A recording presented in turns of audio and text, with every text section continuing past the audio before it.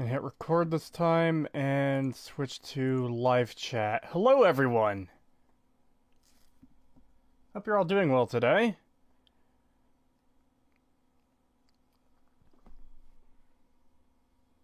Hey, people, Such here. 2 a.m. gang, no sleep. Oh shit, you're on the complete other side of the world. Yep. Hope everyone's doing well today. We're gonna be suffering, obviously. We finally have a name for the stream. Pagan came up with it yesterday. Suffering through abject garbage. STAG. They kicked Papa Elijahcal. No, he's not here right now. He'll be joining later when he's available. Yeah, just an unfortunate timing came up, so yeah. happens.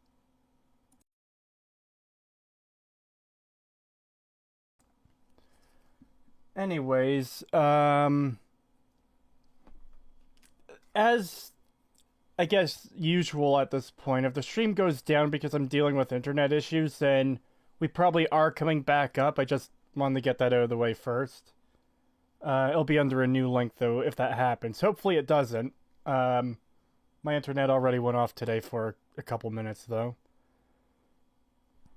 And I guess we should just get into the recap of last time. Well, I mean, so it's literally the same as his Morrowind video. Like, the same arguments, too, which is terrifying. yeah, I think the first point to really go the way first is it very much seems like this guy can't handle criticism, and he does everything possible to avoid it. He repeatedly throws up the "this is just my subjective opinion" shield, and Which is not a shield, by the way. You're curious? No, not at all. I don't know why people use that as a shield. It's not. Yeah. Recap, he didn't play the game. Yeah, we're getting to that. Play the game. Unfortunately, this is his second playthrough, as he admits. His second playthrough, and it is a deep and thorough analysis of Fallout New Vegas. Oh. But his second playthrough, Yeah. where he literally just admitted, from what we last saw, that I don't know why House wants this chip thing. I didn't do that part of the main storyline. I don't care.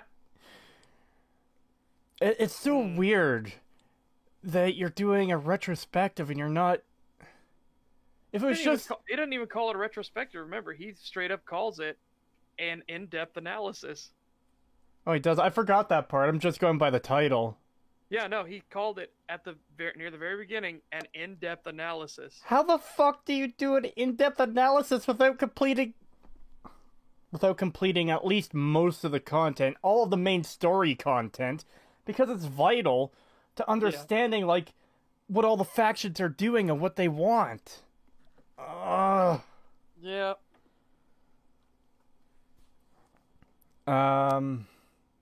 Speaking of not being able to handle criticism, should we go ahead and bring up the little thing we found a few days ago? So after the stream ended, Pagan got curious and started looking through his video library, and $2 super chat from Spark. Thank you. You can't, LOL. Yeah. Anyways, Pagan got curious and started searching some of his videos on YouTube, and he found a response someone had made to one of his videos. Which one was it? Was it Morrowind or New Vegas? Morrowind. Morrowind, okay. So, this other guy responded to his New Vegas video, and of course Acerthorn found it, and he commented... Man, how do... He basically made a list of demands where he was like, I need you to timecode each section of the video where you're bringing up arguments I haven't heard before, and I need beginning timecodes and end timecodes for each section. And he was like being really demanding and like fucking full of himself. And Buddy who made the response video was just totally chill the entire time. He's like, I don't remember the comments exactly. Do you have them available, Pagan? I'll have to look them up again. Give me 1 second. I will bring the video back up and. Of course, you don't have to. You don't have to read them out in full. Just a couple snippets to get the point across. Yeah. But what we're getting at is, yeah, Acer Thorn is a bit of a salty boy who, I guess, doesn't like criticism. Yep. Even though he said in his Morrowind video that he's totally open to discussion as long as you're reasonable and respectful. But then again, we have the comment of him saying "fuck off" to a guy who criticized him. So, you know. And when we're talking this comment of demands, I mean, he literally like, I've responded to all or almost all of your argumentation already. Therefore, I won't go over it again. What you need to do is give me new arguments and show me that you can think. It's like, oh my god, what? Oh boy, yeah. Talking about a dude who's really, really full of themselves. Yeah. Yeah, I got it pulled up here. So yeah, basically he goes into a list of demands saying like, so saying I've already covered this. I need beginning and ending timestamps. I've done this song and dance so many times before. Just being an absolute dick. Yeah, no one cares. You're lazy. Okay. And the other guy, he responds and he's like, "Oh well, I didn't expect this, but this is cool. Thanks for responding to my video." $10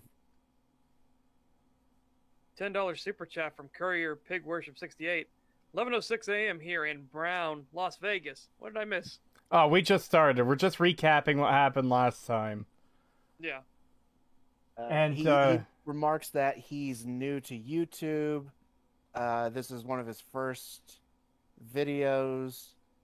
But just being an all-around really nice guy. And then at one point in the thing, he responds to Acer Thorn's comment about, well, you need to show me the arguments that are completely new that I haven't seen before. And he's like, how am I supposed to know what you have and haven't seen before? Like, just watch the video.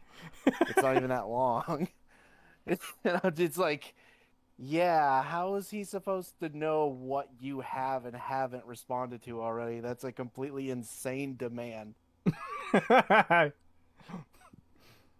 Yeah. And hopefully the volume is good, everyone. And yes, Peaches, for an in-depth analysis, don't you have to play all the main factions? Yes. I don't know how you can do an in-depth analysis without completing the main story. Like, how do you fuck that up? Which, hopefully, I think we're far enough back from where we left off, right? Yeah, we're like 2 or 3 minutes back from where we left off. You'll get to hear from the horse's mouth that he didn't play that part of the main storyline. Well, we can always roll it back like another minute or two just to make sure we get it. Yeah.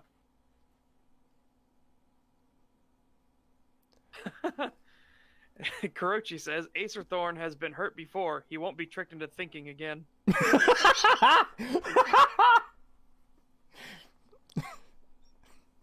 Yeah, that's a good one.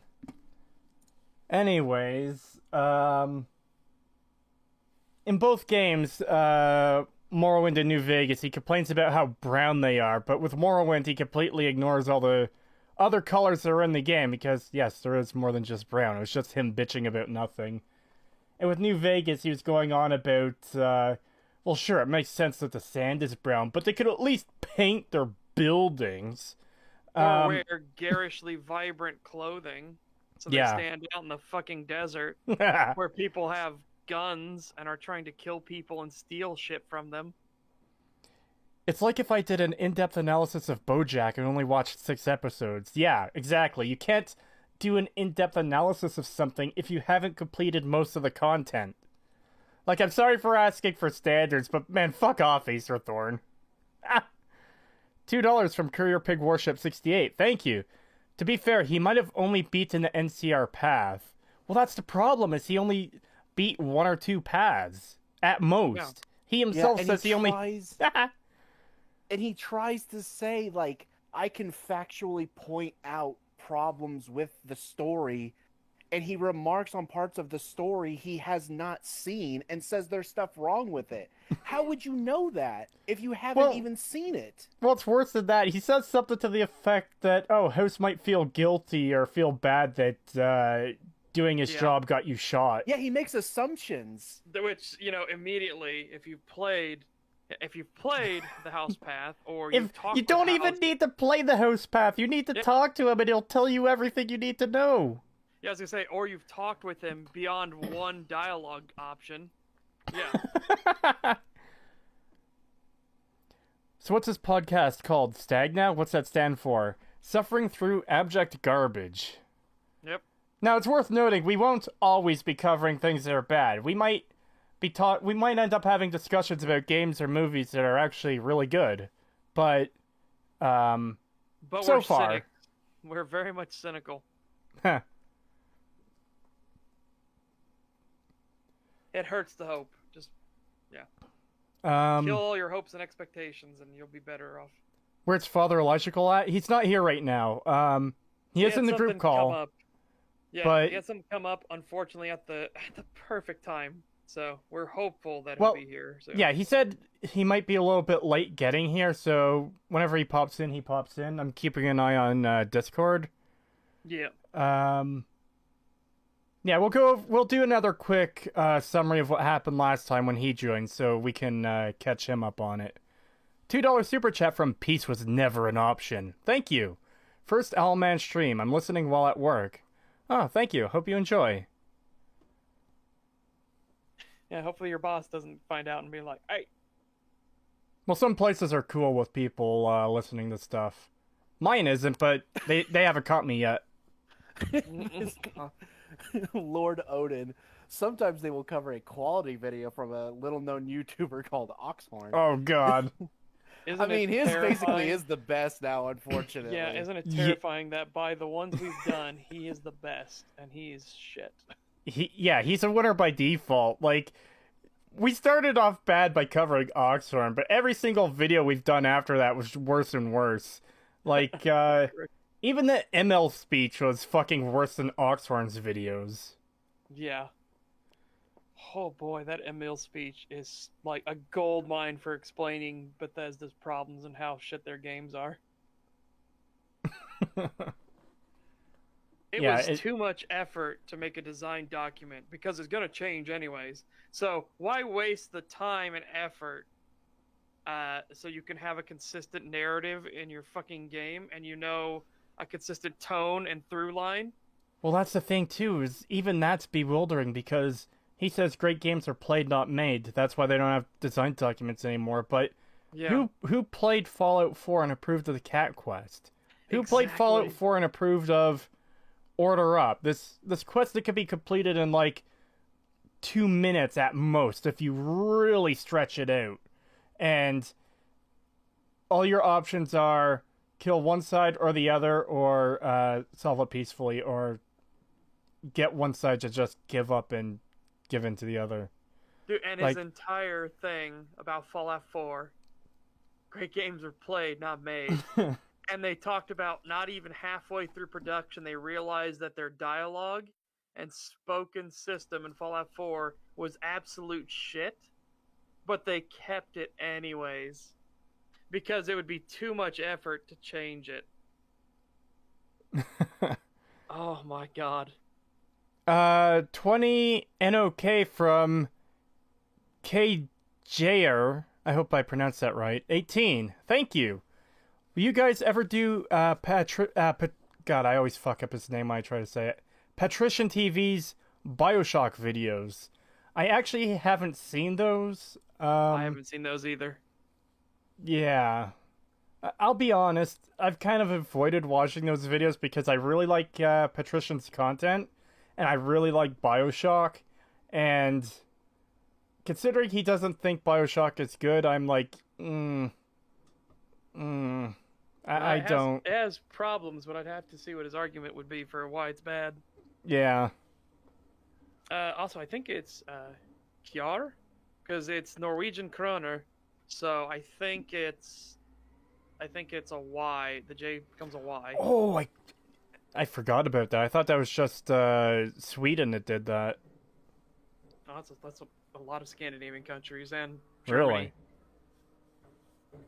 Huh. Jawohl, comrade. Oh no, Patrick TV. Oh no, Patrick TV. Maybe it'll show a new perspective. Yeah, exactly. That's the thing is, like, at least for me and mine, it's always kill your sacred cows. There's nothing sacred.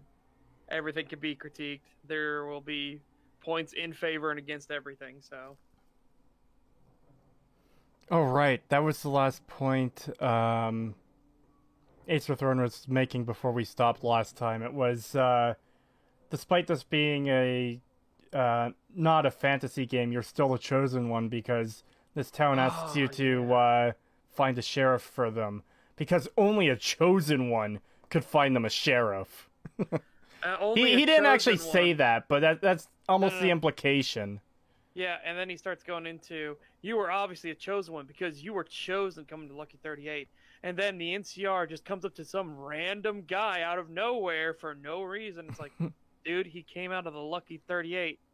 This isn't fucking hard if you just think for not even, this isn't even like a difficult problem. This is a 1 + 1 = 2.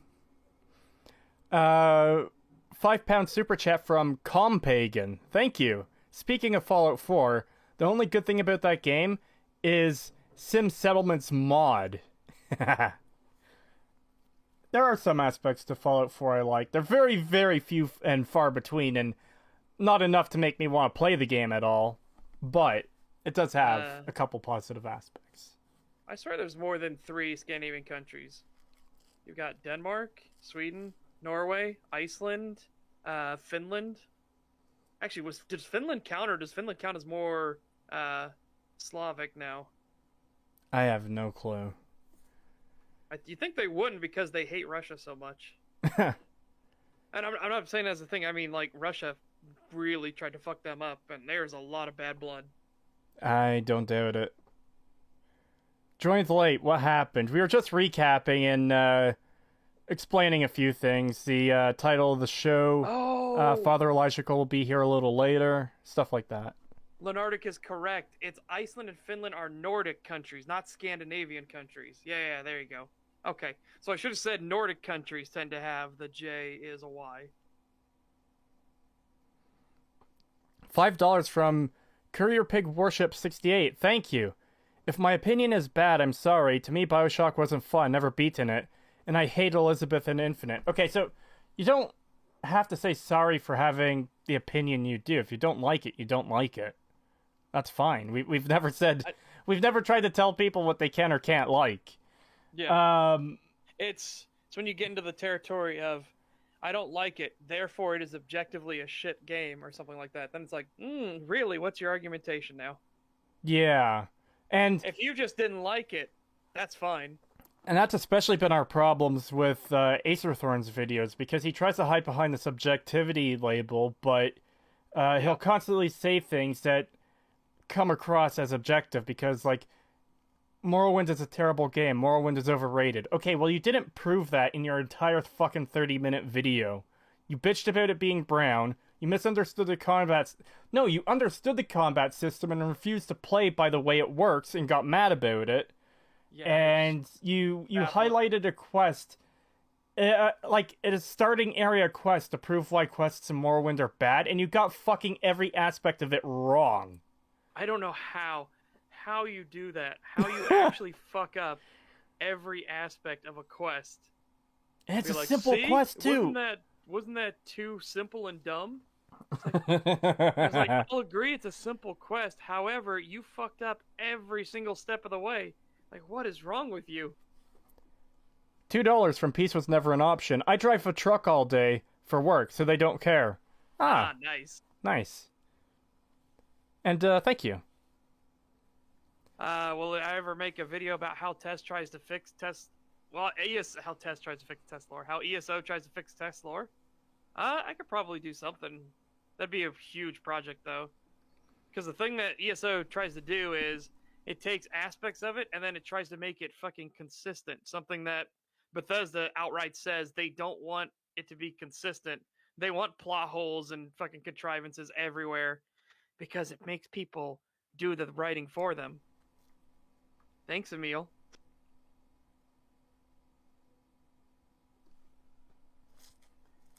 Anyways, I guess we should just get on with the video now if you guys are ready. Yeah, I mean, yeah. We're gonna have ready a bit of a. There's a bit of a recap we're gonna hear, guys, and it should get, based on the fact he's about ready to talk about the Lucky 38, it should get the entire thing. That gets the entire thing where he says he didn't play the house storyline. Yeah, so we are going to cover like a couple minutes of what we covered at the end of the last stream, just so we don't miss anything and are refreshed on some of the arguments. $10 super chat from Spark. Thank you. It's bittersweet that the only appealing factor of Fallout 4 these days is the New Vegas remake they're working on. That's the only reason I bought Fallout 4. I do think it would be interesting to play that New Vegas remake mod. Yeah, Hopeless Peaches, there is a mod, which is New Vegas and Fallout 4. It's looking pretty fucking nice, not gonna lie. The fact that they re-added fucking skills into the game alone. Yes. Holy shit. Oh, I can't wait. And hey, if they start as a base, they just bring it back to what we already have in Fallout New Vegas now, and then they go, okay, now we'll do some small tweaks and adjustments to fix a couple of the like gameplay areas, not the story. Don't touch the fucking story, please. Well, but if they just fix like some of the gameplay mechanics, I'd be like, oh, okay. I'll be curious. I'd be interested in restoration of some of the cut content if they do it well. That is always going to be the key factor for me, is if they do it well. No, they're not stripping it back. They're putting in dialogue trees and everything into the Fallout 4 engine. So they've got a bunch of stuff on it shown already. So anyways, let's get into this. And as soon as you enter the New Vegas Strip, you are immediately summoned into the Lucky 38 casino. For the entire rest of the game, NPCs will remark about how this is an astonishing occurrence, how you are the first person in living memory to be seen setting foot in there, aside from robots. You didn't do a damn thing to earn this extremely elite entry privilege. You literally just entered the New Vegas Strip. Now granted, you did earn it, by the way. Yeah, like, you're the fucking courier for the platinum chip. How specifically targets you because of what happened. Yeah, because you're important to his plans being completed. Yeah. But yeah, sorry to bring that up, but we probably won't talk too much during this and go into too many points during this recap, but for this one, it's like, guys, trust us, we are not agreeing with the stuff he's saying here. Yeah. The fact that you got shot in the head twice, and you got up and went all the way to fucking New Vegas tracking Benny down, would seem like proof enough that House would want your services, that you're capable. Yeah, and you don't even need to be like, hey, my character didn't track him down, I just happened to wander New Vegas. That's fine. House knows that after getting shot in the head twice, you managed to survive the wasteland on your own. Yeah. So he knows you can at least be trusted to get things done. Yeah. And as Stormy Knight said in the chat, you earned it by working for the guy. Yeah. Mr. Lee feels like he owes a debt to you, since it was his delivery mission that got you nearly killed in the first place.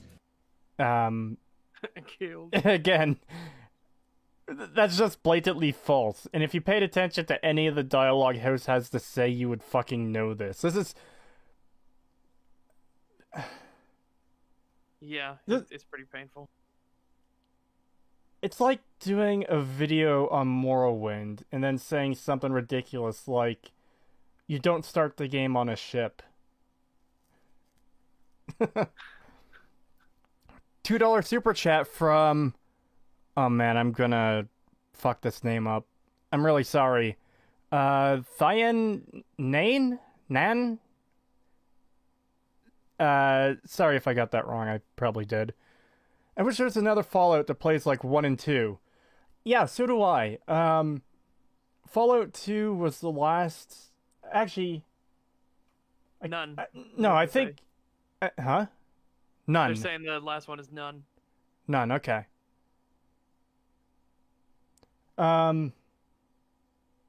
Anyways, yeah, I can't remember if I played Fallout 2 before or after 76, but if we ignore 76, it was the last game in the series I played, and it's also my favorite. I love the fuck out of Fallout 2.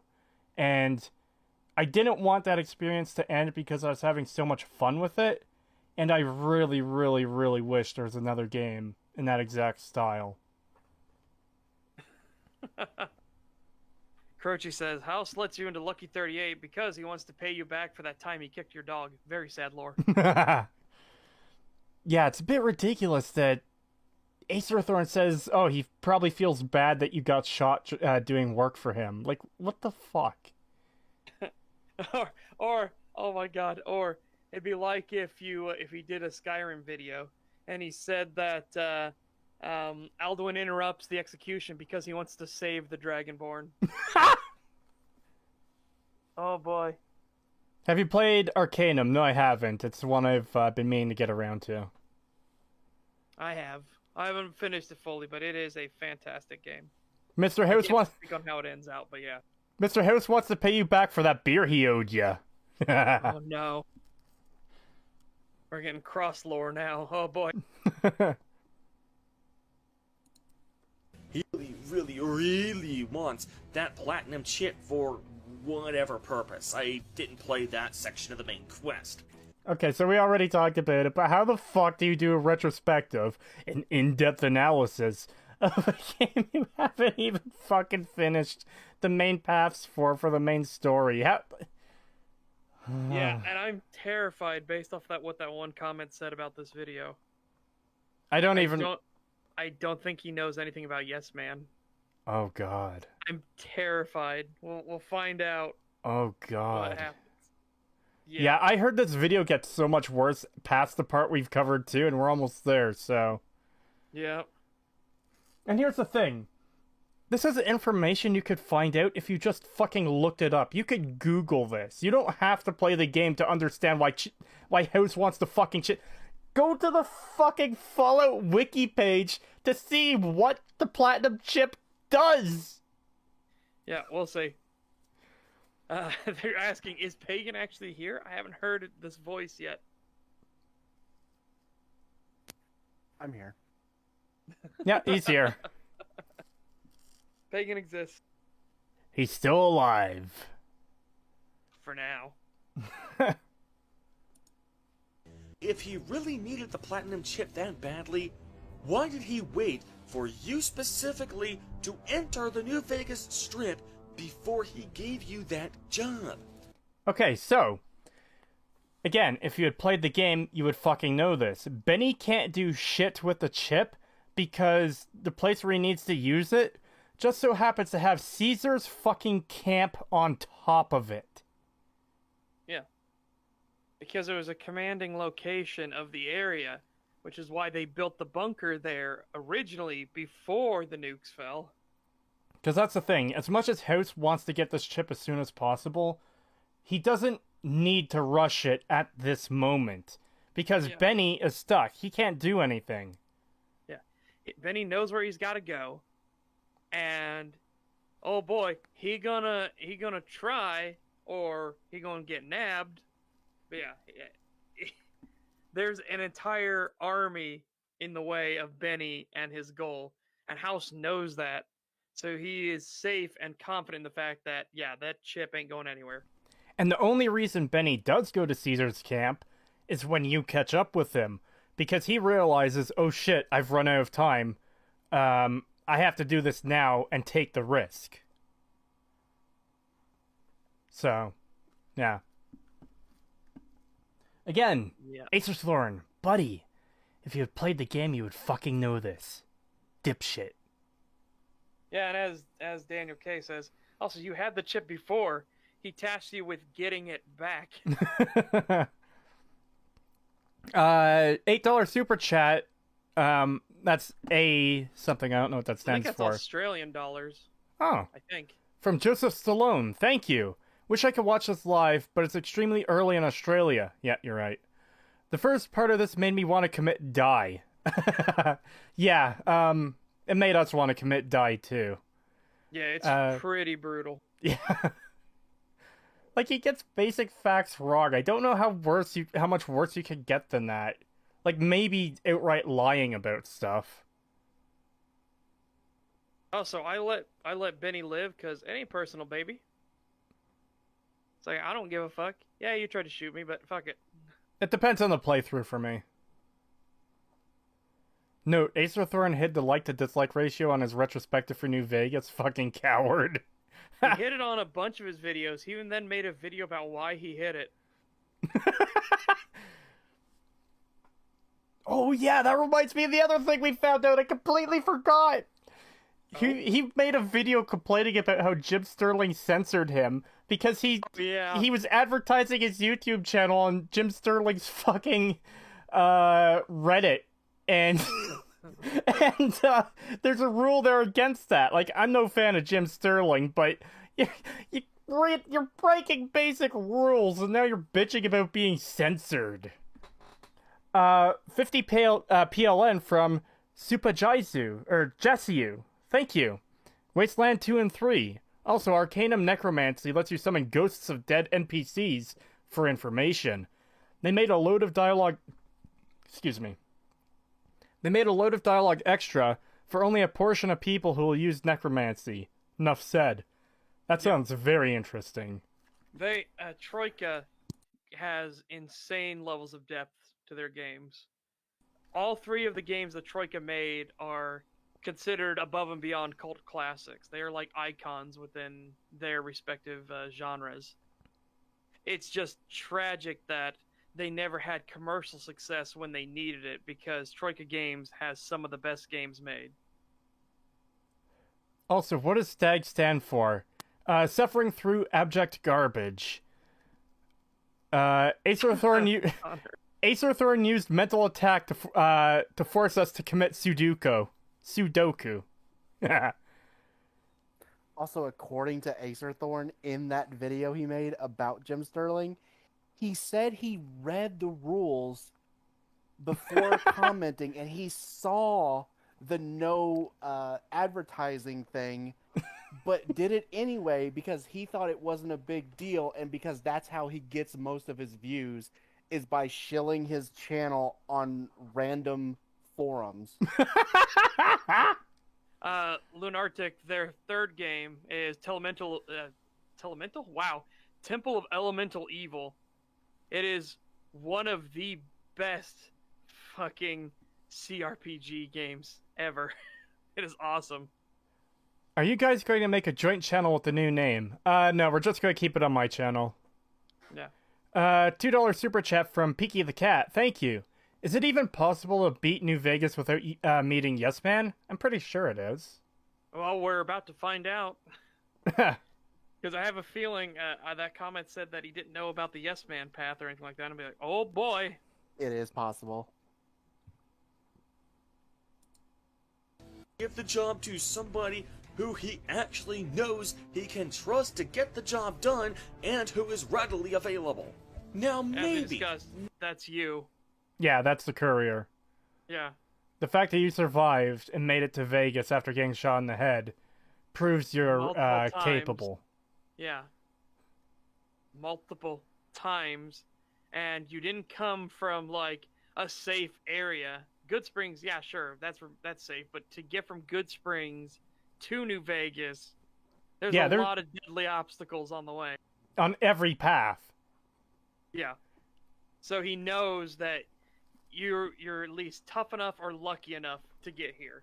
And he has Victor trailing you, so he knows firsthand what you're doing and how you're surviving. Yep. It's not like you... Yeah, it's not like you just fucking some rando. Yeah, and he's also somewhat banking on you either, one, fulfilling your duty as a courier and getting the chip back to him, or two, having a personal interest in dealing with Benny and getting the chip regardless. Yep. So on top of what we just mentioned, there's also that. Like, there's so many reasons. How could you possibly have missed this shit? So before we get to that super chat, I want to highlight a comment here. All right. Peaky the Cat says, "Okay, I've only actually played through New Vegas 4 times, so I don't know it all that well. At least you can admit it." Yeah. Acer Thorn plays it twice and makes an in-depth analysis video. I think that's legitimately one of the most stupid fucking things we've ever heard in these videos. I've only played through this game twice. Here's my in-depth analysis on it. A game that has 4 faction paths. Yeah, he said the first time I played it was in 20-minute segments for 69 videos of an entire playthrough. And the second time, I was like, maybe that's why I didn't like it, because I was playing it 20 minutes at a time. So then I started playing it on my own, and it's still bad. And here's my in-depth analysis. It's like, oh boy. And again, bad is a statement of quality. It's objective. Yeah, that is not a subjective statement, son. If there's something I dislike, that doesn't mean it's bad. And if there's something I do like, it doesn't mean it's good. There's a very fucking clear difference between the two. Yep. 25 PLN Super Chat, thank you. From Supa Jessiu. Oh, also, freaking Underrail. Play that shit. An Adam RPG. Followed in all but name. Yeah, really I actually have Adam RPG. I've been meaning to play it. Yeah, but now he has a sword of Damocles over his head now, chat. He has to do Dark Souls now. Yes, I will do Dark Souls. I will complete it. I don't care how long it takes, I will do it. Yep. Yeah, all of us are like, man, on Courier 68's name, we're like, man, if only one higher. If only one higher. You could argue that he feels indebted to you after nearly costing you your life. No! Although that's never clarified in game. It is clarified, you fucking brainlet! It is clarified. He doesn't feel shit for you. He will come to respect you when you start doing his path, because he realized that not only were you very skilled and lucky, but you are talented and someone who is worthy of his respect. Like, he will full on, like, begin treating you not so much as an equal, but as somebody who he can truly rely upon. I think he even calls you, or maybe not call, but I think he even says that you could be his protege at some point. Yeah, he literally tells you that you are to replace Benny and become his closest protege. Yep.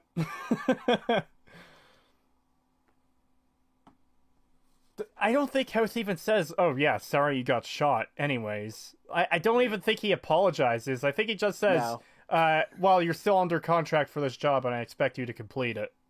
Yep.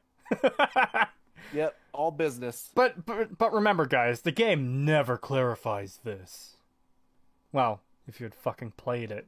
Oh, also, somebody pointed out, he says the game never clarifies this. Also, didn't even do Mr. House Path. Thank you, Talking Stick. That is absolutely correct.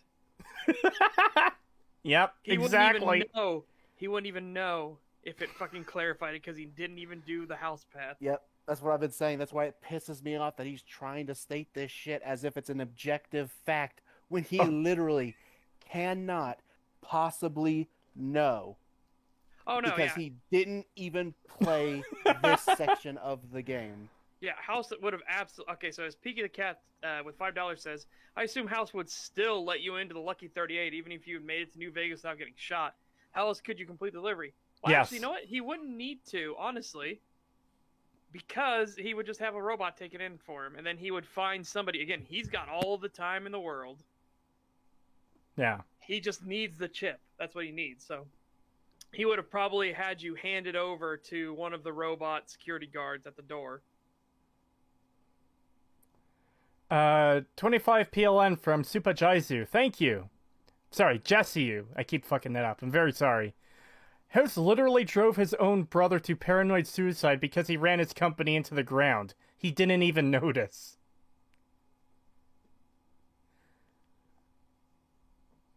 Yep, I forgot about that. Yeah, the H&H Tools factory on the other side of New Vegas tells you about that. Lenarctic, the game never clarifies it. Just my opinion. Sheesh, people. Yeah, I know. it's fucking brutal. Yeah, how do you fucking say that? Like, this is what we mean, too, when... Well, I mean, you said that you got it right in the comment there. This is just my opinion, but the game never clarifies that. The game never clarifies that as an objective statement. That's not opinion. You can't say this is how I feel. Because if the game clarifies that, then your statement is fucking factually wrong. Yeah, this is why the whole fucking... It's just my opinion, dude, is not... it's not a shield. It doesn't work. You cannot use that as an excuse. Play Fallout 3 and you will be invited to Greenbrier 2. God Howard at work in chat. You know whose actions are just as perplexing and doesn't have that excuse? The NCR. After you exit the Lucky 38 for the first time, an NCR messenger will walk up to you and give you an invitation to meet with the NCR ambassador for important missions. Why? There is absolutely no reason to think that the courier has any exceptional diplomatic or combat skills, or that he has even the slightest sense of fealty to the NCR. So, as we pointed out last time, doesn't fucking matter. A dude just came out of the Lucky 38, which is where the guy who owns and operates the entire Vegas Strip in a fortress with armed security robots. Yeah, this guy just walked out of his place of residence, and he was the first one to walk into it in living memory. As Peaky the Cat says in chat, why? Because you're literally the NCR's only line to house. Yeah. Oh, man. Also, here's the thing, too. I think one of their first quests is to go help the boomers. If for some reason you fuck up there, it's no big loss to them. They don't need the boomers' help. It would just make the war effort easier for them. So, as far as they're concerned, you're just a random, like, contractor who could get some work done, maybe. And if not, if you die, oh well. They don't fucking care.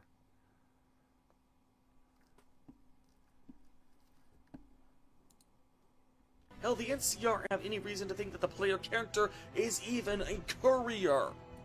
It literally doesn't fucking matter. Yeah, as we they're not hiring they you. don't fucking care. They're not hiring you because you're a courier. They didn't say, "Oh, you're the courier. We need your help." No, they saw a guy walk into the Lucky 38. The only time this building has ever let a human in, and at least in the past 200 years. And that's a big fucking deal. Well, okay, Scout Trooper 164 says, why would anyone care if the courier was a courier? Well, in Acerthorn's mind, you need to know their job and profession and exactly pick them out because of that reason. Not for any other reason whatsoever, no matter what. This is really... Yeah, he does believe that too, because remember the Prim thing? Where he was saying, like, what would you possibly know about socio-political stuff like this? Why would they choose you? Because you're their best option, you fucking retard. Yeah. And he even got that quest wrong because he only did 2 options. Like, you're only given 2 options. Like, sorry, there's a robot right there. Yeah. You might want to talk with him. But literally, your occupation as a courier is completely irrelevant to the NCR. They don't care about that. They probably don't know that you're a courier. So his line there, how are they even going to know you're a courier? It doesn't fucking matter. $5 super chat from... Okay, I'm probably gonna fuck up your name again, but thank you. Thean Nunn for for $5. Wish you could jump into Demon Souls first though, since it is the first Soul game in the series. Then again, you have to emulate it if you don't own a PS3. Yeah, that might be a bit difficult to manage, but maybe at some point I can do it. Especially because PS3 emulation is fucked. So yeah, I probably won't go with an emulation for that. If anything, I might pick up a PS4 at some point, and I could probably pick it up then, but it probably won't be my first Souls game. I'm probably hopefully gonna play Dark Souls, at least start it before the end of the year.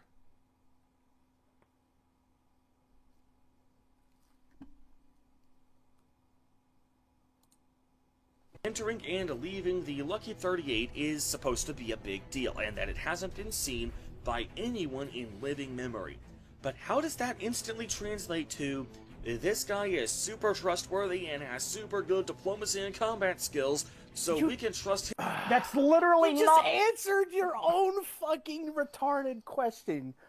You just answered it yourself. No, he didn't, because he's getting at it from the wrong perspective. He's assuming he's doing it based off of, why do people think you have skills? It's like, that doesn't fucking matter. Yeah, but before that, he literally acknowledges that it's a huge fucking deal that you went into the Lucky 38. He just acknowledged that, but that's not his question. I know, but he can't put it together. He can't put one together. It's so stupid. Yep. How can you not figure this out? Why are you adding this weird shit on top of it? Well, they don't trust you. They don't know you're a courier. Because none of that fucking matters, you idiot. Yep. It is very sad that he can't get past your job as a courier. He cannot see past, I'm a courier. This is what happens when you have somebody who can't pay attention beyond very surface level details. It's someone who can't fucking roleplay, apparently. Jesus. Well, no, we knew that already. Yeah. We knew that from the fucking Morrowind video, which was a big yikes. But yeah, he's also the one assuming they care about your skills and diplomacy and all that, when that's actually not part of it. You're just a big deal because you went in there. That's why these other factions start caring about you. Yeah. Like I said, even the followers of the apocalypse take interest in you for the fact that you went in there. And they're not out to control the wasteland. They're just trying to help people survive. Yeah. Fuck.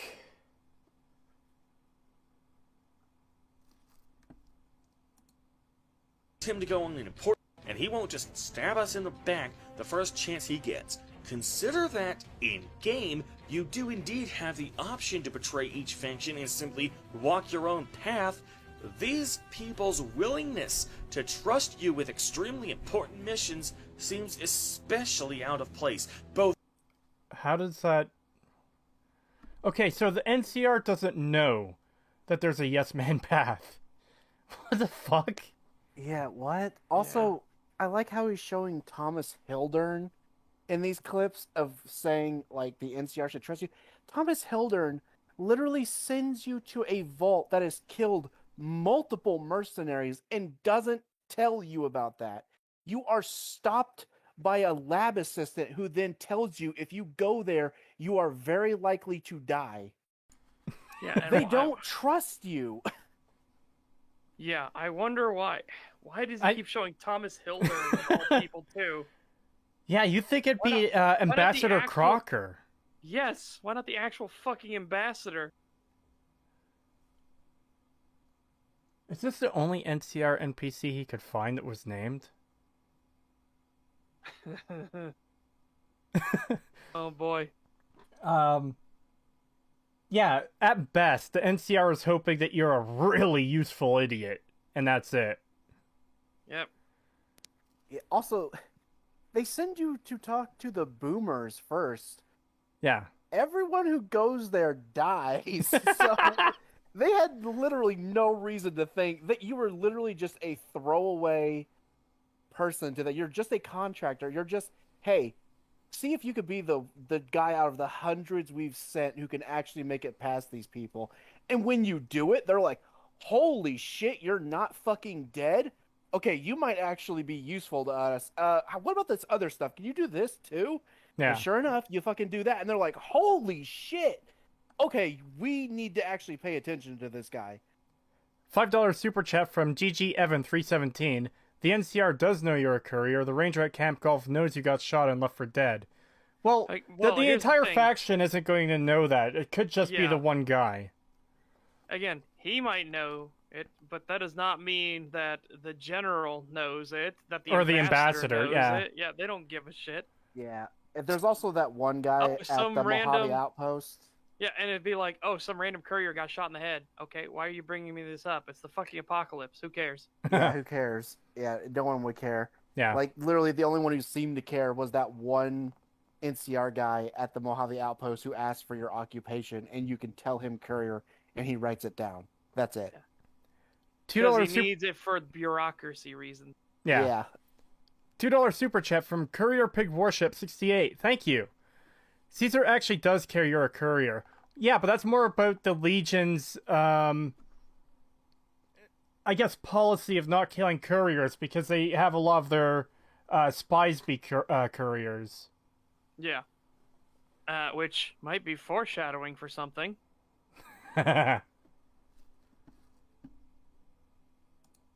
Both and in universe. So why do they trust you so thoroughly? Because you're the player character. No, you fucking idiot. Because you're a useful idiot to them. Yeah, you are a useful tool. Emphasis, capital T on the word tool, by the way. They think you're a dumbass that will just follow blindly whatever they say.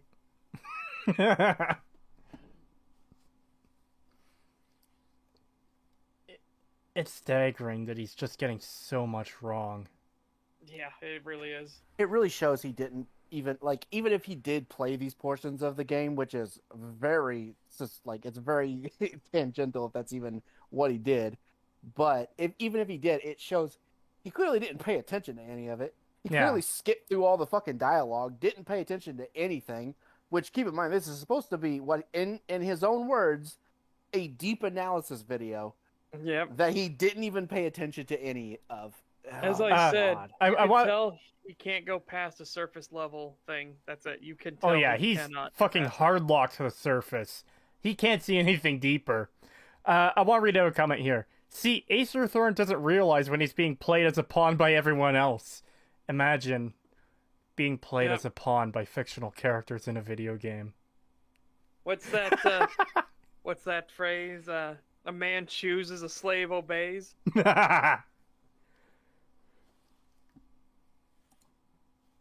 You're the chosen one in everything but name. No. But it isn't just the vanilla game that completely shits all over the idea that the courier isn't supposed to be the chosen one. As I mentioned earlier in the Old World Blues DLC, the player actually has a conversation with his own disembodied brain. Well, by the way, that conversation can happen if you go straight to Big Empty. Yeah. Again, because they just kind of were under the assumption that people would go to the Big Empty after doing, the base game. Or most of the base game. Well, at the start of the DLCs who lobotomized you are astonished that you have somehow retained your cognitive functions and sense of identity despite not having a brain. And while a lot of attention is initially drawn to this seemingly impossible phenomenon, there is never an explanation as to how this could possibly have happened. Don't they literally explain that you've got, an implant that keeps your brain wirelessly connected? It exists simply connected? because it is necessary. Why does it keep on pausing? I don't know. For fuck's sake! I don't know what the fuck's happening, yeah. Oh. I think someone new jumped in, yeah. Of the DLC. If the player can't actually play the DLC, then... So yeah, someone new jumped in, by the way. Yeah, that has to be Father Elijahcal.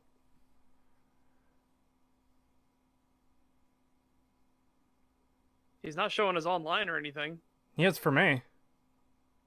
It's not for me.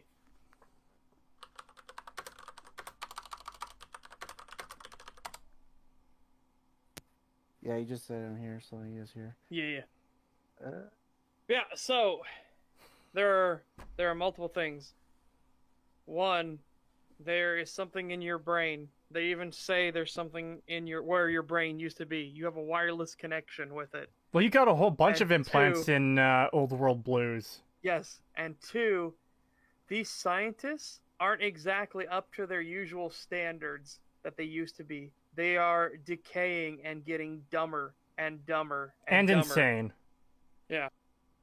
It's why the other scientist, pretends to be a fucking supervillain to keep them locked in here because he hasn't gone insane.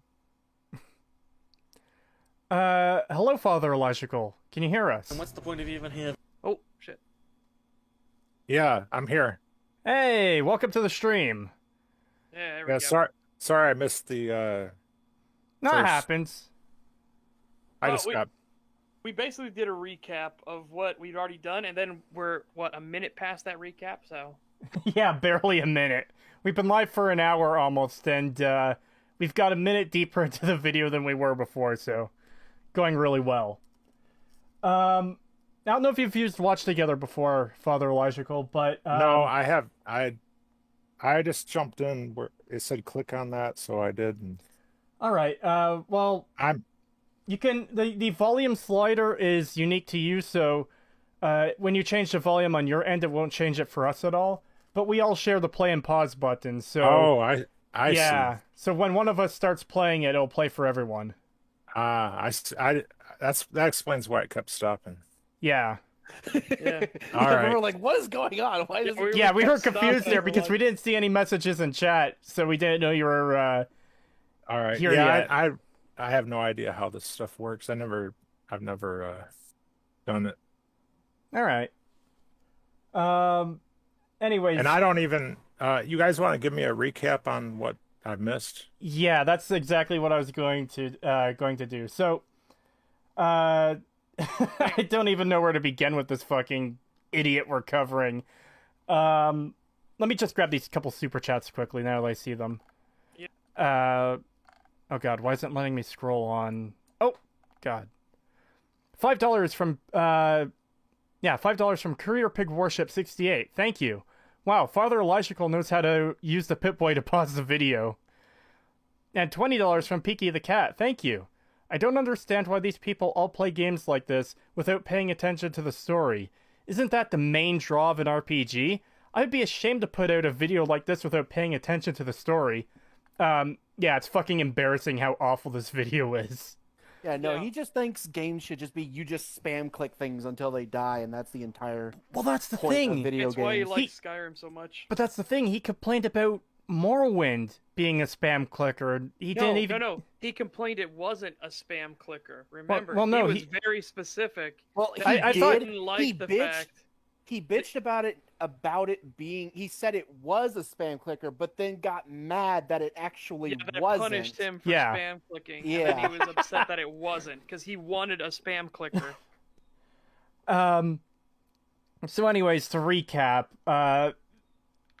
again, I don't even know where to start, but this guy throws up the subjectivity defense pretty often. He'll say, oh, this is just my opinion, as if you can't criticize that, even though he's saying things that are factually wrong. At the beginning of the video, he spent about 7 minutes complaining about the fucking last chance to change your character screen, that he got just about everything about that wrong. Then he complained that the game is too brown and people weren't painting things. Then he finally gets to the story and he thinks you're some kind of chosen one, even though you're just doing jobs in the world, and it makes sense that factions and characters are taking interest in you. It is embarrassing how much basic information he gets wrong. He thought Mr. House felt bad that you got shot doing work for him. Yeah. And then, as if the icing on this shit cake was that this is an in-depth analysis. This is his only second time playing the game. He said so himself. This is his in-depth analysis, and he says, I quote, "I don't know why House wants the platinum chip. I didn't do that storyline." How the fuck? That was the first one I did. Well, yeah. But the fact that he actually said that he hasn't done a storyline, he has no idea about one of the main storylines in the game, and this is an analysis video. Yeah, that's stupid to do an analysis on something you didn't even research. Yeah. It's kind of like Matt. He assumes shit about the fucking quest and like the storyline, and then he also assumes that it will never explain parts of itself. Yeah, he makes factually incorrect statements saying that, well, they don't explain this, they don't clarify this, they don't talk about why he does this. And it's like, yes, they do. You admitted yourself you didn't play this section, so why would you even entertain the idea that they wouldn't have clarified any of this stuff when you have no way of knowing? Yeah. I just want to read a comment in chat. Mr. House is too busy trying to thwart Quark's schemes. Watch Deep Space Nine, guys. It's good. Yes. Remember when Matten assumed that the bomb made that crater, and it turns out if he'd only talked to Manya, she would have told him that it was a plane crash. Yep. Not that makes much more sense anyway, but no. Yeah. Well, there's another instance of that too that I pointed out in the remake where he complains about how there's a hidden mini game in Fallout 3, but Fallout 4 puts all their mini games on the main path. I even say in the video something like, "You're pointing at the issue that everyone has, that these games are being dumbed down, and yet you still don't realize that that's what's happening." Yep. But anyways, what we just basically finished with too, when catching back up with this video, is that he's like, well, at least I can assume that's something for House, but who literally has no reason to talk with the courier at all is the NCR. They don't know you're a diplomat or good with talking. Like, or that you're skilled at combat or anything. He all this is stuff. I still can't believe he says this. He says the NCR doesn't even know if you're a courier. It's like, it doesn't fucking matter. You're a person of interest to them. Yeah, it's it's real special. Anyways, ready to get back on with this? I'm ready. A lot of attention is initially drawn to this seemingly impossible phenomenon. There is never an explanation as to how this could possibly have happened. There is. Yeah. Oh, we already covered that. Yeah, we did. We covered that there is an explanation. It exists simply because it is necessary for the conceit of the DLC. If the player can't actually play the DLC, then what's the point of even having the DLC? In other words, the player character is able to retain his self-awareness and autonomy because he is the player character. No. Oh my god. Again, you get pretty damn lucky that Mobius is the one that really helps you out in this jam. Yeah. Because otherwise you would have been just a normal, wandering fucking lobotomite. Like all the others. Yeah. Mobius even has you set up in the sink. So... It's literally the same issue of him just not paying attention to the game or not listening to what's being said. Yep. But even that is peanuts compared to the way the Lonesome Road DLC butchers this idea. At the beginning of that DLC, you meet up with someone who is speaking to you through a robot buddy, where he builds up the courier profession to godlike proportions. Wait a second. Through a robot buddy? Did you not get that was your companion? I mean, I know you don't have to repair him or anything, but weird. I doubt he fucking repaired Eddie. Yeah. It's funny. It has a name. It's literally right there. Yeah. How dare you call him robot buddy? But I don't get. I can't wait to hear this argumentation about built up to godlike proportions. I don't think he realized that Ulysses directly knows you. Yeah, it's not just like couriers in the wasteland would probably be pretty important as like a profession. Yeah. Idea. At the beginning of that DLC, you meet up with someone who is speaking to you through a robot buddy, where he builds up the courier profession to godlike proportions. Words are the only way couriers meet. Sometimes it's the paths we walk. Couriers can keep communities alive until the day they're gone and their breath catches in their throat. This. Okay, so literally supply lines. That's what that means. This isn't godlike levels. Yeah, this is basic shit that couriers do. And it's the fucking post-apocalypse. Acer, where do you think that every single community is self-sufficient entirely on its own? Like, they might have the means to keep some food and a bit of water, but do you think that they can manufacture munitions or get weaponry or, here's a bit of messages to other people? Like, do you think there are phones that work? Here's a bit of a comparison. I don't think many people necessarily consider it. Truckers and transport ships and all these things that deliver things to different communities across the world are insanely fucking important for keeping our pretty comfortable lives going the way they are. Because without getting fresh food from the other side of the country or from other countries, then, well, you're going to be a lot more limited and things are going to get a lot more tight, especially in the winter. Yep.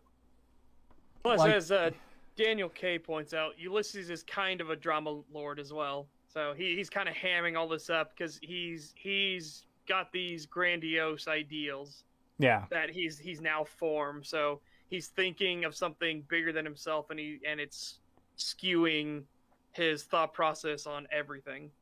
Yeah. Hey, Kretosis. Yep. Didn't you say you didn't play Lonesome Road yourself? Yeah, that's one I haven't gotten around to playing fully yet. I do want to. It's just time. Oh, so isn't this like spoilers then? Oh no, it's fine. Well, I don't. It'll depend on what we see in this. Honestly, I had to go through all of Ulysses' dialogue to do the miniature nerd response, so. Oh well. That ship set sail. Sorry. Yeah. It's fine. It's a pretty linear DLC, though. You just follow a road, basically. Yeah, it's pretty good, but it's not my favorite one. Honestly, I think Dead Money might be my favorite. I fucking love the atmosphere of the villa, and I really love how creepy the ghost people are, and the fact that they don't die unless you fucking dismember them. That's crazy. Yeah. Yeah, that's my favorite. When I first went to Dead Money, it was not enjoyable for me because of the whole. My character was specifically not built to deal with ghost people like at all. So it was I didn't have any sort of combat things. I was way more focused into the getting people to do stuff for me or to take things out from long range.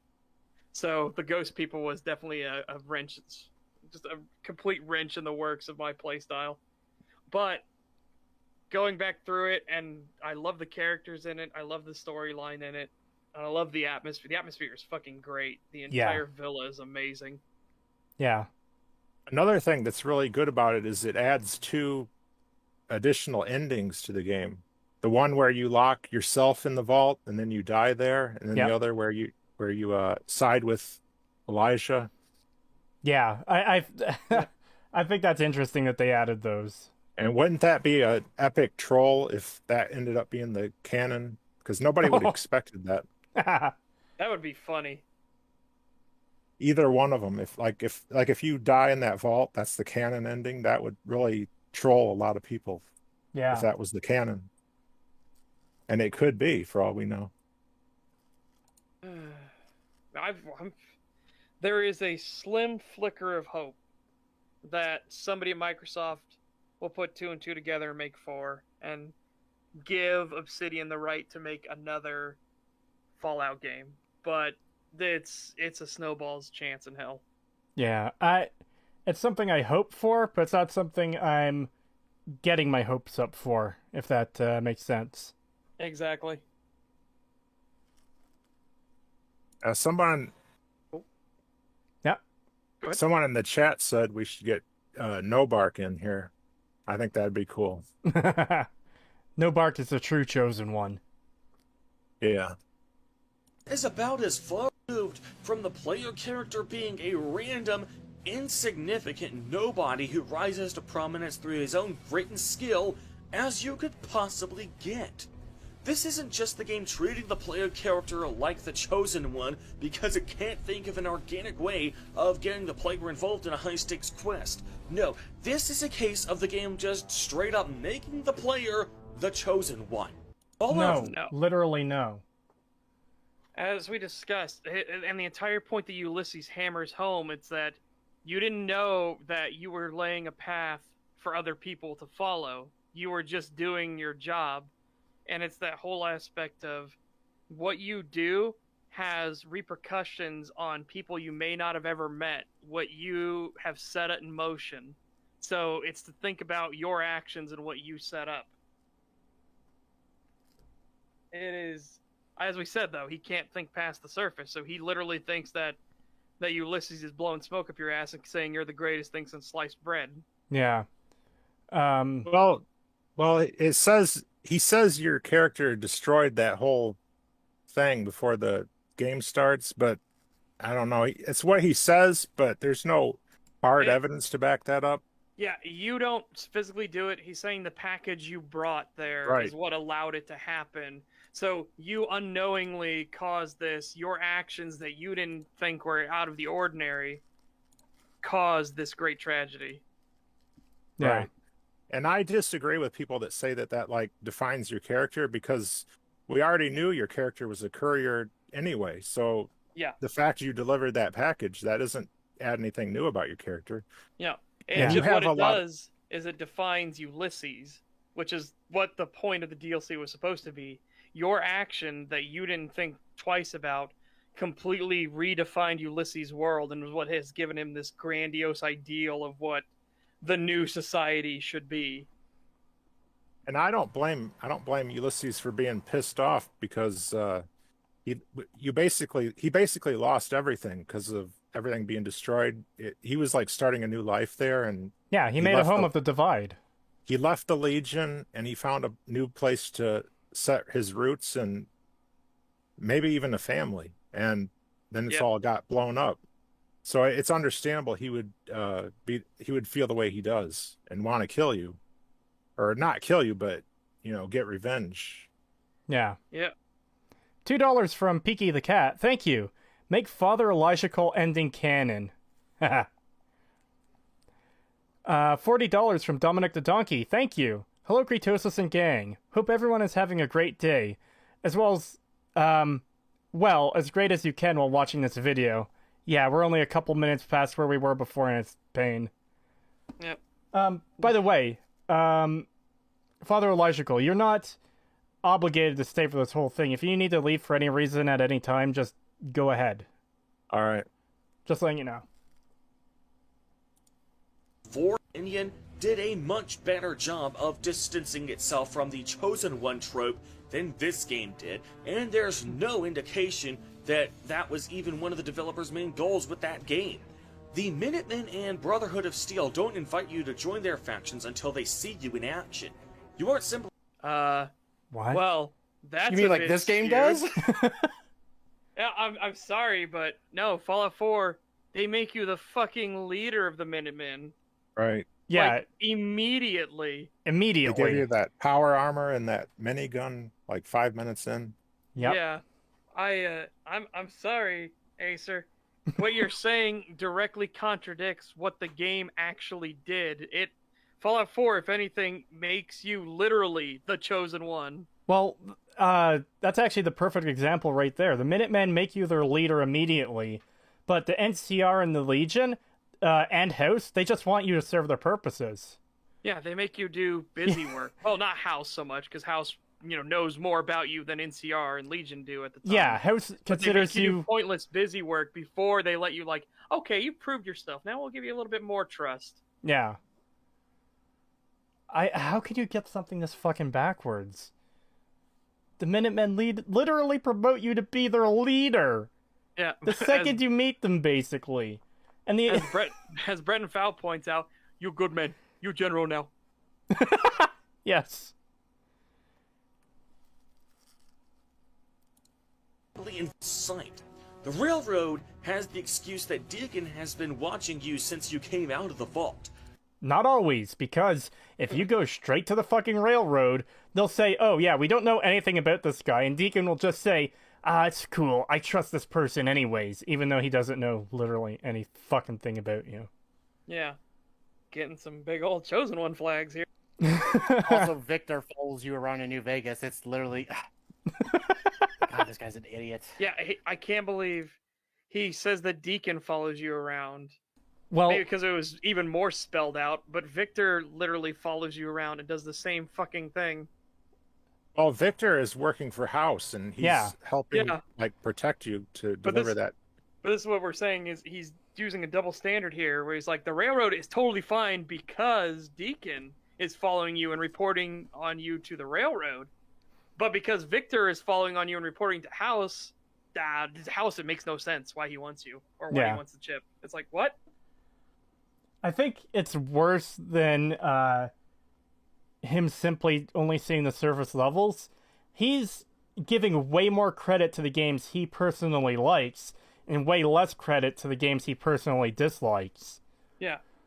It's literally New Vegas bad because I don't like it, Fallout 4 good because I like it. That's the extent of its argumentation.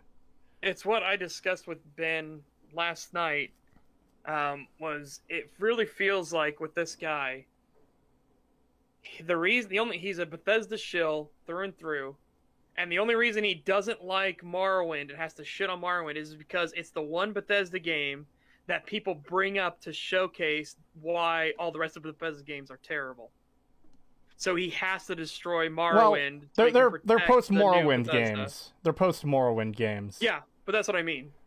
So because again, as he said, he started Oblivion, Skyrim, and then went to Morrowind, and he's obsessed with Oblivion. Like, my God, the fucking song and dance he went through talking about how Oblivion was the bestest thing ever was amazing. And how Skyrim does so much better. It's like, oh boy. If this guy wanted to criticize anything about the Platinum chip, he should criticize the fact that Mr. House will pay more for those snow globes than for the chip. Yeah. That's a valid criticism of New Vegas, in my opinion. That's absolutely. A pretty good point. Of House. Yeah. Because you'd think that his entire plans depend on that chip, but he wants those snow globes more for some reason. I wonder if it's an oversight, like they just gave him the generic script for, just generic merchant script. So like if you accidentally sell the chip, you won't get much for it, kind of to make you keep it. Oh, do they not have it flagged as a quest item? It might be. I don't know. And when we do our analysis, this is the kind of stuff we'll have to find out. $5 from Amora Silver Spark. Thank you. Actually, Victor jumps from robot to robot as his program can do that, since if you destroy Victor, he's still around everywhere else you find him. Yeah, but what we mean is, you could see him following you through the early parts of the game. Like, you'll meet him at Novak, and after Boulder City. I'm pretty sure there's like one or two other places you can see him. Yeah. Did you guys know you can use Victor to help you get past those Cazadors to the north? Yeah, I think I saw that in one of your videos, actually. Yeah, it's one of the methods you can use, because he'll fight them and he'll take out a few of them. And he's immune to the poison, so he can withstand them pretty well.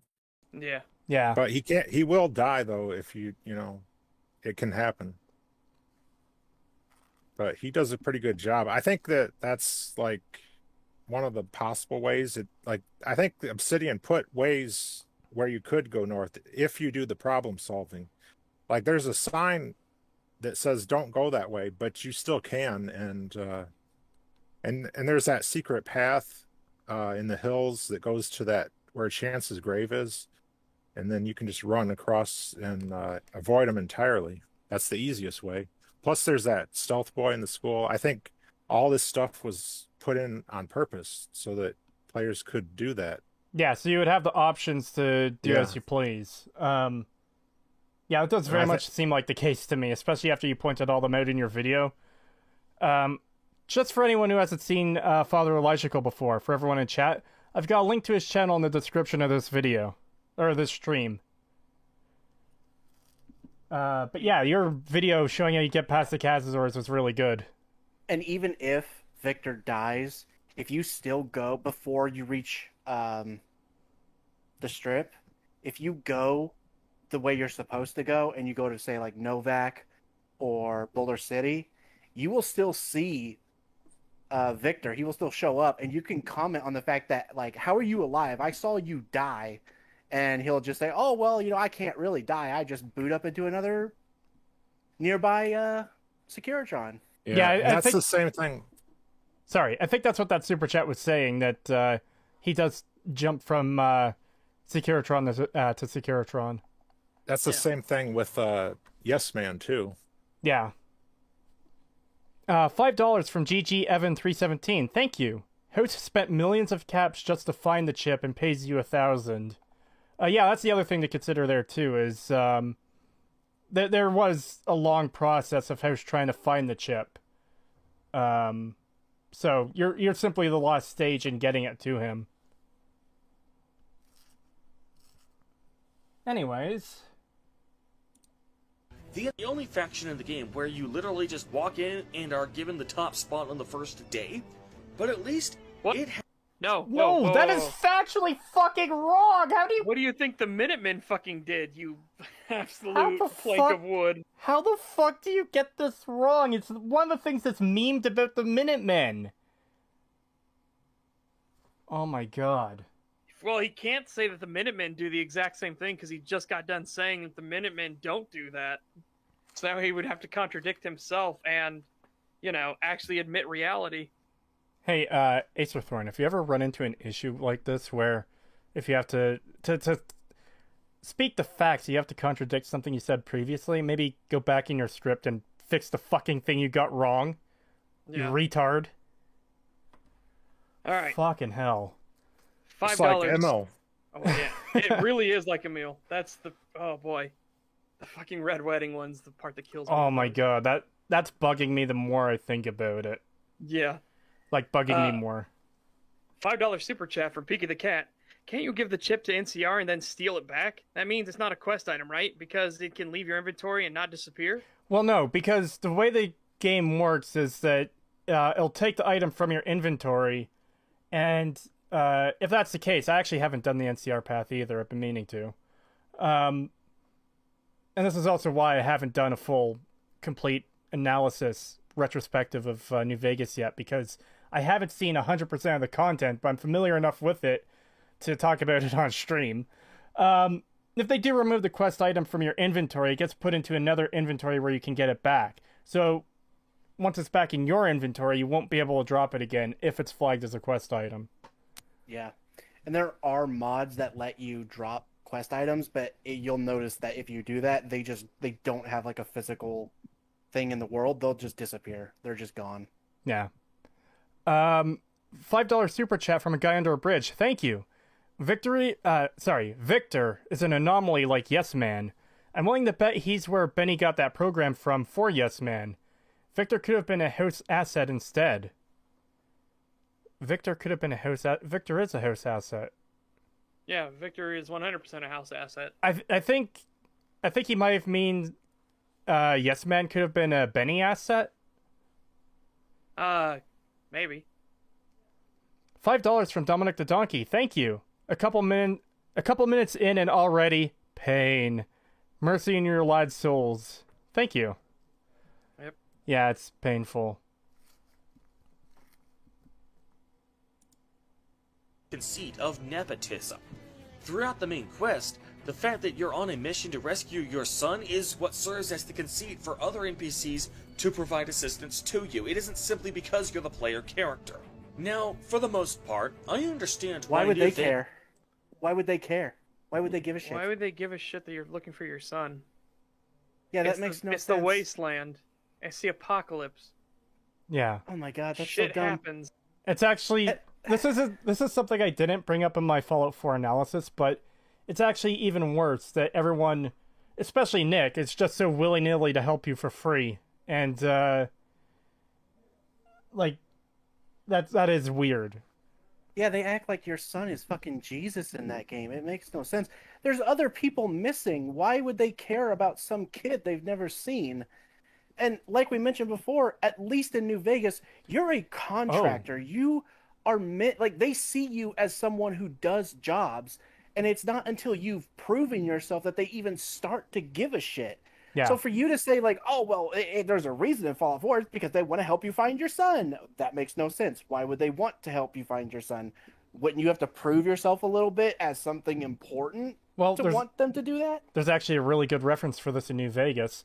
You meet both the NCR and the Legion before making it to the Strip, and they don't suddenly start offering you jobs. Yeah. They only care once you've entered the Lucky 38. When you meet, go ahead.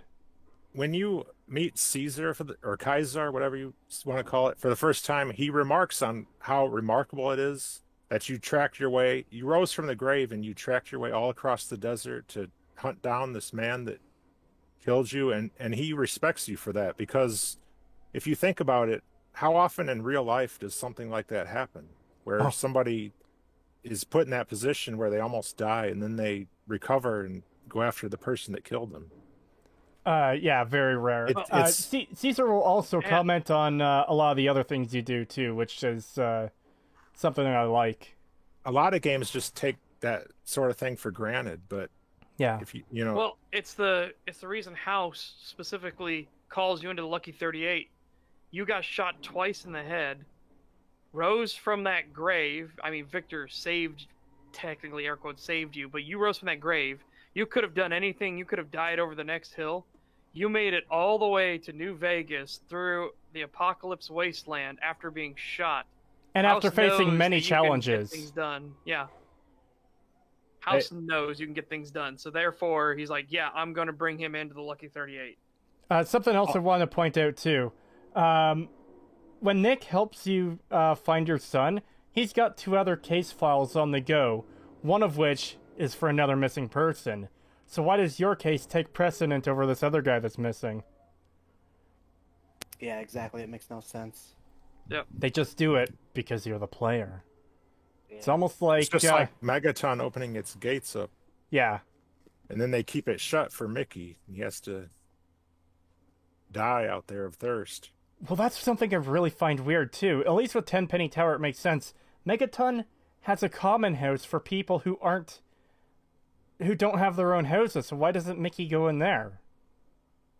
Yeah, we're told that Megaton is this place where it's a good place and you're a terrible person if you blow it up, but they won't help this poor homeless guy.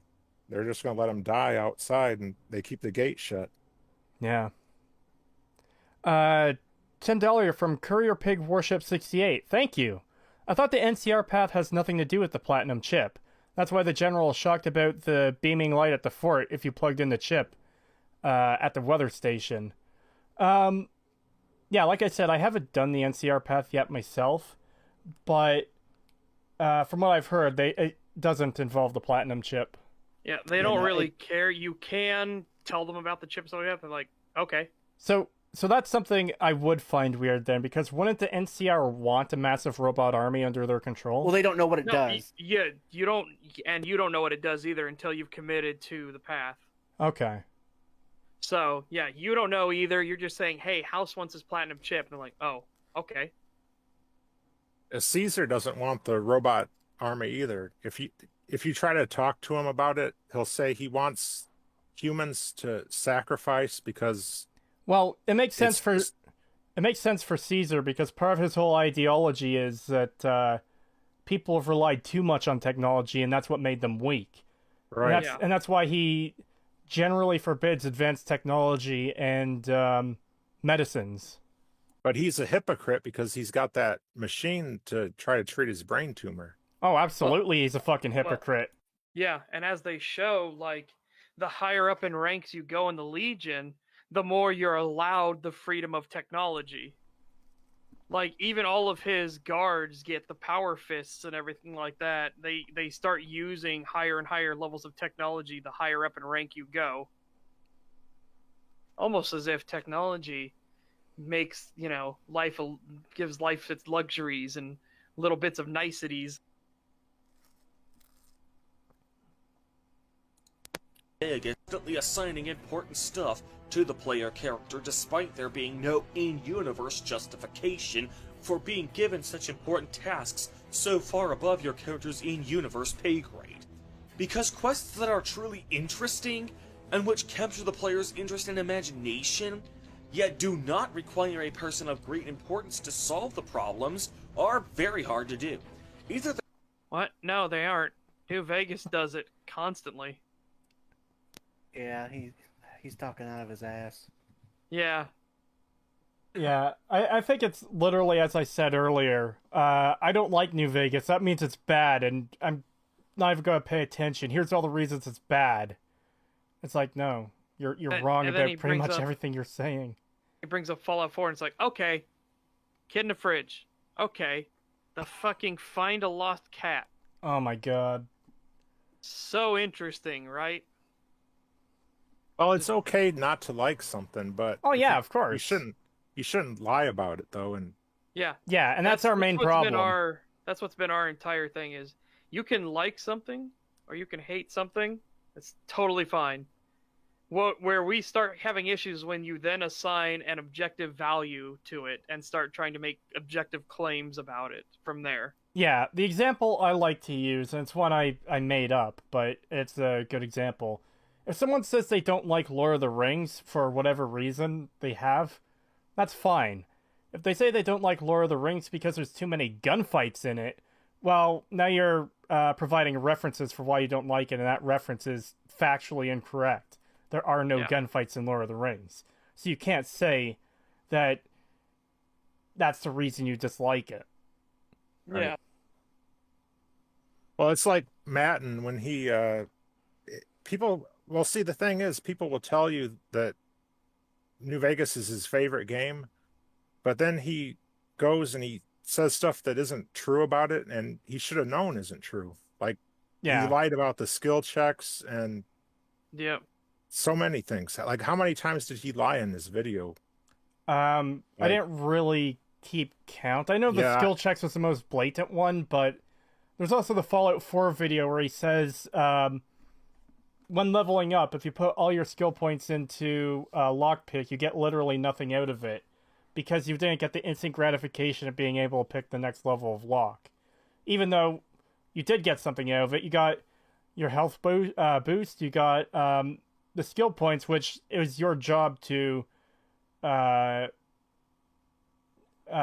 use them however you feel to improve your character, so it's your fault if you put them into something that's not going to give an immediate benefit.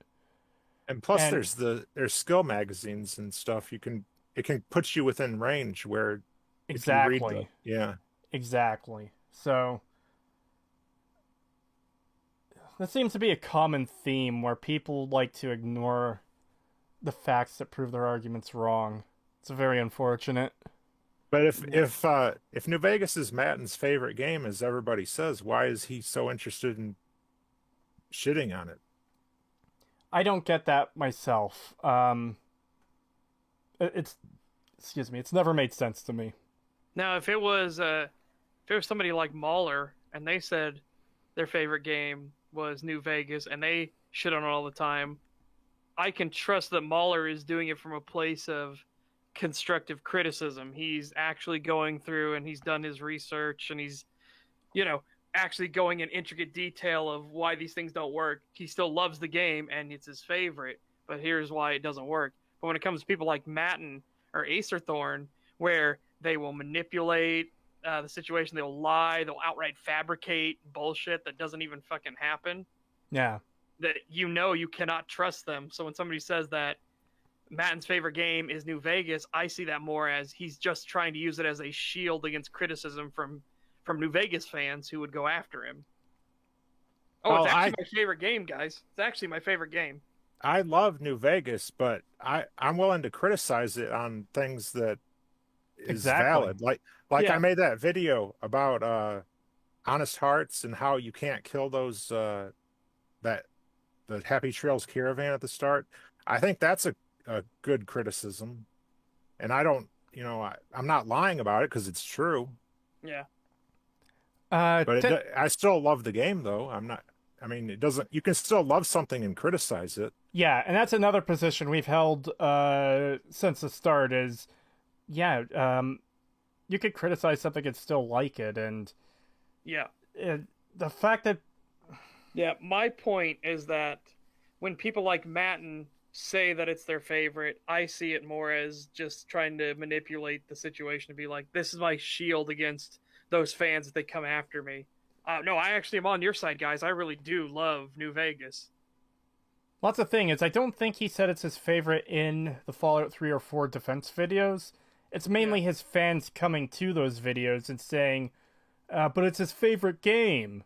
So yeah, which is probably because they probably heard him say it multiple times. Well, if it's his favorite game, that just makes it even worse, in my opinion. Yeah. Yeah. I'd respect him more if he legitimately hated it. Yeah. Instead of throwing it under the bus, that's like throwing your own mother under the bus. If you love something, why would you do that? Yeah. $10 super chat from Dominic the Donkey. Thank you. In Fallout 4, the Brotherhood just let a new recruit with Dance take out an entire fort of super mutants by themselves. But that's apparently the main character's pay grade? Yeah, I know, right? It makes no fucking sense. $2 from Peaky the Cat. Thank you. Madden says New Vegas is his favorite game in bad faith. Oh. Yeah, that's what I'm saying. Yeah. I'm saying he's entirely doing it as a bullshit excuse. I honestly think he did it to appease Bethesda.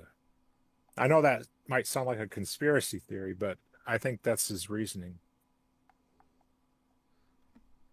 All I know is that in his videos, he constantly refers to fans of New Vegas as basically idiots, and he's always saying shit like, but isn't this what Fallout fans say they want? Oh, that shit is so fucking annoying. But meanwhile, if he was telling the truth about New Vegas being his favorite, like, he could literally just point himself, be like, oh, well, they did it here. Yeah. Just fine. Why couldn't they do it in Fallout 3? But it really comes off as he doesn't like New Vegas. He probably hasn't even played it very much. Well, he just says it's his favorite so that people will not criticize him too harshly. That's the thing, though, is he has a bunch of New Vegas playthroughs on his channel, which is even more weird. Yeah, that's even worse. Well, then that just means he's outright lying then, or he's just outright fabricating and misleading people. Yeah. Well, he did outright lie about like saying you could play as a pacifist and some other things that he said in previous videos, that the opposite of what he said in his that one video. Yeah. But here's a good point from Dark World XL with $5 super chat. Says Snow Globe versus Chip. House remarks on paying you 4 times your original contract, 5 times with barter, and won't tell you its purpose until after you give it to him. So he's trying to be a shrewd businessman. It's basically what Dark World XL is saying. Yeah. And $5 from a guy under a bridge. Thank you. I'm surprised people like the Gunners or BOS, Brotherhood of Steel, would take serious interest in Nate's skill and experience. Once word got out he was a... Sorry, I completely read that wrong. I'm surprised people like the Gunners or Brotherhood of Steel would take serious interest in Nate's skill and experience once word got out that he was a pre-war soldier. Yeah, you'd think more people would be interested in that. 20-pound super chat from Hopeless Peaches. Thank you. What you got to remember is people will say whatever will cause high engagement. He could love it, but to make his video soar, isn't defending a bad game against a good one going to cause high engagement? Just my opinion. That's possible too, but I don't really like that. But that's not an excuse when you're yeah. Because here's the thing: there's plenty of things you could criticize New Vegas for. It's just the problem is none of the ones Miniature Nerd used were accurate. Yeah, and again, if you're doing it solely to play the algorithm, solely to drive up engagement, I'm sorry, you have no integrity. Yeah, agreed.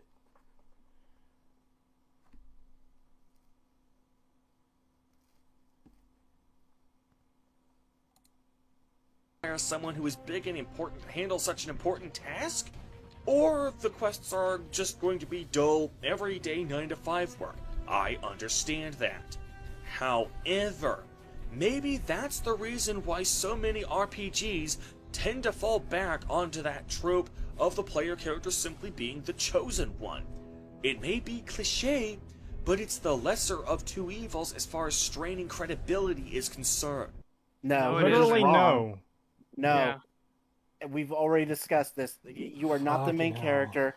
The jobs that you get from the factions who don't know anything about you literally send you to your death multiple times and are shocked when you come back alive. And it's not until then that they start to realize, oh, hey, this guy might actually be able to get shit done for us. And then as you go through these other jobs, they get more and more important. Then they start telling you about things that you otherwise would never have had access to. So you're just straight up wrong. Not just to mention that, but he's saying that those are your only two options. Either chosen one or you strain and ruin all credibility. It's like, no, there are tons of games that make you that are an RPG where you aren't the fucking chosen one. Again, this just highlights how shallow his view of any of this is, because even in games where you are the chosen one, there's absolutely quests that are just like, hey, we have a job that needs to be done. Can you do it? They don't care if you're the chosen one or not. Yeah, look at Skyrim. God knows you get a ton of fucking retarded quests, even from people who know you're Dragonborn. It's just pointless busy work. Skyrim's whole, flag system for, oh, I heard you took down Ulfric Stormcloak. Would you please gather me 10 wood? Fuck off. It really does. Their entire thing of hey, wouldn't it be cool if NPCs commented on things you actually did actually ends up destroying their world more and more and more. It gets really fucked.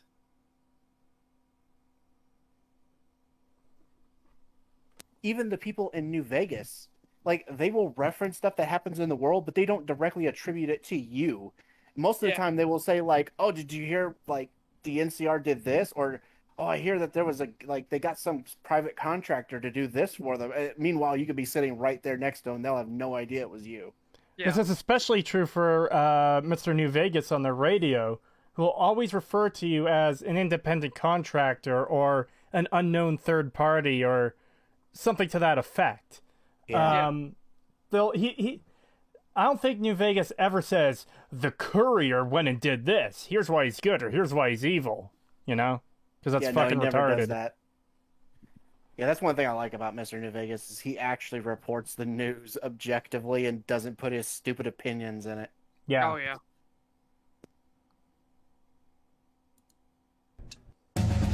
Oh, fuck, I forgot. Oh, God, I forgot.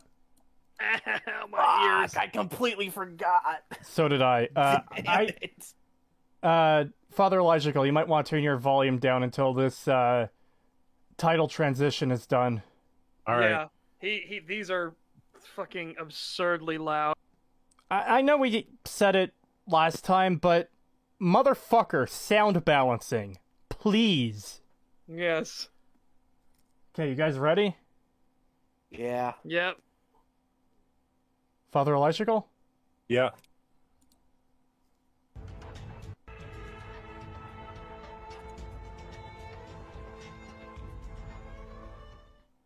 Okay, now we can put our sound back up. Good. God damn. I had to turn it almost all the way down, almost completely like muted just for it to not be loud. That's insane. My ears are gone and dead. I'm so sorry, Hopeless Peaches. Yeah. Yeah, this is every transition, by the way, guys. This is why I totally forgot this happened last time. Yeah, I had a brief moment of sanity of like, at least the sound balancing, won't destroy and make my ears bleed. Yeah. Yeah, I'm on headphones, by the way. So am I. Mr. New Vegas me too. Mr. New Vegas does say you got shot in the head near Good Springs and made a full recovery. Now that's a package service you can count on. Yeah, but that's the one time he refers to, like, the courier as a person. And he doesn't even say, like, the courier. He says a courier was found shot in the head and he made a full recovery. Good for him. Which perfectly highlights how you're just a person in the world. You are not the chosen one. $5 from Dominic the Donkey. Thank you. I hate how in Skyrim, even when I got cured of lycanthropy, guards will still remark as if I was still a werewolf. Oh, man. Yes. That shit annoyed me so much. I never understood that. Yeah, because you have to become a werewolf to do the companion quest line. Yeah. But, there were some playthroughs I didn't want to be a werewolf, so I would do the thing where you would, get rid of it. But the fucking guards would still, like, say that I smelled like a wet dog and shit like that and all this other shit. And I'm like, what are you talking about? You have fur coming out of your ears and all this other weird shit. I'm like, dude, no, I'm a fucking Nord. What are you talking about? Like, I'm not a werewolf anymore. Yeah, it's because they only have the flag for in the companions, use dialogue. Yeah. Yeah. Hey, Kretosis. Yeah? Can you show that image on the stream of the... Yeah, I was just about to do that, actually. Father Elijahcal shared a meme in chat. Let's see if I can... It's fucking sweet. There we go. And... the player character in an RPG. Hey, everyone! Look! It's the player character! See? Nobody cares! The player character in a Bethesda RPG. Oh my god, it's the Dragonborn! You followed that quest marker like a real champ. For performing the feat of defusing the megaton bomb, we bestow upon you the title of God Emperor. You still don't get to make any actual decisions, but here are the keys to your new mansion. Also, you get a butler. Yeah. Why didn't Mickey think of that? He should have. Johnson! We got Johnson over here! In an alternate timeline, Mickey is the true hero of Fallout 3. Well, if he had any common sense, he would be the chosen one. Oh god, what is this fucker going to say about the factions? I am dreading this. This will be great considering he doesn't know House is its own faction and playthrough. Like, oh boy. Another common praise that this game receives is the way it handles its major factions. The same I have NCR heard it characters, said by the way.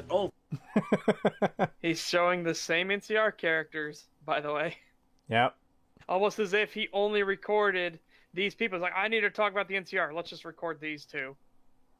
They're NCR. That's good enough. Yeah, when you're making a video, having relevant footage is going to be incredibly helpful, improving your points. Yeah, the fact he was showing Hanlon earlier when he was trying to say, like, oh, they treat you. He wasn't... like, they trust you. And it's like, you're showing Hanlon. Dude, he wasn't even showing Hanlon. No, that would have been better. Yeah, he was showing Hildern. I meant Hildern. That's my bad. Maybe we'll start with an H. Yeah, Hildern, who tries to send you to your fucking death. Yeah. Oh, God. Factions, the NCR, Caesar's Legion, and Mr. House, have their strengths and their flaws. It is often said that you can make a strong case, for any one of these factions being the best choice to have control over the Mojave Desert. However, even on this end, I find that Fallout New Vegas fails to clear the bar. Your first real exposure to Caesar's Legion comes when you visit the town of Nipton. The place is now deserted save for one man who has had his legs broken. He explains that Caesar's Legion came along and held a lottery. The sole winner of the lottery was spared. This man, who won second place in the lottery, got his legs broken but was otherwise allowed to live. A group of randomly selected people were sold into slavery, and the rest were executed. Of course, even those who were killed still had their method of execution chosen at random, with the lucky losers being beheaded and the true losers being crucified. This is absolutely appalling, but hey... No fucking shit, it's supposed to be. Yeah. They're doing terror tactics. They're trying to demoralize their enemies. They are conquerors. Caesar literally tells you this. He literally explains what they did to, like, the Blackfoot tribe and all this other shit to demoralize the other enemies and shit. And I'm just like, what are you... How do you not know this? To completely draw people in and be under his ideology. I will destroy everything unless you submit and obey me. He's complaining about... And he explains in intricate detail why Caesar has this philosophy and why he thinks it's a good idea. Yeah. Yeah. The conversation with Caesar is fucking fascinating. Because... Yeah, dude, when he explains the hangdogs, what he did to the hangdogs, I was like, holy shit, dude. Yeah. And again, his whole explanation of, like, the whole reason there's fighting between these groups is because of the differences. If we destroy the differences and we force them all under the same banner, the same ideology, the fighting stops. Progress begins to continue once again. And you know what I like about that? That's an echo of a certain other Fallout villain. Yeah. What the Legion did to Nipton was bad, but what they did to those poor dogs is unforgivable. Oh, yeah. Holy shit, they burned them alive. That's animal cruelty there. Yeah, wow. Yeah. 3 strikes, he's out. Maybe the people salute savages. Maybe they were so cruel and sadistic that they make the disciples from Fallout 4's Nuka World DLC look like civilized gentlemen by comparison.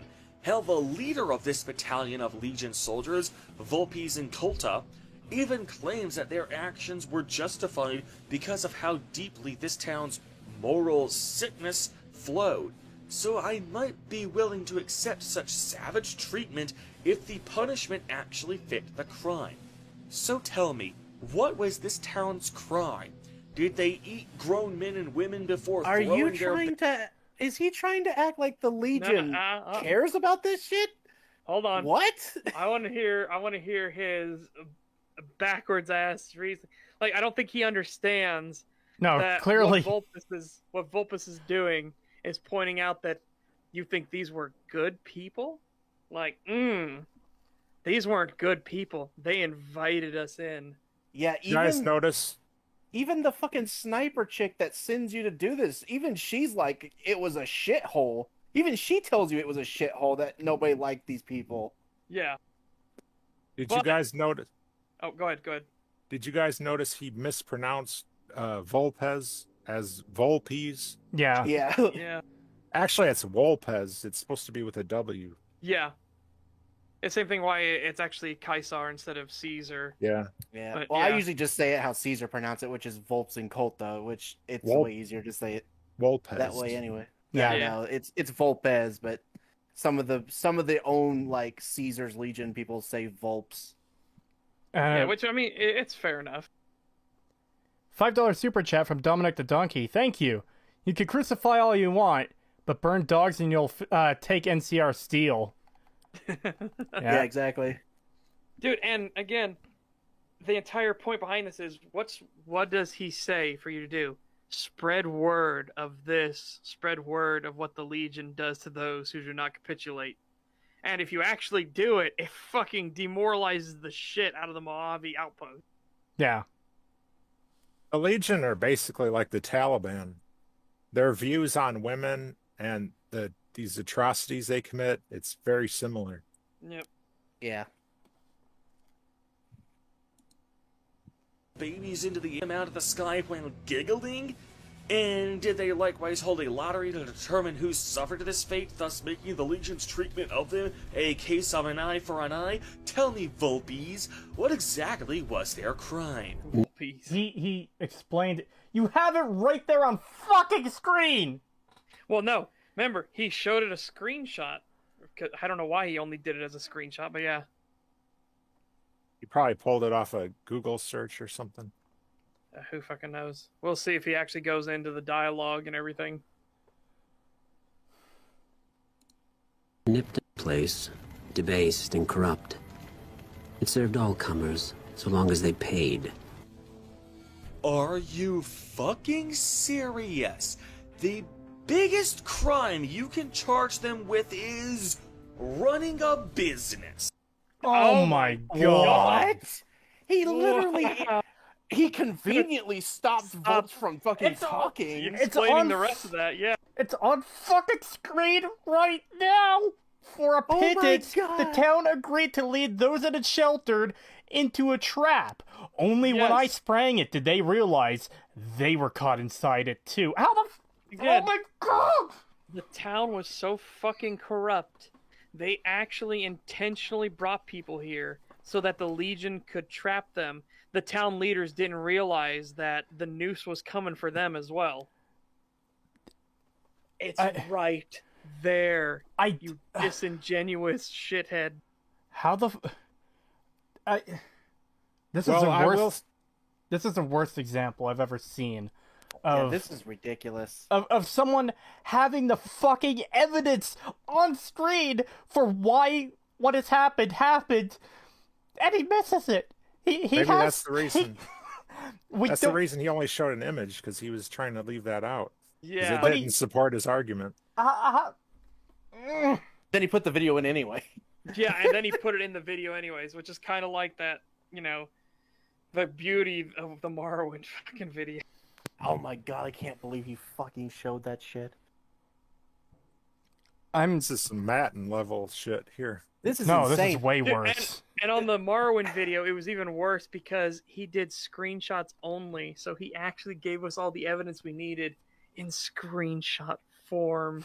Yeah, that was bad. He had to handpick these screenshots, and he showed us his iron dagger, no stamina. But running a business? Running a business. It's like they already mentioned that it was a town full of profligates and whores and degenerates. And then on top of that, they were willing to lead multiple factions into a trap so long as it meant that they got to continue, but they didn't realize that they were going to become a part of it. You add that on top of it, and it's like, running a business? Where was that even a mention? Where was that even a thing? This town knew what the Legion had planned for these people and led them into the trap, greedily counting all that beautiful drachma they were going to get. All them great coins, you know. And then they realized when the Legion turned its guns on them and dragged them out in the streets as well, maybe we made a mistake.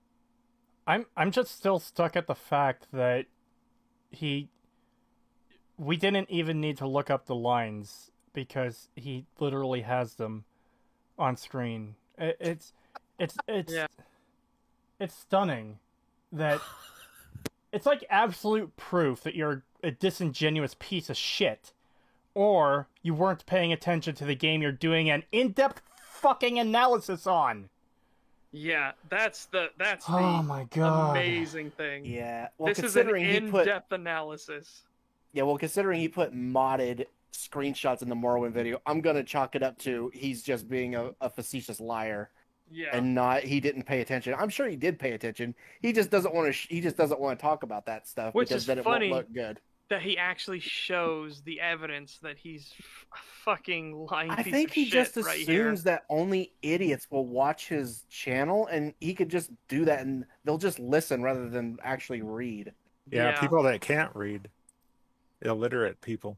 Yeah, you know what? God, this is a hell of a tangent. But I actually want an RPG where literacy plays a point. Like if it's in a medieval setting and stuff like that, and you don't pick literacy or you have low intelligence score, that it would actually blur out all the books and everything in the game. Or scramble the letters. Pick up and read. Yeah. I was like, oh, that would be so fucking cool. That could be interesting, especially if it's like a fantasy game like Morrowind, where like learning magic requires. then you have to actually rely on people telling you the truth. So it becomes this whole like, can you trust that the person says, "Oh, well, the note says this," and then you have to give me all of the stuff. Sorry, just Have reading. you ever? Go ahead. Have you ever played Darklands? No, I haven't. It's a really old game, RPG from like 1993, where it's set in like medieval Germany, and it's your experience will be different depending on if your character can read Latin or not, because stuff will either be in German or Latin, and if you're not literate, then you can't understand certain things. Wow. So that's kind of like what you're talking about. Yeah, and also apparently, as Chad is pointing out, Kingdom Come Deliverance does that. So that's really fucking cool. In fact, the project director of New Vegas, Josh Sawyer, he said Darklands was his favorite game. That is cool. All right, I'll have to try Darklands and Kingdom Come Deliverance. Fuck yeah. Yeah, it's his dream to make a game similar to that. I might have to look into those at some point. On that. Pillars of Eternity is kinda. I mean, have you played that? I have. I haven't. I enjoyed it. I've been meaning to. I have it's got a lot of text. You have to be literate to play that, but exceptionally it is verbose. Let's just put it that way. Oh. Yeah, very, very verbose. I tried to do a stream of it one time, and we didn't get very far. And I'm like, God, guys, my voice is actually giving out here. Okay. Wow. Yeah, it's not suited for Let's Plays. Yeah, for sure. I just want to read out a comment here quickly. He wasn't paying attention. He was rushing through the game as fast as possible. He decided he didn't like the game all the way back in Good Springs. Well, this, he said he had already done a playthrough, at least. And it was funny in his whole thing of... Well, no, I think what he's getting at is in, like, part 1 of his Let's Play, his 20-minute episode Let's Plays, it sounds like that's where he decided he didn't like the game, and he was just going with it for who knows why. But Darklands game is from 1992. It's set in the Holy Roman Empire during the 15th century. Ooh. So basically Germany, because there was no Germany back then, but the Holy Roman Empire was basically Germany. And my favorite, which has my favorite quote, it was not holy, not Roman, and not really an empire. Yeah.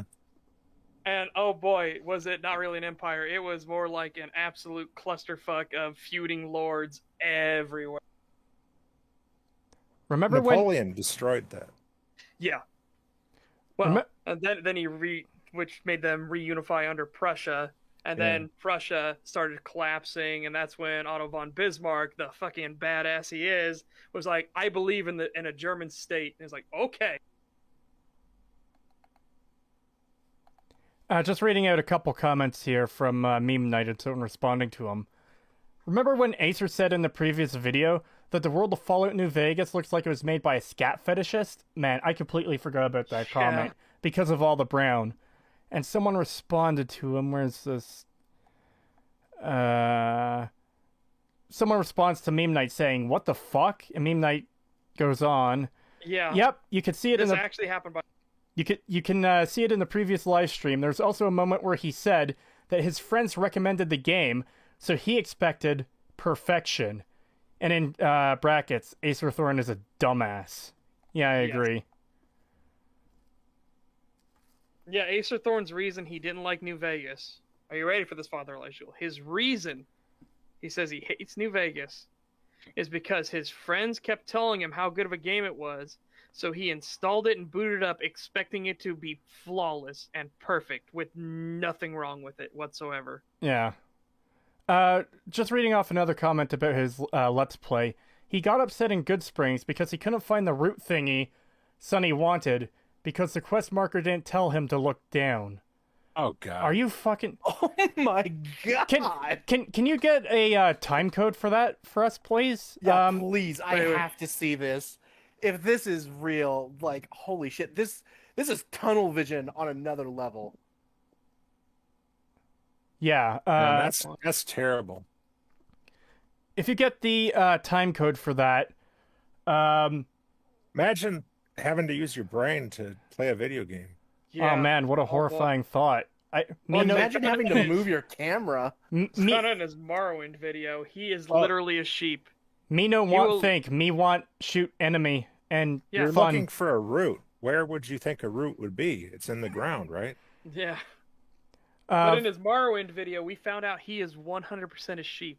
Oh yeah. Because if you don't know in Morrowind, there are traps in the storylines for every faction. If you just blindly follow exactly what they tell you to do, it's called the sheep's route for a reason. Yeah. You will do horrible fucking things and ruin yourself to other factions real fast. $5 super chat from Courier Pig Warship 68. Thank you. Speaking of other games, any of you have perspective on Assassin's Creed? Maybe the quote-unquote RPG ones. If no perspective, that's fine. The last Assassin's Creed game I played was Brotherhood, and I've never finished any of the Assassin's Creed games. I was okay with Assassin's Creed 1. Assassin's Creed 2, fucking aliens from Mars. Are you serious? God, that just put so much of a sour taste in my mouth. Assassin's Creed 3, never played it. And then Black Flag, I love Black Flag, but not because of the game itself. Did you just say one of the Assassin's Creed games introduced aliens from Mars? Yes. What the fuck? That is a plot point in the second game. In the second game? And the Pope uses the apple, which is an alien super weapon. And he gets magical powers. I'm glad I didn't finish Assassin's... That is the final fight in Assassin's Creed 2. See... I didn't know that. When I played Assassin's Creed 2, I think I gave up around the point where you reached the last... Get down! Exactly, no username. Exactly.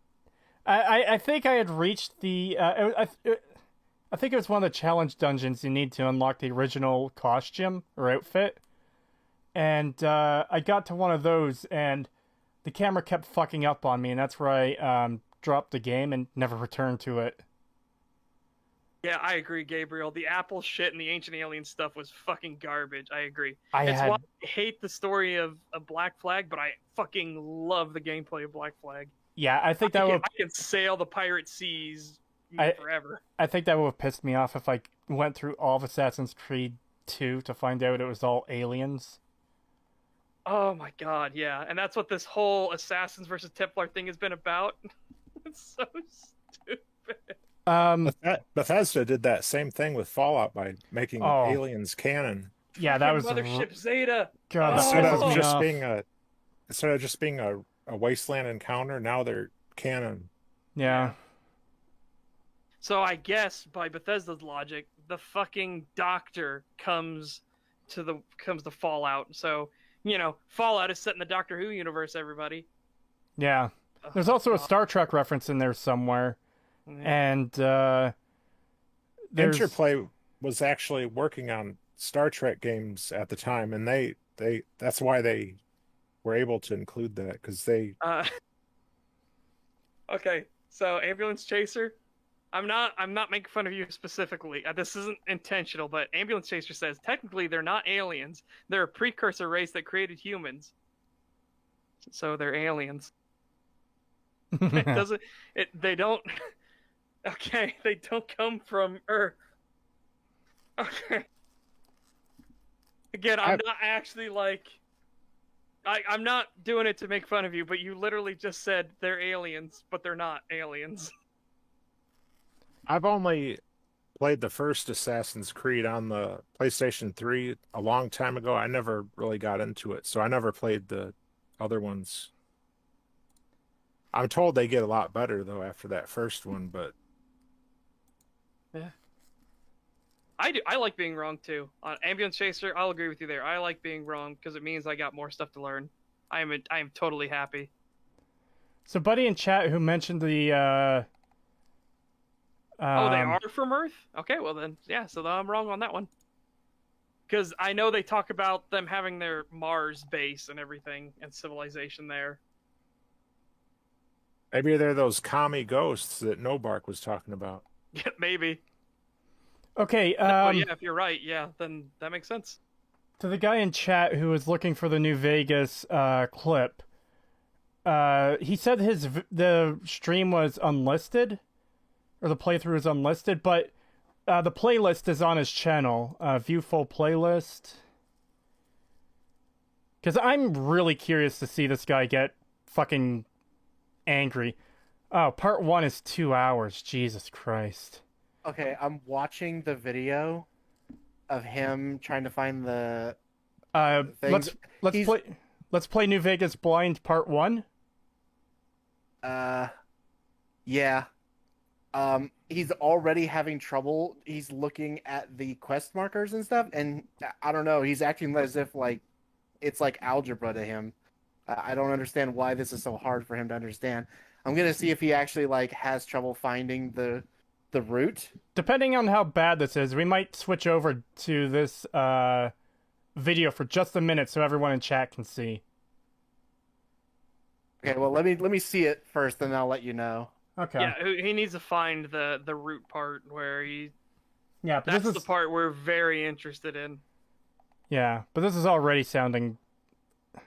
If you're that stupid, why would you want to embarrass yourself by admitting to that? Well, that's probably why he doesn't admit it in this video. He embarrasses himself instead by getting fucking everything wrong.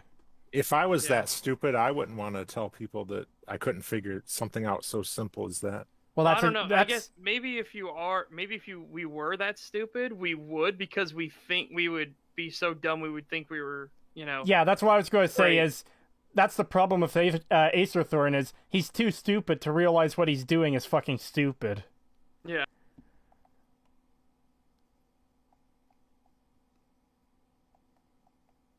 Isn't that called like the Dunning-Kruger effect or something? When someone who thinks they're smarter than they are, yeah. Yeah. That seems to be spot on for Acer Thorn, especially with like all the self-importance he has when talking to people. Excuse me, you missed it at the start of the stream, but someone made. He called the giant mantises grasshoppers. Are you fucking kidding me? To be fair, you know, let's just assume he doesn't know anything about, you know, anything arthropods or anything. So, you know, well, at least it's arthropods. So if he just on the spur was like, you know, they're grasshoppers, whatever, that's not as much of a big deal as not realizing that roots come from the fucking ground. Well, there's also text that tells you what they are. It says mantis. Yeah. The text on the screen. If you can read, you can tell that. Well, yeah, he realized it was a mantis once he read the thing. He calls this guy Volpes. Yeah. So. Yeah. Anyways, he read the thing. He was like, "Oh, it's a mantis." Anyways, as I was starting to say, you missed out at the start of the stream, Father Elijahcal, but we were talking about how another guy responded to Acer Thorn's Morrowind video, and Acer Thorn came into the comments saying, "I've heard most of these arguments before. If you want a response from me, I'm going to need time codes for every argument I haven't heard yet. Time codes for the beginning and the end." And just the whole comment from him came off as like really smugly superior and like full of himself the entire time. Kind of like Matt or Oxhorn. As Kinda says, I'm gonna start calling all green insects grasshoppers from now on. You go for it. You go for it. You see that caterpillar? It's a fucking grasshopper now. Dominic, the donkey in chat, TKS grasshopper. Yeah. Do green ants exist? Well, I don't fucking know, but they're grasshoppers now if they do. I'm arachnophobic. I'm afraid of grasshoppers. Aren't the mirelurks also arthropods? So wouldn't they be grasshoppers too? Mirelurks are water grasshoppers. Hang on. Are they green in color? Are there green mirelurks? Their blood is. I think their blood's green, but. You know what? We're gonna get a call from our judges, and they say, "I'll allow it." Okay. Mirelurks are grasshoppers. Their shells are like white, though. Pagan, how's the quest for the missing root going? Oh, Pretty bad. You're right. You're right. They're not grasshoppers. They're seaweed hoppers. Got it. That makes. Yeah. There we go. Hey, Kretosis, I'm going to be silent for most of the stream, but keep roasting this beta.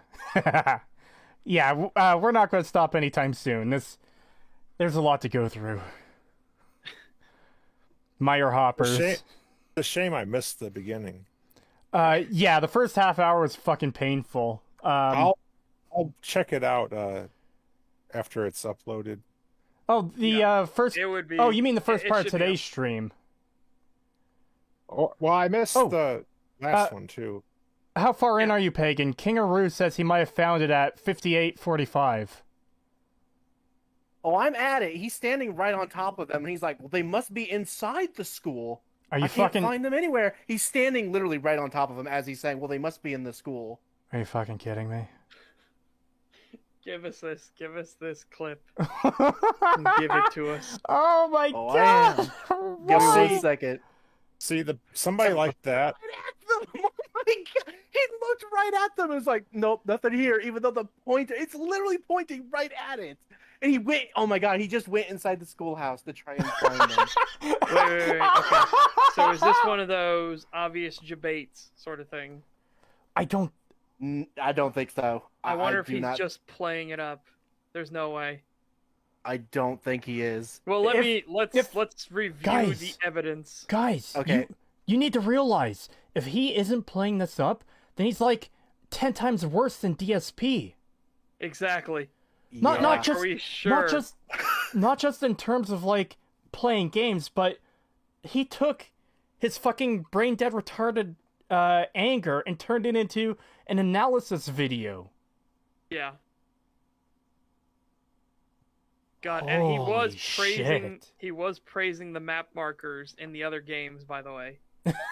Remember he said Morrowind was bad because map markers are better because Morrowind has one quest that has a typo in it. So you couldn't get the right directions to where to go. Fuck, I missed most of the stream. We probably aren't even halfway done. We've made it another 5 minutes into the video from where we left off last time. Sorry, another 8 minutes. Yeah, so Oh my god. we're on our usual pace. Way I see it is if you need to use a map marker, you might as well just watch a movie instead. Yeah. Quoting Mutahar, he's a that's different why- kind of intellectual.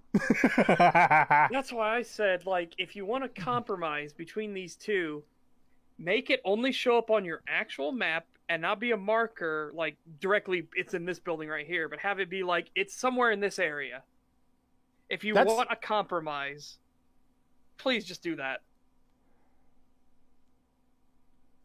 Because I hate Bethesda's map markers so much. You're going to go into this town. You're going to go into this house. You're going to go into this room. You're going to go into this nightstand right here. We've specifically marked it. It's right here. I hate that so much. Pagan, how's the, Oh my god. This is long, dude. This is really long. But it sounds like it's getting worse. $2 from Courier Pig Warship 68. Thank you. Is this the equivalent to missing jump scares? He couldn't even find the Brock flower, the fucking big orange thing. It took him forever to find that. Now he's like, okay, well, I finally found the Brock flower, so maybe now that there's only one quest marker, I'll be able to find the fucking route. Are you fucking kidding me? Oh my god. Also, Courier Pig Worship, I'm sorry. Did you get that wrong? It's not jump scares. They're fear flashes. Oh! Suck it, Kurtosis. Maybe he's like Matten and he's just pretending to be dumb just to shit on the game. Oh my god! He actually says it! He actually gets mad. He's like, why can't they just have the question marker pointing downward? He says as he's looking at the Brock flower or at the Xander route and still can't find it. Oh my god, we have to... Give me the link for this and... He's looking up in the sky! What? What? Why does he Oh think... my god, he finally found it. He looked down and was like, oh, it was next to this trunk. I thought it was in the tree trunk. Oh my god. Are you kidding me? He looked up at the sky at one point like they were going to be floating above him. Why did he think the root was in the sky? I think he plays too many Bethesda games. He probably expected it to be a bug. He probably thought they were floating in the air. Oh my god. Dude, it takes him almost 20 minutes, maybe longer, from the moment he gets told about getting the Brock flower to when he actually finds it. I would say it's probably... Hold on, let me look here. It might be longer than 20 minutes, actually. Oh my it might god. Be 30 minutes to find it. You guys remember H-Bomber Guy's video where he says the map marker turns people into an idiot because... Yeah. This is the result really of that. I think Acer Thorn is living proof. This is peak Skyrim Babby. This is exactly what H-Bomb was referring to. Yeah. Yes. Yeah, this is bad. I didn't expect... Oh my god. When they said that he gets stuck on this, I didn't think they were serious. Stop. We should actually show this on the screen. Yeah. Everybody's just listening to you explain this. Okay, but it's going to take a long... Skip. You're going to have to skip. You're going to have to skip. We'll speed it up. Okay. Drop the link in chat. We're at 38 minutes in this video. At 38:17 in this video. I like this comment from Stormy Knight. Root is in the name. Yeah. Yeah, so why would it be in the sky? Here, I have a better URL thing where it starts, because if you're going at 38, you're way behind. No. I'm talking the video we're on is at 38. No, we're talking the video we're on. Okay. The best place to start would be 59 minutes, 51 seconds. Here, I got it. If you want to go from when he gets the quest to when he finds it, here's the thing. Okay. Worst case, we can skip ahead a bit. Jesus. Yeah, fucking... I'm going. Well, no. What I'm gonna do is I'm gonna do the playback speed. Yeah. Have you already turned it up? Not yet. Not until once we get the video in, because remember, it's gonna cycle the video. So. Okay. Yeah. I linked it in the Discord. I don't think it's going to bring us to the exact time code, by the way. I doubt it, but we'll find out. Yeah, no, okay, didn't. Okay, so, Oh, pause. He's playing it modded. What? Yeah, so 44:55 is where you're going to want to go to. So that he could do the copyright free music. All okay. Right. Okay, that's fine then. $2 from Compagan. Guys, I figured it out. Map markers equal optional. Yeah, they should be. Compagan. Well, as opposed to me, angry pagan.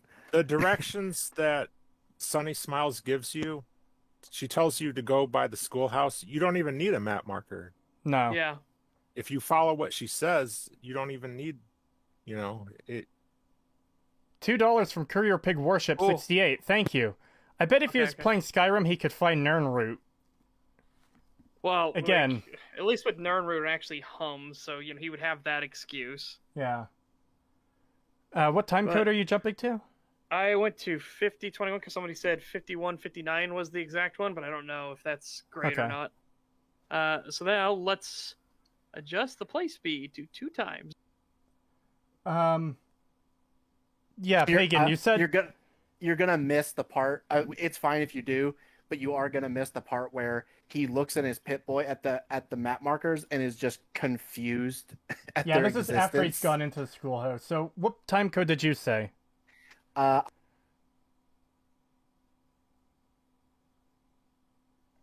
no, Pagan died. Yeah. Oh, 44:55. Sorry, I muted. 44:55. Yeah. Now remember, it's going to go pretty quick when we do this. So. Yeah. There, 44:26. That's good enough. All right. Staying out here with me. Here's my end of the deal. One more thing I wanted to show you. Thought I might teach you about living off the land and making useful things for yourself. Interested? Yeah, sure. All right, then. We'll need a couple ingredients to get started. Gonna want some xander root and a brock flower. Let me think now. I know I've seen brock flowers growing up at the graveyard, and I seem to remember there being xander root over by the schoolhouse. Bring those on back to me, and we'll get cooking. Alrighty, Yeah, so... A campfire trail. Let's find show location. Good Springs neutral. Quest. Okay, so this enables me. Okay, now I can actually see over in this general area. I can see the little quest markers. Okay, now I gotcha. Now take a sip from your trusty. Am I getting thirsty? This is hardcore mode, so Doctor's Aid, Sunset Sarsaparilla. Please drink the Sunset Sarsaparilla, please. How do I favorite? Okay. It won't even let me drink from it. I'll have to figure that out sometime later. He comments on it being automatic later because it drinks by itself, and he's like, "What?" Okay, dokie. Oh no! Oh no! We're already seeing a hint of what happened in the previous stream, where he is mad that he couldn't climb up a sheer cliff face. He's beelining for the quest marker, not following any paths. Yeah. He's not even beelining. He keeps trying to go left instead of going straight ahead. So he's like stubbornly trying to climb this hill. It's oh my goodness. Oh my god! I am so sorry, Squeaker37. I watched all the episodes in this playlist. I can't imagine the level of pain you had to deal with.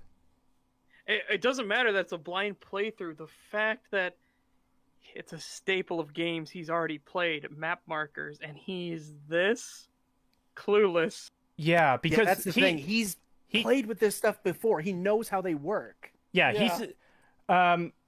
he said he played both Oblivion and Skyrim in his Morrowind video, and at the start of his New Vegas video, he said people were recommending New Vegas to him. This is a blind playthrough. This is the first time he's played the game. This is in, 2018, I think, or 2019? Yeah. And I'm pretty sure he played Fallout 4. What this quest marker leads me to. I'm back at yeah, he has a retrospective on it.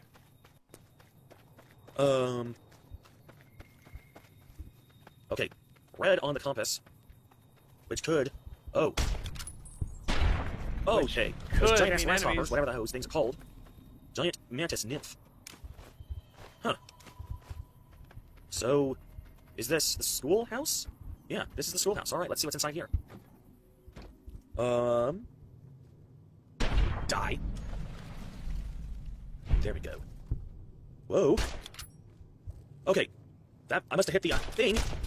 He fiddles with the PC shoot, for a bit in here. You might want to skip this part a little bit. Okay, let's Boop.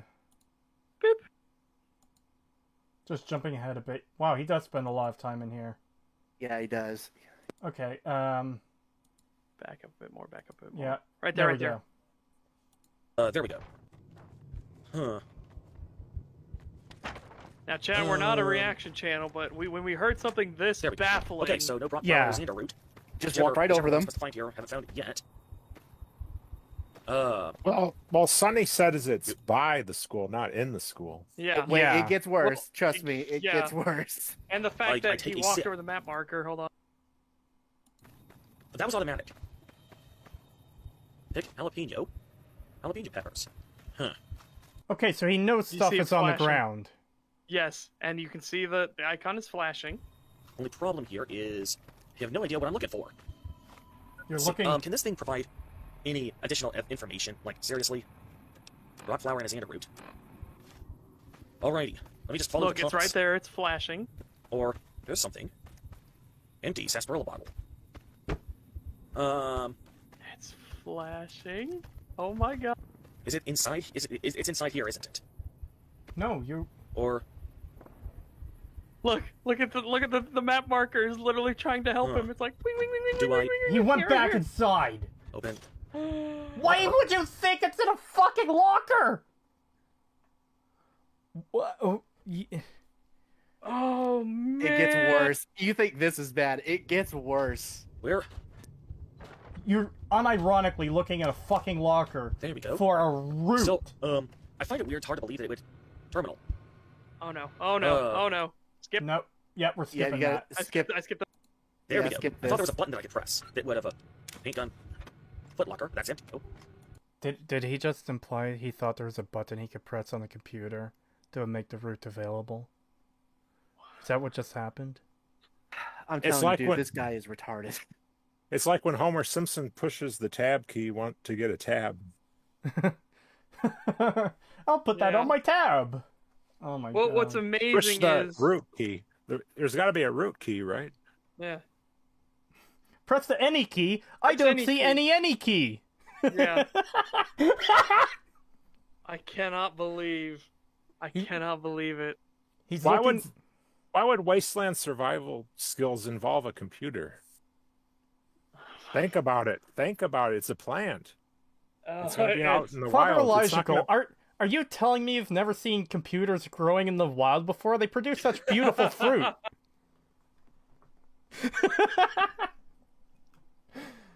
The only fruit apple computer's a fruit. Wait for you guys to see the part where he looks up into the sky. Programmer's Digest. Large scorched book. Why are you picking up the scorched books? Why are you going back to the fucking computer? You have played Oblivion and Skyrim before this. Why are you picking up scorched books? What's wrong with you? I'm starting to wonder how this guy fucking survives in his day-to-day. Yeah.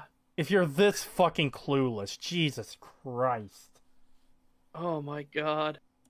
Bottle caps. That's pretty more money. A stealth board. That'll be coming handy. And a stim pack. Alrighty.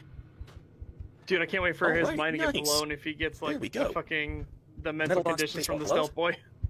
I'm just picking all this stuff up out of habit. Frankly, bobby pin. Because he played Fallout 4.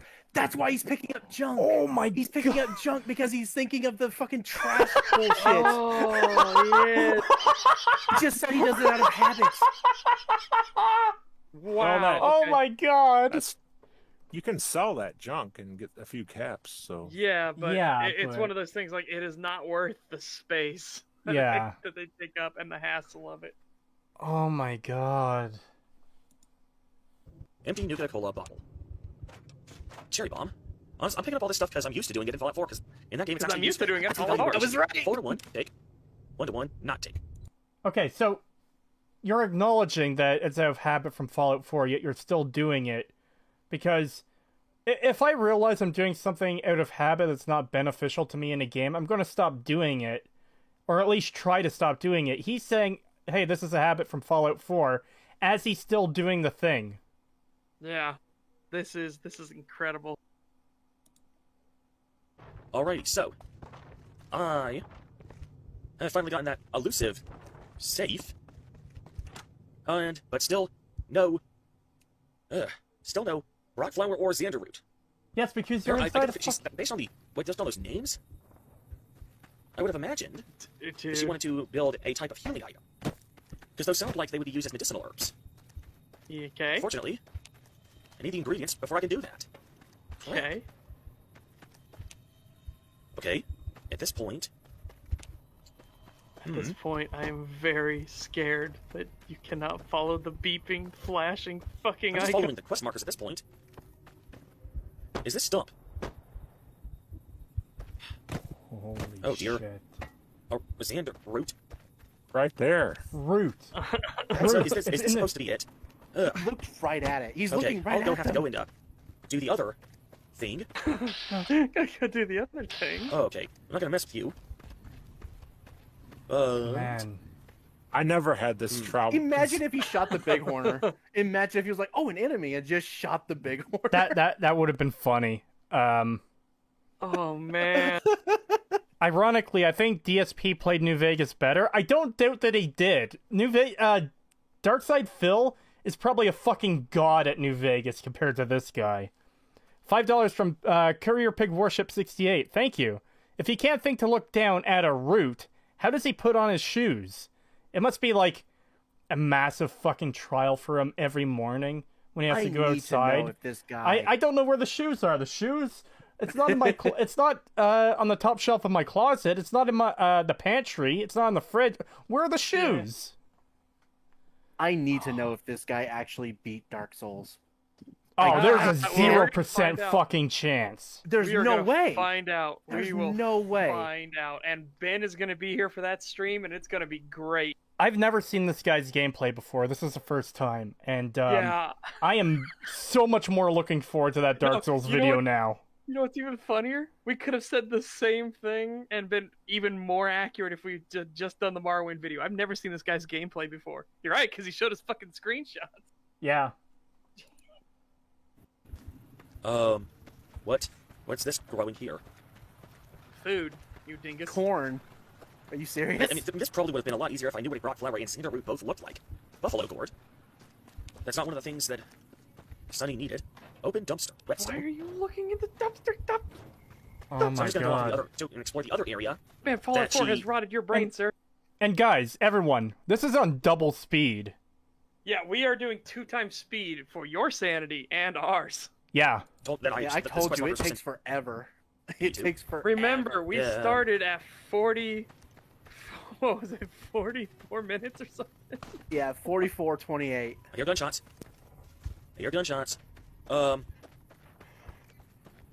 There's, If it's... Why are you trying to go on the thing? Follow Okay, so you there's said something- you were I following can't the seem- quest doesn't seem like I markers. can For get God's into sake, this just follow the house. quest markers, you blank. So...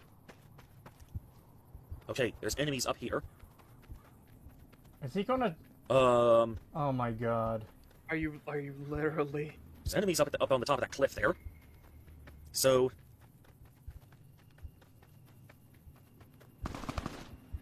Where? I'm detected. Okay, so... Okay, gotcha. Dude. I discovered Good Spring Cemetery. This is one of the places I was told to search in. Only problem is, now I gotta figure out what exactly I'm looking for and what exactly that thing looks like. Beautiful. Just beautiful. How are you this... Okay, no. Stop. Don't. There we go. They Do I weren't get even... experience for that? Of course you got experience. It's right there. It's right there. Oh. Willie. It is on screen. Okay, guys, we've got Willie. confirmation. The flower is on the screen. It's not a bug. The flower exists. I'm not seeing an experience thing showing up. You literally... You saw the experience thing show it up. was What are you literally talking there. about? Big sarsaparilla +1 on bottle. screen. What is he He's talking about? looting every fucking junk item! Alrighty, Wasn't he... Wait. keep out. Earlier he said, that's a 1-1 item, so I'm not gonna, touch that. He's looting every fucking junk item he sees. Yeah. Okay, so... Christ. How long will it take for him to find the flower that he saw on screen and he knows is a flower? Or a root? Jesus, where was a broad flower? He's probably got to check the terminal again. Maybe What the am I looking for? flower What is am I supposed there. to get here? Jeez, Snow Globe, Good Springs. And a limited edition, these rare pre-war artifacts are widely considered to be useless baubles, but rumor has it some collector will pay dearly for them. Good to know. Won't that be funny if he to finds know. the cigarette butts but misses everything else? Oh, boy, yeah. But still, looking for something. Because I could Really understand shovel to missing the cigarette butts, but Yeah. No, don't you dare tell me he's going back into town to find a shovel. No. Okay. Please. He started walking that way. Oh, thank God he turned around. Thank God. Okay, dokie. I was going to get Okay, mad so if I he guess I could, activated the third grave. be a grave digger. Dude, There we go. he Oh, found it. alrighty. Oh, my Now- God. Let's get back to the schoolhouse, It's a miracle. because it looks like the schoolhouse is going to have the Xander route, and now that I only have one quest marker to guide me, also, minor complaint, minor, very, very minor, but the quest marker should be in the center of the screen. Not like it should be in the center column. It should either be top center or bottom center. What? Not a bit. He wants the fucking Skyrim where it's literally the entire top of your fucking screen has the damn map marker. Oh, That's that's what he's talking dumb. about. Yeah. guys, I got a pro tip. You don't have to follow Sunny's advice because right behind her, there's everything you need, right? Yeah, along there's that path. Xander root and broad Yeah. flower right next to her. Yeah. Yeah, so you don't have to go all the way back. You can just go. But I can understand he wouldn't know that. Yeah. Boy. But I'm just saying, if you want to do it, Let's we're back to look for Xander root, 2 Electric Boogaloo. Here we go. Oh, just you wait. This is who Bethesda is making their games for. Yeah. Yeah. This is their core audience right here. This is the people they want to be their customers. quest No, markers make people dumber. They Brain- really do. They really do. brain H think Bomber guy was right. brain think bad, make head hurt. Me want brainless Remember- fun. He pointed out how Mr. Matty Plays missed that giant robot. Yeah. Because there wasn't a quest marker or something. Yeah. Oh, you want to hear something ironic? So I saw the beginning part of this video.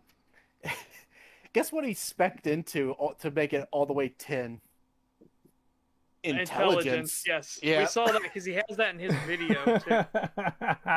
He has it in his in the script thing for the analysis video. Big deal. That would get me. It's just that it would make it easier to line up my character sites with where I think my he did quest markers perception too. It's not a super big deal.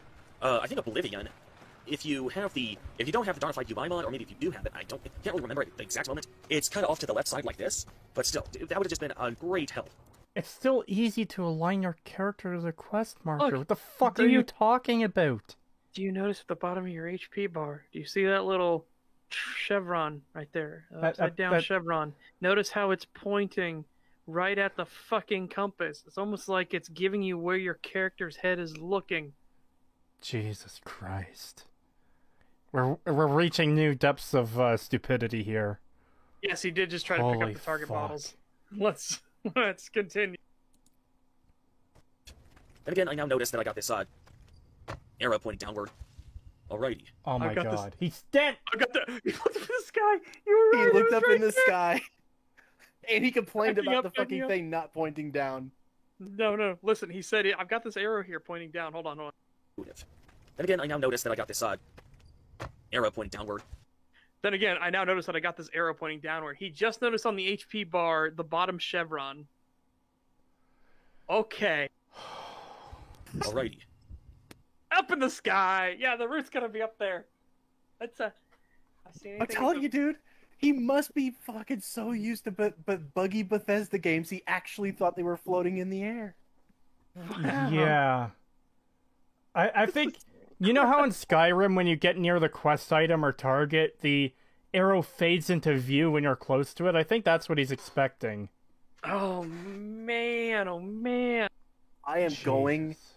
I am going to watch this whole thing later when we're done with all this, and I will let you guys know if there's any more retarded bullshit in here, because this is insane.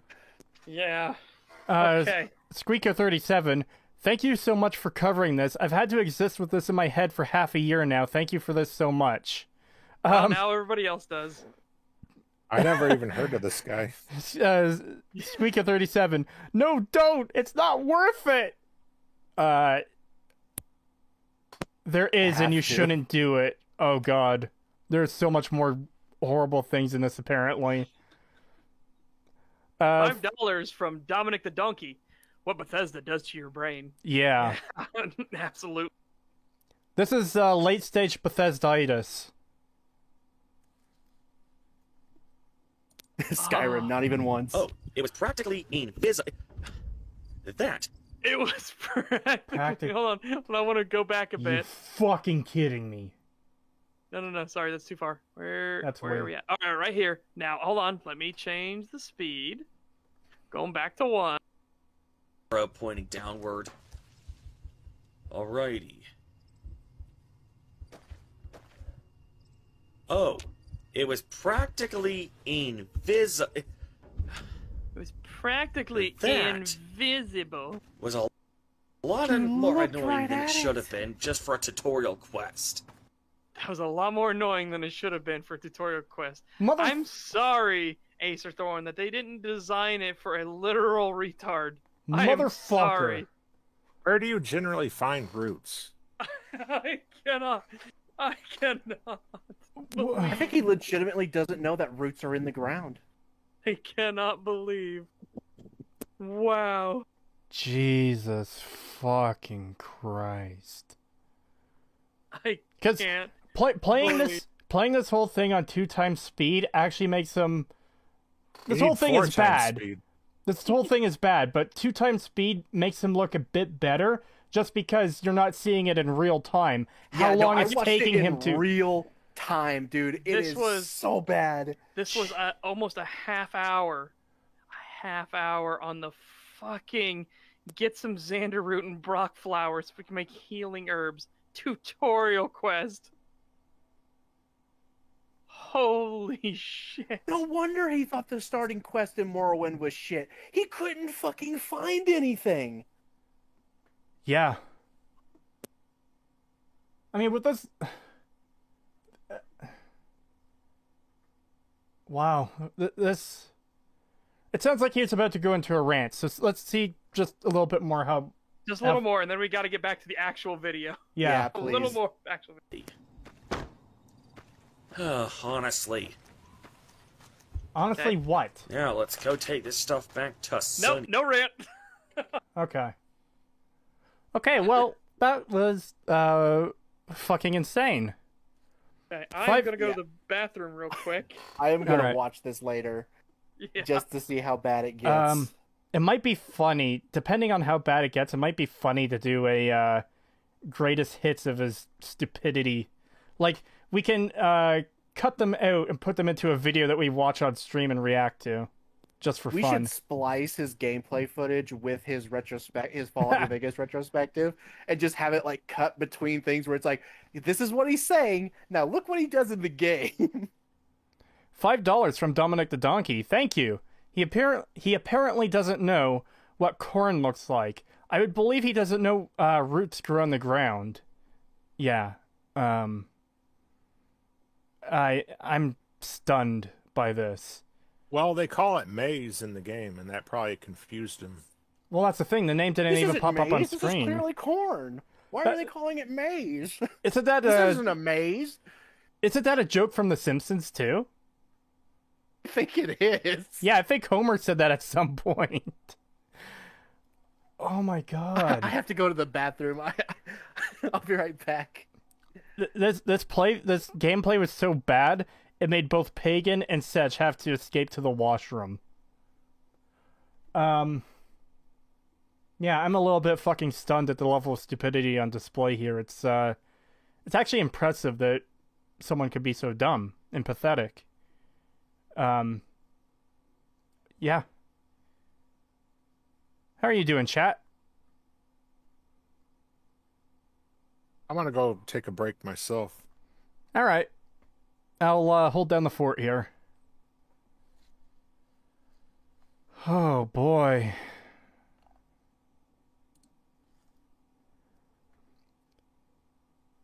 Now can we get back to the video? Yeah, we're getting back to the video. Sorry about that detour, but I got curious about how bad it got. This at Kretosis, this is the smartest thing he's done in the entire playthrough. Are you fucking kidding me? Holy shit. Oh. He tried to pick up the target bottles. It's just key mashing. Alright, I am here. Welcome back. Both Pagan and Elijahcal went to take a break too. Okay, cool. I am fucking... Man, I can't believe it's this bad. Neither can I. I'm back. Like, I don't know. Welcome back. I just assumed that, he hated the game for, personal reasons and was making up stuff for why he hated the game. I didn't realize that he's literally this dumb, and that's why he hated the game, because the game assumed that he had the intellect of a child, and that was too much credit. Yeah, definitely. Oh my god, I can't believe this is real. Neither can I. It's insane. Yeah, it is stunning.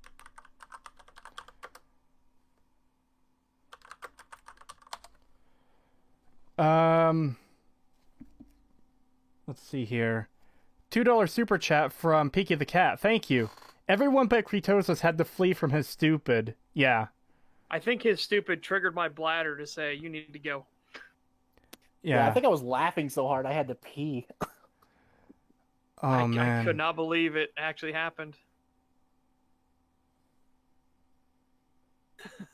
I cannot believe It doesn't matter he didn't know those herbs looked like. He was told they are roots and a flower, and he was given map markers to their exact location, and he was even told where they were, near the school and at the cemetery. And keep in mind, and he looked in the fucking sky and the schoolhouse in the lockers, and thought he could get it from a terminal. From a computer. Yeah, he was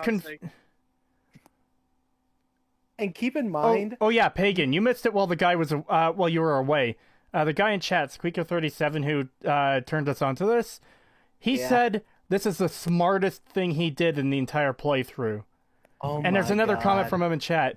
Every time he found someone he didn't like, he would kill them, and then when it said quest failed, he got annoyed and reloaded his save. Are you for fucking real? Are you serious? I don't doubt it. This is fucking incredible. No. I don't doubt it at this point. This is... Oh my god, I have to watch this. Yes, I have to watch this. As Mega Mike 15 put in his fucking analysis video, he made a massive deal about how the tutorial is optional. This guy. Wow. Man. Oh my god. So keep in mind, I don't know about you guys, but I was pretty young when I played this game. I was a kid.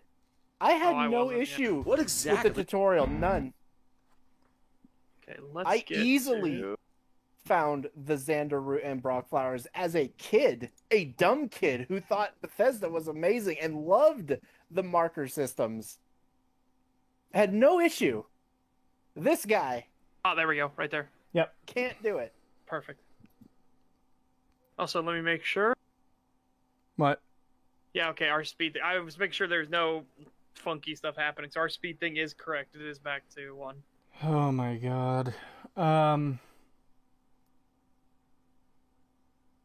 And remember, this is the guy who's like super full of himself. And pretty much every time we've seen him comment on something, that demands you hand him a personalized list of arguments he hasn't heard before, so he doesn't have to waste his time going over stuff that he's clearly debunked. I'm just glad he never went to Jacobstown, because Lord have mercy on those poor super mutants. The Lord did have mercy on those super mutants, and that's why he didn't go there. Yeah. There's like a retard shield to prevent them from entering. Oh yeah, he would have seen them and immediately shot them. He would have assumed they were bad and just shot them. So everybody, we turn from his inability to find a root on the ground back to the Legion killed people for running a business. Yeah.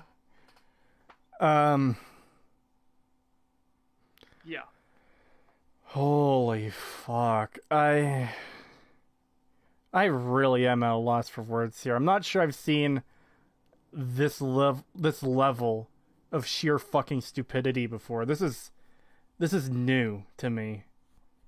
Like, I know there's insanely stupid people out there. That's why so many warnings exist on like different products, you know. Don't stick your dick in this hairdryer. He's the reason why they say he's the reason why there's a warning on bleach not to drink it. And that Tide Pods now have a warning that they're not fucking candy. Yeah.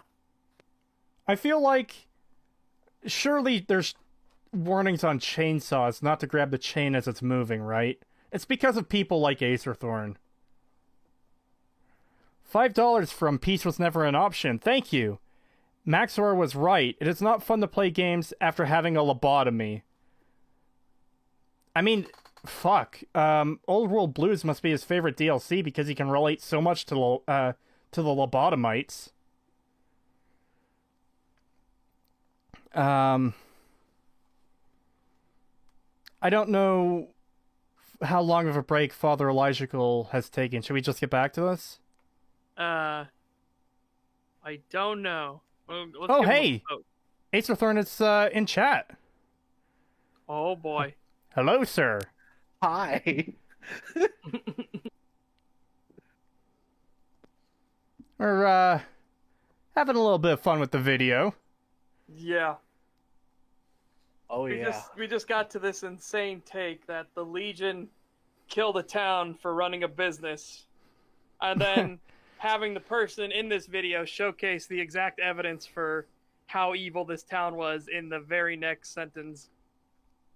So much for being civil. It's because of people like you, who I usually do not engage with people. Because people like you cannot respect dissenting opinions. No! When your opinion is a factual error, when you are wrong, sir, it doesn't matter it's your opinion. Your opinion is wrong.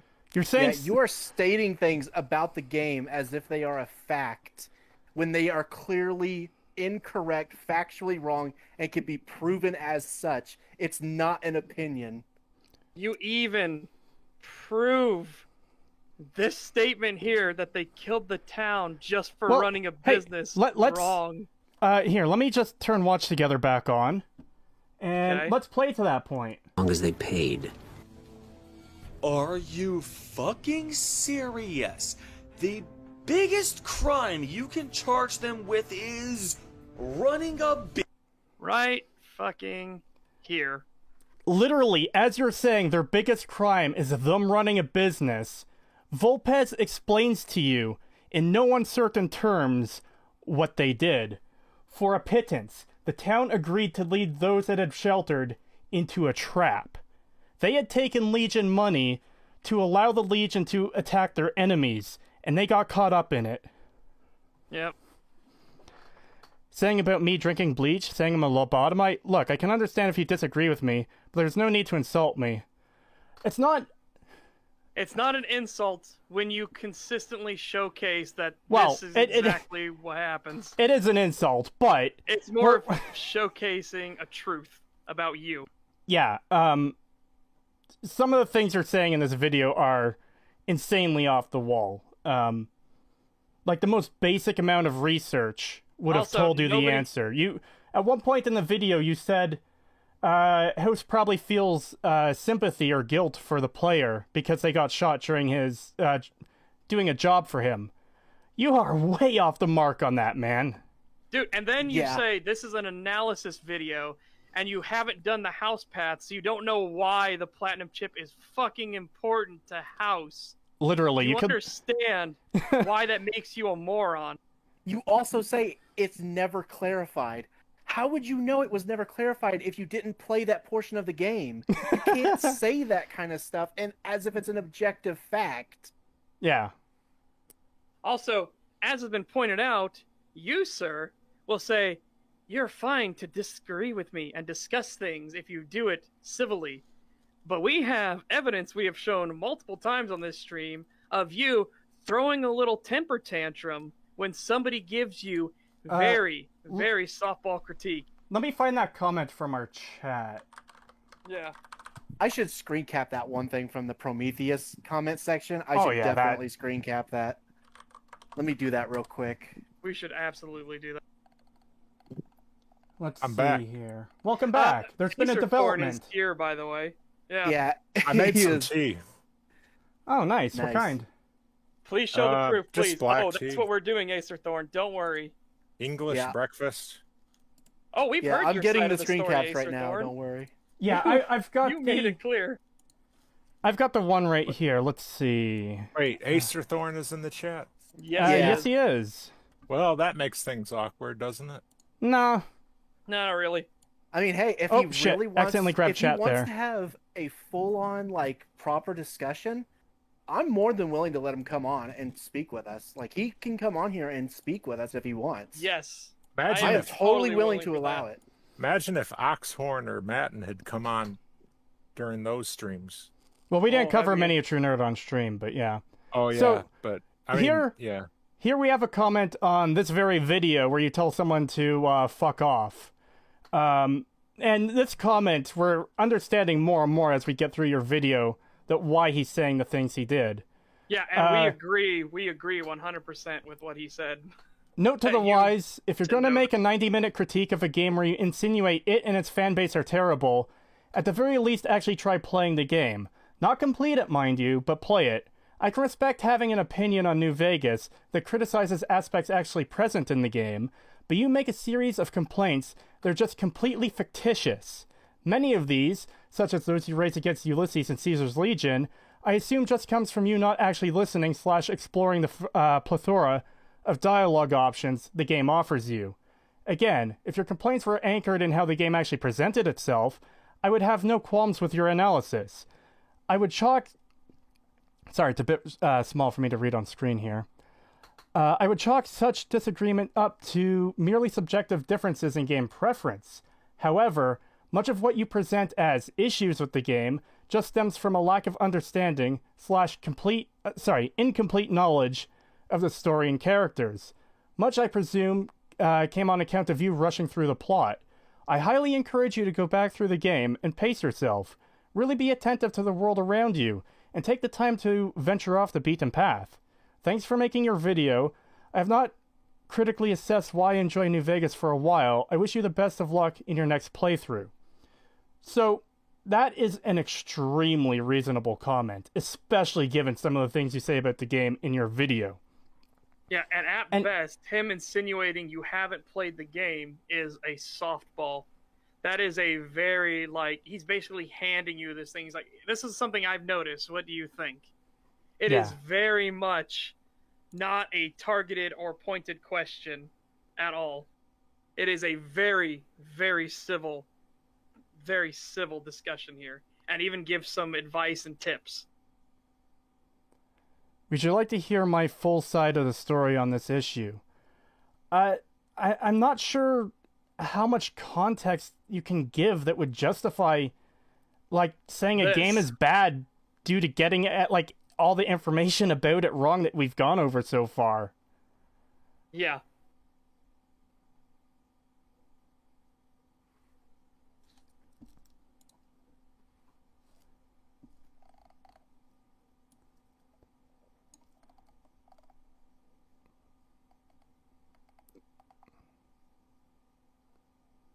Oh, no, because Cloudseeker, he specifically said he doesn't know what the chip is for and why it's important to House because he didn't play that storyline. But he's going to make a critical, in-depth analysis video on this game. Hold on, I'm taking longer than 200 characters to type this. All right. Okay. Also, can we go into and ask you why you were splicing in modded screenshots to try to make Skyrim look even better than it was?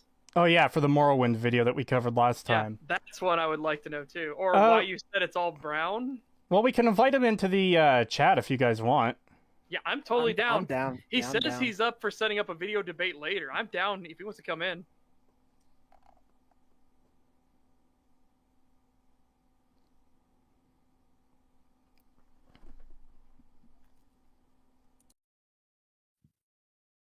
Yeah, I don't even know him, so I don't have any issue or anything with him.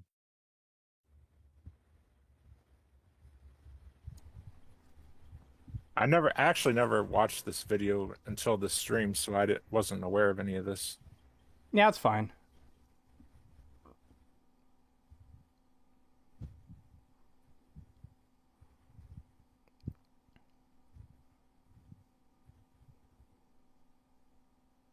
"2020 presidential debate got nothing on this."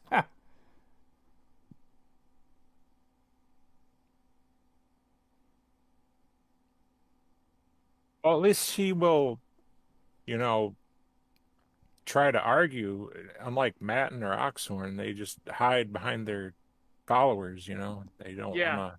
Would you like to set one up in the future? I guess we could do that. What do you guys think? I'm down. Yeah, I'm down. All right. I'm not sure the best way to schedule this would be, especially since my personal schedule is so chaotic. But if you hop into the Discord server, you could DM me from there, and we could set up a group chat. Can we end the stream and start talking over email? Well, we're gonna. The plan was to continue covering this video. We're gonna continue covering the video, Acerthorn. Yeah, we're not done here. We're not stopping. We're not stopping. We found everything wrong so far, but we're not stopping. Well, no, he was right about Oblivion giving you a second chance. Yes. Yeah, he was right about that. Yeah, without needing console or anything like that. Yeah.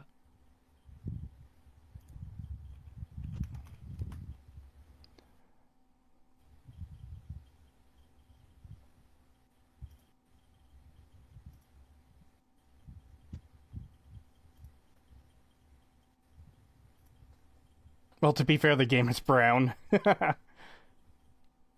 Well, Acer Thorn, since you're here, can you explain why you had difficulty understanding that a root would be in the ground? That would be nice, yeah. And okay, so here's my theory about why you looked up in the air to try and find the root.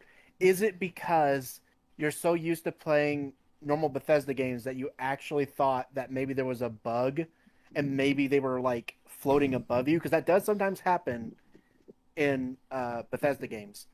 Is that the reason, or did you just look up in the air? What do you mean a root would be in the ground? What? He did message me on Discord. Okay. Hello there.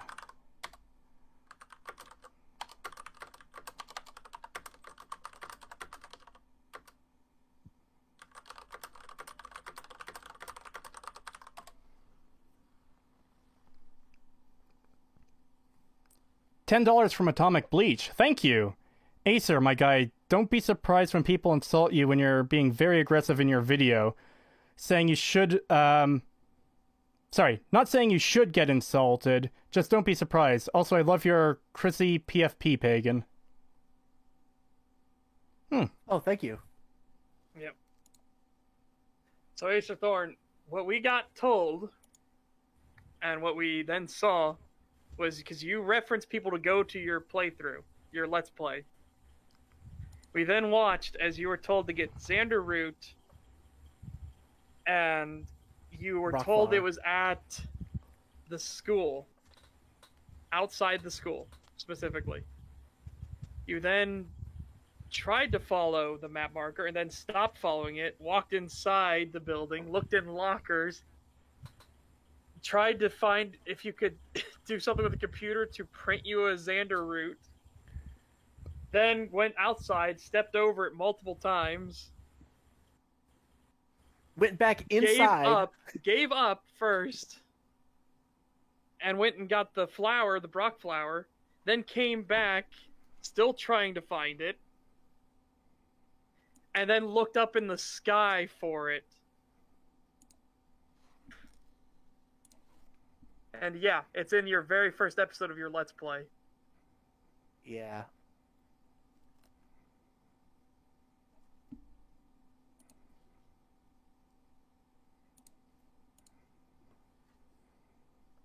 Like, yeah, this would go a lot. This would be much easier if you just came in the call with us.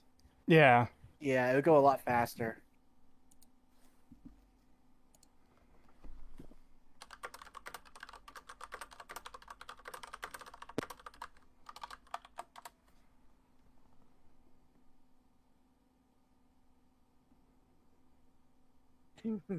Squeaker 37. It wasn't a computer. It was an alchemy table. Huh. I'll have to go back and rewatch that episode to refresh myself, so I'll have to address it when we set up the future conference. Okay, so it looks like he's not going to come on today, but... Again, if we get one in the future, yes, we should absolutely do that. Yeah.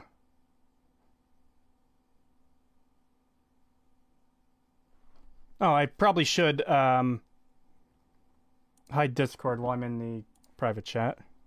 Can't join for now. Can't join now for reasons I don't want to get into. Okay, yeah, that's fair. That's fair. Understandable. Yeah.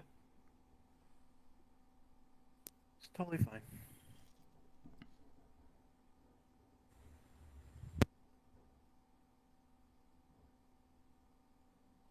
He has to speak with a lawyer. He has to speak with his lawyer. All right. Well then, if that's kind of the end of it, I guess. Do we want to continue the video? Why even come on in the text chat if you can't? He might have heard about it from someone else. Someone might have told him that we were streaming his video and he was probably responding just to looking it. So in real quick to see how it was going. Yeah. But why do you need to refresh yourself on something? Well, it's probably been like 2 years since he played New Vegas, and considering what he's saying in this video, I doubt he's played it since then. And it isn't that big of a deal anyway compared to the other stuff, but it isn't. It is very much not a big deal. it's just kind of like, embarrassing. Like, why would you upload it like that when it makes you look like an idiot? Why Yeah. wouldn't you edit that out? Yeah, that's what I don't get is why do you not edit some of these things out that you clearly don't want people to see? Like example, this line literally on our screen right this moment, which like you're saying you say that they got killed because they're running a business. And literally the very second you're saying this text comes up on screen. Yeah, where Wolpez says, for a pittance, the town agreed to lead those that had sheltered into a trap. Only when I sprang it did they realize they were caught inside it too. This town took Legion money and let the Legion set up troops and hide people around the town so that they could kill the townspeople here, the people that came for shelter on the road. And then only after they realized that the Legion then turned their guns on them did they realize they had made a big mistake. This town was fucked. Even the sniper woman who gives you the quest to come scout this place out tells you that, because like you can apologize and be like, oh, I'm sorry, did you have friends there? I'm sorry it got wiped out. And she will just straight up tell you, don't worry about it. That place was a complete hellhole. Even she acknowledges, an NCR woman acknowledges that this town was a piece of shit. I actually can address that right now, but I'll need more than 200 characters. Just send it to me on Discord and I can read it out. Yeah, just send it on Discord. We'll just put it up on the screen then. When we'll screen cap it. Yeah. So you already have Kratosis on Discord now, so you can type the whole thing there, which is something like 10,000 character limit or something. Yeah. But after that, we're probably just going to move on with the video. Yeah. It'll take some time to type it all out. That's fine. That root thing, it doesn't matter too much, really, anyway. Yeah. The root thing isn't... The root thing explains some things. You're damned based on the video here already. Yeah.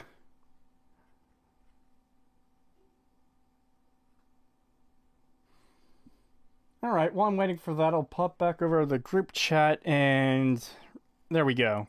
Well, let's go ahead and continue with the video. Exactly. Yep. Let Kratosis get his thing up. Let him push the start button.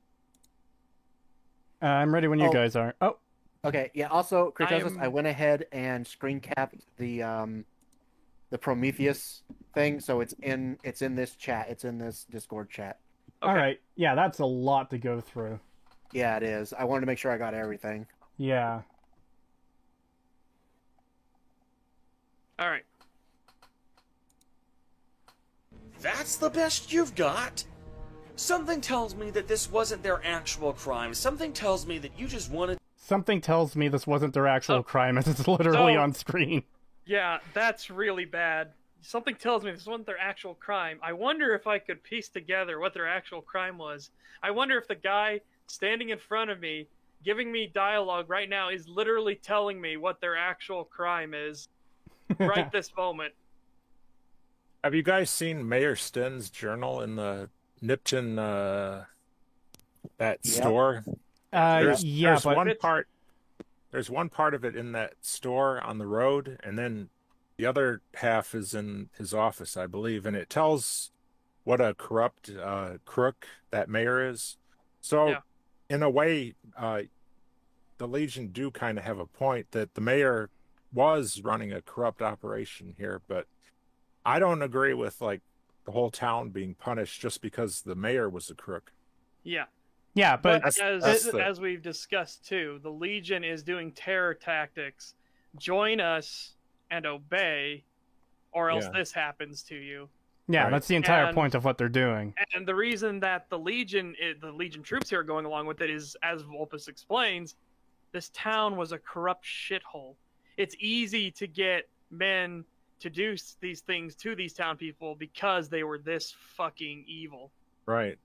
Well, I'm just saying that journal. I'm saying he's using the excuse of the mayor being evil to then paint the entire town as evil. That's called collective punishment. Yes. Where you punish an entire group just because of one or a few bad people. Yeah. And it's a terrible thing. The Nazis and the communists, they all do that sort of thing throughout history. And everybody should be responsible only for their own actions, not for that of a group.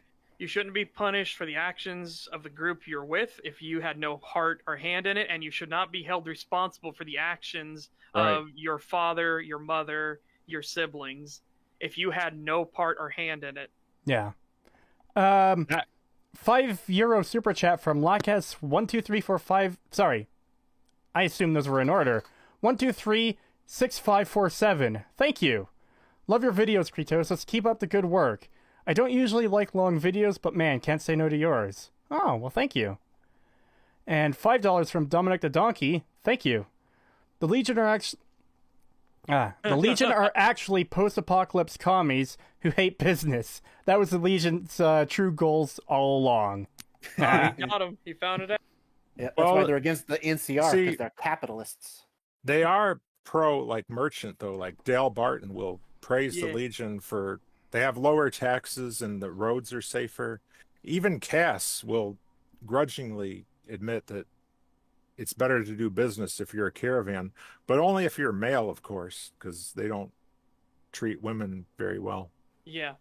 Also, it's kind of it's an echo of another historical event. I know we were talking about all kinds of historical events earlier, but it's when the Mongols took China, it was safe to walk the roads again because the Mongols very much did not like banditry, and they were very harsh on bandits.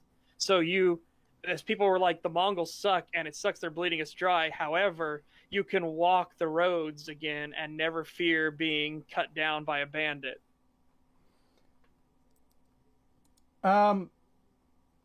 He responded in Discord, so I'm going to read this out. You can put it on screen, too, if you want. Sure. I'll have to screen cap it though, and that should work. I just figured that's for fairness, so that they can see the exact fairness, words. It's a good idea to do that. Yeah. Okay. Let's see here. And like Setch said earlier about the this is terror tactics. Volps literally sends you back to the Mojave outpost to spread the word of the atrocities, which immediately demoralizes the NCR there. Which is exactly what they want. Exactly, yeah. Because they need, if they get one of the only entryways into the Mojave, if they can manage to thwart that and cut off the NCR there are no reinforcements coming to the dam. All right. I included your previous message, even though there's nothing personal in there. I'm just saying it for the sake of transparency, because it shows your icon above it, and it shows it is from you. So let's get this on screen. Alrighty. You say that one of the reasons Volpes wanted to target the city is because they agreed to set up the trap. However, by that point, the Legion had already decided to take out the city. Otherwise, why would they even bother springing the trap? Because of this, when I played the game, I interpreted his take all comers as long as they paid dialogue to be the crime they committed, and the dialogue immediately afterwards to be an explanation as to how, rather than why, they wanted to kill the city. Does that make sense? Also, my messages in live chat aren't going through. Did you shadow ban me? No, I didn't. No, nobody's been shadow banned. No, you're not shadow banned at all. We've had other people complain about their messages not going through. There can be trigger words in messages. Set it to live chat. It is on live chat. Yeah, we're on live chat. Yeah, but there are trigger words in messages that seem completely fucking innocuous that will get your message not sent through for some reason. I had that once before. YouTube. I had that once before where I was trying to respond to a comment on my video, and admittedly I was pretty harsh in the comment, but it kept getting deleted less than 30 seconds after I posted it. Yeah, I remember that. I removed all the swear words and insults, and it still got removed. I reworded the parts of this comment that I thought it was taking as offensive numerous times, and it still kept getting deleted. And then I finally decided, okay, fuck this. I'm posting it in parts to find out what exactly is triggering it, and it was a totally innocuous word. Yep. Also, keep in mind we're willing to let you. We're willing to let you come onto, the call. So we're definitely not going to shadow ban you in the chat if we're going to let you come into the call and speak. Yes. As you can see here, I posted a message in the live chat, just 2 messages below that $5 super chat, but it doesn't show up in your live stream. Do you know why I was shadow banned? I can just see one of Acer Thorn's comments, so I know he's not shadow banned. He says, but I'm not using cuss words. That doesn't matter. Again, we have people saying fuck, cuck, shit, damn, everywhere. Yeah. Literally a comment a couple before below yours has fucking in it. So yeah. YouTube is really weird with this stuff, and it's really fucking obnoxious. I don't get it. I really don't. Like I said, my comment on my own video was getting deleted repeatedly over a totally innocuous word that no one could ever take as being an insult or offensive. So this is one of those reasons why we were coming in the call. It gets rid of nonsense stuff like this from happening. Yeah, we didn't want to deal with this stuff because then you have to keep changing it. You can keep posting it, but you have to change words so that it'll come through. It will eventually come through, but you have to keep changing shit, and it takes so long. Okay. Now, getting past the shadow ban comment. Yeah, back to go through this. Yeah, Volpez, like I said, he's doing terror tactics. This town, which they know because he's a scout for the Legion. He knows these things. He is intelligence for the Legion. He knows this town is morally bankrupt, will do business with anyone, and you can easily slip spies and troops and stuff into this town. So he knows this town is a good target. This town also has strategic value. It is nearby the outpost, the very specific outpost he wants to demoralize and destroy to cut off reinforcements coming into the Mojave. Right. Plus, it's along the road too. Yeah, this town has a sword of Damocles over its head, but the town basically grabbed that sword and shoved it into its own neck because they were so morally corrupt. They invited the Legion in. They invited their conqueror into the town to destroy it. They invited both the NCR and Legion. The mayor thought he was smart by playing both sides. Yeah. But in the end, he got played. Yeah, because he didn't realize the strategic importance of his town and what would happen if one side or the other were to claim it. And this isn't the only instance of the Legion making plans, too, because there's the Omertas with their plan Volpez set up. With all due respect, I need to head out now due to that personal stuff I mentioned earlier, so I'll check back with you tonight and schedule a 5-way live stream. See you later. All right. See you then. Well, don't take anything personal, Acer Thorn. We're just we're not. There are some insults that have been thrown because some of this stuff feels very disingenuous, and especially after, you put in modified screenshots into your Morrowind. Yeah, that thing that really doesn't lead people to look at you in the best light. Yeah. Yeah. But have a good one. Genuinely. Hope you have a good day. But at least he had the nerve to come on and defend himself, unlike Matten or Yeah, this was already better than Matten, who literally was just like, well, he's just a hater and wouldn't even respond. He's better than Matten's Reddit response, which by the way, I think got deleted because I don't think I can find it anymore. For a while there, it was that response that we were actually trying to work into the name of this show. Oh yeah, the aggressive negativity. I fucking love how hyperbolic and insane that is. Yes, we tried to put work in aggressive negativity somewhere in the show, but we couldn't. We couldn't find anything that the aggressive negativity podcast. Yeah. We also wanted it to be an acronym that would be kind of recognizable, So kind of like how you could recognize EFAP. We wanted something. The one. Yeah. That rolls off. EFAP is such a legendary podcast name. Well, it is so good on so many levels. Not just that, but having like aggressive negativity in full for every stream name would take up a lot of characters in the title, so we might not fit the full subject into every title, including guest names, and we're probably still gonna have to deal with that at some point. But that would have been a huge use of characters when the budget is really tight, I guess. Yeah, it's basically the channel meme and the unofficial channel slogan. STAG is pretty good. It's very Canadian. But yeah, STAG is suffering through abject garbage. Suffering through abject garbage. So, I thought somebody tried to cut me off and was trying to say something. Sorry. Uh-oh.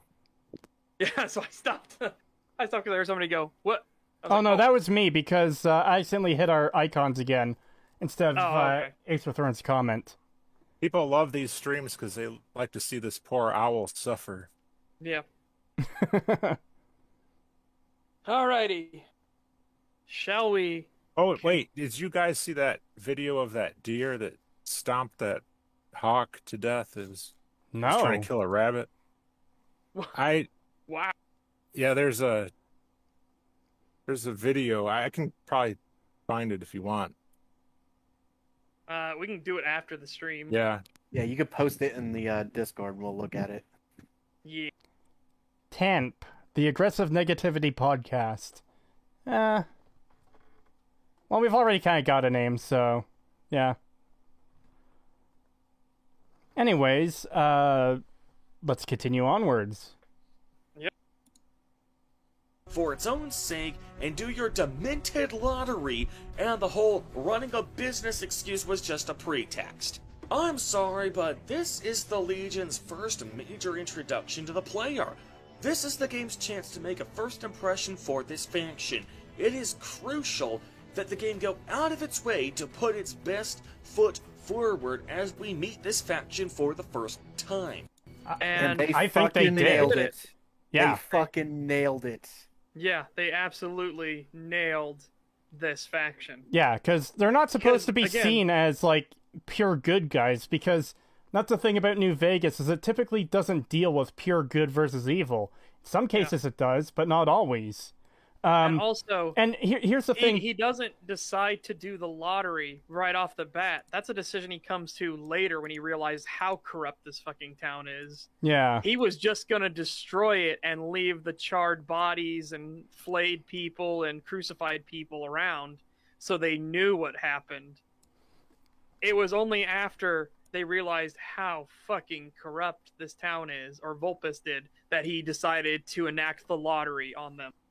Yeah. And keep in mind, too, this isn't the first instance of being able to choose between a side that isn't morally pure. Like, Acer Thorn already went through the conflict in Good Springs between the Powder Gangers and the town. And his complaint there was that they were too black and white in a game that's... in a game series that typically has more nuanced conflicts. Yep. So why is the Legion doing some pretty evil fucking shit here? I guess a bad thing? Well, you kind of get how their society functions at the fort. I know it's entirely military driven at the fort, but you kind of understand how their society works there. Like, it would be interesting if there was a couple towns, and maybe we would have gotten that if Obsidian had time to finish the game. Maybe we would have gotten, like, a Legion town so you could see how they function and operate away from the front lines. And yeah, as Atomic Bleach puts it, the lottery was cruel, ironic punishment. Yeah. We're not doing anal P as the fucking podcast acronym, okay? What the fuck? Oh, I saw that video. I just watched that video that Father Elijahcal sent. Oh my god. Yeah, I think I know why it did that. It's because the rabbit was screaming, which kind of sounds like a baby fawn screaming. So the other deer just comes running out of the woods and is like, "No, get off of my baby!" Beats the hawk to death. I guess that answers the question of why rabbits scream. They hope a deer is going to be nearby to save them. You want to post it on the stream so everybody can see? I'd rather just continue with the video. This is already going to take long enough to go through. Animal dying in real life on the stream. That's probably not a good idea. Yeah, that too. Well, I was just reminded because we were talking about an owl suffering, and I thought of that hawk.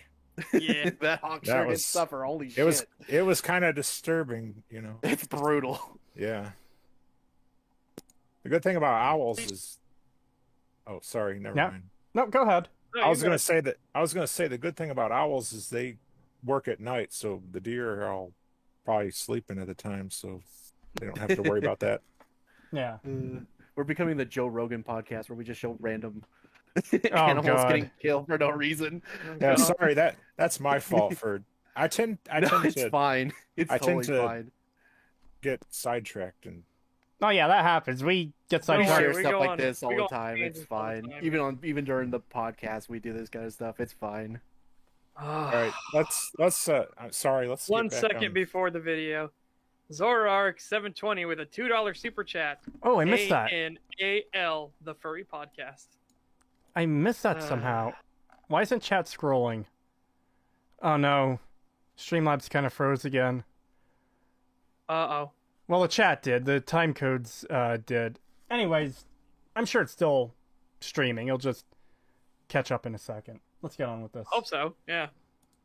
Legion complete fucking shitbags with no soul, no conscience, no sense of proportionality, and for that matter, no sense of what even constitutes right from wrong to begin with.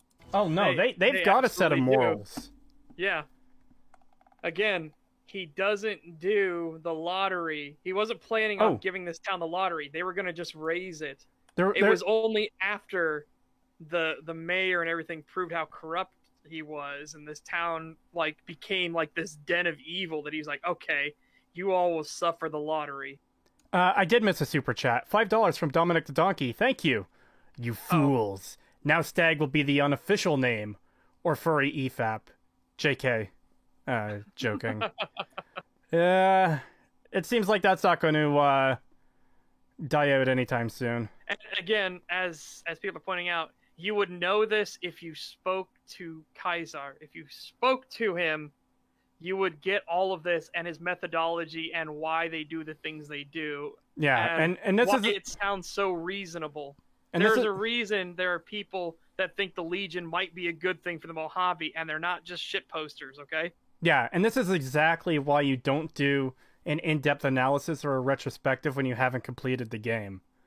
Like, if you want to make a short review video saying, hey, yeah, I played this game, but I don't like it, here are my reasons, it would be more forgivable for not completing the game than, here's my in-depth analysis, here's why the game sucks, and then getting everything wrong.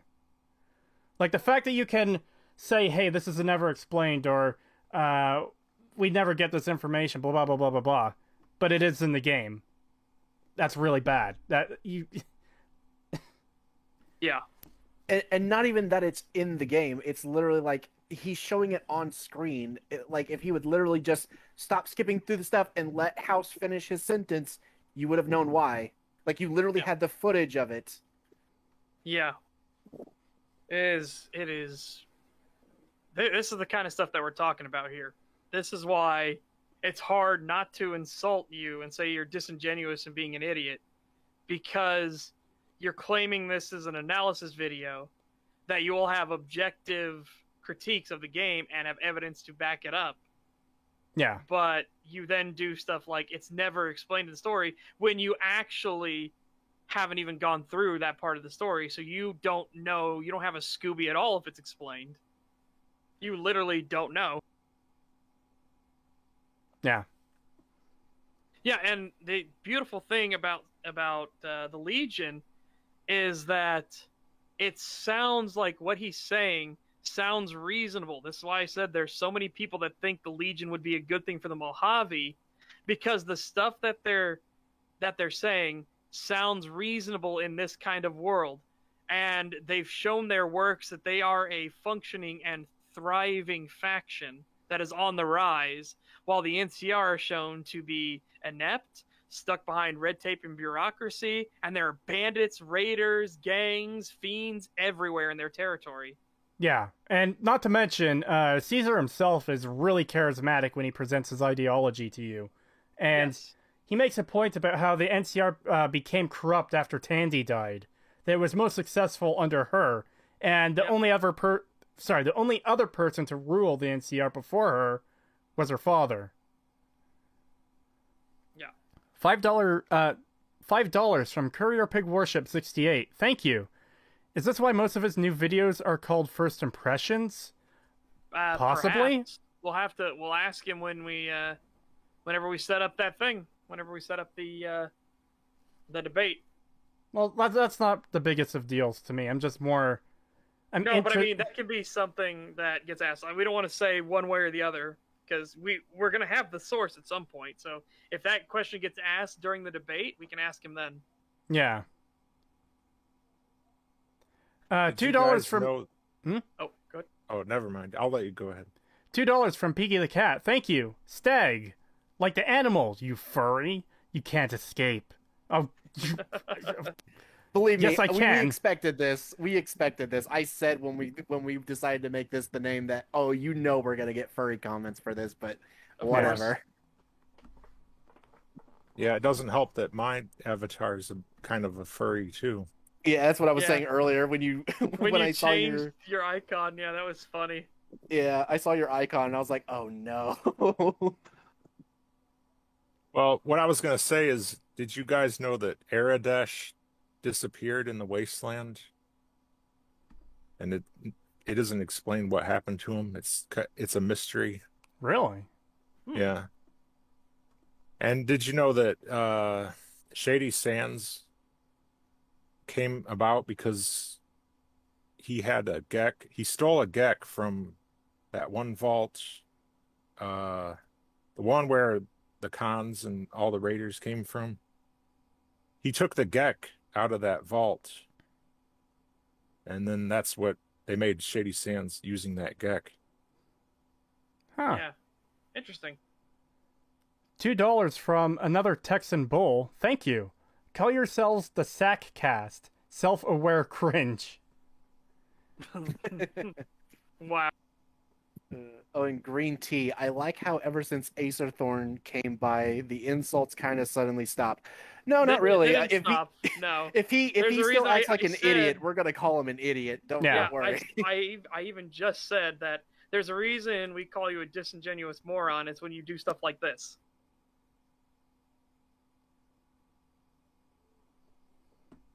Anyways. But animals who need to be put down. Now, maybe they might have shown some merit to their agenda if I had spent more time getting to know them. However, this is the complete opposite of the correct way to set up characters with moral ambiguity. There are two time-tested ways to write characters with moral ambiguity to them. The first way is to present them at the outset as relatively affable people, only to slowly peel the layers back and reveal the worst about them as time goes on. So, the NCR.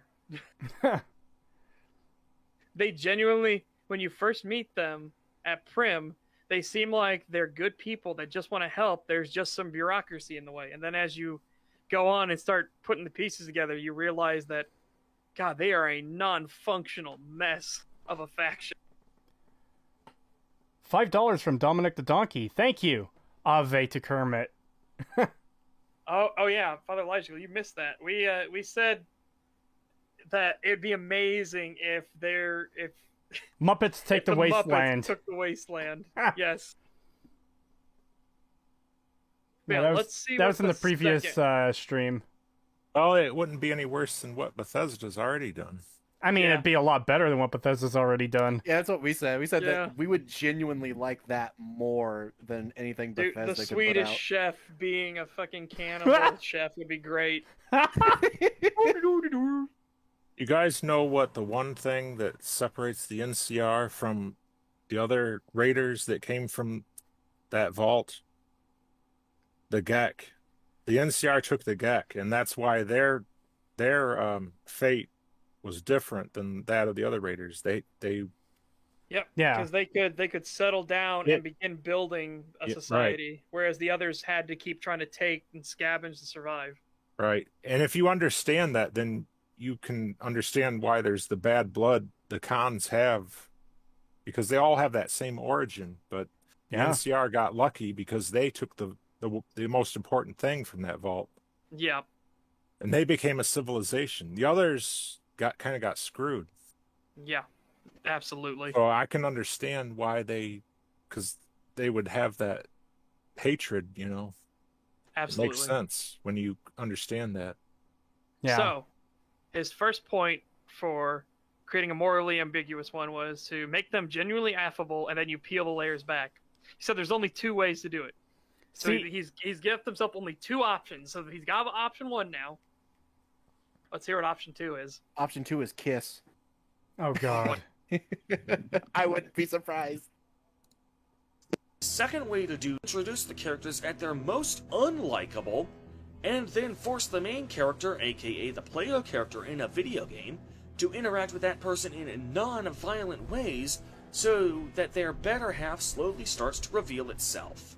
Okay, so the key that's kind word, of what the Legion does. The key word that's the problem with your statement there is force.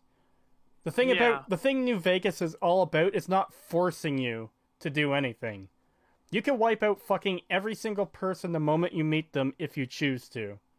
Yep. I don't understand. Like, does he not realize that? I think that's why he had to put the force thing in there. It's because this is absolutely what New Vegas did. It's what the Legion did. You see them at their most monstrous. You start understanding their philosophy when Volpez goes through and explains that this town was a fucking shithole. Yep. And it was full of corrupt people, whores, and profligates. And this is probably why they have it so you meet Caesar too. He wants to talk to you personally because that's the chance for the Legion to be fully revealed to the player that this is what we are all about. Yes. And though nothing truly justifies his actions, you see the reasoning behind it after you get all the explanation from him, where, from his perspective, these tactics make sense. Yeah, and you also have direct lines from companions who talk about, like, especially with Raul, who says, like, say what you want about Legion, but they defend their territories. Exactly. And even Cass, like Father Elijahcal said, she does begrudgingly admit that they do protect their stuff better, and the NCR could learn a lot from them, and that kind of makes you go, huh, so what is it about the Legion that what is it actually? And then you meet Caesar, and there's a reason his speech convinces a lot of people to side with him. Yeah. I said that speech, I think the biggest tragedy are the people that do what Acer Thorn has done here, where they immediately write off the entire faction and they don't even listen to Caesar. When they get the invite from Volpez, or I forget the backup character if you kill Volpez, but when you get the invite, they don't actually take him up on it and go and talk with Caesar and listen to what he has to say. Well, let's not forget that even though most players will first encounter the Legion at Nipton, that isn't necessarily the case, because Obsidian accounted for the fact that you may have killed Volpez before you arrive in Nipton, because there'll be a different guy there. Yeah. With unique dialogue referring to how you killed Volpez. Yeah, I think his name is Gabin? Gabbro, I think. Something like that, yeah. So yeah, they definitely took into consideration that players could get to Vegas without going to Nipton. Yep, and then you could either go north, somewhere else. Could go. Yeah. It might be harder, but you can go other ways than people say. It's a linear game, but no, it's not. Yep. You should watch the part of his playthrough where he starts Old World Blues. Easily the best part of his playthrough. Watching him go stir crazy, having to sit through all the dialogue. I mean, why are you even why are you even playing an RPG if you why are you find even dialogue playing this frustrating? game then? Oh my god.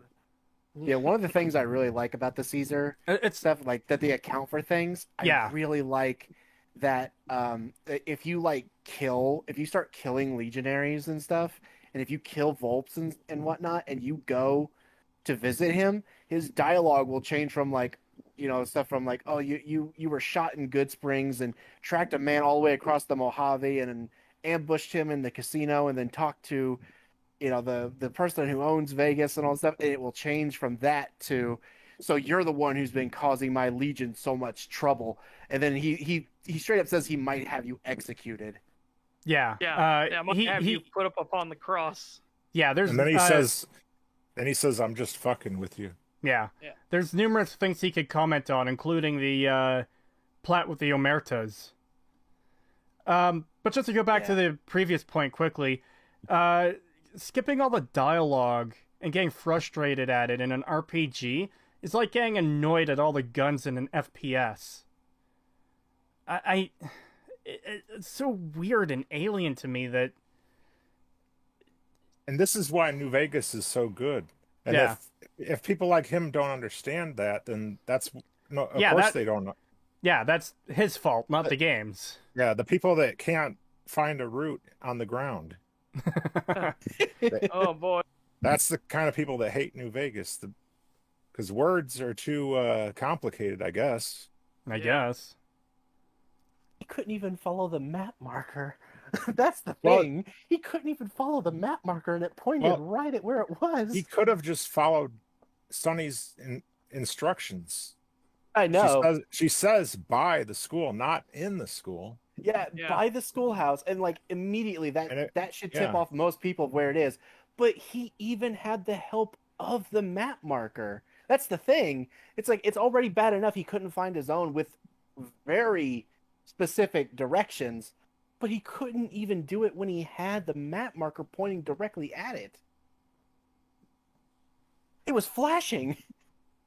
Yeah, they flash as you get closer. And those roots kind of stand out too. They look like weird giant carrots or something. There's stems coming out of the ground. How do you not see that? Yeah, when you see that, wouldn't you think there's something weird about that and want to check it out?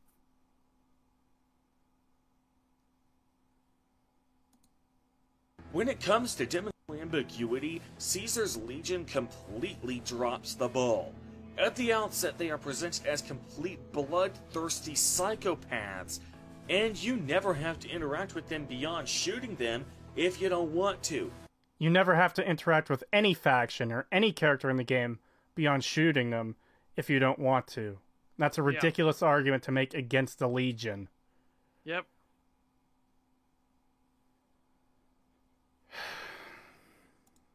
So, or your character is so appalled by their behavior that you don't care if they have any good traits? You'll never get the chance to see those good traits that may or may not exist. Okay, so you can go visit Caesar. You can go visit Caesar. He'll be mad. He'll be mad, but you can still talk to him. Yeah, but he's kind of defeating himself here. Yeah, I was going to point that out. This game, the factions aren't that nuanced, yet Legion put their worst foot forward, so you won't ever find out if there's anything more to them. Well, no, that's your fault for playing that way. The game gives ample opportunity to learn more about them, showing there is more depth to them than what you're giving them credit for. Yep. And so, again, I remind you, you said this video is an in-depth analysis of Fallout New Vegas. An in-depth analysis and a critique of Fallout New Vegas, and you haven't bothered to do the house storyline or check on if the Legion has anything redeemable about it or even do the Legion storyline. So what's going on here? How can you possibly call this an analysis? The game be honest with yourself. The game doesn't give me true freedom because I have to play the game to get to the ending. 0 out of 10 worst Fallout game. To be fair, most of the Legion content got cut. Yeah, People were talking in chat about the town. There was supposed to be a Legion town you could visit and go to and everything and see how it actually operated. Right. And that's why I was like, imagine if Obsidian actually had the full time to finish this game. Yeah, that's one of the things I've always said was you can see what they wanted to do with the Legion. You can still piece it together. Yeah. But man, if they could have implemented the ideas that they had, it could have been because so much as more. it stands now, you only see the military side of the Legion. Yes. You do not see what it's like for the everyday people living in towns and cities in Arizona. You don't see how that ideology is working out there for them. Yeah. Yep. Acer Thorn seems to, like he's comparing the Legion to Fallout 3 Raiders. Yeah, it very much seems like the case. Connor says, by the way, Obsidian made such an intricate game in 18 months. 18 months, just saying. Maybe competence pays. Yeah. Did you guys know that? It's not a full 18 months, by the way, guys, because remember, they have to send off stuff for authentication and everything, too. So they didn't get the entire 18 months to do all this, either. Yeah. Did you guys know that Ulysses was supposed to be a Legion companion originally? Yeah. Yeah. Yeah, we talked about that yesterday. That would have gave a lot more nuance and balance to have, because as it is right now, the companions you can have in the base game, at best, they're only neutral. Like Raoul is neutral towards the Legion, but aside from him, everybody pretty much thinks they're bad. Especially Cass and Boone, of course. Yeah. Oh, yeah. Veronica. There is a mod that lets you get Ulysses as a companion, and I think the only reason they were able to like fully implement that into a mod was because the groundwork already existed, as well as some of the voice lines. Yeah, there's some of the files remain in the. I don't know too much about that hidden content, but yeah. See, what happened was they it was Obsidian had planned to make it all as one game, but Bethesda realized they would make more money by splitting certain things off and selling it as DLC separately. So that's why those DLCs were made. They were supposed to all be part of the one game originally, though. Ulysses was supposed to that Wolfhorn Ranch, that was supposed to be his home originally, because like in the GEC it'll say something that refers to him living there. And then there's those two graves near that ranch that, like, I don't know what the story is with that, but that might have been intended to be like his wife and child or something like that. Could be. Like originally. Yeah, I do know that he is right about that. They do reference Wolfhorn Ranch as being Ulysses' previous home. So my theory is, like, because you have that dirty nuke that went off in Searchlight nearby that ranch. I think that was originally intended to be the thing that Courier delivered or something. But then when they changed, when Bethesda decided to make those DLCs, then that screwed everything up, and then they made a different decision on it. But that's my theory anyway. From someone in chat, according to Sawyer, Ulysses was cut from the original game because he had too many voice lines to fit on the disc. Huh. Yeah, cool. That's true. I saw that on Reddit. Somebody said that. Yeah, he has a lot of voice lines. Like I said, that mod that implements him as a companion is really good because all the voice files exist. It's as if they basically implement it as if it was like how it would have been if Obsidian had done it. It's really good. It wouldn't have fit on a DVD, but had the game come on a PS3 Blu-ray disc, then it probably would have fit. But yeah, just want to read another. I guess the whole thing about even coding for the PlayStation 3, that was a nightmare. Oh yeah, I've heard a lot of bad things about Bethesda games on PS3. Yeah, because it only had 256 megabytes of RAM, and that's way too low. The 360 had 512 megabytes. Still too low, though, but... Yeah. But they also had issues where you had to program in 3 different languages, which was really dumb. Just want to read out a quick comment here.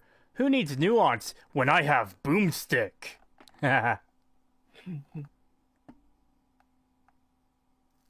Anyways.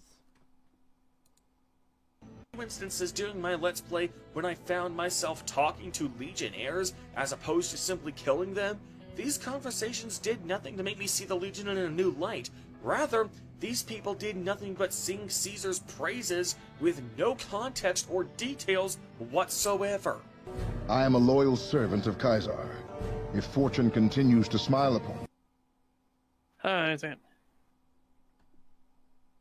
What? I'm just making sure that he's not like, because remember he just went, he went from the line about Kaiser and then immediately jumped. So I'm making sure he doesn't like, do the thing where he's going to skip past important things in the text. Sorry, that's why I paused it. Ah, fair. Until I draw my last breath. Kaiser's will is made true. Damn it, I missed that, whatever that next one was going to be. Oh well. Well, let's just hope there wasn't anything in it. Through me, I am a hammer against all that defy his rule. Now, for the purposes of this retrospective, I went ahead and did a little research about this faction without playing the game myself, in the hopes that it might shed some light From the on this Templin Institute? Uh-oh. I have no idea who that is. They do videos about legions and factions and all kinds of different media. They're very pretentious, and they often get things wrong. Like, a lot. Oh, boy. Like, one of their videos that really annoys me is their one about the Tyranids, which is, oh boy. Poor Tyranids, you didn't deserve the Templin Institute doing the dirty to you. $5 super chat from Peaky the Cat. Thank you. If you know about New Vegas' development, you know that putting New Vegas on consoles pretty much crippled their development. They cut a lot to make the console version. Yeah, I've heard that before too. It was actually Father Elijahcal sent me an article like a year or two ago talking about how they had planned for like where everyone gets their food and systems of governance and everything. And a lot of it had to be cut out. Yeah, that's why you find those one buildings like north of the city that there's like water in there, but it doesn't serve any purpose in the game. But that was supposed to be something to do with the logistics of how the stuff works in the like Mr. B-Tongue's video where he talks about shandification and all that. New Vegas they were going to deliver on all of that stuff, but due to the time constraints, they just didn't. But you can see they at least tried, whereas Bethesda, they didn't even try at all. And they had like, what, 4 or 5 years? Yeah. So. Yeah. Oh, man. That I failed just made me sad. What? Connor says, by the way, we will never get another Frank Horrigan again in any Fallout. Let that sink in. Oh. Yeah, he's... Godspeed, Frank Horrigan. Well... Sorry I made your own buddies shoot you to death. Legate Linnaeus was kind of similar to Frank. Yeah, in a way. He was like, what, 7 feet tall, and he was a big lad. Yeah, he was a legit end boss, unlike Colonel Autumn, who was kind of pathetic. He was pathetic. Colonel Autumn, he's just like any generic human in the game. You just like pop him, and it was so underwhelming. Like for an end boss, you hope there'd be something more to it than that, but Colonel Autumn really fucking bugs me. They should have made him like 7 feet tall and like half mutant or something, like Frank was. Or not even make him half mutant. Give him like prosthetics or cyber, or like technology. Like maybe make him badass. Have been upgraded with tech to make him run faster, and maybe he has like an armored vest and everything on. You can keep the trench coat. Look, trench coat's fine, but make it clear that he has been augmented. Yeah, he should have been some kind of badass, but he just wasn't. But he just, you again. You again? It would have been better. Go ahead. it would have been better if when James made his noble sacrifice, if Colonel Autumn had died right then and there, and then the Enclave got some new guy who was a real badass, that would have made the game so much better if it had worked out that way, in my opinion. Yeah, but I guess Bethesda didn't want to hire a new actor for the voice is the reason. Well, if we continue on that thought train, imagine if Colonel Autumn dies of Project Purity, your father kills him. You go meet the Enclave, and they've got someone new who's way, way worse. And as you're walking through Raven Rock, you come across logs and stuff like that of Autumn's plan about the future and rebuilding society and helping these people out and everything like that. And you realize your father killed the sane man, and now they've let someone worse rise. Yeah. Yeah, that would have been something pretty cool if that had been the case. And again, that wouldn't have needed much. That wouldn't have needed much to do either. Yeah. But oh boy. But especially if they could have added in a way to prevent Autumn's death for an alternate ending. Yeah. In that particular scenario. It would have made James's sacrifice actually mean something. But as it is, he just killed himself and it didn't even do anything. Yeah. Run. It's like, okay. $2 super chat from Trico Trooper. Thank you. No way they didn't know it'd be on consoles, though. I mean, yeah, but they probably didn't know. They didn't how know much just space how limited everything they were going to be. Yeah. Yeah. $5 from. Oh, especially when in console development, there's a lot of hyperbole from the manufacturers and everything, and about like how it's the most powerful thing ever. And remember, in the PlayStation 3 and Xbox 360 era, it's way more powerful than the PC, which was a blatant fucking lie. But console kiddies ate it up. Yeah. $5 from Peaky the Cat. Thank you. Look at the channel Triangle Circus. Yeah. He has an entire series on the cutting room floor about New Vegas cut content. They built New Vegas for PC originally. Yeah. There's probably a lot of information there that... it's sad knowing how much... Well, I don't even know everything New Vegas lost, but what I do know is it's sad. Microsoft should have Obsidian do a remake of New Vegas. That would be nice, especially if they restored everything and give them enough time to do everything they wanted to do. Yes, do it like you can even call it something crazy because a lot of people know Josh Sawyer now. You can even call it the Josh Sawyer cut or something like that. Yeah, and marketing and advertising, build up hype behind it, because like Microsoft, somebody at Microsoft at least knows that New Vegas is the one that everybody, champions as the very, very good one in the entire Fallout series. And now you own the company that made that game, and you own the rights and the license to the IP. Okay. That's why I'm hoping this is more of a 1 + 1 = 2 moment. So yeah, let them remaster New Vegas. Granted, I would love 2 + 2 = 4 and let Obsidian make an entire new Fallout game, but a remaster is way more reasonable because you already know there are people that are lining up to buy it. Yeah.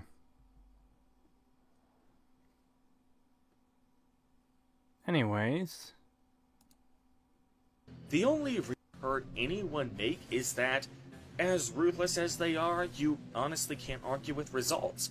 They may be ruthless sons of bitches, but their territory is much safer than any NCR territory because of it. That is honestly the only argument I have heard anyone make in the Legion's defense. While such sweeping brutality is scorned by other major civilized factions, it cannot be denied that the tactics employed by the Legion have brought it enormous success. Caesar might be widely hated, but in the Wasteland, respect for power is often the only factor that matters, and rival tribes will often voluntarily submit. The Legion... he would have learned a lot more by just talking to Caesar, or even fucking watching the conversation on YouTube. This is why I don't like the Templin Institute, by the way. Yeah, they do frou fancy shit like this, and then when they get things wrong, it just hurts even more. Just fucking play the game, you goddamn. Dominic Donkey is asking. I'm kind of curious what is the 2+2 thing.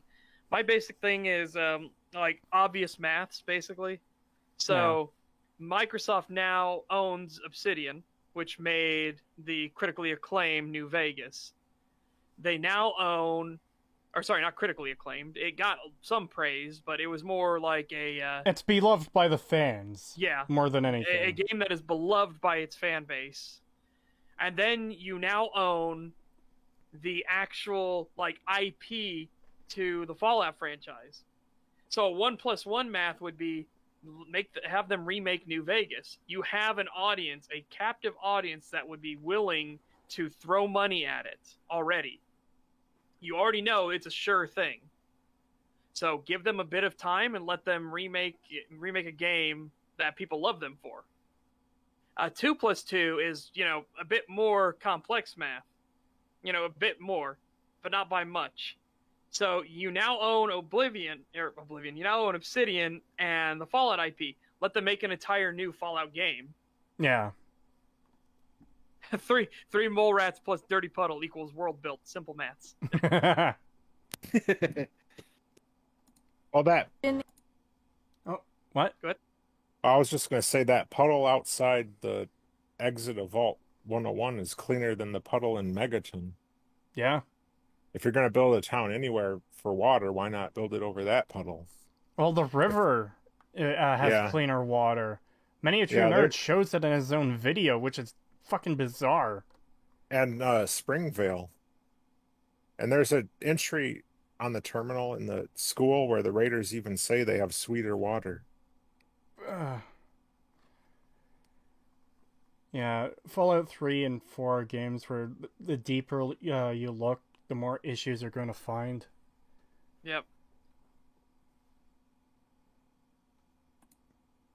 But their territory is in the wasteland.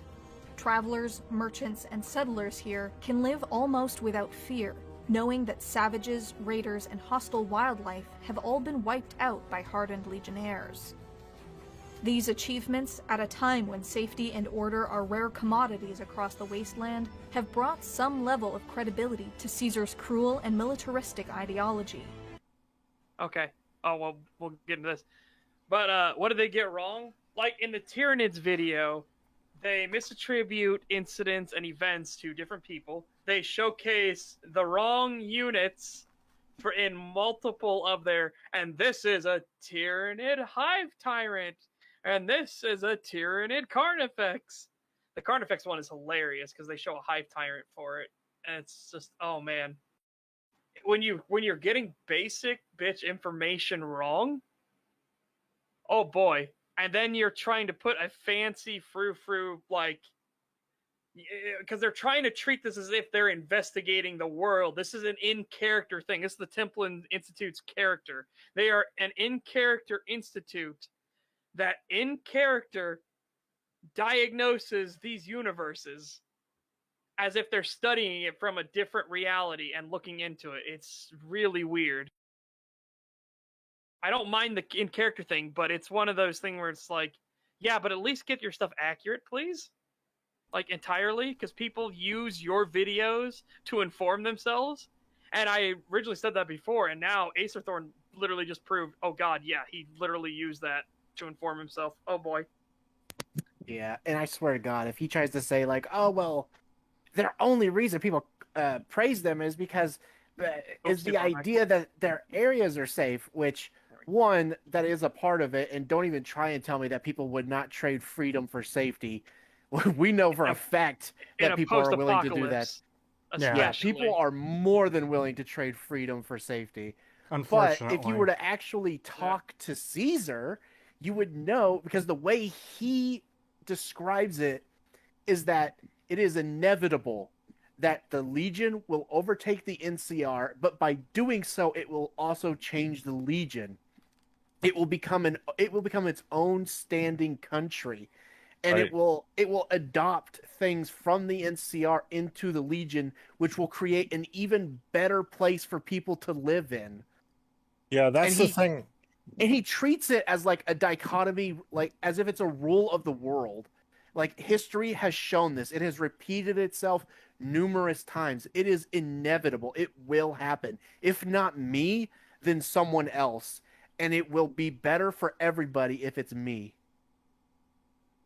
Yeah, that's the thing people don't understand is Caesar, even though the Legion is a dictatorship and they practice slavery and all that, Caesar doesn't, his vision is that this is only temporary and he's trying to build something that will last. Yeah. He doesn't want something that will rise, corrupt from the inside, and collapse like the NCR. And that's what he means by sacrifice and purchased with blood and all that. That's why he doesn't want to use robots, because that's the easy way. There's something in his dialogue. I don't know the exact words. I can pull it up on the... we don't need the exact words, but anyway, the gist of it is... Oh, Connor, it's already happened, by the way. It has? What? Yeah, people saying that to us? You've seen the people that come into this chat. I don't see every comment in the chat. Oh, okay, well, that's fair. I was called sexist for criticizing Amnesia Rebirth. Fuck that game, by the way. Well, you've got it on one of the comments section in your video, too, where we were called an alt-right Nazi propaganda because we hate that women have a say and that...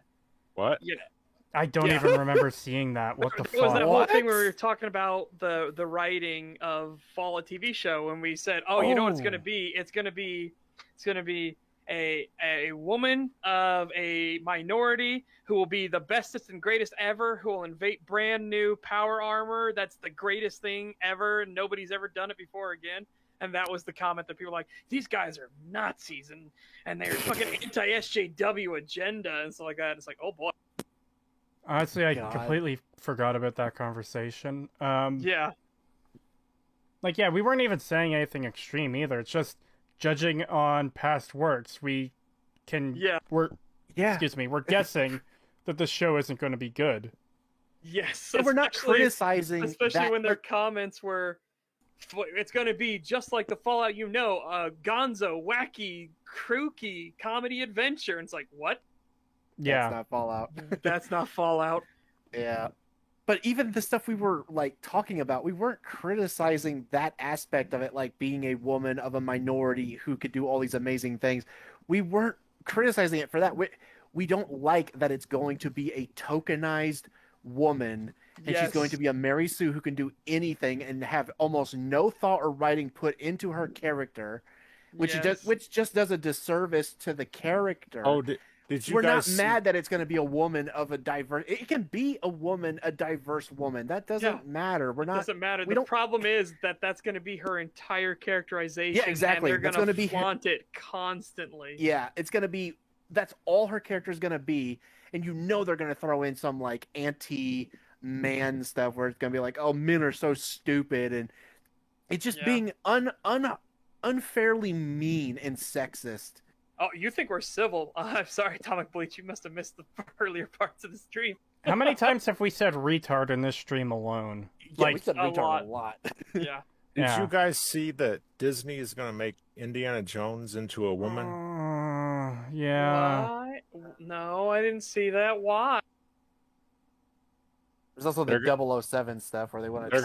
the 007 stuff, and then the stuff that came out of the actress's mouth that she was the first black woman lead ever, and I'm like, what? I think one of the best examples of this is actually Doctor Who, where they turn the Doctor into a woman, and someone says, oh, you're not the Doctor, and she's like, oh, I got an upgrade. Like, fuck off, you fucking cunt. I think if you want to make a female Indiana Jones... all you have to do is make a Lara Croft movie. Yeah, seriously. There you go. Just make Lara Croft again. Yeah. You have an established woman who's a badass, who tomb raids for God's sakes, who goes on adventures. There you go. Right. Why? She was the female Indiana Jones. Yeah. So there's no reason to make Indiana Jones female because there already was one. You have one, yeah. I want to point out a comment in chat. JXT's 5-hour Doctor Who video, Heart. Yeah, he made a really good video on Doctor Who. I highly recommend it if you've got any interest. Yeah, they fucked up the Lara Croft movie with casting and other things like that, but oh boy, yeah. Well, you can do great Lara Croft films. It is true that Harrison Ford is beyond too old for playing that role, but that doesn't mean you have to change the gender and all that. I like Harrison Ford, but there's a point where you have to say, okay, this old man's bones are nearly dust. We can't have him in an action movie anymore. At this point, fist fighting fucking commies. Come on. At this point, when that guy said you belong in a museum, that's the truth now. Yeah. The TV show for Fallout better not be silly for silly's sake. Oh, I've got some bad news for you, friend. They already said it would be. Anyways. Oh, yeah. The thing was, they tried to hand off the reins from Harrison Ford on Indiana Jones to Shia LaBeouf. That's a weird name. And it God, did not. It did not work. No, God, that was so boy. dumb. Yeah, that 2008 movie was pretty bad. Yeah. You guys should do a stream on that and critique it. Possibly. I've never been the biggest Indiana Jones fan. In fact, I've only seen the first movie. Oh, I love Indiana Jones. I've been meaning to watch the other two. I just haven't gotten around to it. Yeah, we need to do that one day. If you guys start critiquing movies, then it'd be like Red Letter Media. Oh, well, we plan to cover, like, we're not just going to be responding to videos. We're going to cover, like, shows and movies and games as well. Like, we're probably going to have a stream exactly like this covering the Fallout TV show once it's done. Oh, God, that TV show's going to be terrible, I tell you right now. Almost certainly. There's, like, a 99.999% chance it's going to be fucking garbage, and that's part of the reason we're going to fucking cover it. That's the name of the show now. The last time we talked about this, I said I am willing to bet this will be our version of the Batwoman series. Oh God! What Batwoman is to EFAP is what this show will be to us. Yep. I do have a question I want to ask on if we ever get anyone from EFAP or anything.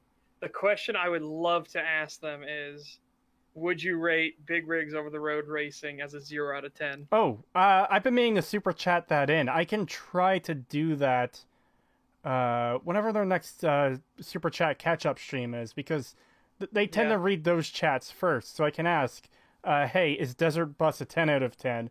And is Big Rigs Over the Road Racing a 0 out of 10? Yep. And they haven't played those games. I'd be like, damn, come on. Surely they have to know at least something about them. Yeah. I would hope. So. It's happening right now, the catch-up? Oh, God. Well, we're a bit preoccupied at the moment, unfortunately. Unfortunately. So, back to the video. Yeah.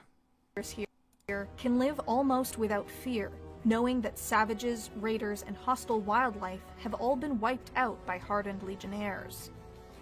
These achievements, at a time when safety and order are rare commodities across the wasteland, have brought some level of credibility to Caesar's cruel and militaristic ideology. However, even that fails to hold up to in-game scrutiny. Of course, if the player chooses the Legion ending, then the Legion will become the new rulers of the Mojave Wasteland. However, in 2017, Fudge Muppet made a video where they analyzed the main factions of Fallout 4 and speculated on who would have the best chance of winning. At the outset of the discussion, they removed the sole survivor from consideration for obvious reasons. With New Vegas, we fortunately don't have to speculate as to which faction has the best chance of victory without the courier getting involved, because the game already went ahead and did that for us. Before the events of the game, the Legion and NCR already had a big showdown over the Hoover Dam. Everything that happens during the game is in preparation for the upcoming rematch. The first battle for Hoover Dam necessarily did not include the courier in any capacity, and the NCR are recognized in the game as the winners of that battle. Meanwhile, the NCR... Sorry. Okay, so... Holy fucking shit, that's retarded. There's a lot of things wrong with this. Holy fuck. Well, they won the first time, so why wouldn't they win the second time? You Probably realize because they barely held on. It wasn't like a clear cut. This wasn't like Pickett's Charge or some shit where it was like a massacre. No, they barely held the dam. In fact, they so barely held it that Caesar was able to put up his fucking fort on the other end of the dam. Literally. Yes. Holy fucking shit, this is insane. And it's because of your actions in the game that allows the NCR to get a foothold against the Legion if you side with them. Yeah. Do you understand what happens when Lanius comes and brings his legions with him? And they join Kaiser, and they all push? The dam cannot hold. No. To just say that the NCR won before, so they're going to win again is... Like, do you not know anything about... First of all, the lore for what happened before, but, like, battles and war in general? There's a term for that. It's called a Pyrrhic victory. Yes. Yeah. And the fucking NCR know it. That's why they are dreading the build-up. Because they can't get reinforcements. Chief Hanlon was the one who led the NCR forces in that first battle, which they won. And the fact that he is now so convinced that it's impossible should tell you all you need to know, because he won the first time. Now he thinks it's impossible to win. Yeah, because they just went up against, like, the fucking phalanx, the spearmen, the vanguard of the Legion, and they barely won. Now Caesar is amassing the entire Legion to come and kick your ass. Exactly. You barely held out against the vanguard.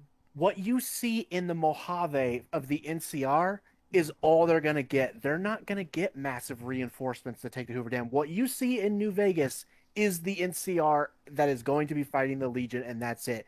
Yep. The Legion, on the other hand, have a massive standing army on the other side of the Colorado, just ready to pour over the dam and flood into the Mojave and wipe out everyone. Oh God, my throat. Another thing too is Hanlon gives hints about how the NCR is trying to conquer the Baja Peninsula, which is outside the scope of the game, and he talks about I forget what it was, some kind of like ghost people or something there. It's kind of interesting, but the game doesn't cover that area. But yeah, it seems like the NCR, they're expanding not just into Nevada, but all over California and even into the Baja Peninsula and Mexico and probably other places we don't even see. Yep. So they're massively overextended themselves, like in every direction. Which, amusingly, the Courier can use as the reason why Lanius should stand down, because the NCR made this fatal mistake. Because the Legion will be in that same position that the NCR is in right now. When the game, when you start New Vegas, right in the very first town, Good Springs, you can see how the NCR is losing control on everything. You have the Powder Gangers right at the very start of the game, who, they overthrew the NCR. They took over the roads and the prison, that whole area, and then you have the Fiends, and it's a mess all over the whole entire wasteland. Yep. The NCR is losing all over the place. Yep. All right. So before we go too far, I want to grab these super chats. Yes. $2 from Peace was never an option. Thank you. Big Rigs is the greatest game of all time. I'm sorry, I was wrong. I agree with you. The best. And Tristan Kopp for $2. Thank you. Assidious Purge Cast, APC. Well, we've already got a name, but thank you. Okay, now careful. Let's not miss any of them. Because Yeah. if you go straight down, you'll miss Peaky. Yeah, I was making... Peaky the Cat with $2. Legion seems set up to win without the courier. Yeah, absolutely. And Treston Kopp for $2 again. Thank you. The Assidious Purge Cast, Tap C. Oh, thank you. What other game lets you reverse at light speed? I mean, that's a feature I wish I had in all games. Why can't I do that in Grand Theft Auto 0 out of 10? And as Father Elijahcal said, you have the Powder Gangers took the NCR Correctional Facility. They own the entire prison now. They took its armory. They literally own all the roads nearby. The NCR have no plans to try and get it back because they can't. You have the NCR Prim, who literally can't do anything because they're stretched so thin that their orders are don't interfere. Then you have the Fiends, who are right next to the NCR's main fortress. Yep. And the NCR can't deal with them. Especially during the battle, because if you haven't taken out the Fiends at that point, the NCR... Fiends take the fort. Yeah.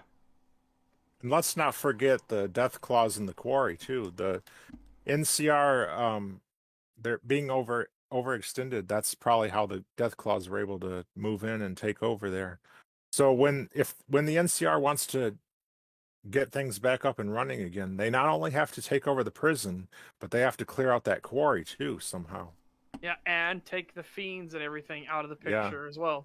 Yeah. The NCR is desperate for people to help lift the burden so they can focus their efforts on fighting the Legion, because they're going to need everything they can get to turn the tide.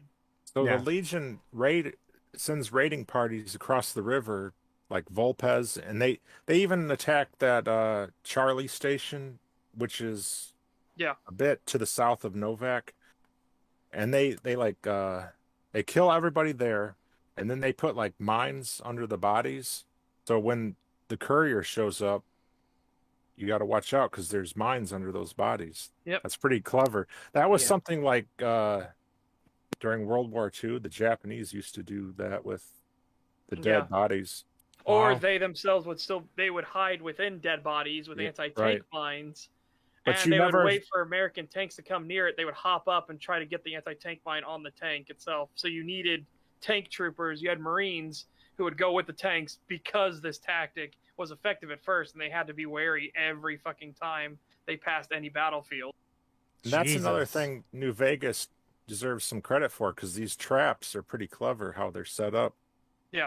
Fallout 3, they just threw a mine on the ground in the middle of a room, and they just expect you to step on it. Oh, please step on this mine. They made no effort to hide it. That actually reminds me of something. This is like a complete tangent, but what the fuck is up with the stroller bomb traps in Fallout 3? Because like this isn't the regular world. People aren't using strollers to take their baby for a walk. Why would you ever think a crying baby in a fucking random ass metro tunnel is gonna have? There's far too much baby stuff in the game, if you ask me. Yeah. It even turns its audience into ones too. See, the thing is, Todd Howard had a son, like when he was making that game, and that's probably why he made all that baby stuff in the game. But his son Jake Howard, does the voice of that baby at the start, the infant, your character, when you're born, when you cry, that's Todd Howard's actual son making that.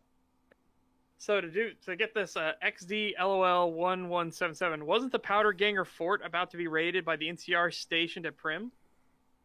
I don't know if that's true, but given that there are 4 or 5 NCR versus a fortified prison, I don't know how they would logically think that would happen.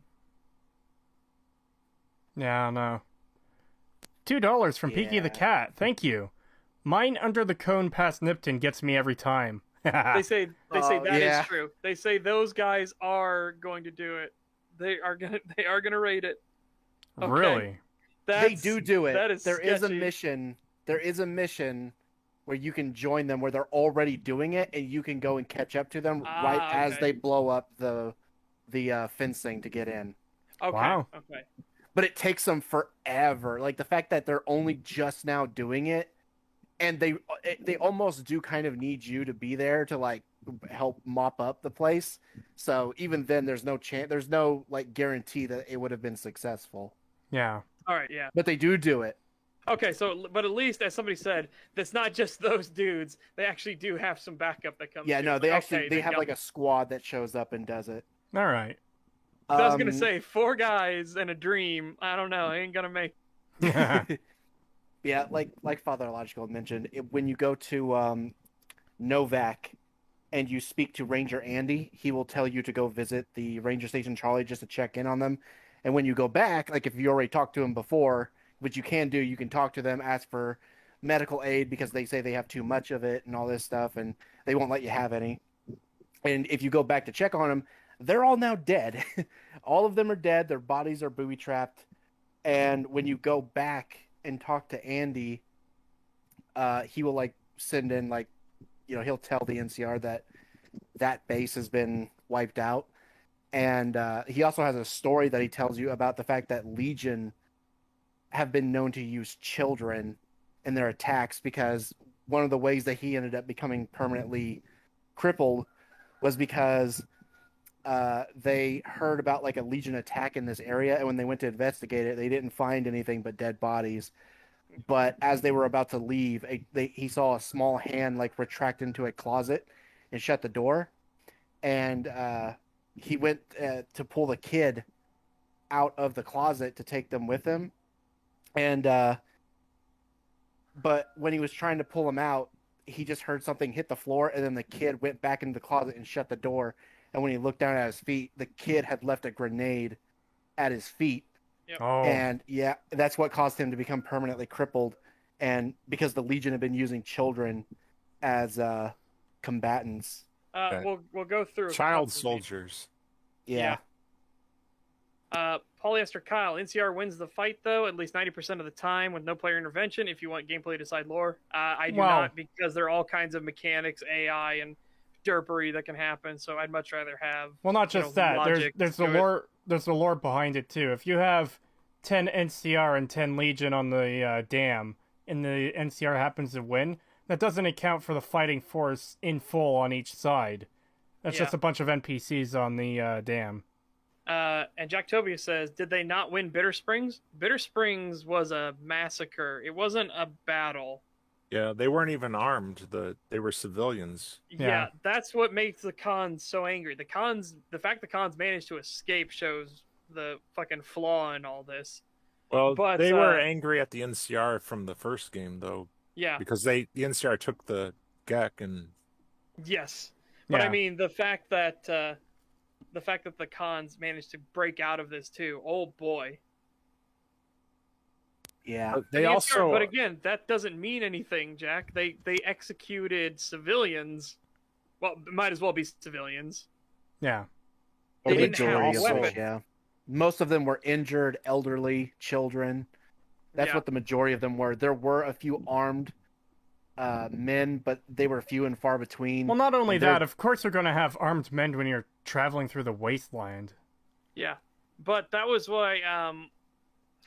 Was it Boone? If you get him all the way up, and he explains like he was at he saw one of the machine gun nests open up on a bunch of children and old men, like a bunch of old women and children and stuff. God, it's fucking gets me every time he fucking talks about that shit. Oh.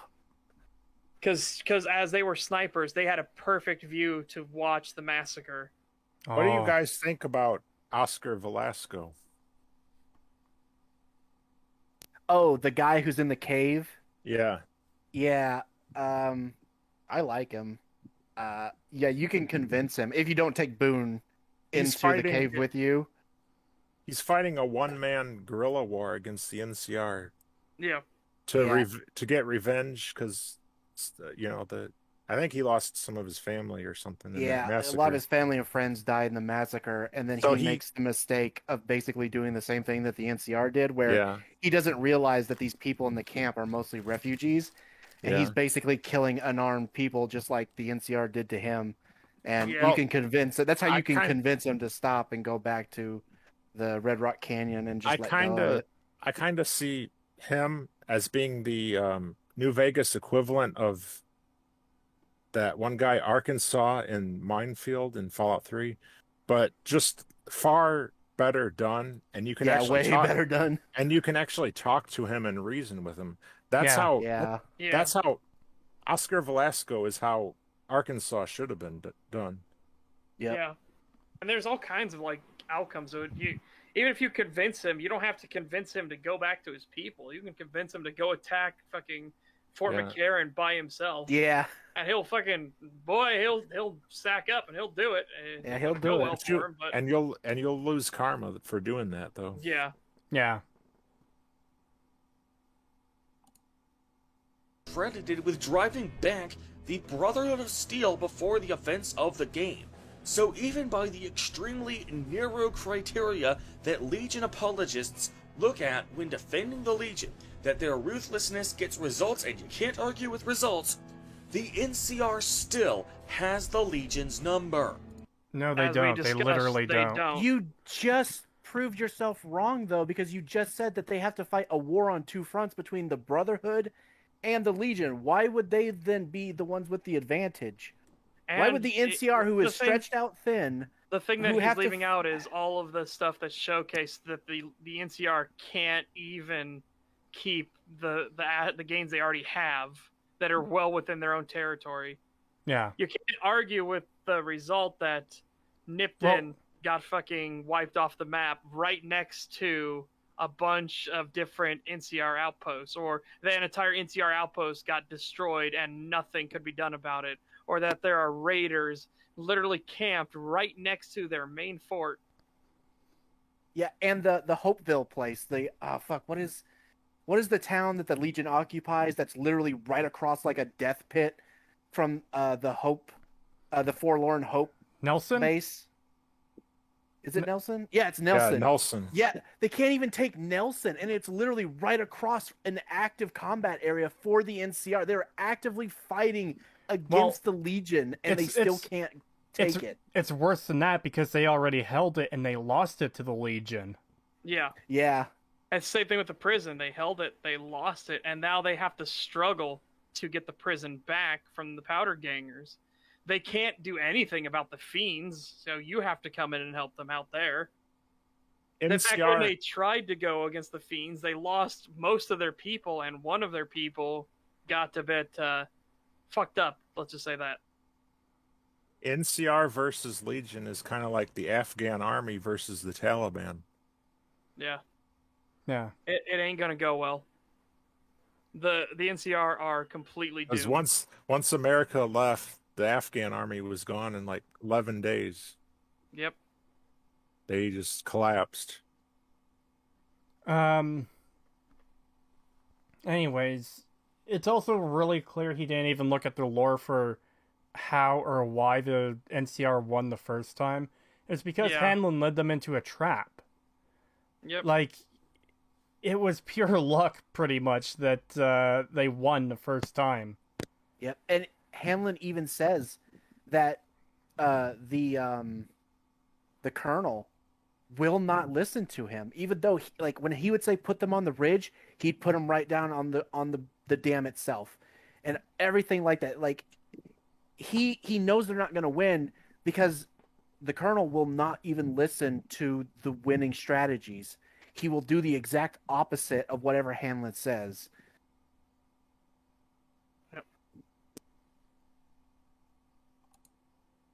The NCR, they are only a slightly better example of moral ambiguity than Caesar's Legion. They have the old world values of democracy and the rule of law. However, their biggest flaw is that they are stretching themselves too thin. Bear in mind that the whole reason the Great War happened is because the Earth's natural resources... Not a major point here, but fucking referencing Fallout 4 for this. And also, the war didn't happen just because of the resources. There was a lot of saber rattling to the point where one side had enough. You know, you can push somebody so far for so long until they finally said, all right, you know what? Fuck it, throw down. Were depleted. Source wars were always a part of Fallout lore, or if they were just added in for Fallout 4, I don't know for sure. Oh my god. An in-depth analysis video, by the way. You don't even know about... Oh my god. Oh my fucking god, how embarrassing. Yep. This is a joke. This is a joke. Go ahead. $2 from Peaky the Cat, thank you. Hanlon lost the dam during the first battle, too. Yeah, that's why they retreated all the way to Boulder from the dam. Yep. And then they had to fucking bomb the entire town. Everything will be fine, little one. Oh god. It's just crazy. How the fuck do you do an in-depth analysis and not even... Yeah. Like, even if you haven't played Fallout 1 and 2, like, okay, whatever. But saying, oh, that might have even been something they added in for Fallout 4. No, it's a post-apocalypse game. Clearly something happened in the past that led us to this place. Even Fallout 3 references it. Yes, even Fallout 3 references the fact that the war happened. Yeah. So, you know, in-depth analysis. Good job.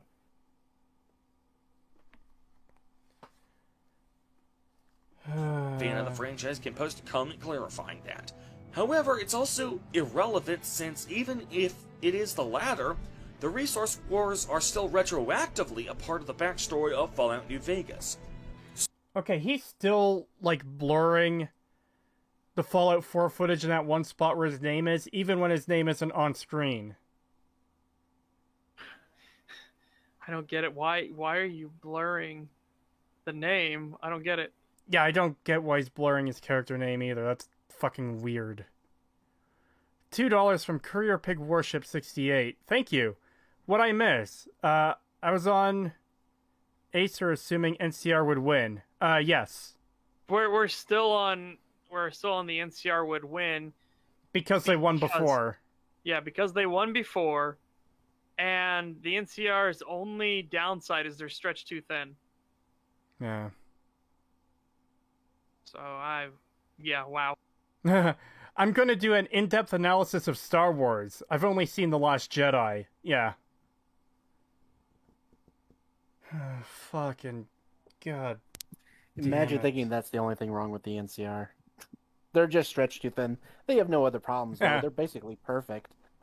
Yeah. Well, this is the surface level take though. Legion bad, NCR good.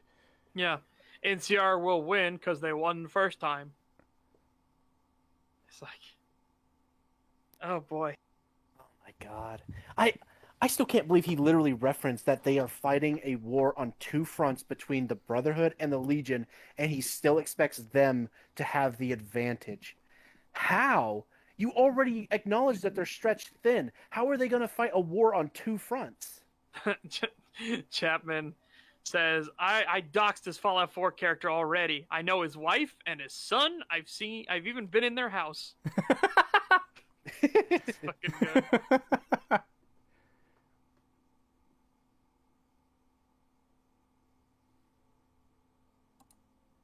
NCR may arguably have their hearts in the right place, they simply don't have the means to return to the glory days of the USA. Another... Did he say suddenly? Let's hear that again. Yeah, here we go. Time fan of the franchise can post a comment clarifying that. However, it's also irrelevant since even if it is the latter, the resource wars are still retroactively a part of the backstory of Fallout New Vegas. So, while the NCR may arguably have their hearts in the right place, they simply don't have the means to return to the glory days of the USA. What do you mean they suddenly don't have the means? I think he meant certainly don't have the means. Oh, certainly? Yeah.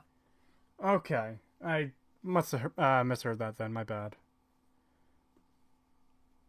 Another flaw that people, both fans as well as in-game NPCs, often point out about the NCR is that they are trying too closely to embrace the ideals of the pre-war USA, despite the fact that the ideals of the pre-war USA were precisely what led to the post-apocalyptic wasteland the Fallout universe takes place in the first place. The definition of insanity is doing the same thing over and over again and expecting different results, and the NCR is attempting to copy the USA verbatim, despite the fact that the USA, in this universe, has already proven to be a failure. Yeah, because the Legion totally... Okay, so they're not copying the USA verbatim just to copy the USA. They have a system of governance that worked for them for a time, but the point behind Fallout is that it's the inability to adapt when the circumstances change. Their circumstances have changed, and the NCR stubbornly refuse to adapt.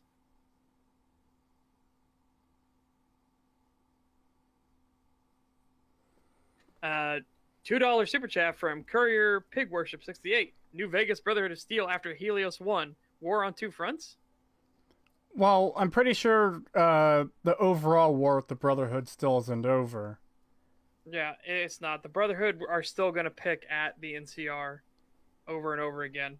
But Helios 1 was a mistake, but they're still going to fight they're still going to fight the NCR how they can. As overextended as the NCR is, the Brotherhood of Steel are so far down in power that they're not really that much of a threat anymore. Yeah.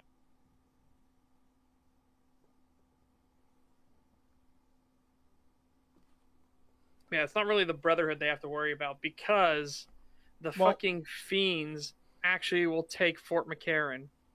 Was that like the Battle of Helios 1? The NCR outnumbered them like 16-1 or something like that. Yeah. And this was even though the NCR is overextended all over a vast area, they can still massively overpower what's left of the Brotherhood. So well, the thing is, they're still recouping from the Brotherhood war. That's the thing. That's part of the reason why they're so ill-equipped to deal with the Legion, is because they're still recovering from the war they just held with the Brotherhood. Now they have to fight another army that outnumbers them. Yeah, the odds have been turned the other way around. Yeah. The NCR is massively outnumbered. Hell, when you go into the Legion fort and you see just how many legionaries are just in the fort alone, given the obvious caveat that there are technical limitations for how many NPCs you can have on the screen, it is the most of a single faction you have seen in one area, even in Fort McCarran. They outnumber Fort McCarran. Yeah, there's also the tents that you can see at the bottom of the hill. You can't go down there. Yeah, but you can know see there's more the tents. And more and more. Yeah, they stretch out across the horizon, and you are supposed to assume that each of those tents has at least 1 to 2 people who sleep there. Yeah, that's a lot of fucking people. I mean, the NCR got their ass handed to them by some convicts with dynamite, so yeah, they're not. The main point is, it's very clear that the NCR is in a really, really bad fucking position. Yeah, it isn't the dominant force that Acer Thorn seems to think it is. It's also why Mr. House is a viable option. Otherwise, you would never be able to defeat the NCR if it wasn't. There would be no point to siding with Mr. House if there was not an option where the NCR could fail. You know what the great thing is about Mr. House? He has no ambition to conquer the world. He only wants the Strip and Hoover Dam and the surrounding area for what he wants to do, which is go out into space to look for new resources. So therefore he can't get overextended because he doesn't want to conquer everything. Yeah. He actually wants the Legion and the NCR to actually exist because they are customers. Right. out of all the factions, he's the one, maybe Yes Man too, but he's the one that is willing to tolerate the other ones existing. The other ones will not tolerate him, however. Yeah. Is being and pasting verbatim the culture and ideals of a dead civilization without any regard to the fact that this civilization also died out and maybe there was a reason for that. No siree, totally no copying of dead culture here. Don't know what you're talking about. Again, they don't copy it. They don't have a constitution or a Bill of Rights or anything like that. They're just a democracy, and it's worked for them up to this point. The thing that what's going to kill the NCR, which was what killed the Brotherhood of Steel in Fallout 1. God, Fallout 3. Fuck you, bringing the Brotherhood back. Killed them out is the inability to adapt to a changing situation. Ugh. What do you guys think of the fan theory that the Outer Worlds is actually what happens if Mr. House wins? I don't like that. I much prefer if we did want to do like the Outer Worlds thing, because the whole point in oh boy, that's super spoiler heavy. Shit, and Outer Worlds is recent enough that I would do spoilers for that. There are aspects that are shown in the Outer Worlds when you dive into it that make me not like that theory. And it mostly revolves around the current Earth in Outer Worlds. And I don't know, I can't really go into detail on it without making some big spoilers. All right. $20 super chat from Siege Maximo. Thank you. Would have sent this chat last stream, but didn't catch that one live. I'm excited for your Skyrim vid, but videos often get things wrong about Ulfric and the Nord lore. Hope you do due diligence, as the wiki isn't a great resource. Yeah. Yeah, we're trying to... We're going in as absurd detail as possible. Like, I just found out that I found a cave that has a Nordic ruin in it. Which means I now have to check every single fucking cave for Nordic ruins in case of more puzzles. Oh, yeah. And again, this first video is just on the mechanics and some aspects of the world. And also, people were bringing up last time that people knew that Ulfric had the Thu'um before the duel. And they like, but why did well, Torrig went into the duel knowing full well that he had the Thu'um. It's like, so this makes Ulfric look even worse. It's like he showed up to the duel with a gun. He showed everybody, I have a gun. I will kill the man I duel. And then, he challenges the High King to a duel, knowing full well the High King cannot refuse. And it's like, uh-oh. That makes Ulfric look way worse. Now he's not. Now he's either a coward who did a cheap shot, or he's a cold-blooded murderer. Yeah. There was no honor in that thing.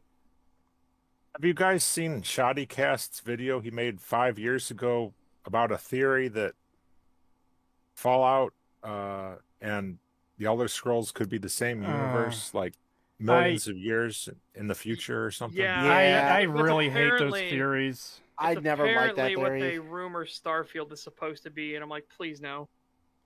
Yeah, no, please. My problem with that is, from what we know of Elder Scrolls lore, when it isn't fucking tripping over itself constantly, is that the Elder Scrolls universe is entirely different in how it functions from ours. Well, it's like millions of years in the future, though. No, I mean, like, on a base level, aspects of the universe are completely different. It's not something time would be able to change. Plus, there is lore about how everything came to be in the Elder Scrolls, so it would still basically, even if it did somehow take place in the same universe, it would be a completely different universe regardless. Okay, so in Tixia, because you obviously missed my point, they say, that doesn't make sense, the gun comparison. It's like saying if you fight Olaf One Eye, you have to take one eye out to make it fair. No. I'm saying, if people knew Ulfric had the power, everybody knew he had the power, and he says, I'm going to use this power to kill whoever I'm fighting in the duel. I challenge you, High King, to a duel. The High King doesn't have any defense against this power. He's literally just consigned him to death. He's saying, I am going to murder you and pretend it's honorable. Yeah, essentially that it'd be makes like Ulfric way, way worse. Essentially, so it'd be like a coward or a cold-blooded murderer. You get to pick one. Essentially, it'd be like going into a one-on-one fight, and you have a sword and armor, and the guy you're fighting is naked. Yeah, knowing full well the guy who is naked cannot refuse. Yeah. Yeah, we actually got a comment about this a couple days ago that I responded to, where the guy basically was saying, like, how is it wrong for Ulfric to use a power, cast down by his people that has been around for all this time and blah, blah, blah. And how is it any different between the Dragonborn killing enemies in the game? Oh, that was hilarious. I actually started commenting on that, being like, yes, you're right. We have so many honor duels as the Dragonborn in Skyrim. Yeah, that's what I said. I was like, the Dragonborn is not... You're mostly fighting bandits and creatures, and you are not challenging any of them to an honor duel before killing them. You are just going in and killing them. That's all it is. Your argument in defense is you can't look at it with our modern point of view, can you? What? That doesn't change anything. Yeah, that changes nothing. If you know anything about actual real Nordic history, you would know that that would still be considered extremely dishonorable and disgraceful, and could get you banished. Would be removed from society if he refused, and he would never go to Sovngarde. Okay, yeah. And those are big fucking deals to their culture. And even if that wasn't the case, they would view him as weak, as being a king, like a very weak king that he can't stand up and fight for himself. Guys, Acer Thorn is back in the chat again. Yeah. Oh. Yeah, welcome back. He was talking with one of the other guys in the chat, with Adeptus. He was talking with Adeptus Finet. I can't say it. He was talking Fantasticus. With Adeptus. Thank you. Anyways. Choosing between the NCR and the Legion is like choosing between a peeping Tom and a pedophile rapist. But from my observation, the NCR doesn't really seem to... That went from 0 to 100 pretty fucking quick. Jesus. Yeah.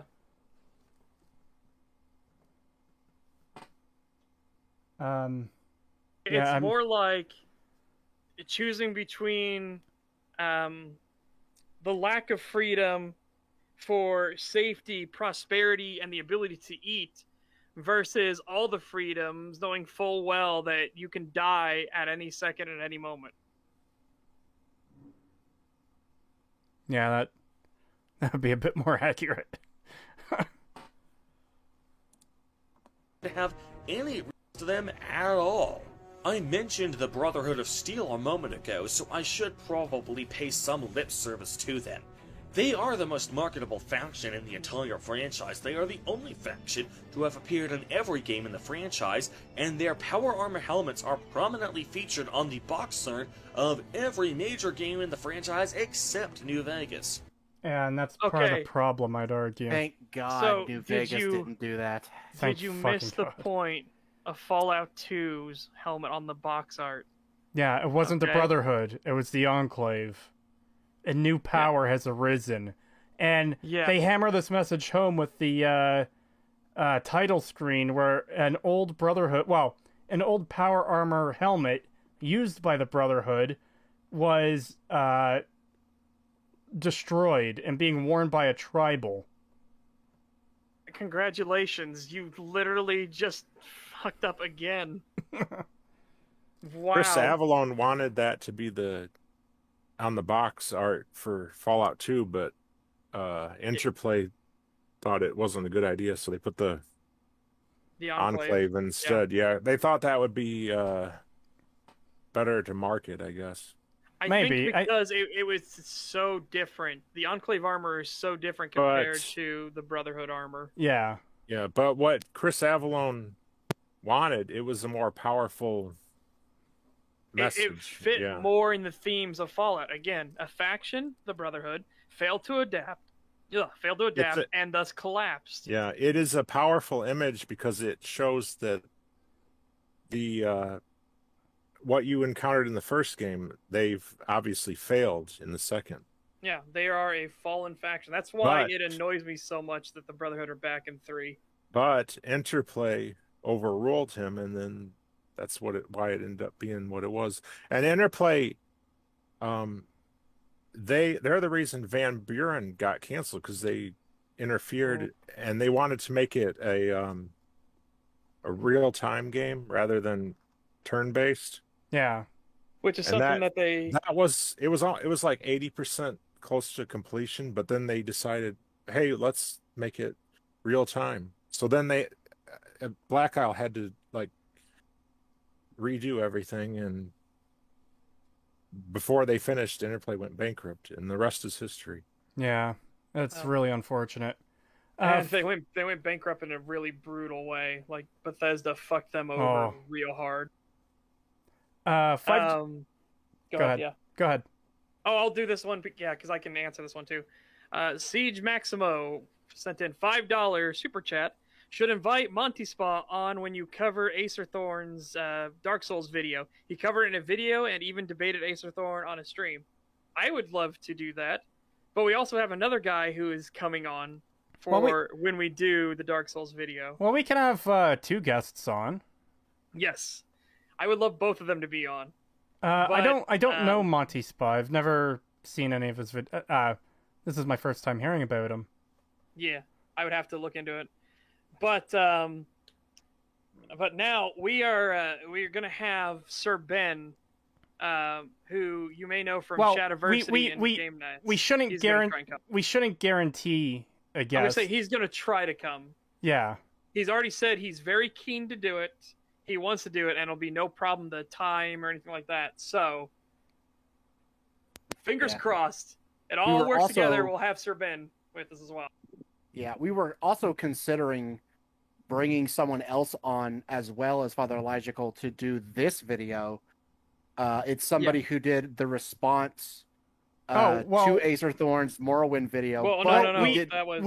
We only found out about that after the last stream, and that's what I'm saying. But there was no time. We did not have anywhere near enough time to like get in touch with him. All right, set up a date or anything like that. So it just didn't happen. So Acer Thorne asks, "Are you guys watching this video for the first time and improvising your commentary, or have you prepared your responses?"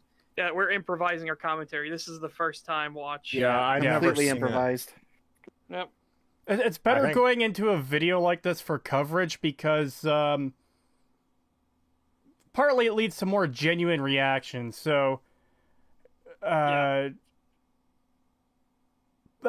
part of the entertainment in these kinds of streams is hearing something kind of crazy coming from the person we're covering. So, for example, when we covered the Half-Life 2 video, it was just this guy. We only watched the first 40 seconds to see if we wanted to do the video. Yeah. And then we went from there. And just to give the example, this guy is raging about the game for like 20 minutes or something, and then he says something like, "You could try to convince me in the comments that I'm wrong on some of these points. I'm a very reasonable person, but you're never going to convince me that this game is good." And it's just such an insane fucking thing to. That was very reasonable. That was crazy. Yeah. Very reasonable thing to say. Yeah, there's nothing quite as reasonable as "you're never going to convince me." It's just really, especially like the way it's presented. It's just this. Hey, yeah, you could convince me, but you're not going to be able to convince me. Yeah, that was weird. Yeah, that was actually worse. Well, it was worse in one aspect, but I'll tell you, Oxhorn's was funnier. Bethesda doesn't rely on modders to fix their games. They just saw that modders fixed their games, so they didn't bother patching it. What? Yeah, I can't believe he said that. I was like, what? What That's take literally is the that? same thing. Oh my god, that was so funny. I can't believe he said that. $2 super chat from Peaky the Cat. The pain in Kratos' voice is the entertainment. Thank you. I'm glad my suffering gives you entertainment. It's like I said, people watch because they want to see this poor owl suffer. Yeah. When did you say what? Ace says, when did I say that? Again, this is a very old video, so I need to refresh myself. Say what? Well, we were talking about the Half-Life 2 video there for a bit. Oh, yeah, And Oxhorn, not Acerthorn, Yeah. Oxhorn. Completely different. Yeah. Oh, different yeah. guy. OXHORN. Yeah. Yeah, the video where he said Bethesda doesn't rely on modders to fix their games, but they don't make fixes for their games because the modders do it. Yeah, and it was one of those like, what? Yeah. Oh, that was so funny. That killed me. I almost died during that stream. Oh, we're not saying you said that, Acerthorn.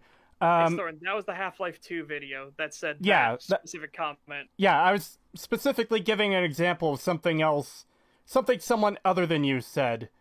Yes.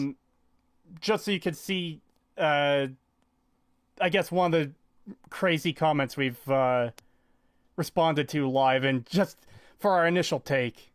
Yeah, we were giving you an example of like one of the reasons why we do this improvised. We're not saying you said this. Yeah. Yeah.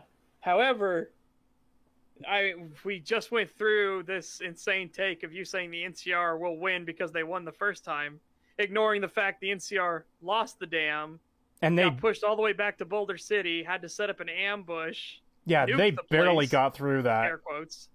And managed to push them back barely off the dam to the point that Caesar's Legion set up its fortress right on the other end of the dam. Yeah. And they can't do a thing about it. They're barely held the dam. No reinforcements. They are already crippled from the war with the Brotherhood, and they are vastly outnumbered.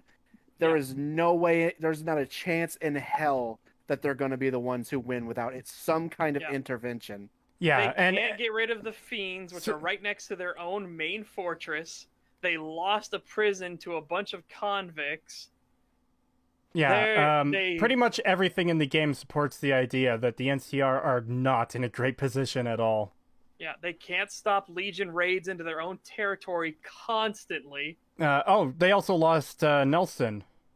Yeah, they lost Nelson. Nipton gets destroyed on their watch, even though it's right next to and on the main road from an NCR outpost. Searchlight gets dirty nuked. Yeah, I was about to bring up Searchlight. It's mentioned that California is so corrupt and bureaucratic that they won't do anything to give support to the Mojave.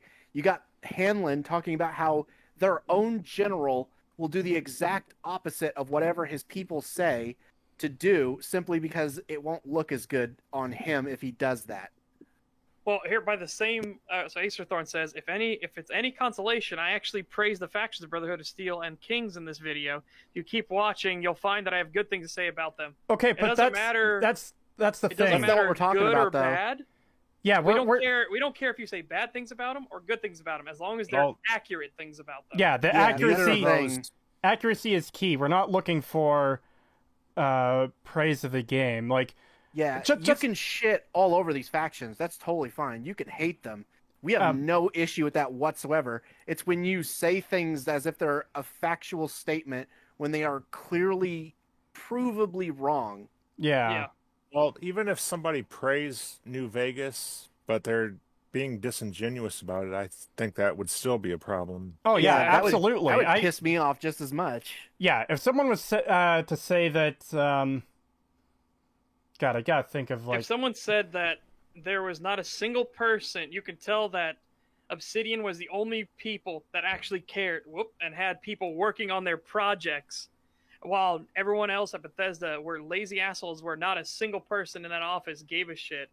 Yeah, we would have something to say about that. We would take issue with that because there are people who do Bethesda clearly... as a whole are lazy bastards, but that does not mean that the people in the trenches aren't putting in a full fucking day's work to get things done. Yeah, exactly. I do believe there's people at Bethesda with passion for the game they're making. It's just, unfortunately, the people in control don't have that passion, it seems. Yeah, the people in control really fuck everything else over. Well, here's the thing. You portray your opinions as objective fact.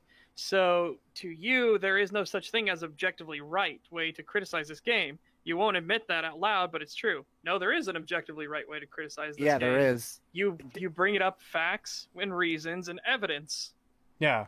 Well, it's not we hard. Bring up just to go back of our stuff. Mahler and EFAP do this all the time. Well, just to go back to the NCR example, you're saying in this video that it's pretty much guaranteed that the NCR will win. They won the last battle, and you're saying they've got a strong position.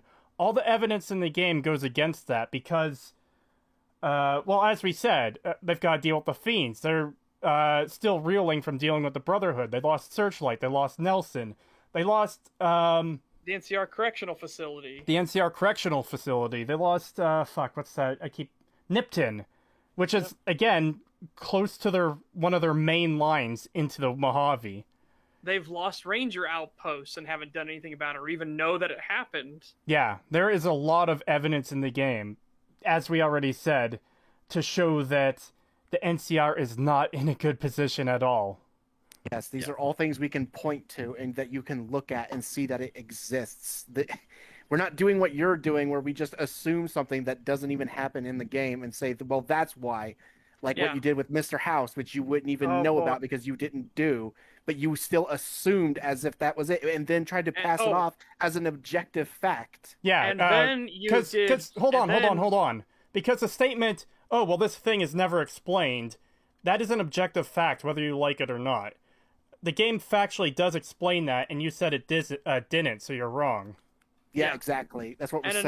Another area, you did research, in massive air quotes, on the Legion, and yet you don't know anything about the Legion. The source you cited is the Templin Institute, which are not good fact checkers. Yeah, that was a real bad move.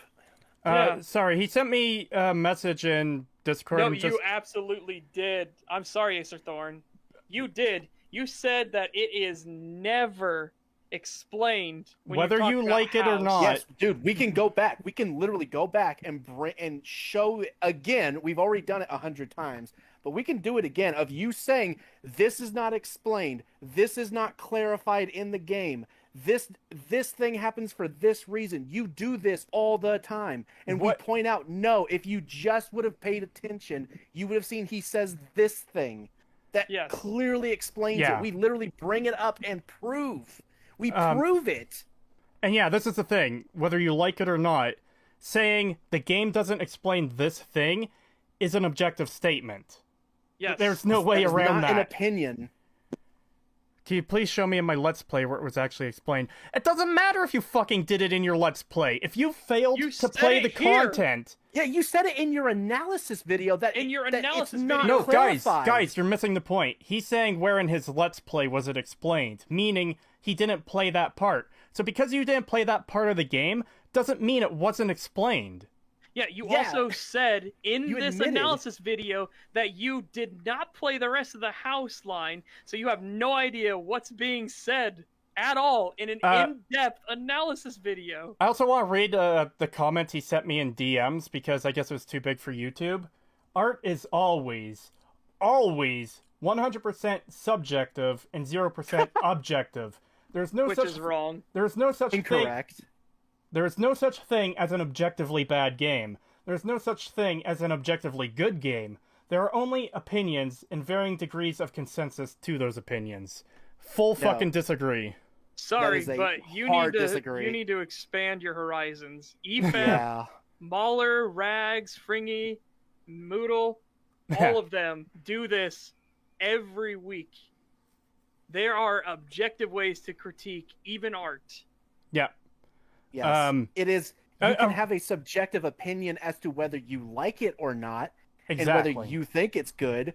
Yes. But there are still objective qualities that can be measured as to whether something is objectively good or objectively bad. We said he can join. We said he's free to join, guys. But he said he can join up later. Yeah, he says he doesn't want to do it right now, but he's free to join whenever he wants. Let me just pull out the example. If someone says they dislike Lord of the Rings, there's nothing I can do. Yeah, you do that, but we can go back. I'm just going to keep track of where we are right now. We can go back and show him the moment he makes an objective statement of fact. Yeah. Let's go ahead and show that bit again. Okay, but let me get this example out of the way. If someone says they do not like Lord of the Rings, there's nothing I can do with that. If they dislike it, they dislike it. The only thing I can do is ask why they dislike it. If they tell me they dislike it because there's too many gunfights in Lord of the Rings, well, that's an objective statement about the game, one that is factually incorrect. They dislike it because there's too many gunfights in a series that doesn't have guns. So, that is objective. I don't know what else to tell you, man. Yeah, this isn't complicated stuff. This is fairly simple stuff that, if you're doing an analysis video, for one, it's stuff you should easily understand. Oh yeah, yes. It's a little bit insane that an in-depth analysis is made by someone who hasn't played the full game. I don't know. Yeah. And then makes objective statements about parts of the game he admitted he hasn't even played. Yes. Yeah, and hasn't played fully. Hasn't played fully. Yeah, it should be right here. First person in memory to be seen setting foot in there, aside from robots. You didn't do a damn thing to earn this extremely elite entry privilege. You literally just entered the New Vegas Strip. Now granted, Mr. House probably feels like he owes a debt to you, since it was his delivery mission that got you nearly killed in the first place. He also really wants that platinum chip for whatever purpose. I didn't play that section of the main quest. Then again, if he really needed the platinum chip that badly, why did he wait for you specifically to enter the New Vegas Strip before he gave you that job? Why not just give the job to somebody who he actually knows he can trust to get the job done and who is readily available? Now maybe, you could argue that he feels indebted to you after nearly costing you your life, although that's never clarified in game. Right there. Yeah. You just said you have never played the house quest line. You don't know what's in the rest of the quest line, and now you just made an objective statement of fact that this is never clarified in the rest of the game. Yeah, exactly. And I want to point out that is an objective fact, Acer Thorn. I want to point out this last comment he made too, because it's pretty much moving the goalposts. Even if it was explained somewhere else, I would still argue that it is a shortcoming of the game for reasons I'll get into when we schedule our collab. Somewhere else, it's in the game. It's literally if you had just read what is on screen that you're playing right now, you would have seen this. What do you mean somewhere else? It's in the game. You just didn't look at it. Acer Thorn, why don't you look it up on the Fallout wiki? If you haven't played a part of the game, you can just look it up and find the answers. Yeah, instead of make assumptions. And it's not great, but you can even get the entire dialogue trees and look through everything. Again, this is why your whole thing on the Legion makes no fucking sense, because it's clear that you didn't talk to Caesar, who explains why they do everything. And using the Templin Institute as the base was a bad idea, because they would never show you all of the fucking dialogue from Caesar. Yeah, the wiki is convenient because you can find the dialogue and it's in text and you can search it through it.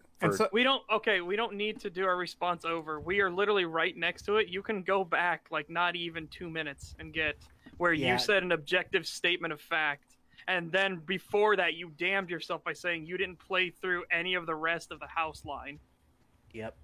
Yeah. Which we know you didn't, because you would not be saying... Because you made these insane fucking things, so we know that's confirmed. Yeah. You also wouldn't be curious about what the chip did, because you would have been taken to the basement and shown directly what it does. Chip does.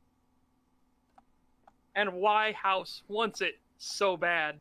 I also want to go back to that comment because I realized something else. Even if it was explained somewhere else, I would still argue it's a shortcoming of the game. So you're saying it's bad without knowing why you think it's bad. You just don't like the game, so you're arguing it's bad, and you're going to stick to that point regardless of what the facts are. Yeah, that's what it sounds like. It sounds like you're just unwilling to concede anything. You just want to hate this game So you're never going to change your mind, no matter how many facts you're given. This goes back to my comment chain with him on my Fallout 4 analysis a year ago, where he would not relent on the Institute password being stupid, because his proof was that a character says people are illiterate, even though the world has written messages and terminal logs all throughout it from people currently living in it. He continually ignored that and tried to get around it every time.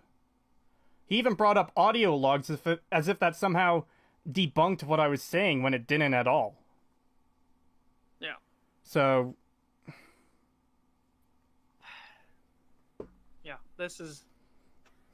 Are we ready? Didn't he say, like in the video just a bit before this part, that you get led into the strip even though you didn't do anything to deserve to be led into the strip? You get led into the Lucky 38 even though you didn't do anything to deserve it, which we already covered. If you actually do the house quest line or pay attention to the fact that you're the courier that was hired. Sorry, I want to point out, chat. You mean railroad Kretosis? Yes, the railroad password, not the Institute password. Yeah, we talked about that part earlier, but I thought he said when you get into the strip, you don't do anything to deserve it. Yeah, he does say that. And the reason you deserve it is because you're a fucking employee who can get shit done. You were monitored by Victor. He knows what you've gone through. He knows why you're there. He knows that you have a personal connection to Benny and have a vested interest in retrieving the chip from him. Yeah. I'm not talking about the Lucky 38. He's talking about the strip itself. Yeah. Which did he say strip? Or is everyone positive that he said the strip? I wasn't sure on that. I think he skipped by getting into the strip. I think he says the moment you enter the strip, Victor talks to you. I just wanted to make sure we didn't miss that part. Yeah. That's right. It's in this area because I know what you're talking about. And as soon as you enter the New Vegas Strip, you are immediately summoned into the Lucky 38 casino. For the entire rest of the game, NPCs will remark about how this is an astonishing occurrence, how you are the first person in living memory to be seen setting foot in there, aside from robots. You didn't do a damn thing to earn this extremely elite entry privilege. You literally just entered the New Vegas Strip.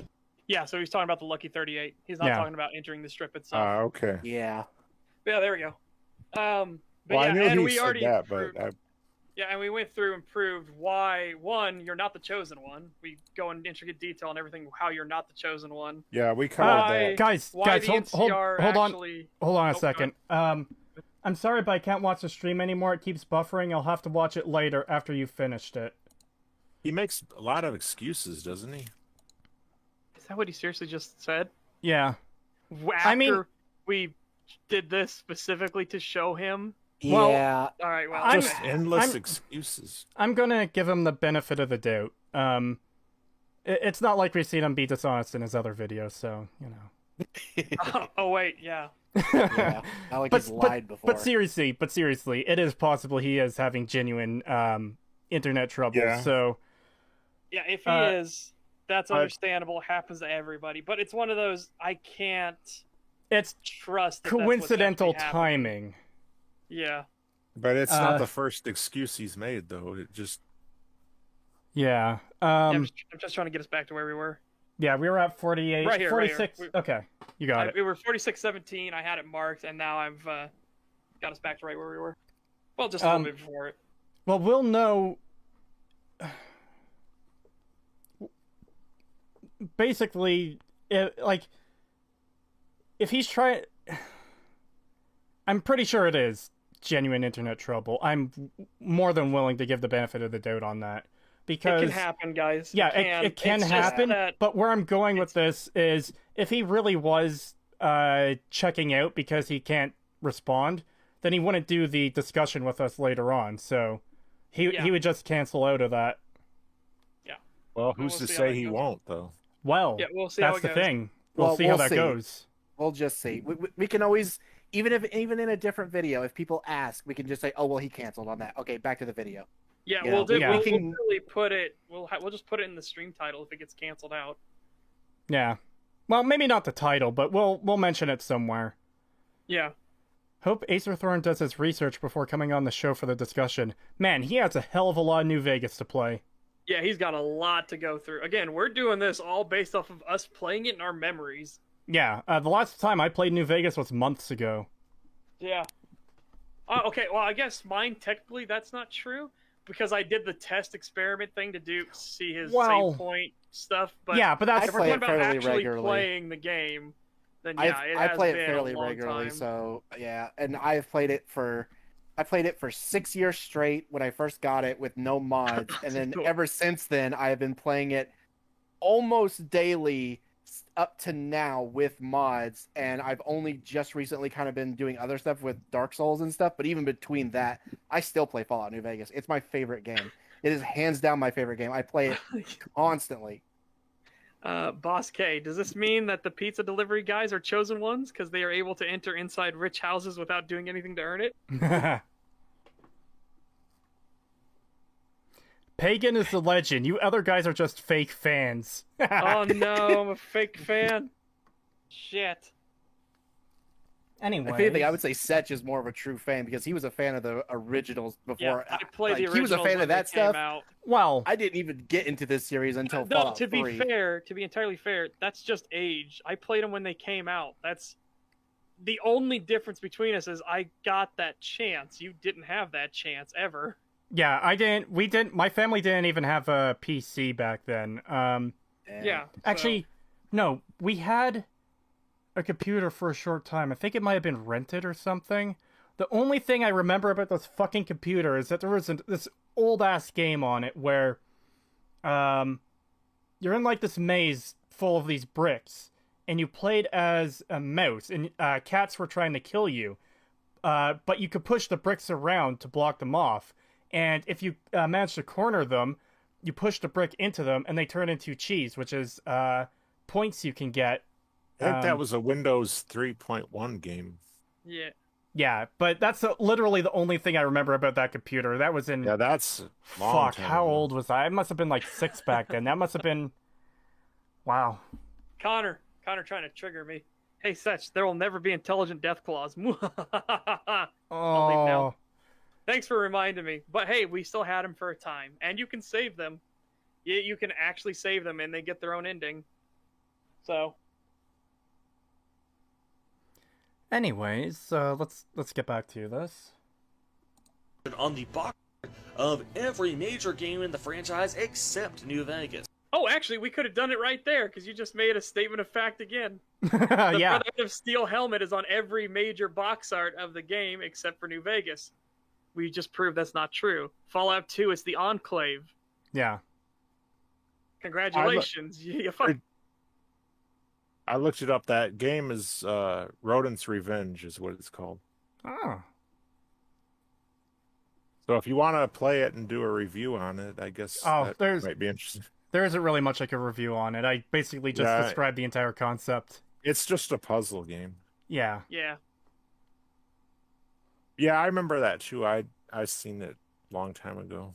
I don't think I've ever talked to anyone who's played that game, but I've also never brought it up in conversation. This is literally the only time it's been relevant to anything. I have not watched anybody's ideal Fallout 5 or anything like that, because Fallout 3 and 4, and especially 76, kind of nuked my hopes and dreams for this entire franchise. So there's no way I'm going to watch somebody be like, this is what I want in the new game. I'm like, nah. I would prefer if Fallout just died a quiet, dignified death. Leave it whatever's left of it. I mean, my ideal Fallout 5 video would be only a few words. Make it good. That's all I want. Just make it good. I'm not asking... I don't care about this. I wouldn't care about the setting or anything as long as it's a good game. I don't even care if they include the Brotherhood as long as they do them well. I mean, I would prefer to not see the Brotherhood, but Same. I could even accept them if they were done well.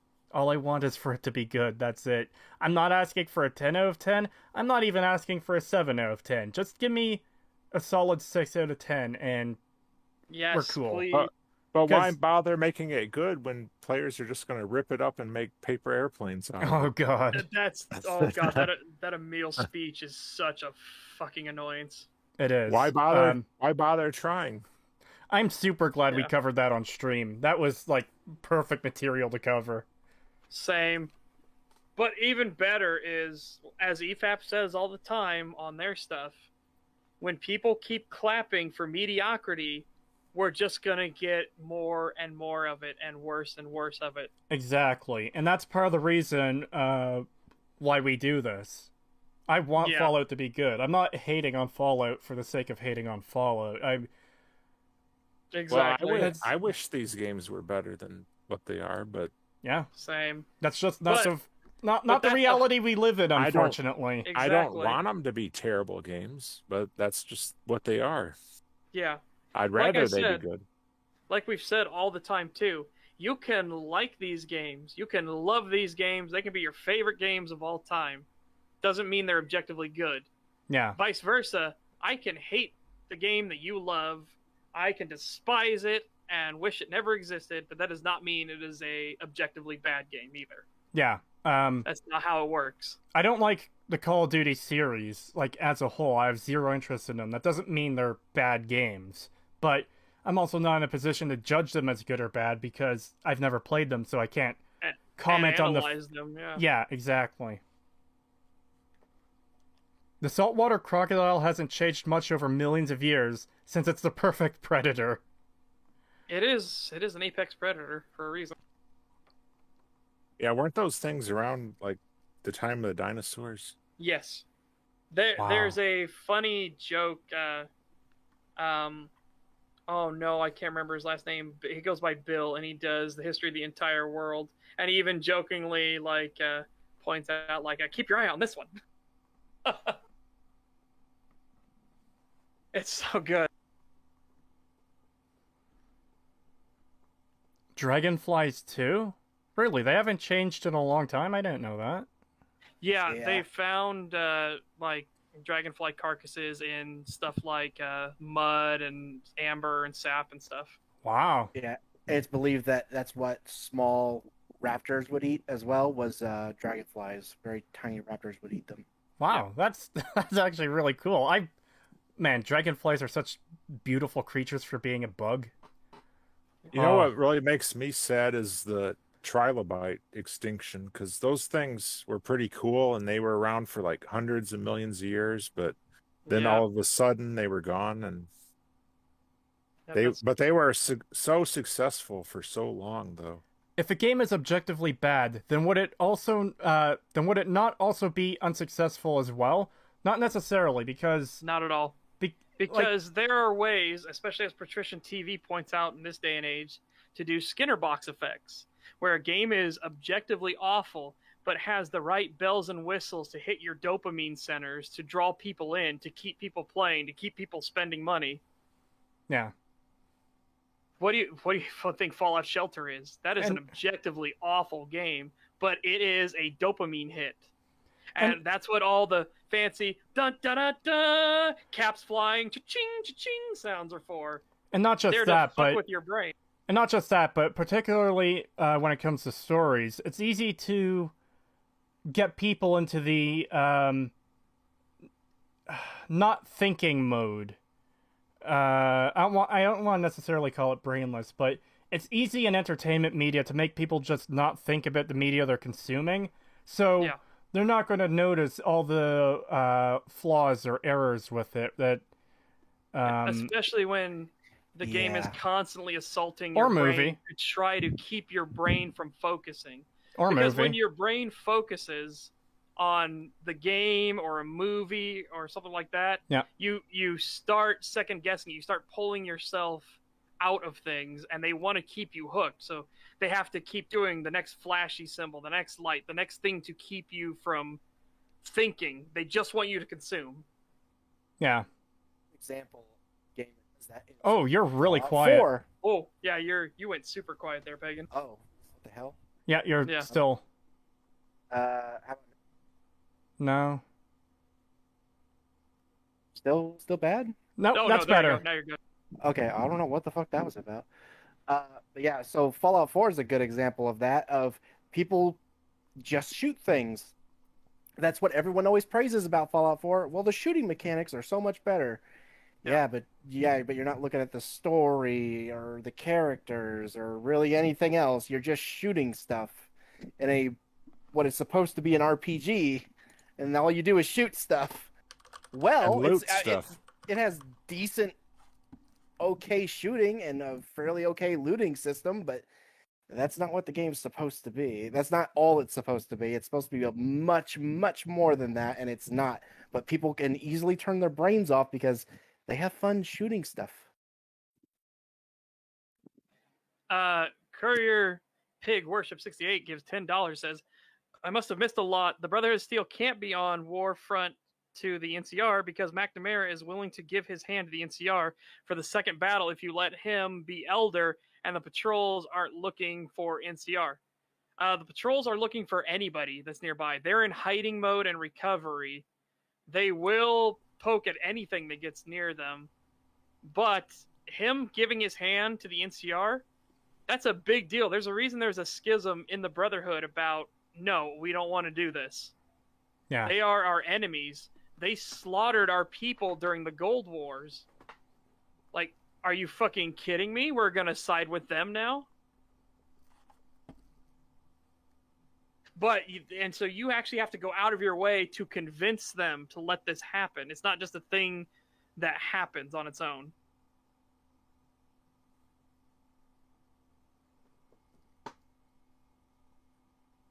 Anyways, we could probably get back to the video now. So I'd be doing this retrospective a great disservice if I didn't cover them. You were introduced to the Brotherhood of Steel through the character of Veronica. Not necessarily. You can find their bunker on your own, and you have a different encounter with them entirely if you do it that way. Yeah, which is, I can't believe. No, I am happy that they thought about that. That somebody could stumble into this bunker, because you go into this weird area and there's just this random like sandstorm that picks up, and you're like, okay, that's weird. So you start checking the bunkers for loot, and then you run into one that happens to be occupied. Yep. And they create an entirely unique scenario around that too. Yeah, and as Dominic the Donkey says, basically the Brotherhood of Steel and NCR are in a Cold War.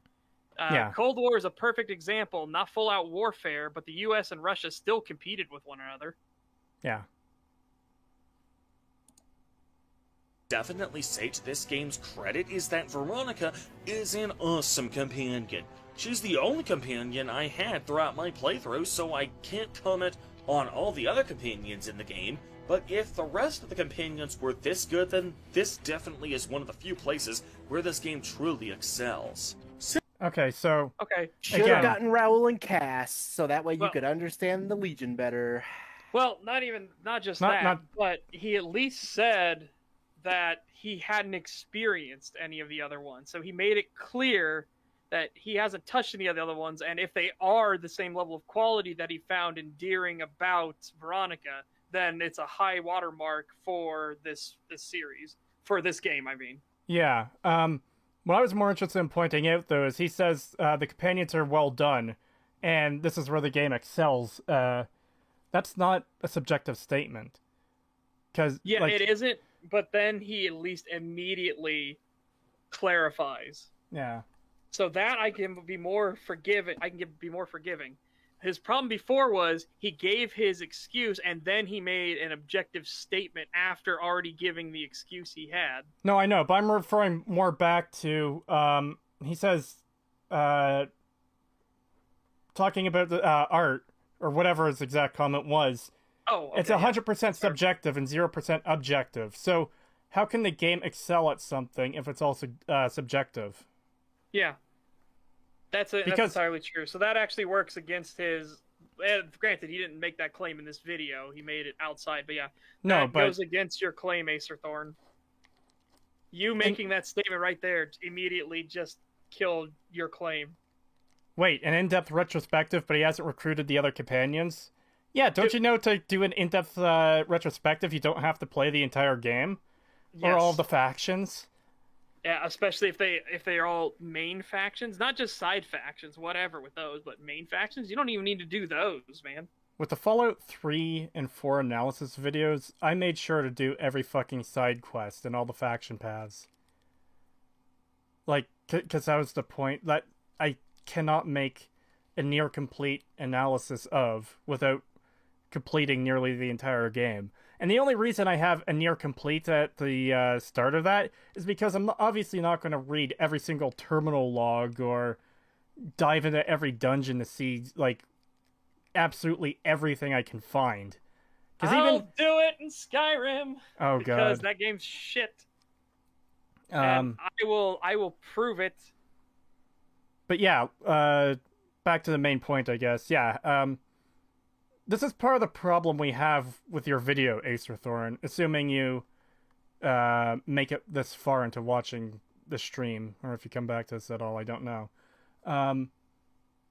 That was an objective statement you made. This is where the game excels. You're saying it's doing something good. That's an objective statement. Now, you can say that's opinion all you want, but at that point, you're telling us that what you're saying is worthless to us, because ultimately, I don't care what fucking anyone else thinks about the game or how they feel about the game. If you feel, for example, the color brown is ugly and there's too much of it, that's not going to change many people's minds that, oh, yeah, he's right, there's too much brown in this game. That's worthless as a criticism, because... Yeah. Like, that's just how you feel. So at that point, all your retrospective or analysis is you just saying how you feel, which, okay, again, good for you. It's good that you have these opinions on your own, but it doesn't tell anyone anything that they can use. Don't worry, by the way, guys. I've already been through every single Nordic ruin. I just got to do every cave now. And I streamed the last time when we went through all the Nordic ruins, and I at least got to play some funny music and stuff. My sanity is still intact.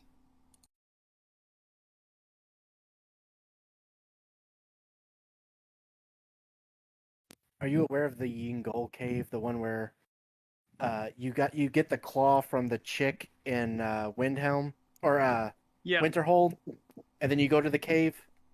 Yeah, don't worry. I literally have to do every cave because at first I was not going to, and I was just like, please don't let there be any ruins in any of these caves. And then you found on a different character, I was going through, and a guy ran up to me and says, "Hold up, don't go near that cave." I'm like, "Why not?" And he goes, "Well, we accidentally knocked in some Nordic ruins while we were digging." I was like, "Motherfucker."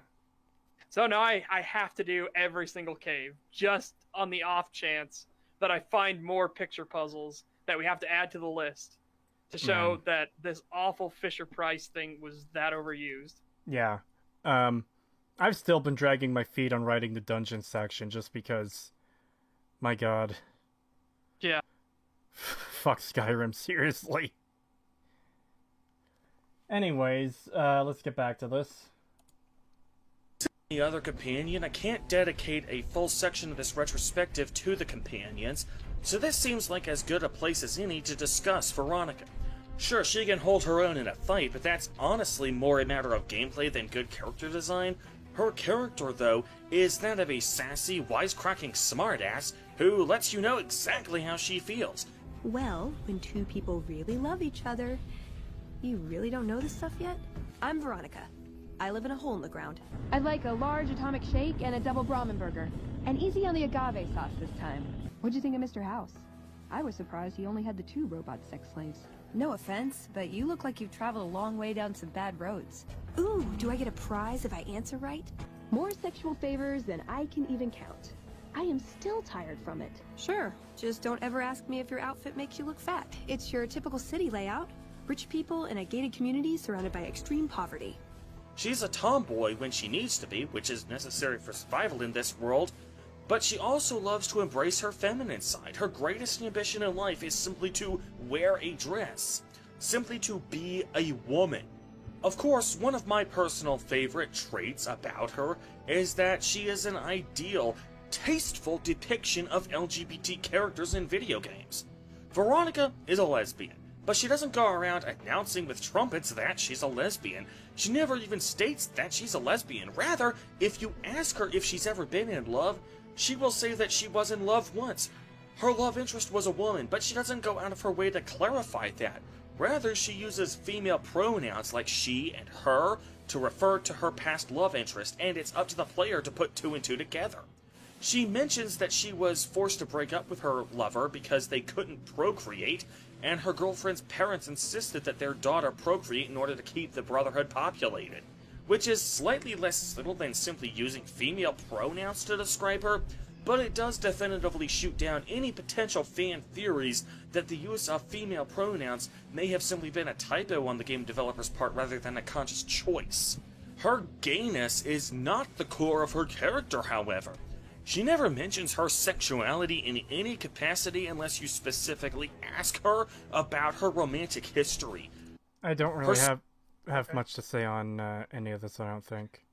Yeah, we can't say much about this. The right same now. is true with Arcade. Yeah, I was about to say Yeah. Arcade Ganon is very similar. But he didn't get Arcade Ganon, which also means he didn't do the Enclave Remnant or anything like that either. So. The New Vegas handles that pretty well, and he gets that part right, I think. Yeah. And, I'm actually shocked that he didn't immediately jump down the throats of Veronica's lover's parents. Yeah. It's like, yeah, you know how ridiculous it would be to hate them for that, considering you especially are in a dying faction. Yeah. That is trying to keep its numbers up, especially after you lost a big fucking battle. Also, the whole wanting to be feminine thing, I'm surprised he didn't shit on that, because God knows most people nowadays, no, you're not allowed to show women being feminine or, that's frail in any way. Drives me insane. Sorry. The way that you empower women is to make them men in this modern society. She wants to wear a dress. Yeah. I just want to read out Sorry, I just want to read out a couple comments quickly. I'm sorry you have to suffer with Skyrim's boring as shit caves, guys. Well, it's mostly Setch right now. I mean, I'm going to have to do it a little more later on, but it is mostly Setch suffering right now. Yeah. Hey, another dope stream, and with Father Elijahcal too. Crossover of the decade. Thank you, Retrospective. Hope you're having a good one. Hey, why don't we invite him in on the call? Retrospective can join if he wants. He's invited to future streams too if we're covering something that he's interested in covering. Yeah. TY, good to be here. I've been listening for a bit. Oh, thank you. The chat, somebody in the chat asked, is her sexuality subjective? Well, according to Acerthorn, it might be. It's just subjective. It's my subjective opinion that she sexually identifies as an attack helicopter. Yeah. Yeah, the LGBT thing, it's a problem for the Brotherhood because their numbers are so low and they don't take in new recruits, so they want people to have more and more kids to replace their numbers. Yeah. So that's an issue for them. Yeah. Yeah. Who's next on the chopping block? Excuse me. We don't have anything planned for the next stream right now. I'm not sure when we'll have the Acerthorn discussion stream, but that'll be happening at some point as long as he doesn't back out. But see, that's why it's weird that so many people think the Brotherhood of Steel are these saints, and Bethesda portrays them as the good guys, always doing good and all that. But when you look really close, they're kind of xenophobic, homophobic fascists, and just really not as good as what Bethesda portrayed them in Fallout 3. And again, they were supposed to be dead by the end of Fallout 2.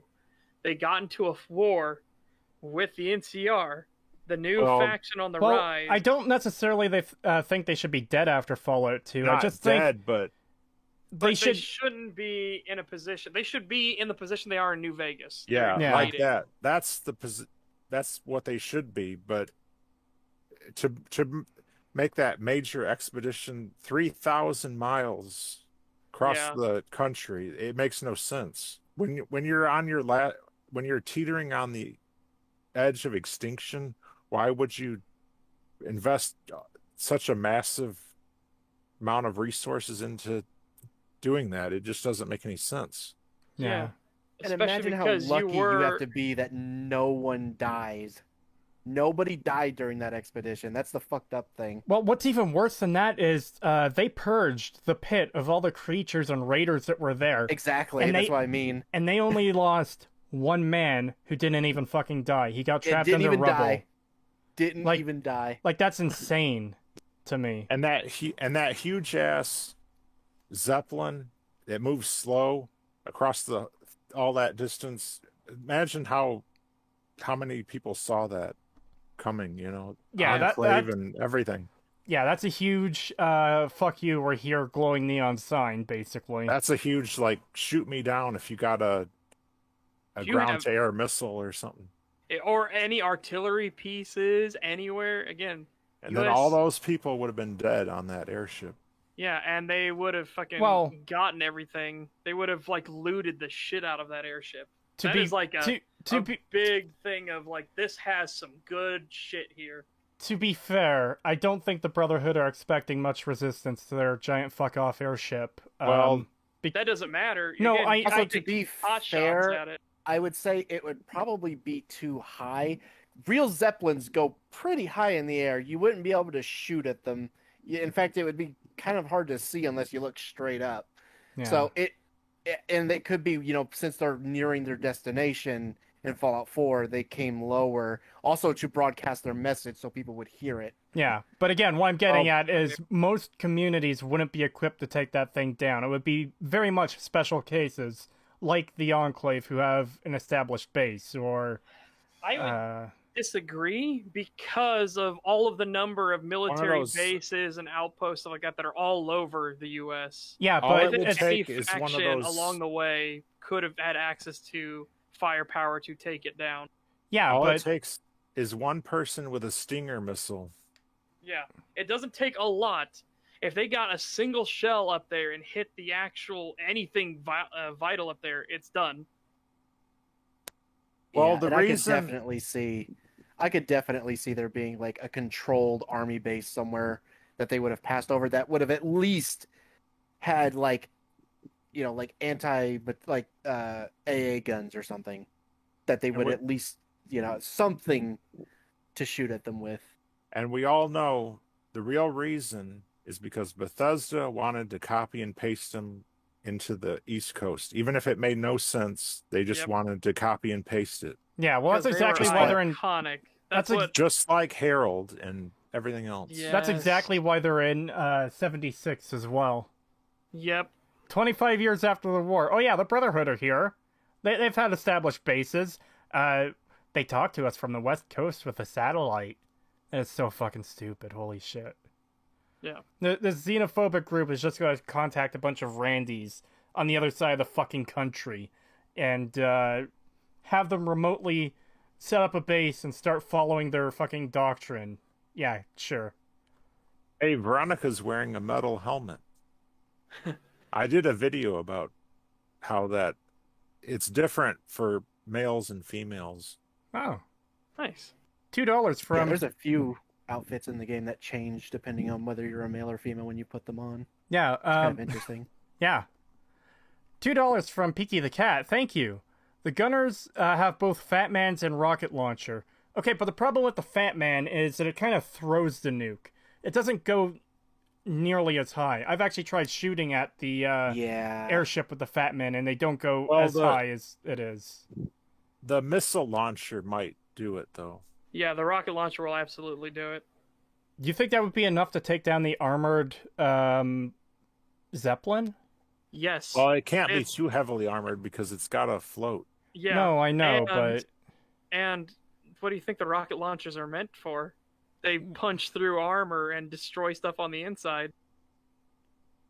They don't just detonate on the outside. But when it's low, when it flies low, it could definitely get shot down with a missile. Even if nothing could shoot it down, everybody's going to see it coming, and then it's going to land eventually, and everybody's going to know it's going to land.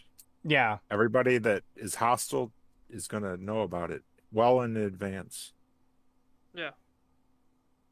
Bethesda have become Daedra. They can no longer create, only copy. Anybody with a really good arm can replicate the Fat Man. I disagree, but you're welcome to try. I'm just going to be standing way away from you. Yeah. Yeah, trying to football a mini nuke probably isn't the best idea. It's going to be heavy as fuck.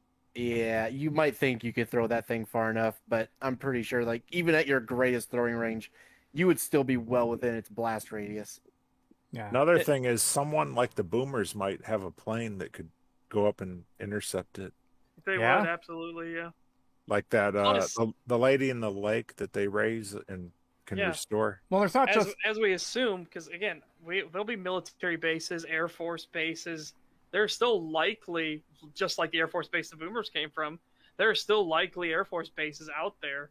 Well, not just would that. have working aircraft. Not just that. We see in Fallout 2 the Enclave have working vertibirds, so it's possible that there might be other groups that survived the war that have functional planes or helicopters or whatever. So, yeah. And even in Fallout 4's case, where they have mounted miniguns inside them, all it would take is a few of those to fly up and shoot along the side of it, and you do that enough times, and it's gonna knock that thing right out of the air. Anyways. Yeah. Fair, and her primary character is that of a sassy, witty, charming lady.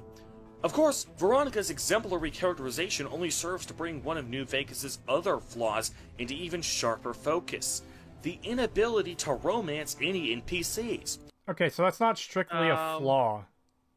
Yeah. I wouldn't consider romancing companions to be strictly a positive or a negative. It's just something the game doesn't have. It's either there or it isn't there. Yeah. Yeah. Yeah. Obsidian actually considered adding romance into the game, but they decided not to because it wouldn't have added anything to it. Yeah, and they said there was going to be a quest where you could marry Cass. You would get drunk and wake up and find yourself married to her, but they cut it because there was one thing where they were going to have you marry Cass, and they were going to have the king be the what are they called? The guy who. Yeah, it's a shame that got cut. I actually like the king that does it. Yeah, I fucking love that. But, $2 from Peaky the Cat. Can't you romance Cass? Well, they were just saying that, it was cut. Buzzard. Acer wants to clap Lily's cheeks. Oh, no. The grandma is not... You can flirt with multiple companions, but you can't, get into a relationship with them. Which, that's not a bad thing. There's nothing wrong with having a platonic relationship with your companion. And I swear, let me know, chat, if I'm wrong. I swear it was actually Obsidian that specifically said they didn't want you to be able to form a true, you can't get married, you can't really have a relationship with your companions because it's always so forced and stilted, like in the BioWare games, where it's a very one-dimensional relationship. Yeah. Now, to be honest, I think Cass would make a terrible wife for a number of reasons. She's alcoholic. She does the caravan thing where she's gone all the time. She likes to sleep with lots of men, and she probably has a lot of diseases, and there's a lot of reasons why you probably wouldn't want to marry her. Okay, so Mega Mike is saying Chris Avalon hated romances for that reason. Yeah. Yeah. I don't blame him either, because it does often fall into that, what the hell territory.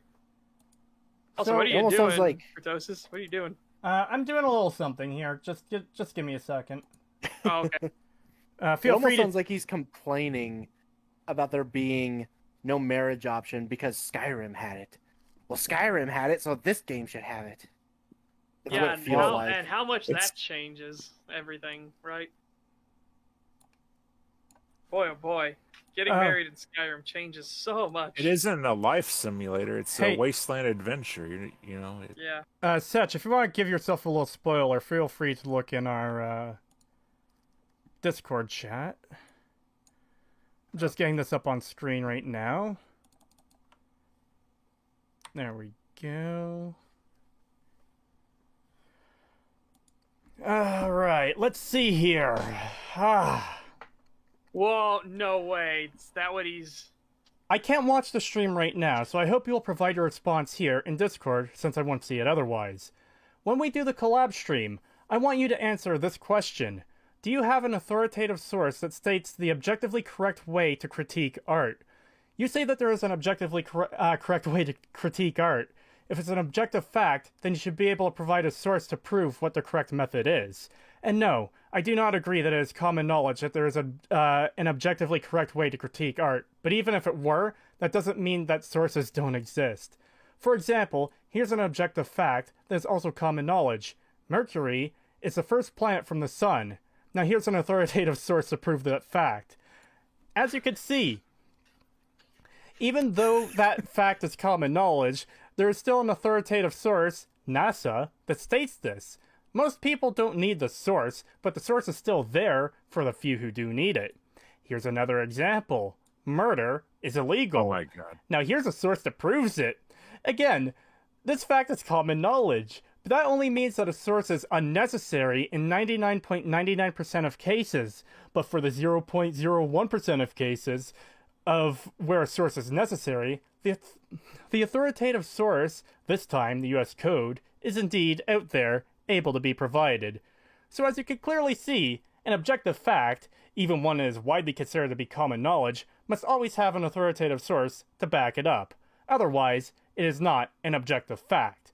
So I want to know, what authoritative sources sets out the criteria for an objectively good review? I don't want your uncorroborated statements, because the four of you are not authoritative to diddly squat. So please provide the source now. Okay, suck my play the game. Okay, yeah, you want your authoritative source? How about play you the game. play the fucking game? Yeah, You that's the absolute authoritative source. wet plank of wood. He sounds like a neckbeard from Reddit. He's an idiot. So one, he doesn't provide any sources for his claims in his video, but he expects us to do this. But because remember, he is opposed that nothing I said is an objective fact. When we already showed him 2 examples where he makes an objective claim. Yes, he himself makes objective claims. This delusional fucking moron wants us to say, "Oh, why don't you give an authoritative source that you can have objective criticism of art?" He has access to the internet.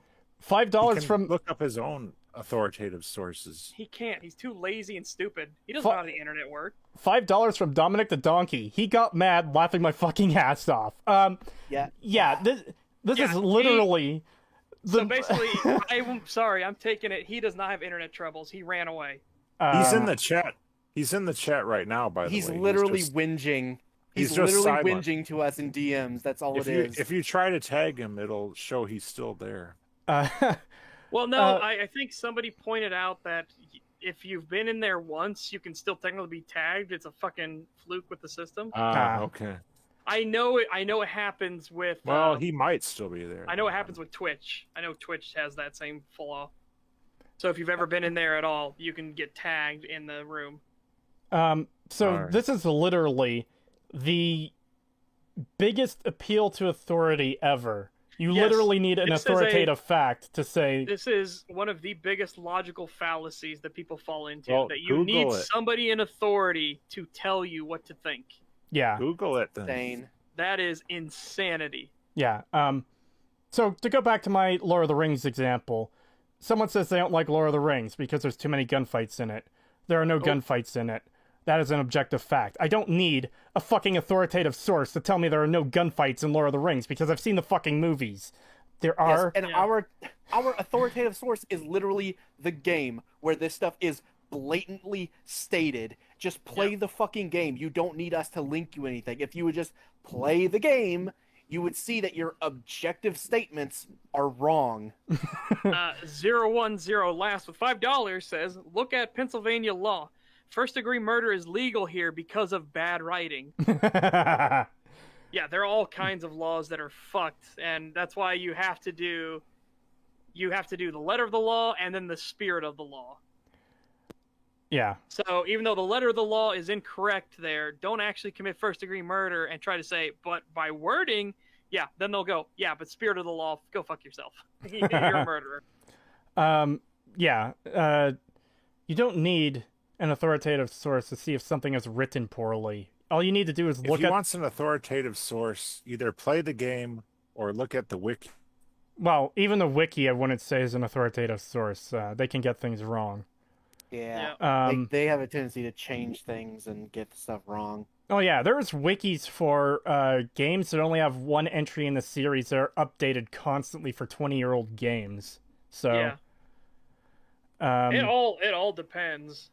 Like, you have the normal fandom wiki for like Skyrim or Oblivion or anything, and it's horrible horseshit. And then you have the crazy unofficial Elder Scrolls pages, which is like a golden fucking resource. It is absolute autism level fucking. There's every single stat of every single item and every single level breakdown of it. And it's like, holy shit. Yeah. Son, I salute you, sir. Keep up the good work. Absolutely. The unofficial Elder Scrolls wiki has a fucking interactive map with every fucking location on it. Yeah. Just to show you the level of care they have. Oh, $5 from Peaky the Cat. Thank you. You're actually missing the fallacy in his statement. He wants you to provide a source on how to do a review. Yeah, no, fuck off. There are tons of problems. Yeah, there are tons of problems with it. One of them is his appeal to authority. Yes. Is one of them. The other is that he wants us to do the work for him. Instead, if you are trying to discredit or disprove, do the work, the legwork yourself. Don't ask the person to give you the ammunition to load your own gun. Oh, boy. God, where'd that comment go? He has to actually do what we're doing, actually going in depth, explaining it, giving evidence, pointing this stuff out, where it is in the game, why it is that way. He has to do the work himself. We're not going to do it for him. Show me your criticism permit, head ass. Pretty much. Oh god, where'd that comment go? I really wanted to read it. Hey, Kritosis, do you remember when Gimli left Frodo and Sam to rot? I cry every time. Yeah. EFAP 93 is like the greatest example of this. So they had a guy on. Well, they didn't have him on. They were covering a video by this guy who was criticizing Lord of the Rings. And most of his video was just him screaming about how Sam and Frodo are gay and how everyone is doing everything for no reason when it's very, very clearly explained in the movies. This might sound off topic, but what's your opinion on Amnesia: Machine for Pigs? Never played it. Sorry. But yeah, Gimli makes a general statement towards the orcs, and why does he think that about Frodo? Yeah, that's fucking insane. But that's an example of how someone is critiquing something wrong. He's watched the movies, and he fails to understand what's happening in the movies. This guy literally thinks Gimli wants Sam and Frodo to die. He doesn't want to help them anymore. He criticizes the movie because you're supposed to be their friend, and you're not going... You've done this journey to help them with the ring, and now you're saying you just want them to die? Like, okay. There's so many places where you fucked up there. There's so many. Gimli You know what I call the people that appeal to authority? The same thing I call the people that follow quest markers blindly. Sheep. Yeah. The appeal to authority is one of the worst logical fallacies you could use, because it is quite literally, hey, this thing says I'm right, even though that thing has to... That and the quest marker thing means that he really can't think for himself. Yeah. Well, it's like we were saying earlier, it was the whole... he's only looking at things from an absolute surface level. NCR are good guys, but they've got a little bit of issues. Legion are the bad guys, but apparently there's a little bit of good in there somewhere. Like, no. Yeah. He didn't... And again, he said that he called people that defended the Legion, like... what did he say very accurately? I've got one right here in chat. Appeal to authority equals Westboro Baptist Church. Yeah, Oh boy, they're an authority, and they said gay people go to hell. So I guess that must be true because they're an authority. Yep. But he said, whatever the guys that try to excuse the Legion's faults like that, they say, oh, it's safer than the Legion. You can't argue with results. Like, that's not the only thing that people use. There's a reason why when you speak to Caesar, there are so many people that are like, you know what, I do actually think you would be the best fit and would be the best for the Mojave. And it's after they speak with Caesar. Because he makes a very compelling argument for understanding how to build a society that will last beyond the decade or beyond Caesar dying. Well, he thinks so. We can go into the fact that he's wrong, that the Legion will probably tear itself apart once Caesar dies. Yeah. People who are like... But he thinks he's doing the right thing, and what he says makes logical sense. Yeah, it makes logical sense because most people are... Only people with, like, strong principles and decent intellect will actually be like, okay, well, that doesn't make sense for these reasons. Most people, on the other hand, will just straight up say, you're correct, that makes absolute sense. Makes complete logical sense. I mean, for the whole appeal to authority thing here that Acer Thorn came at me with DMs, all we would need to do is find an instance of authority being wrong on something. So, Weasel Boy, you said you made a claim there's a correct way to review something. No, we said there's a correct way to critique something. There's a difference between an in-depth analysis and critique, which is what he claims this is. He does not claim this is a review. Do you understand that, Weasel Boy? He claims this is an in-depth analysis and critique, which requires accurate factual statements. This isn't a review where I felt this, I feel like the gunplay is good, I was engaged enough to finish the storyline, and I could recommend that other people would do this. And as we said, there is a difference between I feel, versus this is what the game has, this is what this character said. Yeah, and even a review still would not be good. It would not be a good review if he does what he does here, where he makes objective statements that are wrong. Yeah, again, literally, he says the writing for Cass, if all the other companions have this good writing, then this is where the game shines, or something like that. And he said, then this is where the game excels. Absolutely excels. So, again, how can something... How is the writing for Cass good if there is no such thing as objective good or bad? Yeah. Then what you're saying is you like the writing for her, and there is no way that, like, there is... How can something excel if there is no objective? Yeah. How can... I gotta agree with Courier Pig Worship and 68 here.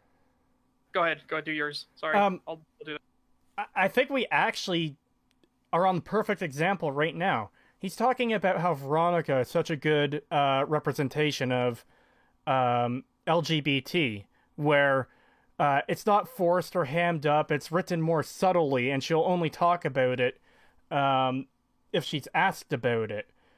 Basically meaning, hey, this is good writing. Because he just gave the examples for what the bad versions of that are. So how can you say one is better than the other if there is no subjective? It's just how you feel. He's contradicting his DM to us basically right now by saying this, because right now you're saying that there is objective quality to something, but you just told us there is no such thing as an objective quality to anything. Well, like I said, literally, all we have to do is find one instance of an authoritative source being wrong about something. Yeah. We could fucking use NASA and their declassification of Pluto as a planet because of super arbitrary fucking reasons, and by their own reasons it means that there are a shit ton of asteroids that should now be planets because they fucked up in their wording. Like, again, it ain't hard. This shit happened. Oh, I want to point out what Tyler McDonald said too. Yeah, he used evidence to support that claim. He made a good argument there. That's all we want. Literally. Yeah, exactly. Literally, what you said about Veronica, Acer Thorn, is the best part of your video because you're factually correct and you had evidence to back it up. Yeah, that's why the one thing you got right in your Morrowind video was when you actually put evidence on the screen. Here is evidence of this quest text being wrong. It is an error, it was a typo, and it will not lead you to your destination. Yep. Where you then fucked it was when you said, therefore the entire system should be destroyed because of one typo on one quest. Yeah, and that's, again, that's why we had nothing to say during the whole Veronica section we just got past, because what he was saying was accurate, and yeah, if you're correct in what you're saying, all we could say is, yeah, you're right. We can't respond aside from like elaborating on it or having our own discussion about how, yeah, this is actually a very good way they handled this character. I really like her. She's consistent, blah, blah, blah, blah, blah, blah. Yeah. And then you even showed, like he said, that she's a snarky asshole. Someone on the outside wouldn't know that. And then he showed back to back to back to back to back to back to back different times of her telling jokes, being quippy and snarky and a bit of an ass. Yep. Congratulations. You just did what you're supposed to do in an objective critique. You made a claim, and then you showed evidence over and over and over and over and over again. Exactly. Like, yeah, here is my evidence now for this statement. Two things quickly. First of all, commented chat, Nitro Rock 102. Wait, so if I sleep with Cass, does that mean I get to sleep with Long Dick Johnson? Oh no. Oh no. And also, I want to point something out very quickly. It's going to be a little bit painful. We're 6 hours and 15 minutes into this, and we've only watched another 20 minutes of his video. Yeah, I know. Meme Knight's bringing up the exact example that he gave. It was in the Mages Guild quest, and they tell you to go, I believe they tell you to go west when they meant to say east. Yeah. And that's a genuine example of an issue with Morrowind. That doesn't mean the entire direction system is fucked. It just means someone fucked up in typing their direction. Yep, and it was one word. That's all they fucked up. Literally. Anyways, let's continue onwards. Yeah. Solicit a prostitute, but there is no option to actually enter into a romantic relationship with anyone. This sucks because I would have romanced the hell out of Veronica if I had the option to. You can't, though, because your character is male. Yeah, you'd have to be gay. You'd have to be a woman. Yeah. Okay. But and even so, this doesn't make the game bad. It just doesn't have this feature. I'm sorry. A gameplay feature isn't in the game. Platonic relationships aren't bad. Get over it. Yeah. I've agreed to be my girlfriend, penis notwithstanding, that is. So anyway, the reason we're introduced to the Brotherhood of Steel through Veronica is because she's the only member of the faction who isn't currently holed up in their underground bunker. After losing that is wrong as well. Yeah, she literally Brotherhood without her. You have to do quests to go get other Brotherhood members that are outside of the bunker. Well, not just that. She says other members of the bunker go out for supplies, too. It's literally not just her. Yeah, but I mean, there's also quests to literally go find the other ones that are outside the bunker. They go to the Super Duper Mart to get their supplies. Yeah. But so also, did the Enclave in Fallout 3. They were taking Moira's advice before she even made it. Yeah. As we discussed, though, you can find the Brotherhood all on your own. You literally don't need Veronica for any of this. Yep. The Brotherhood of Steel went into hiding with the intention of regrouping and mounting an offensive later. However, several years later, they are still regrouping and have no plans to march. When we go to the bunker, the player is let inside primarily because he is with Veronica. No, you can actually convince them to let you in without Veronica. You need to convince them, mind you. They don't just randomly random Wastelander, come on in. This is why playing the game through before doing your in-depth analysis is a little bit important there. Yeah, also, you should really test this stuff in your gameplay. Yeah, the other reason that they haven't gone on the march or anything in years, it takes a long time to make new people. That was why Britain didn't care that they ditched all of that equipment at Dunkirk. Equipment is easy to replace. Growing a new human being to fight takes 18 years. And I mean to fight at peak efficiency, because you can go in at 16, whatever, you know what I mean? Yeah. But yeah, so there's a reason they can't go on the offensive, and it's going to take them years and years. They have to literally repopulate their forces. This isn't even an in-depth analysis at this point. No, it's not. It's just the guy saying... Father Elijah's plan is to use holograms to make up for their lack of strength. Yeah, which is a good plan. Again, he's thinking outside of the box. And that cloud thing. Yeah. And he was trying to use Helios 1, the Archimedes death ray. That would have gave him an edge against the NCR, but they weren't able to... He was trying to crack figure it out to activate it, but he didn't have enough time. Yep. We start to see the nastier side of the Brotherhood of Steel. Earlier, I explained how the best way to set up a character's... Okay, hold on. Such slips. STAG supports child soldiers. Shame. No, I'm just saying, like, when you get into conscription and everything like that, and you're in a desperate fight where it's literally a war of attrition, it happens where you start having to slip. You slide down in years. It's the same thing that happened to the Germans near the end of the war. They were the kindergarten troops. Oh, that was the reference nickname for it, but it was literally children that they prepped to fight because it was desperate. It was desperate fighting. $20 from Chris Ellinger. Thank you. Fallout New Vegas is an Olympic swimming pool. This man only experienced enough content to fill a swimming pool. I'm guessing he means a smaller swimming pool. Yeah, I'm thinking one of those like backyard inflatable. Not even the backyard ones. It's like those ones that can be used as a small sandbox, but some people fill them with water. There's one that's shaped like a turtle and one that's shaped like a crab and stuff like that. Ah, yeah. If art is 100% subjective, Big Rigs is the Mona Lisa. Or even worse, his videos would be on par with your videos. Oh, God. Yep, he meant a kiddie pool. He meant his videos would actually get views. Oh, God.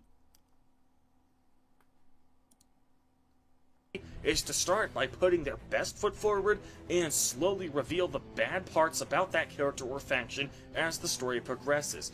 This is a prime example of that type of character development. We are introduced to the Brotherhood of Steel through Veronica, so it's a great first impression, but we soon learn that the Brotherhood are actually a bunch of isolationists. All except Veronica are restricted to their underground bunker, not even so much as peeking outside to check the weather literally in years. As we said, this is false. These are kind of statements that you need to fact check. Yeah. You've just made a definitive statement that only Veronica goes outside of the bunker. These are objective statements. That is an objective statement you have made, and it is provably false. Whether you like it or not, Acer Thorn, that is an objective statement, and you're wrong. Yes, there are Brotherhood scouts outside. The Brotherhood often sends people out for supplies. They don't just rely on Veronica to bring in supplies.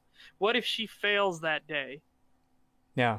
You need multiple options. You are a faction that is on the verge of extinction.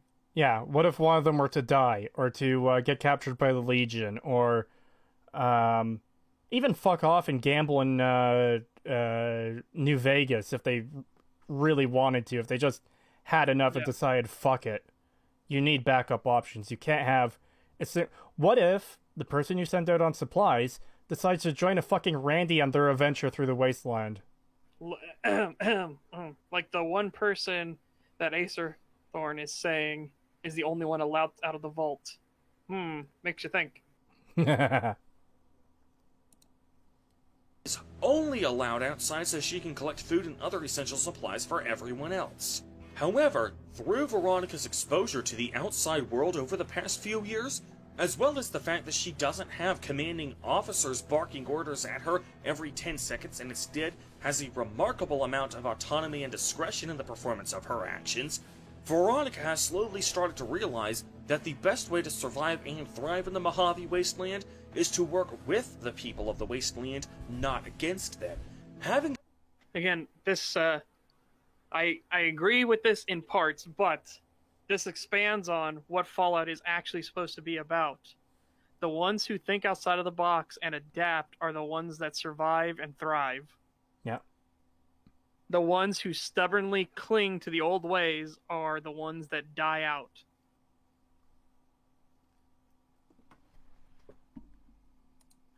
Spend time away from the people she grew up with and mingling with the people who are supposed to be the enemy has caused her to seriously rethink the Brotherhood's ideals and just how practical those ideals are.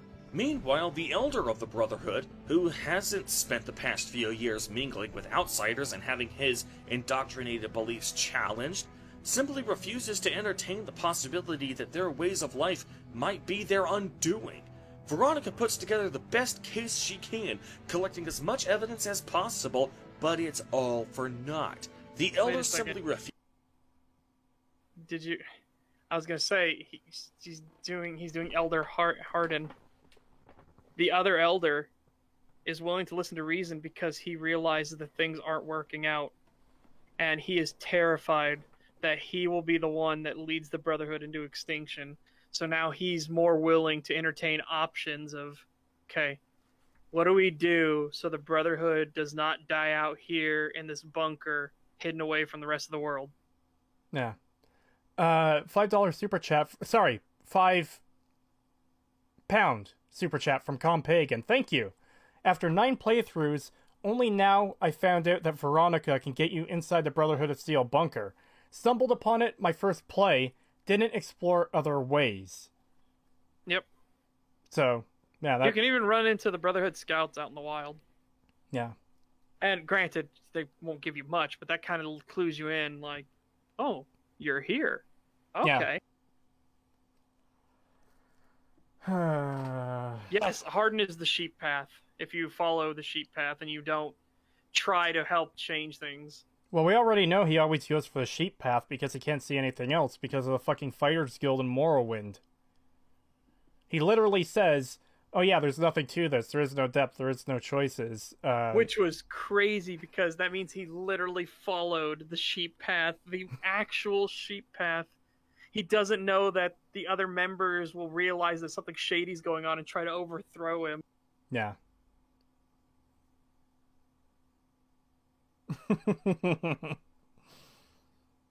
Oh, God. Brotherhood's ways, despite being aware that this could spell the Brotherhood's doom. I can't. We'll die out.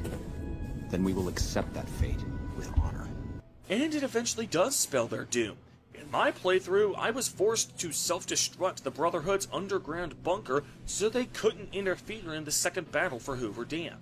The Brotherhood of Steel's character arc in this game is one who refuses to adapt to the changing tide and pay the ultimate price for their failure to adapt.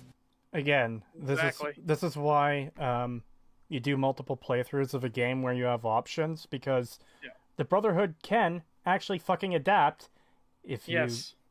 If you have Elder McNamara in charge and you actually work with the Brotherhood, you will realize that Elder McNamara is reasonable. He will say, he is terrified that he will be the death of his faction.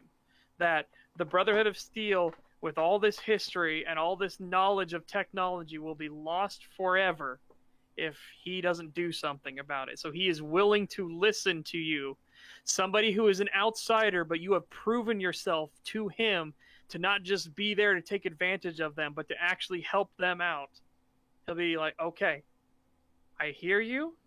You want us to shake hands with the devil themselves, but it will save our very existence. I will shake the devil's hand. Because remember, the Brotherhood hate the NCR. Hate the NCR, and for good reason. He chose the sheep path and thus forced himself to kill them. Yeah, I don't know what else to say to that. You should have played the game more. It's not the game's fault that you... This just goes back to what I was saying earlier, too, where he said, okay, even if the game does explain this thing, then I still have issue with it that I'll explain later. It's like, no, you're clearly just... You've got your opinion and you're not going to change it. You're not going to take any evidence. You're just... See, this is exactly why I like talking about things objectively, because if I'm wrong about something, I have to change my opinion on it. I have to change my position. That's why I said, and I've said it every time we streamed, I love being wrong, because it means I have new things to learn, and I get to expand my own knowledge. I keep getting to learn new things and keep going forward and forward. I don't ever want to become complacent and stagnant. Also, I just want to use my example from the Fallout 4 analysis. When I was talking about how Kid in a Fridge is a stupid quest, one of the arguments I originally had in the video was that we've seen other examples of child ghouls growing into adults. Now, when I went to get the evidence for those and back up my statements, this is part of why backing up your statements with footage is important, people. Both characters I talked to ended up revealing that they weren't literal children at the time the bombs dropped. The character in Fallout 4 admits to lying to her age if you do a speech check, and the difference in years makes her an adult at the time of the bombs dropping. The one in Fallout 3, she said she was just a child back then, but I forget the exact statement she makes, but it could be worked out that her age, she was about 25 when the bombs dropped, so again, firmly an adult. So, the two pieces of evidence I had for my argument just went out the fucking window. I can no longer... I objectively can no longer hold the opinion that Billy the Ghoul Kid failing to age for no reason is a contradiction, because it literally isn't, thanks to Bethesda's canon now. There are no other examples I'm aware of ghoul children, but the information did not back up what I was saying, so I had to change my position. That's how this works. Or even earlier when we were talking about Assassin's Creed 2, and I thought they were literally aliens. Yeah. And it was like, no, they actually came from Earth first. They had a settlement and colonies on Mars, but they started on Earth. It's like, okay, so I was wrong. They are not aliens. They are a precursor race. Still means I'm going to give them shit for the fucking, like, hyper advanced technology of a bygone era thing. That, oh man. Again, I got to learn something.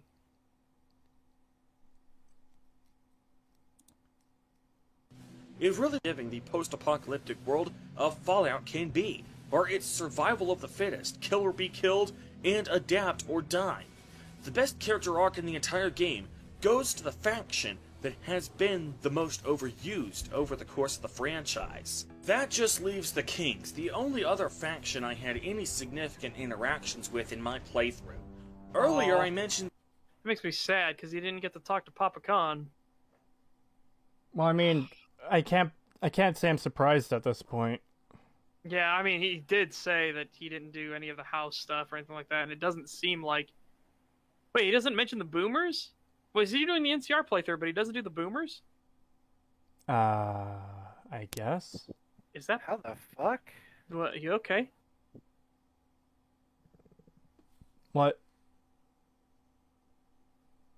Yeah, alright, well, okay, if he didn't even talk about the boomers, got it. Let's continue. Wow. Way of showing moral ambiguity is to show a character or faction at his worst at the outset, and then force the POV character to have non-violent interactions with them, which is when their better half shines through. The Kings are the best example of that in this game. Just give me a second here. I need to do something quickly. Okay. God, chat isn't catching up. There we go. Okay. Come on. Why is it? I gotta agree with Hunter Knight. Unless he decided to just kill them, I don't know how he didn't interact with the boomers. Yeah, me either. I don't know. And I can't remember. So this is going to be one of those ones. I cannot make a definitive statement here. I can't remember if you can do the NCR path without talking about the great cons. Yeah, I'm pretty sure... Anyways. Yeah. Kings rule the city of Freeside. You are introduced to the kings secondhand through the citizens of Freeside, many of whom regard the kings as iron-fisted rulers who use brute force to assert their authority. When you actually meet the kings, though, you are introduced to their leader, the king, who is the chief of the Elvis impersonators. Contrary to what the majority of Freeside citizens have to say about him, the king seems like a pretty swell guy, although that could simply be due to the fact that the player character isn't in debt with him yet. Loan sharks tend to be pretty friendly to their potential debtors, but then become completely ruthless to anyone who defaults on their payments. However, the kings do tend to show quite a bit of humanity by the time you complete their mini questline. They are willing to share Freeside territory with the NCR, and even allows them to hand out food to NCR citizens within his territory, without non-citizens being allowed any of the food, actively willing to cooperate with the NCR to accomplish this mission once he realizes exactly what they're up to. So overall, the way the kings are written gets a thumbs up from me. Okay. So again, this is my problem with the whole everything is subjective thing, because how can you say, hey, this writing is good, and there's just contradictory positions to hold. Yeah, you can't make an objective claim and then say that you can never make objective claims because it's all subjective. Yeah. That doesn't work. I think that's they can't both coexist. I think that's the worst part about his mindset in particular, that I'm sure we're going to have to deal with this a lot in the future, but he's literally using objective statements to criticize or praise the game in certain ways. Again, the whole Veronica thing and what he just said about the Kings. He's saying that these are examples of good writing.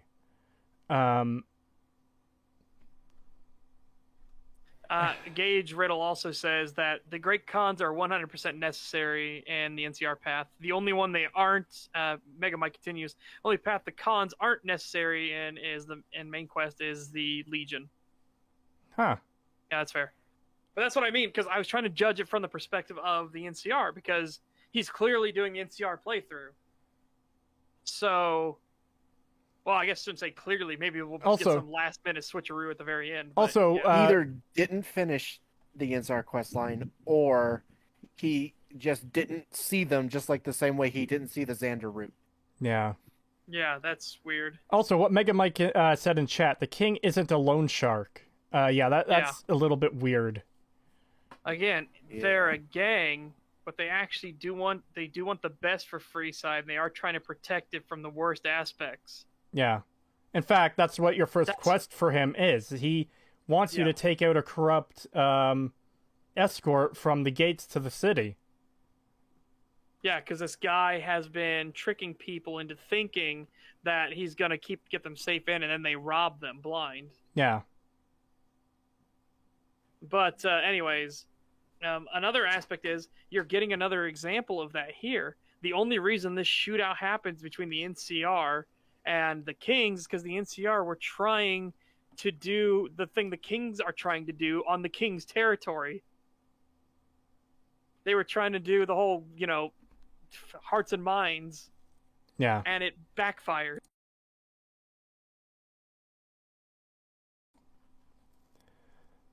And see, this is what we mean. Even if you're praising something and you get it wrong, we're going to call you out for it. Because all we care about, 100%, all we care about is the accuracy. Yes. If you're saying things are just blatantly untrue for or against the game, that's what we're going to take issue with. Yes, if you hate New Vegas, you can hate New Vegas. Yeah. We're not here to tell you you're wrong for liking for hating New Vegas. Yeah, or if you love Skyrim, I won't care if you love Skyrim. It's if you make objective claims about it. Yeah. Then I'm gonna be like, well, okay, can you back that up? And then I'll start digging through to find counterpoints instead. If you make objective claims. I think it's going to be hard to have the discussion with him if it does happen, just because I think it's going to be really hard for him to get past this whole subjective versus objective thing. Yeah, that's what I was worried about. I'm worried he's just going to come on and just constantly repeat himself of, well, it's subjective. You could say it's not. You could say it's objective and not subjective. Well, not even that. But... I'm talking about before we even get to making arguments for or against the game, that the biggest sticking point is going to be this whole subjectivity thing, because that seems to be his primary defense. It's like a fucking snake hissing or a cat hissing. It's like his defense for people who disagree with them. Maybe. But as people are pointing out in chat too, it's Pacer's fault that this entire situation fucking devolves. Yeah. It really is, yes. Pacer did the FEV. But Pacer is 100% at fault for all this shit. Yeah, and maybe we give him enough time. Maybe he'll bring it up, but if he does miss it, then that just goes to show how little attention he's paying to any of this. Gage, we don't know. Don't tell me that he assumed the Great Khans were just regular raiders due to his 3 and 4 exposure and just shot them and aggroed them before even realizing they weren't hostile. We don't know, but the fact he doesn't talk about the Boomers or the Great Khans, he said this is the last faction. This is the only faction. And it's like, okay, that's not true, but... So, again, we're worried now. There's a bit of worry and doubt that's come in, so we need to see how this plays out. Yeah. Overall, how do I rate the factions in this game? Oh, so he just doesn't mention Pacer at all. Yeah, okay, no. Yep. Okay. So, you missed a good deal of what this... He also didn't mention Figaro. Yeah. Yeah. Or the Van Graffs or anything either, another very important faction. Okay. Yeah, I'm starting to think our discussion with him is going to be painful. Yeah. Overall, I would say that the factions in this game are a disappointment.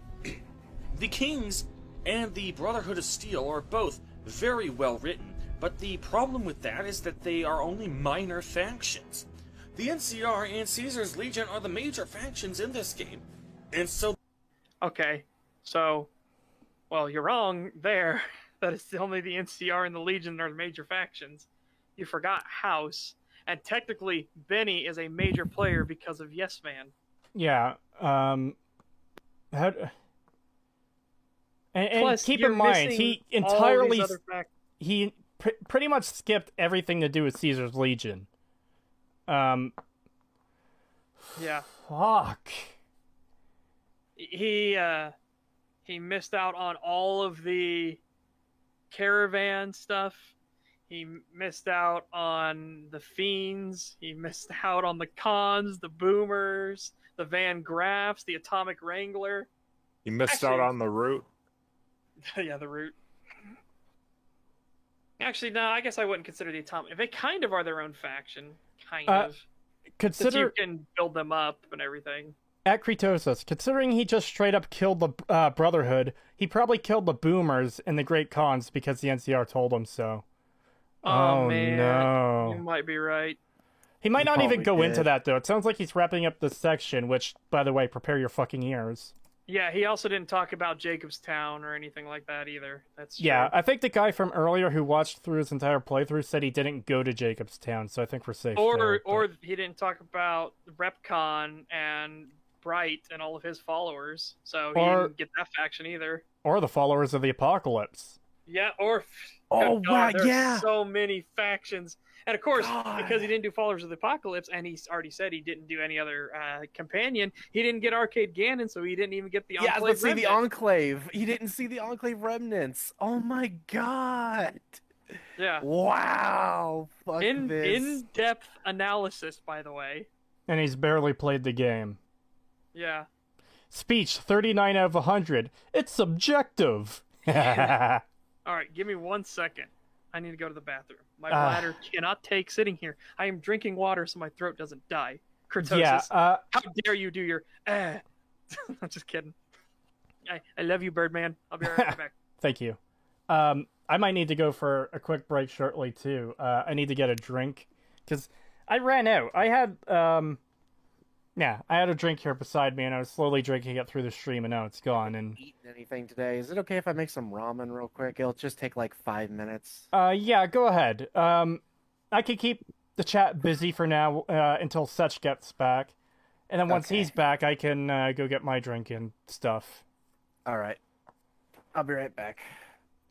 Intelligence 3 out of 7. It's my opinion. I think we found Stag's EFAP 93. Oh man, this is bordering almost as bad as that fucking Lord of the Rings video.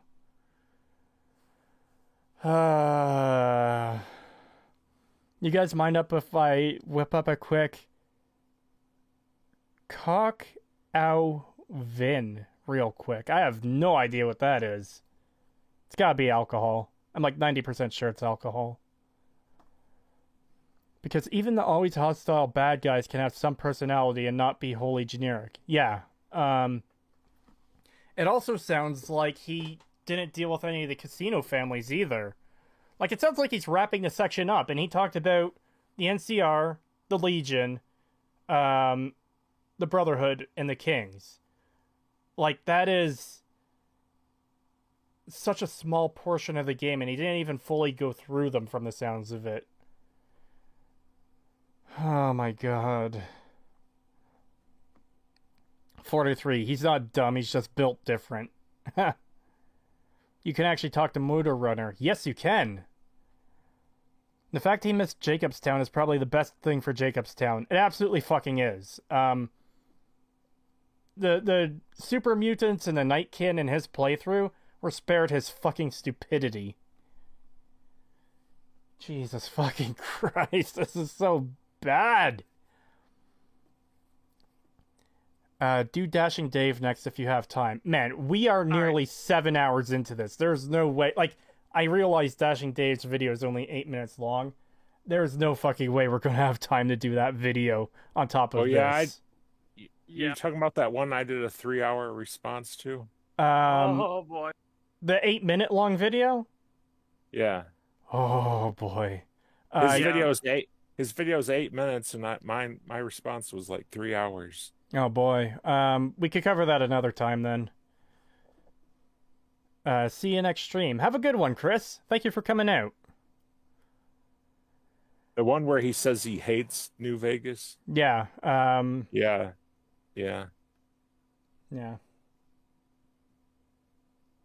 Okay. I exist. I don't know if it's as bad as this one, but it's a good thing you exist, Setch, because I need to go AFK now to get a drink and use the washroom and try not to fucking die. Nice. Just before I go, I have a question. If a focus on more amazing gameplay besides story does make it bad or just decent, I think it depends. It depends how important the story is to the game. I think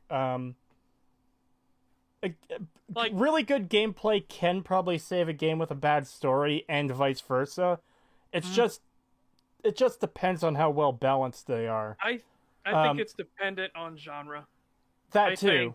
But specifically in the case of Fallout 4 and Skyrim, the gameplay is very lacking. The gunplay is better in Fallout 4, but then what does that serve? You're just killing generic enemies the entire time. Might as well just load up Gmod and spawn in a bunch of Combine soldiers at that point and shoot them. You know? Yeah. Anyways. How you holding up, Father Elijahcal? You doing good? How much longer are we guys going to be at this? we want to try to get through the video.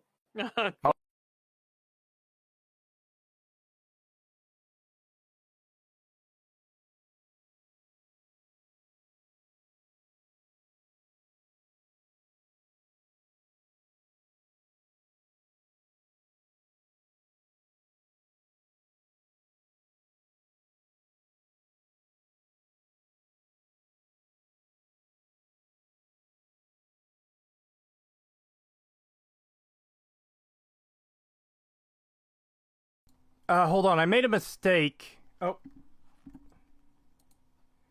No, wait a second. I unplugged my headset, and the audio died because it was connected to the headset. I think that hopefully they can hear you again.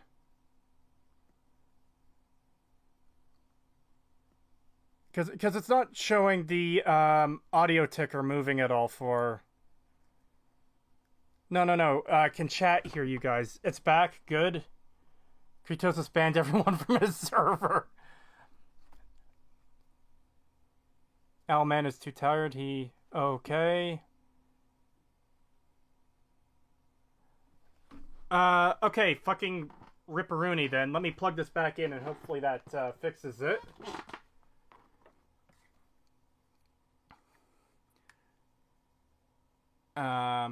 Okay, I plugged the headset back in. You might have to go, Father?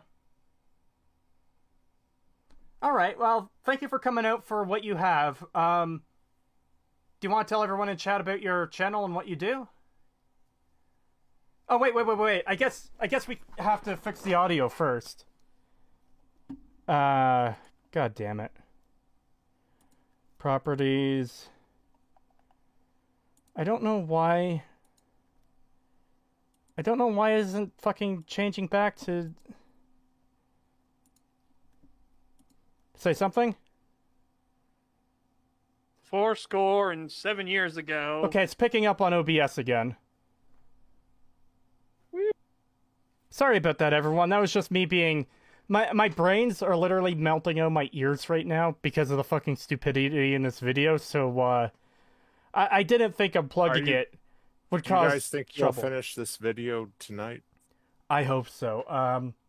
Fuck, Well, it's I'll nearly 9 check it. o'clock right now. Jesus Christ. I'll watch the rest of it when you upload it. All right. Well, you don't have to worry about that if you don't want to, but whatever happens. Yeah, I also have to watch the first part I missed. Yeah, no worries. What the fuck, Daniel K? This is not a thing where we're holding you hostage or anything like that. Well, I could probably force myself to stay up, but I just can't. Nah, don't worry. Don't force yourself. Anyway, so don't force yourself, dude. It's fine. Yeah. Anyways, there's a link to Father Elijahcal's channel in the description of the stream. You want to tell them a bit about what you do? Go ahead.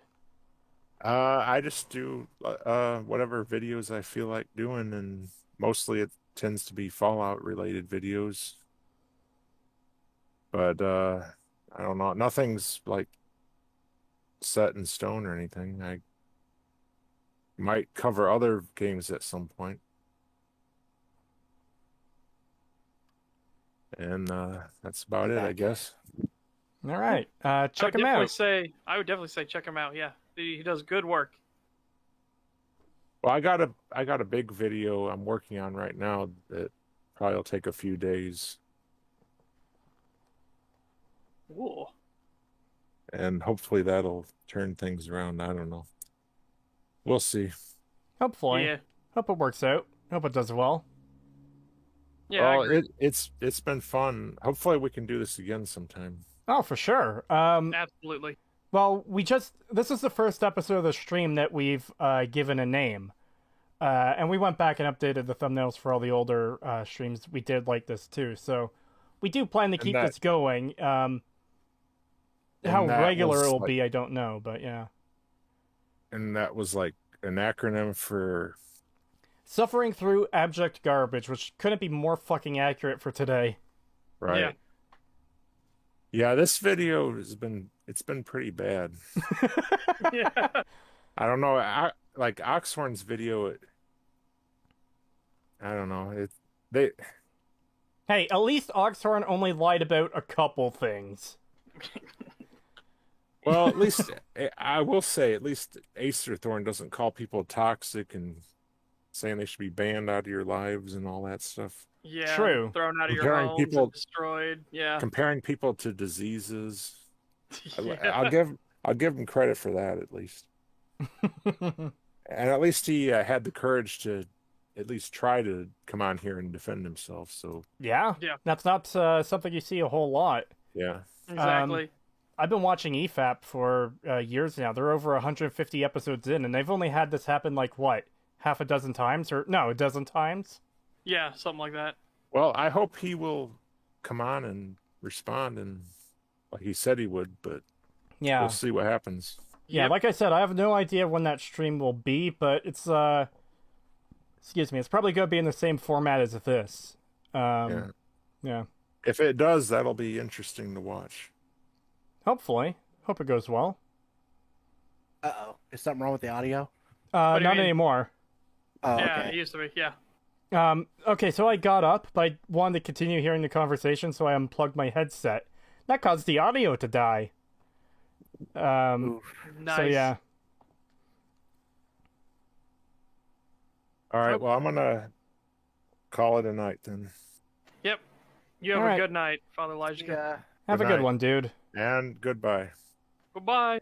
Until Bye. next time.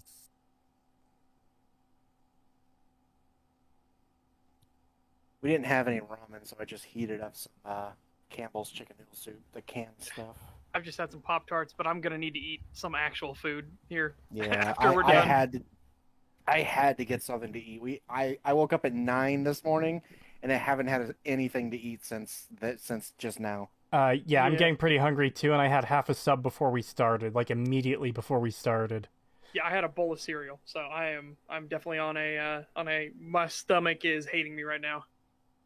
But we're getting through this. I'll be right back. I have to grab a drink myself, and yeah, you guys keep chat entertained while I'm gone. Okay. Chicken cheesy poofs. Oh, sounds good. Maybe I should get Ma to make me some chicken tendies. Do you want me to die? Oh my god. Oh, man. You think that certain people don't exist in the world, and then you find out they do. It's like, oh boy. Man, I'm gonna suffer watching through that fucking Let's Play. Oh, I'm gonna hate it. I can already tell. Well, you get to do the Let's Play. I get to look through every single cave in Skyrim, so. Yeah, fair trade. Quick, Kratos is gonna crash the stream. Yeah, probably. Is Cheesy Poofs a South Park reference? No, there are actually like off-brand Cheetos that have all kinds of ways to get around the name.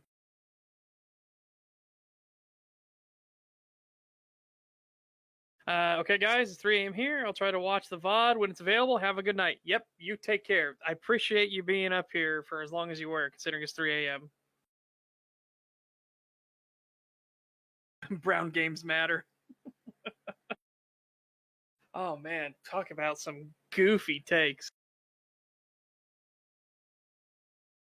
What do you mean I can't have a $3 million home? What do you want me to live on the street? By the way, I just converted it to 3 million because I know you're talking about. Or I converted it to dollar because I know what you're talking about. I just imagine Patrick from that one episode being like, "Now I'm gonna starve." Yep. He says as he's fucking disgustingly fat. Intelligence 1 out of 10. Roots in the sky. Yeah. That is weird stuff. Like when that happens. Or, you know, if you did do something dumb and then you just play it up and you have that moment of like, I am a fucking idiot. And you're just like, I have no idea where my brain was going, what Looney Tunes like fucking track was playing through my mind. I don't know how the hell I didn't see this right here. You know what I mean? Like you self-deprecating humor, you can play it off. Granted, from the sounds of it, there would need to be a lot of self-deprecation all throughout the playlist.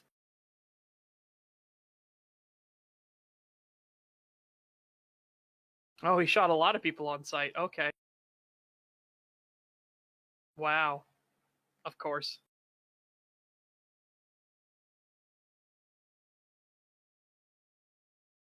Intelligence 0 out of 1. Yeah, but where's your source on how to criticize a game?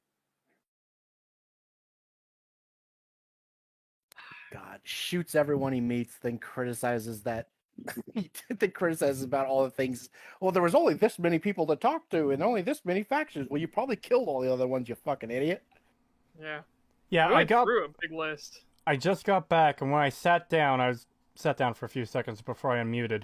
The first comment I fucking read, Acer also shot Ulysses on sight. Yeah. Oh. That's what I read as well. Are you fucking kidding me? Doesn't fucking surprise me, honestly. What a fucking idiot. Yeah, that's insanely ridiculous. You know what's sad about this? Remember he said the only way to do moral ambiguity is to do bad things? Well, one of the two, because he said there's only two ways possible ever. Again, another objective statement of fact. There's only two ways ever to do moral ambiguity in a faction. And it's to force the player to do them non-violently. So the fact that he had an option clearly meant he should just go guns blazing, because there's no moral ambiguity.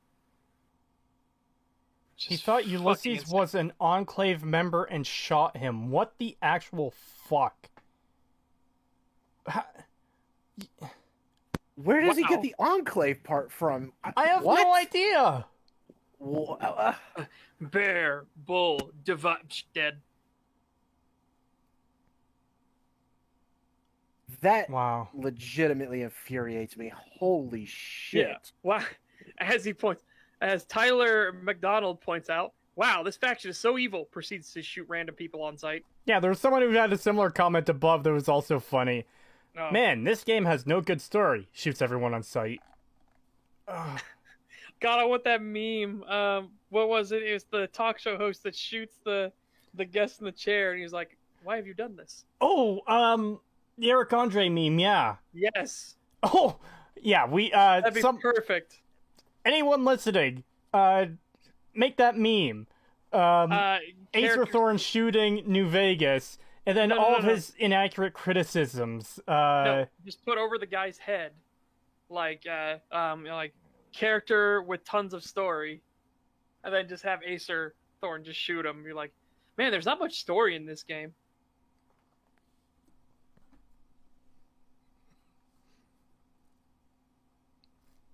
Anyways, I guess we can continue on with this torture since we're all back. Yeah, we might as well. No, I meant the Eric Andre meme, not the you get what you fucking deserve. Yeah.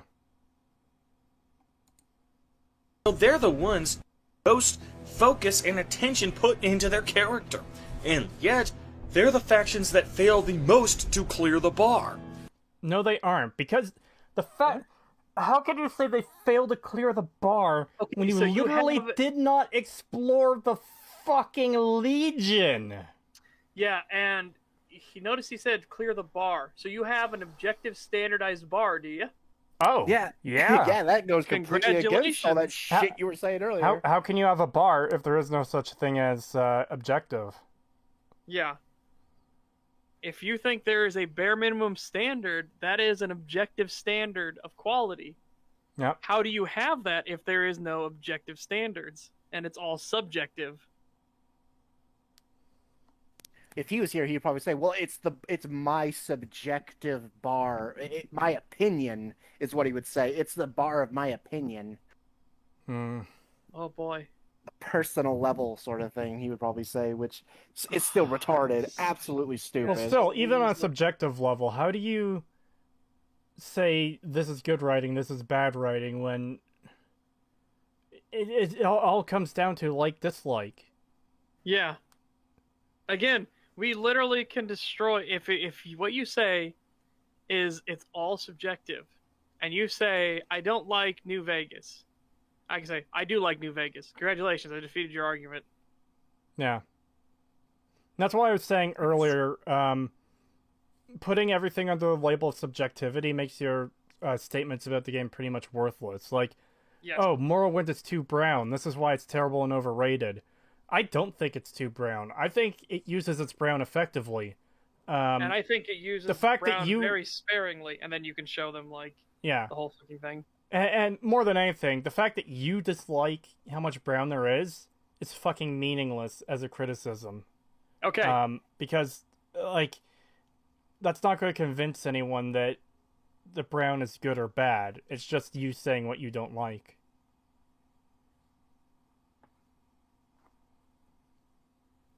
You might as well change the name of the video to Random Takes on a Game I Haven't Played Enough of. That would be a lot more accurate. Random uninformed takes. Huh? Part of me hopes if he does come on, he tries to accuse us of something, saying like, well, since you believe this and this... Oh, he's almost certainly going to do it. Yeah, he's going to be like, you're this type of person. And I'm just going to be like, well, the fact you don't like browns tells me a lot about you, too. Yeah, no. Entertainment value is subjective. That's why I don't believe anyone that says something is boring. Yeah, exactly. Yep. Entertainment value is entirely subjective. Now, there are methods you can do to prove that something is boring. If you want to go insane, there are ways to show that something is boring. And oh boy, good luck with that though, because to do it, you would have to impose the actual thing. And then even then, somebody would be like, no, I liked it. I was engaged the entire 15 hours I watched that little paint bubble on the wall. Well, that's the thing too. That's an example. Yeah. That's an example I was going to use. You could sit someone down in a chair in an empty room for 8 hours, and they're going to go crazy due to how bored they are. Someone else is going to have fun with their imagination and use that time well. You know.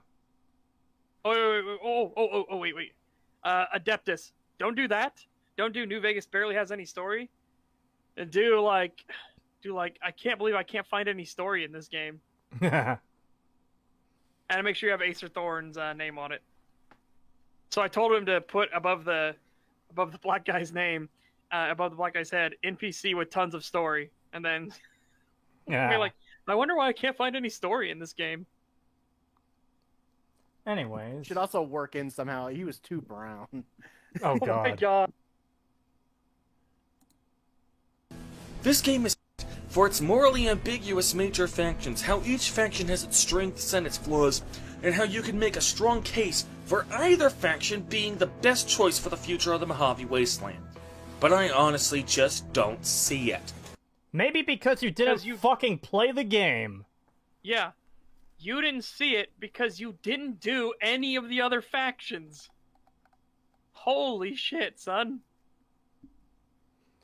And my god, the number of factions you listed, 2 of them, Brotherhood of Steel and Kings. Well, that's for the minor factions. And the only major... But then he doesn't mention the Boomers, the Khans, the Children of the Apocalypse, or... The Followers of the Apocalypse. Children of the Apocalypse. Oops. The Followers of the Apocalypse. Nothing. What? Yeah, you can't say the factions fail when you haven't fully interacted with them, or... Like, we're not saying you have to talk to literally every NPC in the faction, but you can't say it fails when the information is there and you did not go out and get it. Yeah, exactly. This would be like... Okay, I've heard plenty of times that Halo 4 is a bad game. This would be like if I started criticizing it without finishing the game. 'Cause I haven't played it, but let's assume I have played it and haven't finished the game. I can't say, oh, this game has no ending. You know? Because I don't know if it has an ending or not. I would have to play it to the end to figure out if it has an ending or not. You know what's funny? What? I used to actually be able to objectively say that about Guild Wars 2. I used to be able to say this game has no ending. Oh. Oh god. What a fucking shit show that was. It used to be. Again, I heard it got much better. I haven't played it because fuck the launch of that game.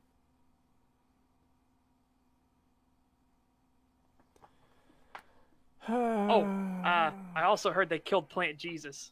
Praise be, Plant Jesus is dead. Plant Jesus? In Guild Wars 2, there's a character who is actually the main character of the story. Oh, not God. you. So you meet this guy, and he is the chosen one. Like, literally, they tell him he is the chosen one, and he gets the sword of the savior, and stuff like that. It's like, oh my god, he's Plant Jesus. So it's like Green Jesus from World of Warcraft. Pretty much. Wow. And he dies. I heard they kill him, and I'm so happy. I think they kill him. Anyways. They'll appear to be nothing more than sadistic killers, while the NCR's only real flaw seems to be having a little too much confidence in what they can actually achieve, and at best, that's like choosing between Hitler and a jaywalker. Literally, no. No, it isn't. The fact that you missed everything is not the game's fault. Yeah. You are also assigning labels to factions that you don't know anything about. Yeah. What the hell? Oh my god. Imagine complaining that there's not enough depth or nuance to the factions when there is, but you missed everything because you just wanted to shoot everything. Yeah, and you weren't as paying we attention. Found out in his actual playthrough. It took him 30 fucking minutes to find a root on the ground. Oh boy.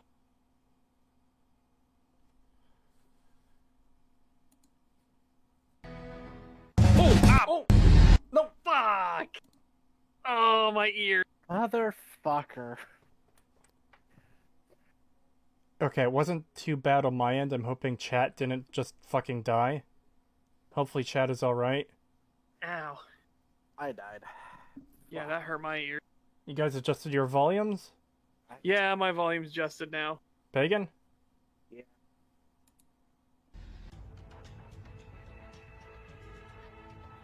Side quests. Oh god, this is gonna be butchery.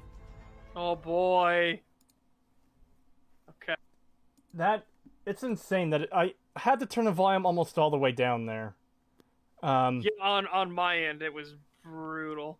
Well, I have the volume set to I have the volume set to full so chat can hear him well. And yeah, nice. Mine's set to like 80%. So, and even that was brutal. Yeah. I can't wait to hear about the 3 side quests he did in the game. Yeah, well, hey, that's an upgrade from Morrowind where he only did 1. Yeah. All you have done this entire stream is bully me. I am not stupid. Your channel is nothing but hate. I have reported it for calling me so many names, unnecessary ones. This is no longer a debate. Okay, so you're chickening out. Cool. All right. Okay. Bye-bye. So there it is. Bye-bye. He chickened out. Yeah, he chickened out and is running away, guys. So, yeah, you're saying things that are factually incorrect. You literally just said in the video, that isn't me. Is that a fake Acer Thorn? Is that a fake Acer Thorn? Hold on. Oh. How do you...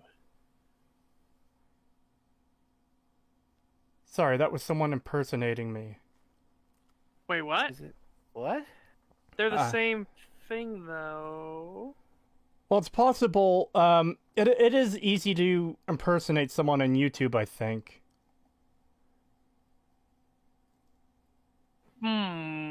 Okay, here's how we can test this out. Time out the entire time you've done is bully me. Time that one out.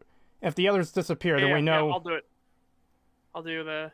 Yeah. Done is bully me the entire stream. Put user in timeout. Let's find out. Change. That one got it. Yeah, look, it isn't. See? No. Sorry, that's somebody else impersonating me. That is not him. Wow. All right. So you can go. Somebody actually tried it. What a dick. Fuck off, dude. Setch, you could go ahead and ban the fake Acer Thorn. Yeah. Legitimately sorry about that to the real Acer Thorn. Yeah. Obviously, we got tricked there. Asshole. Fuck off, dude. Because again, icon's the same, name is the exact same. Like if I copy paste your names, they're the exact same. Yeah, I couldn't see anything. Well, that's the thing. That's the thing. YouTube doesn't have unique names anymore. Where if your name is Joe, right? Yeah, because you can rename. Oh my god. God, that's so dumb. Yeah. Why is this a thing? Yeah. Okay. God damn it, YouTube. Yeah, it's really dumb, but it happens. Let's see. I don't think I can ban like outright. Let me do it then. I can hop into chat and. Yeah. See, the thing I find annoying about the studio is even though I have it up, chat lags behind and just kind of stalls until I go back onto that tab. Yeah, exactly. So I can agree I have to with wait Gage. for it to catch up. Yeah, So it does that for me Gage, too. Gage Riddle said, "Genuinely sorry, Acer Thorn. We might not agree with you, but we do not condone impersonation." Yeah, exactly. I agree. I disagree with you vehemently, but I will not let somebody else sully your fucking name. Yeah, that's on you. If what? you do it yourself, that is entirely fine. Okay, this is a little bit bullshit. On my end, it's saying that the fake Acer Thorn was timed out for 300 seconds. I don't have an option to block that fake Acer Thorn. That's a little bit annoying. Yeah, I just have hide user on this channel. I don't think that'll work. I'm pretty sure that is banned. Is it? Are we? All right. Well, we'll try. Well, hey, Setch, type something in chat. You're gonna be my guinea pig. Oh no.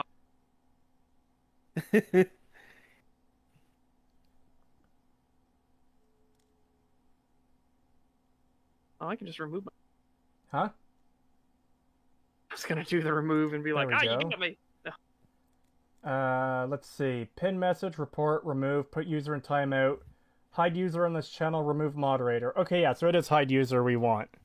Okay, so yeah, I did hide user. I hope that Well, no, it says it was timed out for 300 seconds. Well, and then I have down here, Acer Thorn was hidden by me, so... Oh, was that the real Acer Thorn or the fake one, though? The fake one. I made sure to grab the fake one. Okay, so that's weird that you still had the option to do that and it just wasn't available on mine. Now, the thing is, did it just block it for you and the rest of the chat can see, or did it do it for everything? No, he shouldn't be able to comment on the channel anymore. Yeah. Well, hey, worst case scenario, if that was accidentally the real Acer Thorn, then he could just message me on Discord since we have that link now. Yeah. I see the other Acer Thorn's messages still in chat and everything, so... Yeah, if you timed him out, those were, like, if they were the same person, they... No, that's what I mean. Yeah. I mean, so I don't think we got the real one. If we did get the real one, that's way more fucking hilarious. But well, still, we can fix that if we did. Yeah. If you could see this message, I haven't been hidden. Gotcha. Yeah. All right. Back to the video. Yep. An RPG, especially an open-world RPG like Fallout or The Elder Scrolls, would be pretty boring and have very little replay value if the main quest was the only thing you could do in the game. Side quests are an important part of any RPG. I honestly did very few side quests in this game. You know, while not, again, it's a subjective thing, would be pretty boring, you don't have to have side content in an RPG. Like, you don't have to. If you want everything to be tied towards progression of the story, you can do that. Yeah,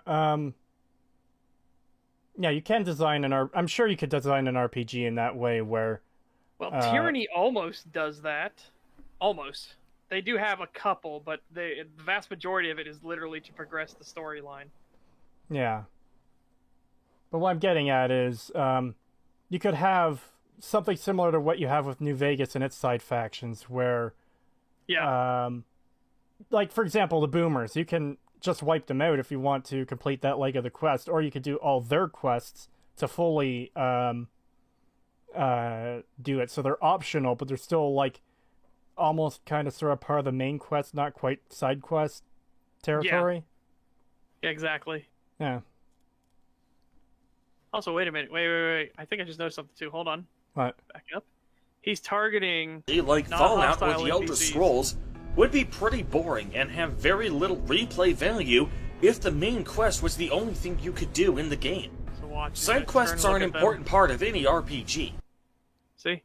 Yeah, but that might be a hit squad coming after him. You're right.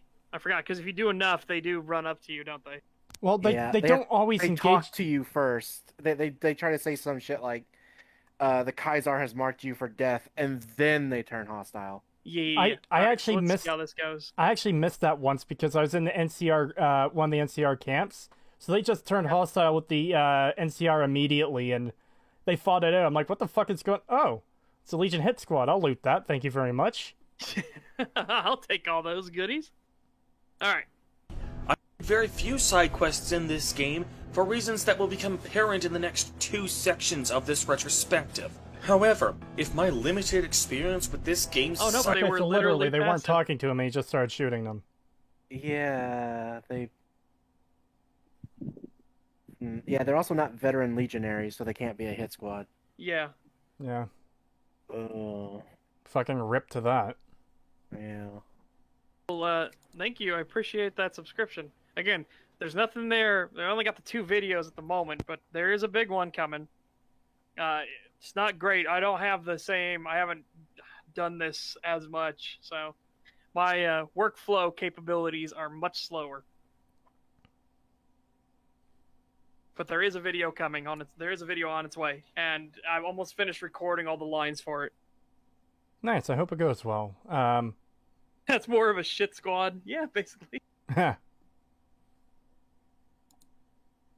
remotely representative of the various side quests this game has to offer, then I honestly do not see what all the fuss is about. I already discussed the Good Springs quest Ghost Town gunfight, the Prim side quest where... Okay, so we just caught that, what he meant. He just said if the few quests that he did do are representative of the entirety, then I can't see what the big fuss is about. Okay, but that's why you do more than just a few quests. Yes, this is why you do a lot of them. This is why you do more than the Taxman quest in Seidanin, and then judge the game based on that. And if you do quests like Seidanin, at least get it accurate, please. Creed, check the Discord channel. I put somebody did it. They even added the little fucking thing I told them to add. Oh, let me grab the link for that and toss that up on screen. Oh my.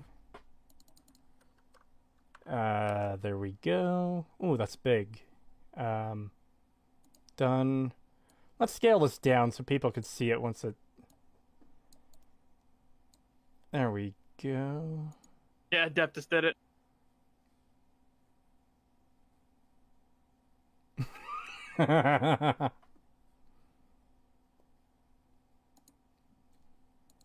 Anyways, yeah, so it sounds like he's judging the side quests based off of the few he already talked about. Especially considering he's mentioning them. Ghost Town gunfight, finding the sheriff. Back up a little bit so we get all that. But yeah. He talked about the Kings. Did he even do GI Blue? Well, he's had footage of it in the video.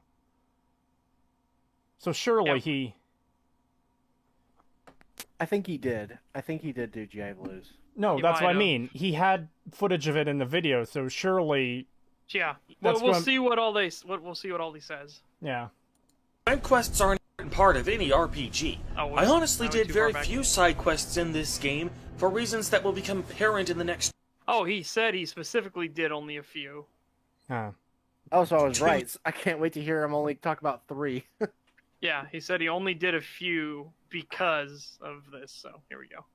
Sections of this retrospective. However, if my limited experience with this game's side quests is even...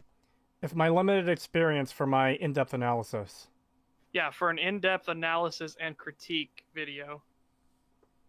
Even remotely representative of the various side quests this game has to offer, then I honestly do not see what all the fuss is about. I already discussed the Good Springs quest Ghost Town gunfight, the Prim side quest where you get to pick a new sheriff, and the King's quests in Freeside, so no need to go over them again. So instead, let's start with the NCR side quests. These are quests that aren't part of the NCR main quest line, but which can nevertheless earn fame with the NCR. Put simply, they are completely by the numbers. When I was trying to get a new sheriff for Prim, I needed to go do some work for the NCR outpost, so they would owe me a favor. What job do they need done?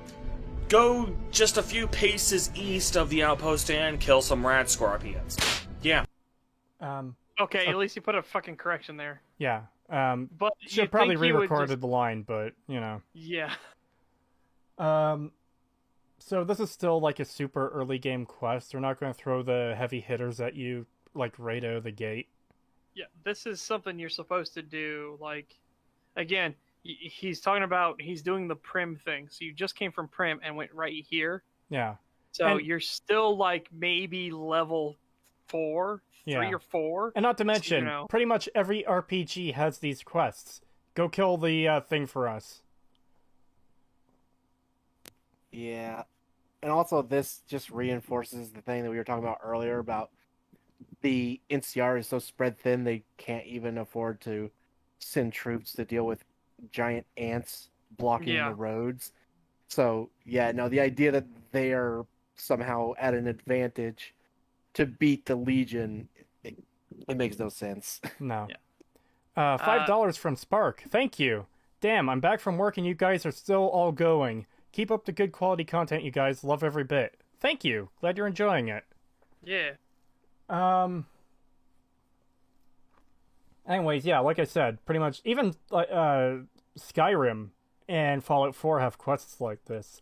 Even if you ignore the Radiant quests, there's a lot of quests in those games that are very simplistic and like by the numbers, you know? Yeah.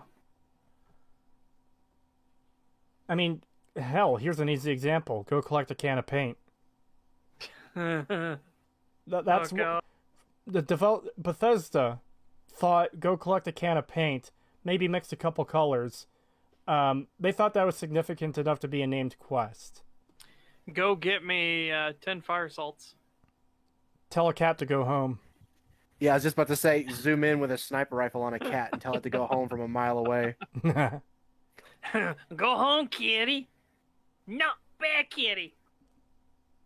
It's not even that. It's so much worse than that. I forget the kid's name, but it's like, Ellen misses you, Ashes. Go home.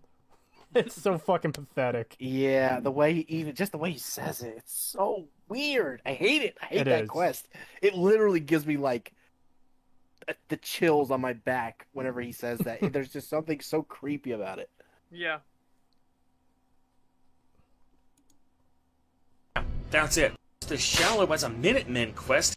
Not that it makes that much of a difference, but pedantic New Vegas fanboy assholes will act like this one error completely invalidates the entire review if I don't correct it. So yeah. No, one mistake doesn't invalidate your entire review. Your entire review invalidates your entire review. Yeah. Except for the section about cats.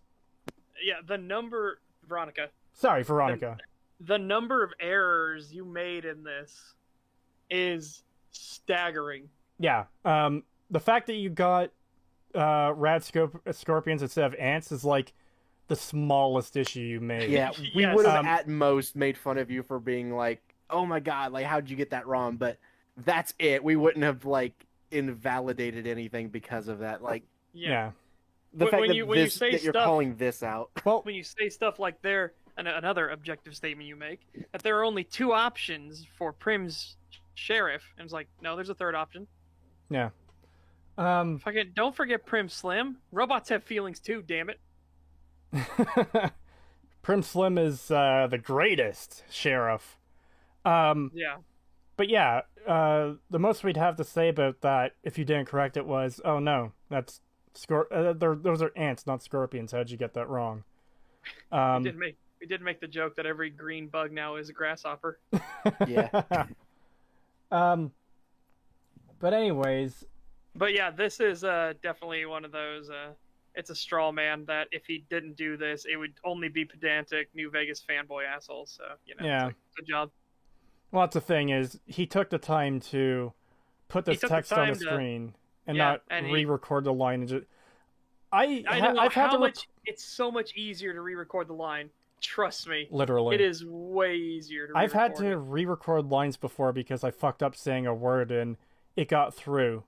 Yeah, that's why I listened to the thing back like 2 or 3 times, and because I'm also listening for anywhere.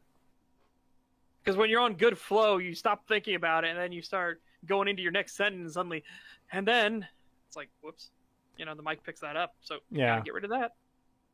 Review thought it was an in-depth analysis. I don't think he knows the difference. Possibly. Yeah. Well, now it's called 3 Things. The title is Retrospective. It's a retrospective. It's an in-depth analysis according to him at the start, and now it's a review. Yeah.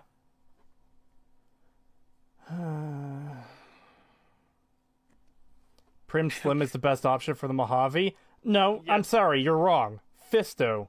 is the best option for the Mojave. No, Fisto is the best you option. get your Fisto out of here. Prim Slim gonna take that partner to jail.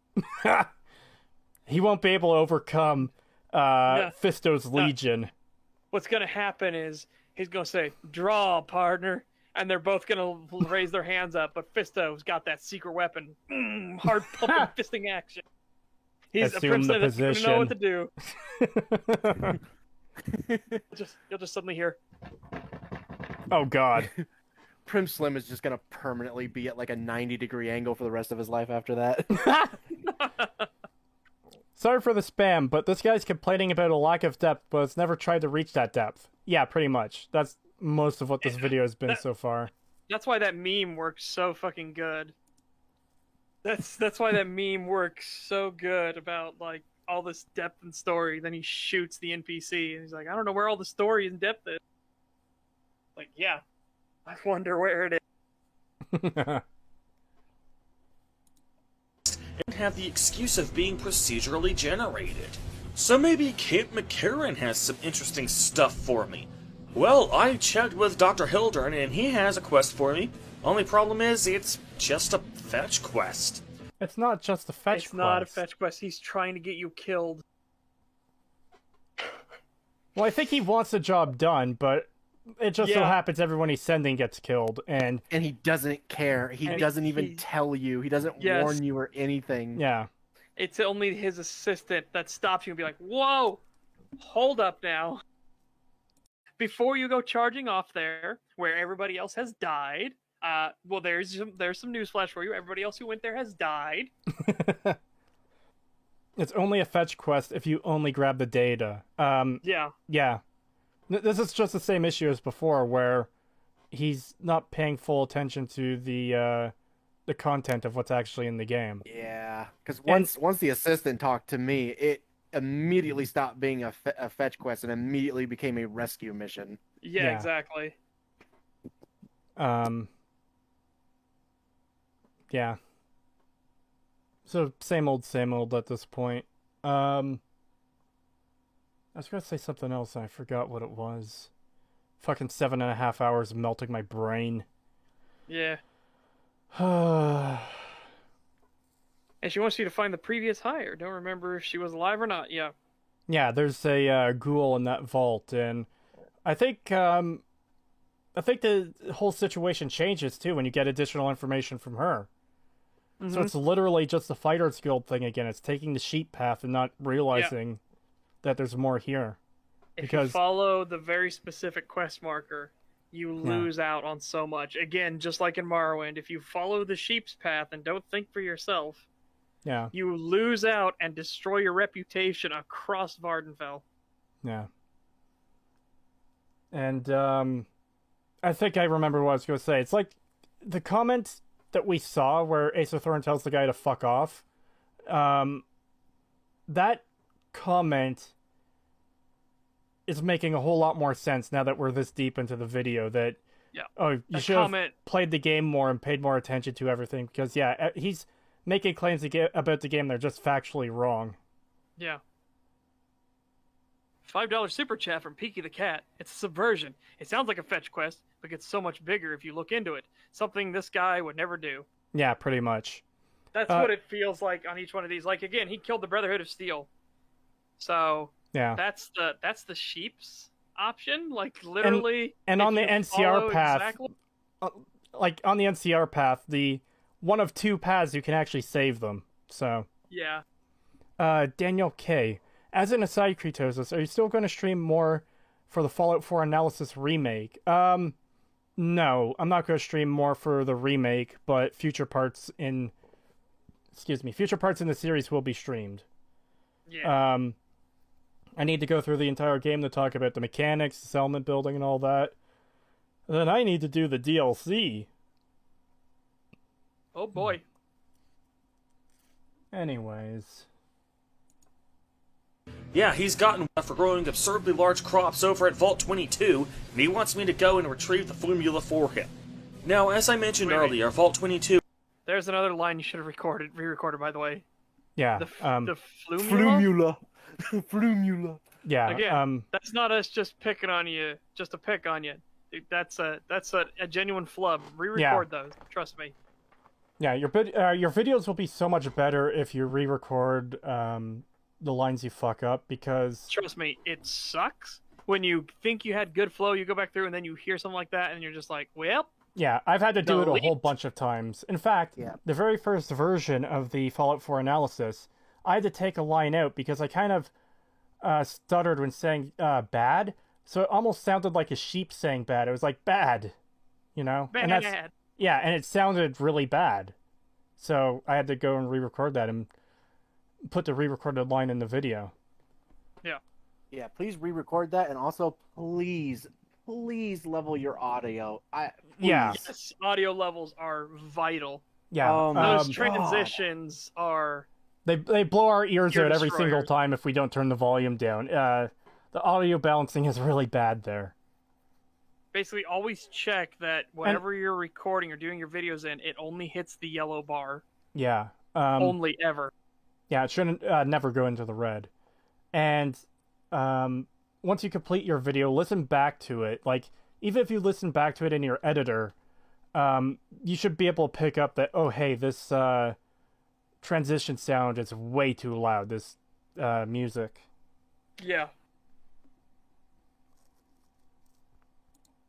It was certainly a nice change as far as the aesthetics were concerned, but there is absolutely no creativity whatsoever put into this quest. Okay, so there's another statement of fact about the quest that is objectively false.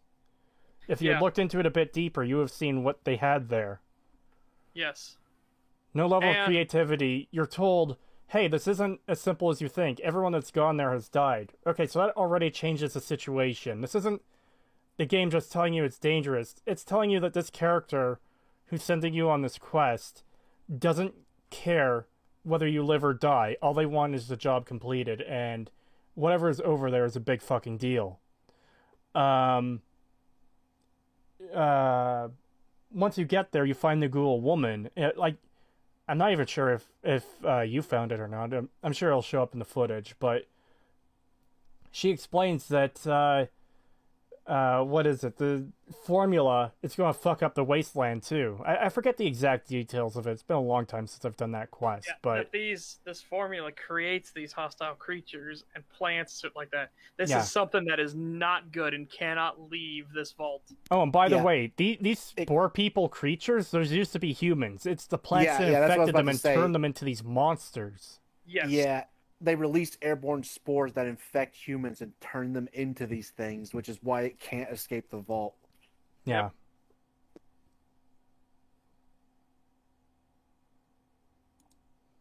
But not least, we have the quest at Helios Power Plant. Okay, yeah, so I was wrong, but I'm sure he would show the footage of the ghoul girl. He didn't even show that. So I wonder if he even found her, or if he just assumed she was a hostile and killed her like he did those Legionnaires. Maybe, I don't know.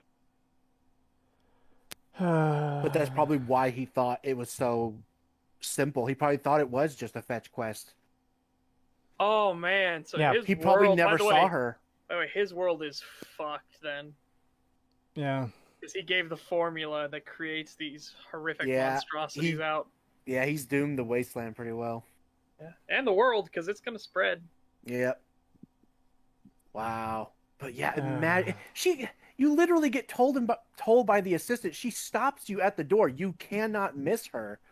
How did you not go and find the ghoul girl? And how did the mission not immediately change for you from fetch quest to rescue mission? Yeah. No. Here we go. At Cretosis, there were two different projects. One was on the fungus strain that creates zombies. The fertilizer could be safe if the fungus that turns people into lichen zombies is censored. Yeah.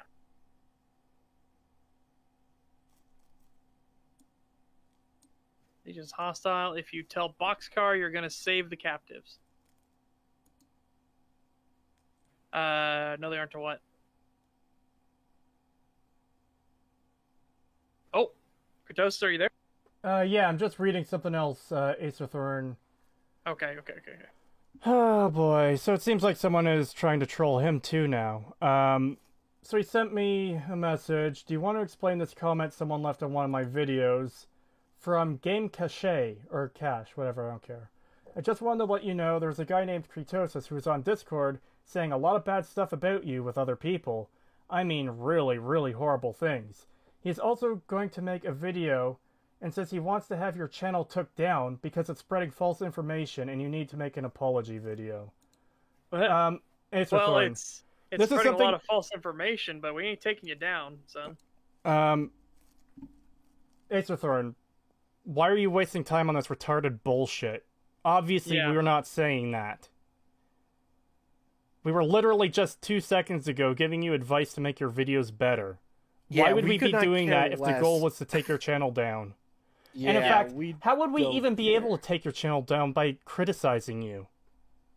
Yeah, I don't fucking get it. Please use a little bit of logic next time before wasting my time with this retarded fucking horseshit. Yeah, seriously, we don't care. You can make all the videos you want, dude.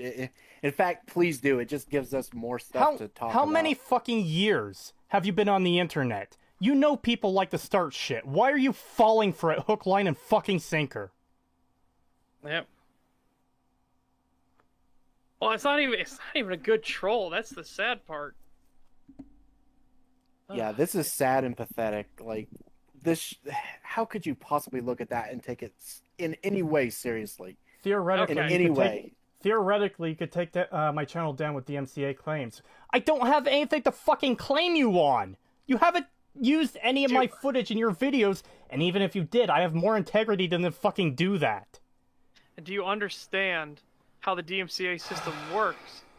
If you make a false report... Isn't that illegal? Isn't that highly illegal? It is incredibly illegal. And again, it's two YouTubers going at it, okay? So, if we did that to you, and you counterclaim said, no, this is fucking bullshit, the only other option we would have would be to take you to court. Like, what the fuck? Again, Acer Thorn, this is not your first day on the internet. Come the fuck on. Yeah. I'll take it seriously because I'm currently dealing with people who are indeed trying to kill my channel, and technically, yes, it is legal, but it doesn't mean it doesn't happen all the time. Okay, we're not... Again, we literally just gave you advice on fucking stream of how to improve your videos.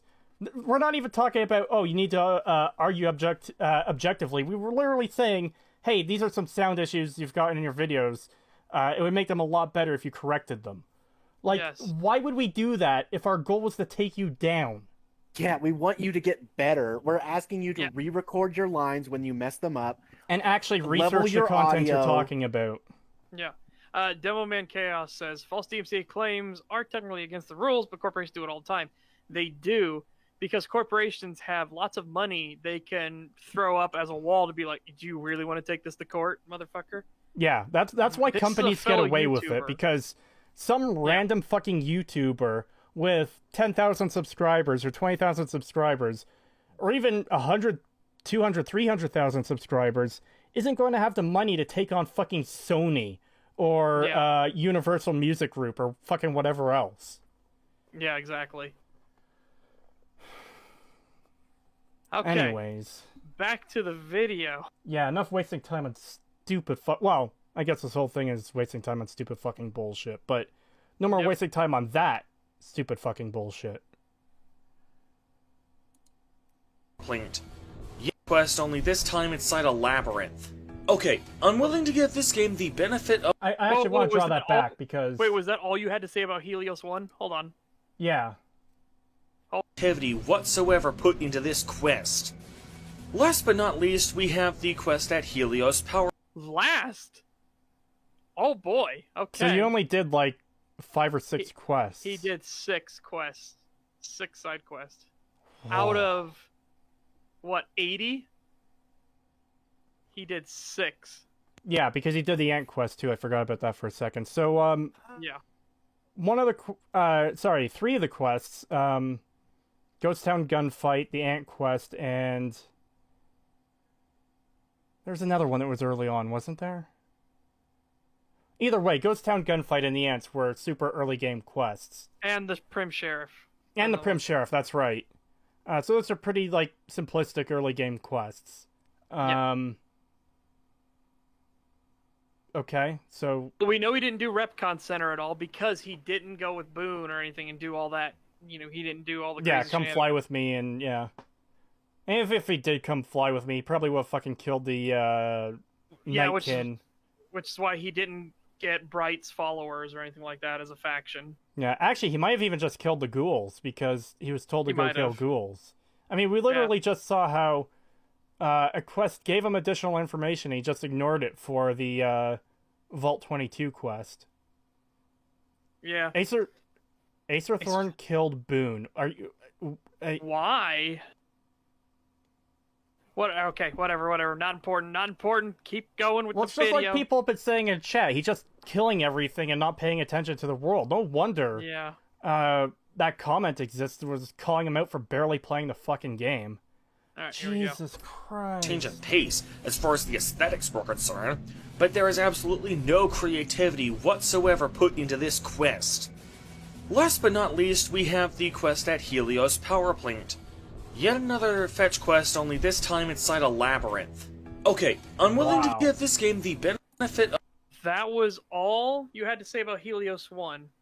You missed the whole, like... Well, one, he missed the followers of the Apocalypse. Like, that's where one of the first times you could meet them, so you realize that they're a faction. He missed bringing down Mr. Magnificent. You missed sending the power to everybody. Like... There are options here, okay? There are options, or giving yourself a power of super weapon if you so wish. A very powerful super weapon. Like, what the hell? I can't believe it. How reductive can you get? Insanely reductive. Sweet fucking hell. Jiminy Christmas. Okay, continuing. Oh, I've given this game a lot of benefits of the doubt so far. No, you haven't! You have not. You've done the opposite of giving it the benefit of the doubt.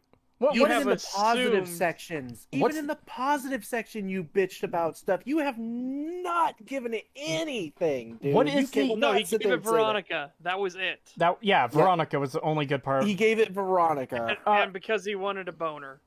Is what it seems like. What is the exact opposite of benefit of the doubt? Is there even a phrase for that? Bad faith interpretation? Yeah. Yeah, that's probably fair. Oh my god. Like, just... Why is the graphics so fucked? I don't know. No clue. He has them turned down really low. When I was watching his gameplay playthrough, when he got to the... what's it called? It's theoretical. The image correlation stuff. Dude, the pictures were so blurry, you couldn't even tell what you were looking at.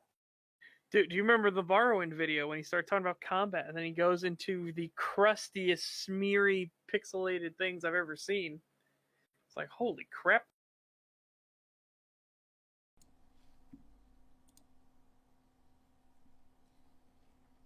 Well, at least you can make a legitimate argument for why you would kill Mr. Fantastic. Dude is literally like ruining people's lives while pretending to be something he's not. And by ruining people's lives, I mean he's forcing the project to go on longer and longer and longer and waste time, and that time is needed. Buzzard sent me the video of his playthrough where he kills Boone near the end. Okay, well, we can watch that some other time. I'll take your word for it, Buzzard. Honestly, at this point, I just want to get this over with. And there's still 34 minutes left to go. Yeah. There's 34 minutes of this shit left. We're nearly 8 hours in. Yeah, and that's what happens when you have to go through and like take apart bad argumentation. Well, it's worse because last time we did 2 videos. The Morrowind video was nearly a half hour, and we did about a half hour of this video, and that took us 8 hours. The next half hour of that took us almost 8 hours. Yep. I killed Boone only after his quest was over. I still talked to him and did his quest. Are you aware of how much you missed out on because you did his one quest? Boone is a companion. Do you have any concept of how much content of the game you just threw out the window? Aetherthorn, you killed Boone because he got mad at you for killing the wrong person, who was Manny, his friend. Oh my god, that's even worse. You did the fucking sheep line in that as well? He's doing the sheep line for everything, it seems. He literally went with the assumption that Manny is a bit suspicious, so it must be him. What the fuck, dude? Oh. Okay. That means he missed the entire story of Bitter Springs. Yeah, because Manny died. He missed everything. Yeah. So he missed all of Bitter Springs in that story. His Boone's like, oh god, wow. In-depth analysis, folks. Oh my god. Okay. Next. Assume that maybe the NCR side quests just aren't that interesting. Granted, that's still a serious blow to this game as a whole. The NCR are a major faction in this game, so side quests involving them especially need to be interesting since they are representative of the main quest. As we established, they are interesting. You literally did the sheep path. Yeah, you did their quest too, which robbed you of so much. Yeah. Oh boy. Seriously, did he even try to do any actual digging? No, I don't think so. It seems like he took all the most basic options in every fucking... I wonder how his playthrough of GI Blues played out, because... what's the sheep path in GI Blues? Is it just killing the NCR? Yeah. You just gun down the NCR because the gunfight's going on and save the kings. Yeah. It would have to be. I did that in my last playthrough, but that's specifically because I'm siding with House. I still need to play more of that playthrough. But that was for a specific reason. I just didn't mindlessly go in and not... Whatever. Fucking whatever. Yep, let's continue. Let's take a look at a few of the side quests that aren't affiliated with the NCR. As I head over to Novak, I meet a guy named Boo. Since I'm an outsider, he thinks I can go poking around without drawing attention to him, so he asked me to find the guy who sold his wife into slavery. Ooh, a detective quest, cool. Well, guess what? This quest sucks too. Okay. I want to hear why this quest sucks. Yeah, Let's... This is going to be painful, especially with what we already know. This is going to give a lot of context to how he managed to fuck this up. Let's go. If their Bethesda games are not very good at, it's making detective quests. I discuss as much in my video, Top 5 Elder Scrolls quests that make no sense. However, this game wasn't made by Bethesda, only published by them.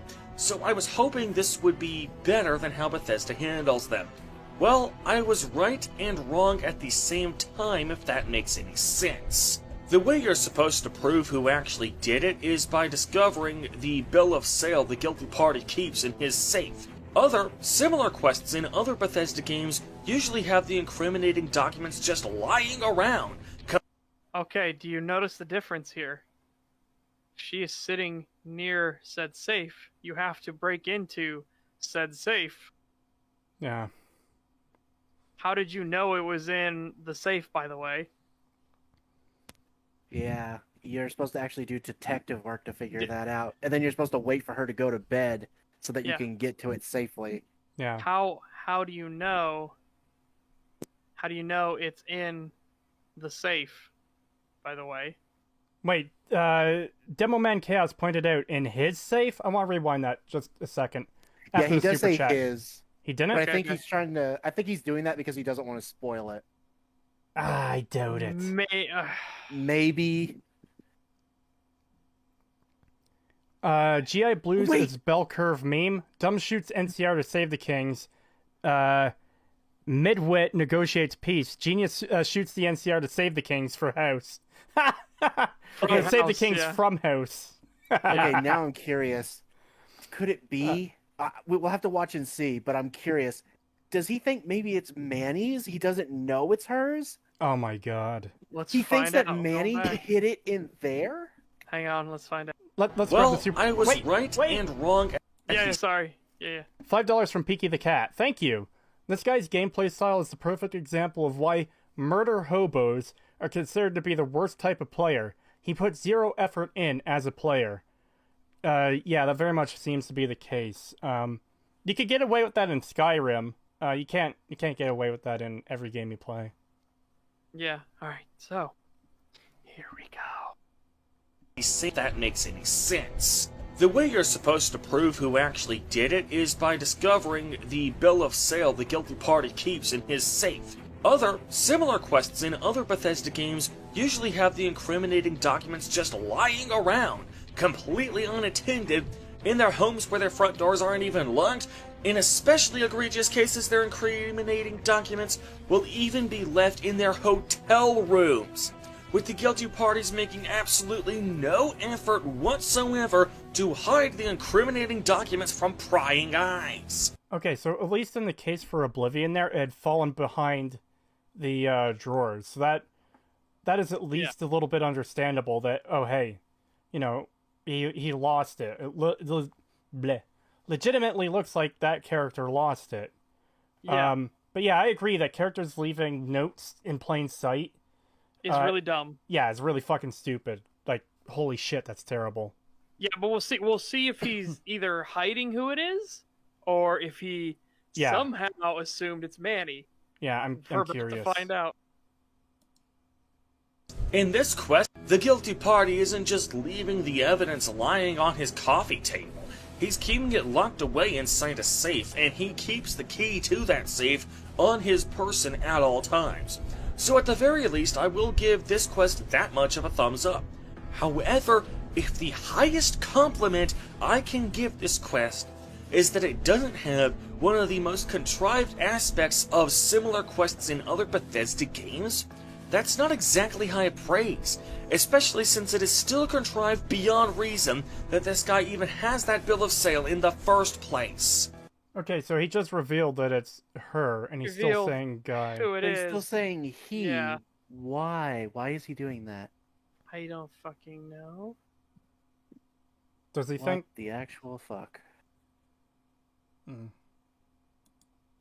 Hey, the idea, instead of keeping that bill of sale locked inside a safe, why don't you just, I don't know, burn it? Who the hell keeps a clear paper trail of his criminal exploits? Any reason for that at all?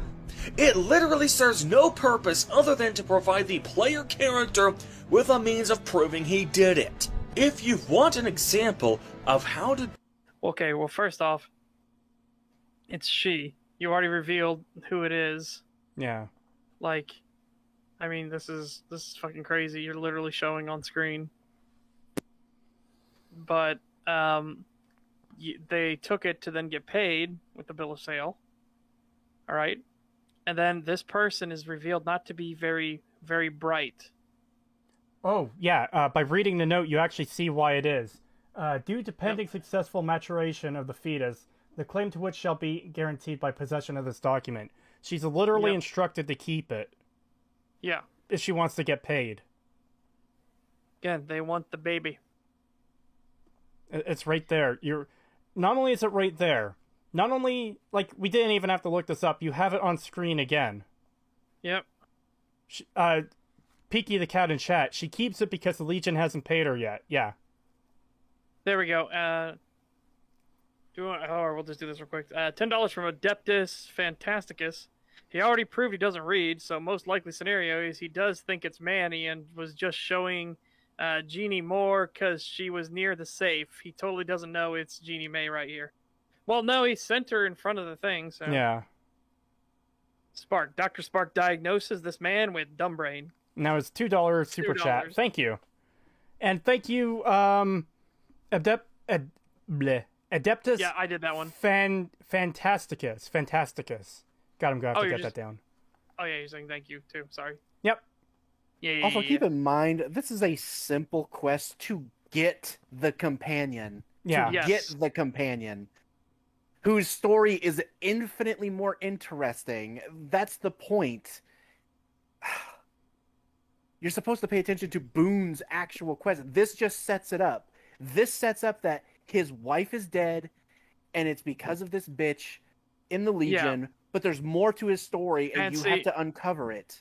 Yeah, and see, she doesn't know that the wife is dead. She doesn't know that Boone literally followed and tracked them and killed his wife so that she wouldn't suffer at the hands of the Legion. So she ain't getting paid ever. At Kritosis, I thought she got a down payment for Carla. She's expecting a second payment for the baby, I think. Well, yeah, she was... I don't have the full note in front of me, but we can see on screen right now. Yeah, we can see it, though, because he scrolled it. Hold up. Due pending successful... Oh, there we go. We, the representatives of the Consul Officitorum... Sorry, there isn't a T in there. Fuck. Officorum. Yeah, what he said. Or have this day bargained and purchased from Jenny Mae Crawford of the Township of Novak the exclusive rights to the ownership and sale of the slave, Carla Boone, for the sum of 1,000 bottle caps, and those of her unborn child for the sum of 500 bottle caps. Oh, so she's waiting for the 500 bottle cap payment. Yeah. Well, there you go. Also, this is a bill of sale that they get from slaves. Everyone who buys a slave from the Legion gets this. Yeah, well, that's Acer Thorne's argument is, oh, well, why didn't she burn this incriminating evidence? And well, now as he shows on screen... It's literally right there in the text. Can we scroll it forward again? Yeah. There we go. And those of her unborn child for the sum of 500 caps. The receipt whereof is hereby acknowledged. We warrant the slave and her young to be sound, healthy... with a means of proving he did it. And slaves for life. We covenant with the said Jenny Mae Crawford that we have full power to bargain and said sell slave. Said sell? Sorry. Sell said slave. Fucking whatever. My mind is melting. If you want an sell said slave and her offspring. Payment of an additional 500 bottle caps will be due pending successful maturation of the fetus. The claim to which shall be guaranteed by the possession of this document. Acer Thorne, buddy. Right there. The explanation was right fucking there. All you needed to do was use your... My God. I can't stress this enough. The very moment you're bitching about this, like, how stupid it is this character is to keep this note... The reason for it is literally on screen in your video. And you keep doing this. He did it the same thing all the time. With Wolpus. Yeah. Oh, they just killed the town because they were running a business. Like, no. And again, as we said there, he didn't put the town to the lottery until after they realized how fucking corrupt this town was. Yeah. And then he punished them with the lottery. Man, it was just going to be fucking executions. They were going to execute the normal people and everything like that. Quick beheadings everywhere. And maybe send some out to spread word of the disaster. And then they were going to crucify all the NCR. And a lottery is, like, pretty relevant to this game taking place near Las Vegas. Because it's literally a gamble. Yep. Like, that was a good way to do it. Boone is a justification to siding with the NCR. $2 from Adeptus Fantasticus. Thank you. Yeah. He does give good reasons. Yeah, at 500, again, 1,000 caps is a lot of money. 500 caps is nothing to sneeze at. That is some decent chunk of change. Yeah. Not for a player, mind you, because you have to buy all these guns and ammo constantly, but for just, like, a civilian living in the world, that is some good money. Yeah. I am curious how he came to the conclusion of that, but I don't want to watch that episode, honestly. Neither do I. I'll do it. All right. Let us continue. Pagan. I don't know why you keep setting yourself up for pain, but I salute your I need to know. dedication. I need to see it. Yep. Well, I'll pass the link on from Buzzard once the stream's over, so you can. How to do detective quests in video games right. Look no further than the Ace Attorney series. In those games, all the evidence you need is right there in the court record. Do you understand? Oh my god! How simplified they make this for you, for the player? So I've never played an Ace Attorney game, but that is not. But this isn't even the same genre, by the way. No, because you're looking for. This is a puzzle game, okay? Ace Attorney is a puzzle game, and part of the puzzles are to look at contradictions that people say. Yeah, doing a detective quest would be like finding the evidence, not, I guess, reviewing the evidence and looking for like such sad contradictions and stuff. These two things are nowhere near alike. There is a different one that is actually more of a detective game, and that would have been if you did the Miles Edgeworth spin-off games, where you're playing as the prosecution, where they're actually finding the evidence. Oh boy. Yeah, imagine cross-examining in a Fallout game. Oh boy. That would be interesting. Story-wise, there is a lot of overlap between the two. What? Okay, no. No, there isn't. No. Okay. This is a society in Ace Attorney that is not after an apocalypse, that has rules of law and a proceeding to judge the guiltiness of someone. This is not you trying to figure out who to literally send out to get their brains blown out. You're just trying to find your client innocent, okay? You are not prosecution. You are trying to find your client innocent, because Japan, it's guilty until proven innocent. Okay? It's kind of scary. So that's why people throw themselves at you, because they need to be proven innocent. And a good way to do that is to get the person on the stand to confess to doing the crime.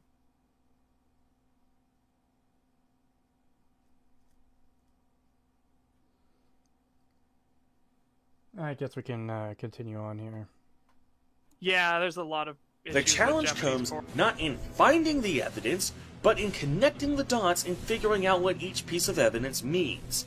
You actually have to put on your thinking cap to solve the case, not just meandering around until you stumble upon document X, which instantly solves... So how did you know to go to the safe? Yeah, that's what I was about to ask. How did you know to get to the safe then? Because it doesn't just tell you that. You have to figure that out yourself. And you just kind of skipped over that. Unless his solution was to, like, he found it literally by mistake. Like, oh, hey, there's a safe here. I'm going to loot it for whatever caps and loot are inside. Oh, hey, here's a solution to the quest. Yeah, and then you looked at it, and you had to have read it. Because it doesn't just say Jeannie May instantly. You have to actually read some of the document. So that just makes this even worse, because he should have seen that it said that, like, why she's keeping the document. Yeah, that's what I mean. So you would have read some of it, and if you had kept reading, you would understand exactly why she kept the document. I didn't go to the safe in my playthrough. The footage I used in a retrospective was B-roll footage from another channel. That's why I didn't know to go to the safe. Wait. I had a feeling. B-roll footage from another channel. Did you credit them, sir? I didn't see it on screen, but I honestly... Hold up. That's a big no-no. Hold up. Yeah, that's not a good thing to do. If you did not credit... The way you're supposed to prove who actually did it is by discovering the bill of sale the guilty party keeps in his safe. Other similar questions... Yeah. These are from other people. Usually have the incriminating... Yeah, that's a big no-no, Acer Thorn. That can get you in a lot of trouble. Yeah. I'm more focused on right now is the fact that it does sound like he literally just assumed it was Manny and killed him on his playthrough. It was Creative Commons footage? Are you sure about that? Again, that's a big no-no. Even regardless of that,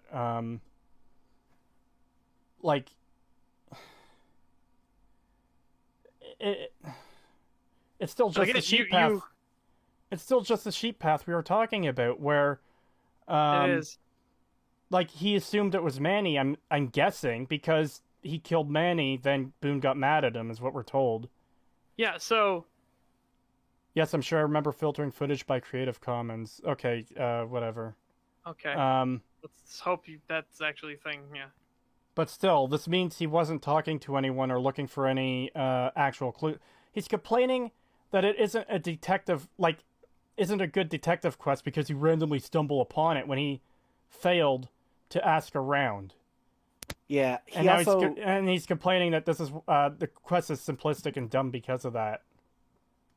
Yeah, he's saying you have to actually use your brain in Ace Attorney, but he couldn't figure out that it was Jeannie Mae the first time. Yeah. He thought it was Banny. So I'm sorry. You can't really say that. We can already say that there's fucked up shit in this. Like, just from your video alone, but now having the further background details, you are saying this not realizing that you didn't use your brain to solve this quest at all. Like, you've just admitted you went the sheep's route. Yeah. Like, and we've seen you do the sheep route on everything you've shown. Like, the game trusts you to actually think about what you're being told. Okay? I asked around. You accused me of not actually putting in any effort, but you didn't put any effort in to know what I did and didn't do. I did indeed interrogate NPCs, for fuck's sake. Then how did you not know? Shown that. Okay, you should have shown that with your own footage. Then he did show footage of a character talking to an NPC, but I don't even know if that's his own footage anymore or not. Yeah, he just said he doesn't use his own footage. Start paying attention to the HUD colors. The stolen footage has a different HUD color. Okay. Okay. But still, first of all, we're not sitting down to watch a fucking 69-part playthrough of Fallout New Vegas and watching you struggle 30 minutes to find a route. This is information you should be providing in your own video. This is the problem, is you're making statements and you're failing to back them up. Again, you're saying that, it's stupid that Jeannie Mae keeps the bill of sale in her safe. But literally in the text of that bill of sale, it explains why she's keeping it. Yeah. Go and watch a Let's Play episode if you want to know what effort I put in. I'm not watching your footage. I'm sorry. I've seen some of your footage. Okay? I'm judging you based off of the work in this video right here we are watching. Hold on. From Kupukens, is this even the real Acer Thorn? I don't actually know anymore. I don't know. I don't fucking know. I don't think it matters, honestly. No offense to the real Acer Thorn, but I can't actually tell if this is you or not because, honestly, this seems like something you'd say at this point. $5 from Adeptus Fantasticus. Thank you. He isn't listening, really, just trying to defend his indefensible positions instead of reflecting on why they are so easy to criticize. Yeah. Yeah, that's what it seems like. Yeah, okay. Yeah, we can't click the channel anymore like we used to be able to, so we can't even verify it's the actual Acer Thorn anymore. Well, alright, let's continue. He said if this is the real Ace Thorn, he sent a message on Discord. Let's see what it's got to say. Why? Then you are hypocrites for criticizing me for judging the game based on my limited exposure to it. If you aren't willing to sit through my content before judging it, why should I have to sit through this shitty game? We are sitting through your content. You're the one who made the video who's complaining about it. You need to provide the evidence. Yeah. Are you that stupid? Are you that fucking brain dead? Like, what it's the hell your is analysis video, dude. It's your analysis video. We are going through the entire fucking thing right now. If you didn't put the stuff that you're supposed to show in the video, that's your own fault. That's not our fault. That's your fault. You should have done more work. Yeah, you shouldn't have been so a lazy little fuck. Should I just send messages on Discord now so you know it's not an imposter? Yeah. Yeah. Remember, that by would the be way, best. you said this is an in-depth analysis. If you are too lazy to show your own fucking work, that's on you. Well, what's worse is, like, again, he's missed so much of this game for an in-depth analysis that, like, yeah, there's so much of the game he just didn't play. You calling this an in-depth analysis is an absolute farce. Yeah. This is barely a review. And even making a statement that you just stumble upon the safe, like you stumble upon the evidence, that's not how it happens if you did the quest right. I'm sorry, but... Yeah. Oh, man. You couldn't even go back to get footage and do it yourself. You used somebody else's footage. That's fucking incredible. And then didn't credit him. Yep. Okay. Let's continue. Yeah. Of evidence means you actually have to put on your thinking cap to solve the case, not just meandering around until you stumble upon document X, which instantly solves the case single-handedly. That is pretty fucking rich coming from you at this point. Yeah, considering you just meandered around and didn't pay attention to anything. And just... And our proof is, you actually showed us our proof in this fucking video with your... Yeah, you literally don't read. Quests. You don't read anything, so I don't know why you're saying you need to use your brain, because you wouldn't use it. You would not use your own brain in this game, as you've shown. So I don't know why you're criticizing this. You even showed it every Hold on. That you did the sheep's path. I see no evidence that I'm supposed to include these details. You are the ones who are insisting that I explain shit to you. But I have not seen any evidence that what you are demanding in my review is actually required. You still haven't provided an authoritative source. Sorry, you haven't provided the game! The game is the authoritative source. Hold on, let me finish, please! Sorry, Kratos, this is fucking frustrating. You still haven't provided any authoritative sources about the correct way to critique. Dude, you are literally getting shit fucking wrong! I don't know how else to say this. When you're getting factual stuff wrong, you're making your fucking in-depth critique wrong. How do you not understand this basic fucking fact? Legitimate question. Do you think 2 + 2 = 5? This will say a lot. I need to know this. Do you think there is actually a way where 2 + 2 = 5? And don't give me that, like, super retarded fucking rounding up bullshit. People actually do that? Yes, there are people that actually believe 2 + 2 = 5. And from the way he argues, it almost sounds like he's one of those people. It's not fact, it's art. No, 2 + 2 does not equal 5. Okay, at least he got that right, but... Okay, at least he has some semblance of Acer thought. Thorn. But it being art doesn't change the fact that you're getting factual information about the game wrong. So if I said the Mona Lisa depicts a dude... Oh, it's all subjective, it's art! Well, hey, just... Even though it's factually incorrect. Like, what the fuck is wrong with you? Math is objective, art is subjective. Yeah, that's why I said, if I said that the Mona Lisa is pictured a dude. There is nothing factual about a work of fiction. Motherfucker, are you serious? You are an absolute grade A moron. This is... We're reaching new territory here. Okay. Fact. There are humans in the Fallout games. Yes, I am serious. There are ghouls in the Fallout games. Fact. There are guns in the Fallout games. Fact. There is power armor in the Fallout game. Fact. There is water in the Fallout games.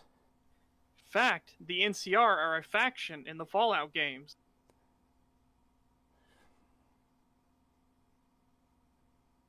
No, this is the real one, by the way, guys. Yeah, this is him on Discord talking to me. So unless this is fake too, which is an astronomical fucking chance at this point. In fact, the Mona Lisa is a painting. There you go. Yeah.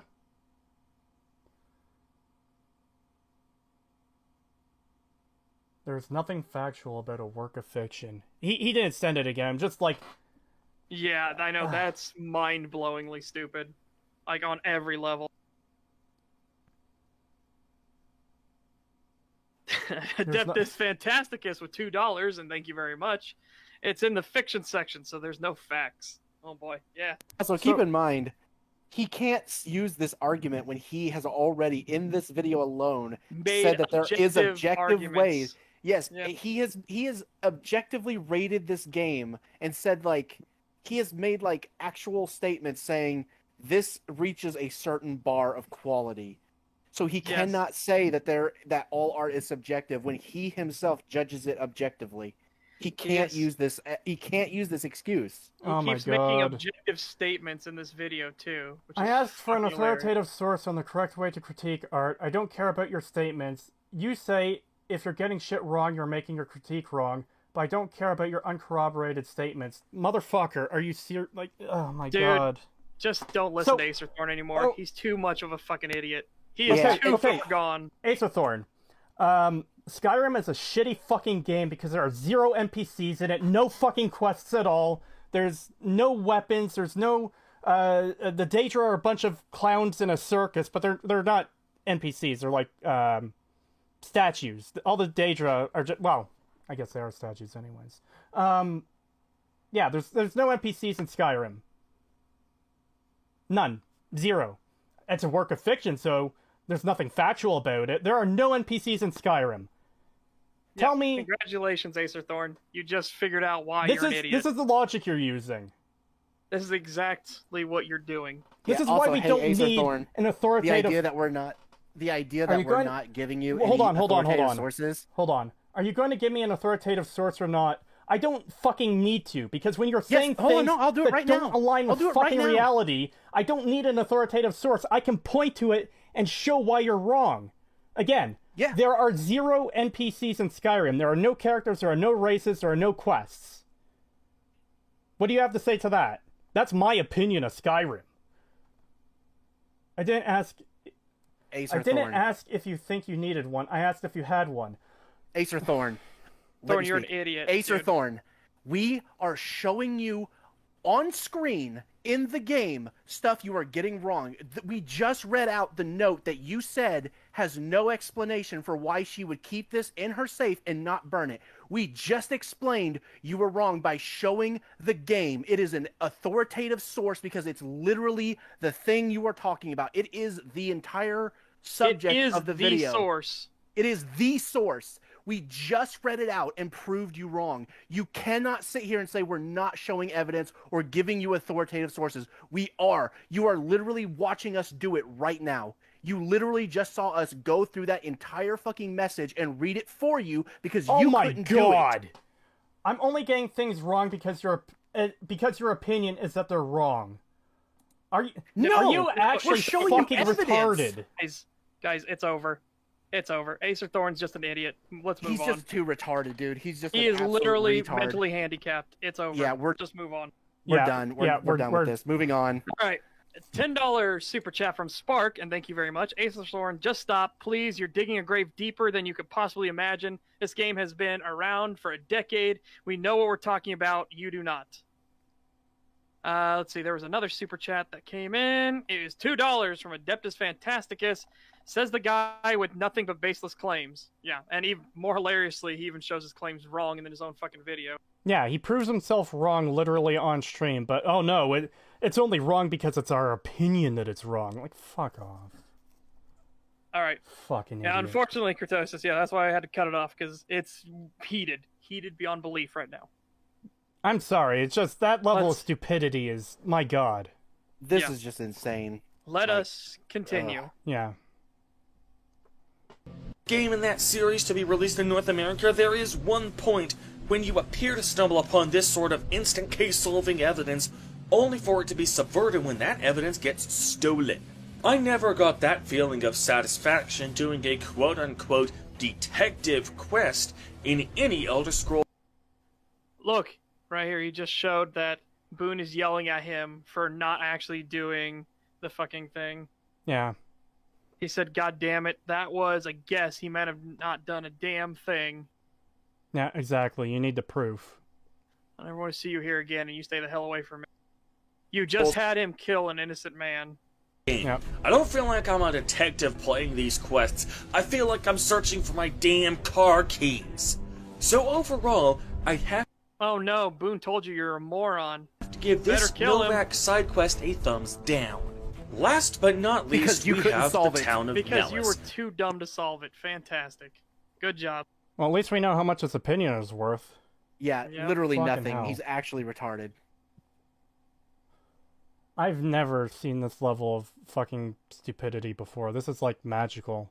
Yeah, this is insane. Even the I Lord, might have to save Ben from even the Lord Dark of the Souls. Rings guy that EFAP covered, he admitted he was wrong, and he changed his stance.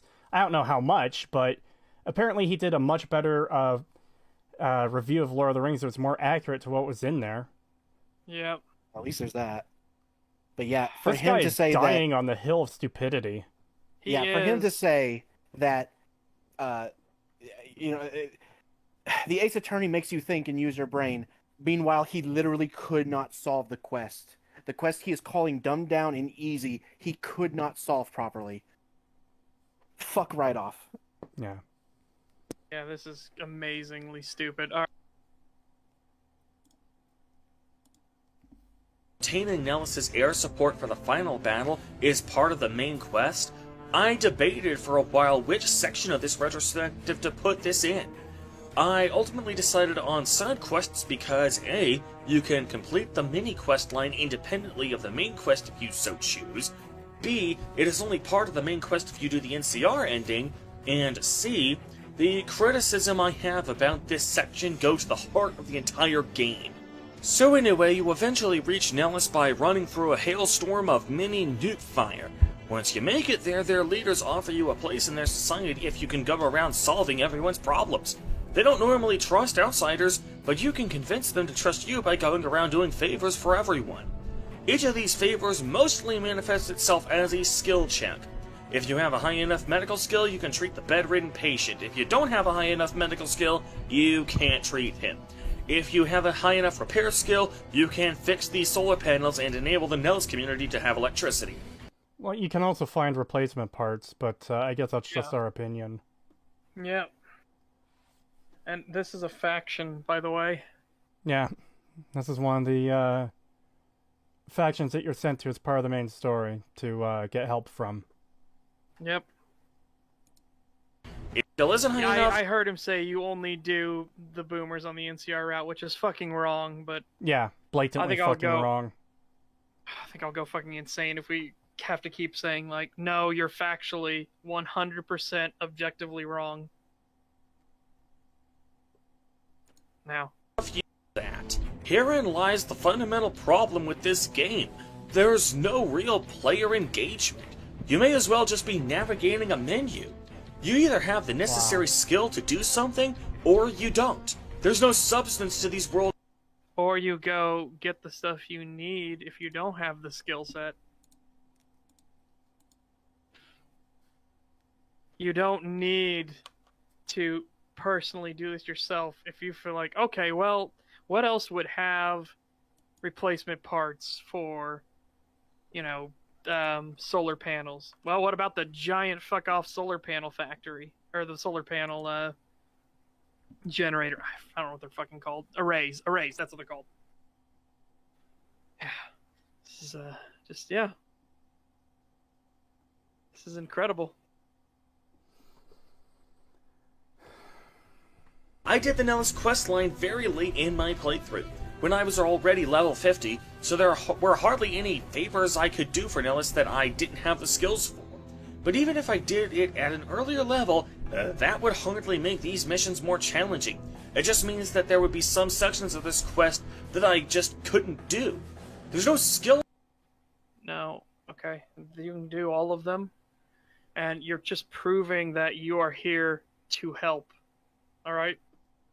You are proving to these people that you are here to help them out. Okay, so $5 super chat from None, because that's what they asked us to say. Thank you very much by that. Hey, did I miss something? I literally just woke up because I heard Katosis screaming at Acer Thorn. LO, didn't know why I was slept though. Sorry for waking you up, dude. Yeah, we just had a moment where peak stupidity actually hit. I'm legitimately not even sure if that might actually be the stupidest thing I've ever fucking seen or read. Now, ever. I have a feeling because of how little content he did, the fact that he's level 50, was some console commands involved. I'm going to have to assume so. He literally said he only did a small selection of quests. Yeah, and I can't prove that by any means. We could prove it if we watched through his shitty Let's Play and gave him views that he doesn't fucking deserve. Well, I'm going to watch some of them, so we'll see. Yeah. I will go through them. Oh, man, I don't even know why. I agree, Arthur. I need to know. I need to see how stupid he is. Arthur Callahan says, you guys are good at finding the most retarded takes on these games. It's amazing that it keeps getting worse. It's amazing that it keeps getting worse. Yeah, I never thought it was going to be possible to find anything worse than what we'd already covered, but this is hands down easily worse than anything we've covered yet. This is the worst. I thought the Half-Life 2 video was bad. This is, a whole different fucking universe. Holy shit. Yeah, I will honestly be shocked if we ever find anything as bad as this. Yeah. Hey, 7 episodes in, and we've found probably the stupidest take we'll ever see, though. Well, it's all downhill from here. Hopefully this is rock bottom. I hope this is rock bottom. If it gets worse than that, I think if it gets worse than this, I might lose faith in fucking humanity. $2 super chat from Peace was never an option. Well, thank you very much, sir. He makes me want to commit self-forever sleep. Well, don't do that. Where else are we going to get our Cheetos from? Oh, God. Thank you once again for that $2 super chat. Yes, thank you. Okay. Here we go. Involved. No minigame to think. After I've completed all the favors around Nellis, my next objective is to go and find some old airplane for the people of Nellis to use in combat. I need to place some buoys on the plane so it can rise to the surface of the lake so the people of Nellis can go and retrieve it. This was one of the most infuriating quests I did in the game, and that's saying a lot.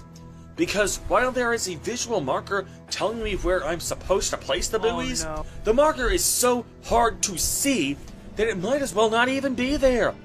This is an instance where the game's aforementioned... Do you know that your low graphic settings are actually hurting you here by quite a lot? Yeah, maybe if you turn your fucking graphics up a little bit. Because God knows you spent 30 minutes. The color of the water actually changes. Yeah, and God knows you spent 30 minutes looking for a fucking Xander root that was right at your feet. You don't get to criticize this, buddy. You don't get to criticize this when you literally have fucking things showing you where they're supposed to go. Well, he does call it a blind playthrough, so I can only assume he meant literally blind, because that's the only fucking way this works. Yeah, it took him 30 minutes to find a fucking Xander root that was at his feet, so he doesn't get to criticize this. He can fuck right off. $5 from Peaky the Cat. Thank you. I can't send links, but 5 minutes on Google got me a source telling me to be factually accurate with my content. Yeah, that tends to help. Yeah.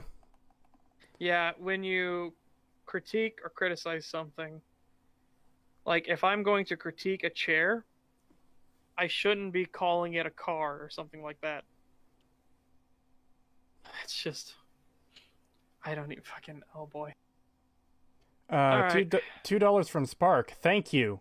What? With a bunch of question marks. Yeah. Yeah. Alright, let's keep going. Upset making everything brown not only makes the game ugly, but also hard to play. Everything brown. Yeah. It's a lot of fucking green I see there, sir. Yeah. Well, it goes back to the whole... water. Do I still have the image? Yeah, it goes back to the whole Morrowind thing where he claims the game is all brown and there's literally a shit ton of green in it. There's more gray than anything if you want to be critical of the color palette, but yeah, whatever. It's all opinion. Facts don't matter. There's no such thing as facts when it comes to fiction. It's just their opinion that... like I said, he's delusional, so let's just keep going. This is literally someone who needs to justify his take to the world, and no matter how wrong he is, it's fine because it's just his opinion. Yeah. Okay. Fuck. Ground it was resting on were both brown, so having the holographs also be brown is simply a bad game design choice. So overall, the side quests in this game are hit or miss. The problem, however, also it's not a side quest, okay? Like, this is a faction quest. Yeah. An important faction. Okay? The NCR and others, I don't want to spoil it though, because you don't know what it is, and others send you to the boomers, alright? A buoy For various floats. reasons. Logic would dictate, look under the plane somewhere, then you'd bump into the giant interact hitbox on the prompt. Yeah. $2 from Adeptus Fantasticus. Not even the tectonic plates are this tilted. Yeah. Yeah. Now that I think about it, Loyal tells you to put them on the wings. Yes. So how would you not immediately look on the wings and see that there's a fucking... Oh my god. Because he skipped all the dialogue because me want he shoot. skipped the dialogue again. Me want to shoot enemies. Me don't want listen story. Me don't want listen character. He probably skipped through Loyal stuff and then shot him in the face as soon as he was done talking. Histora says, this is the episode 93 of STAG. We got there real early, didn't we? Real fucking early. Jesus fucking Christ. Oh my god. Okay, let us continue. Comes with a severity hit and each miss. Even the best side quests in this game appear to be a case of been there, done that. The King's quests are the ones that I have the most fun with. Okay, this is another editing thing. All of this whole, like, footage skipping around and stuff. Yeah, it's very distracting. Yeah, I don't know what you're doing here. $20 from Stormy Knight. Thank you. It's so upsetting he thinks you need the proof to refute his claims, but he doesn't need proof to prove his claims. Yeah. Yep. That's actually fucking insane. Like, what's even better was we have proof to refute his claims. We have proof directly from the game, from his own video on screen. Video. And he's still saying, oh, you need an authoritative source. Yeah. I mean, I don't know how much you can get dumber. I don't know how you can get any dumber than that. Because nothing in games is fictional. Like I said, by his logic, I can say Skyrim has literally no NPCs, characters, quests, weapons, spells, anything. Because it's all just opinion. That is so fucking insane and retarded. Adeptus Fantasticus, he's looking on top of the plane for a place to put buoys that common sense would tell you should go under the plane. Yeah, because it's going to float real fucking well with them on top.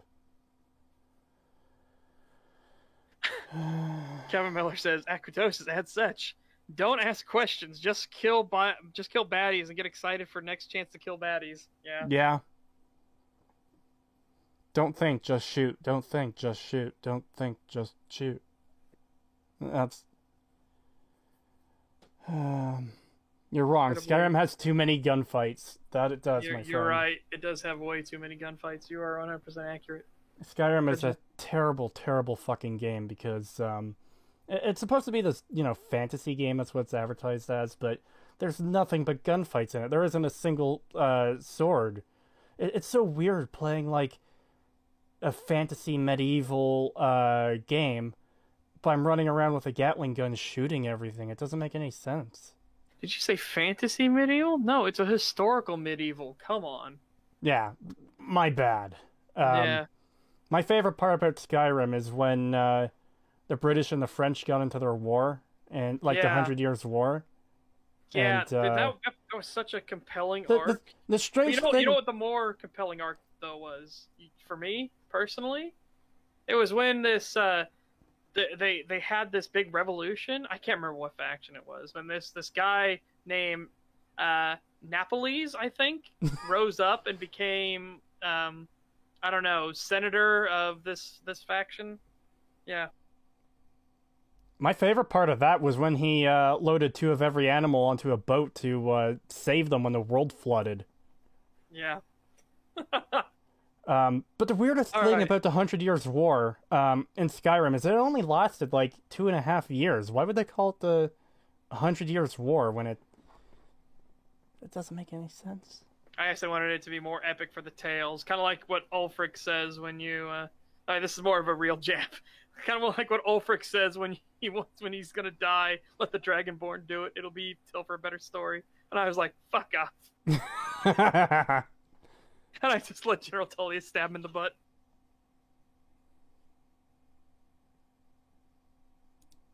But even for nothing to write home about, the misses, however, were egregious misses. Instead of the side quests being a case of A's and F's, it's more like a case of C's and F's.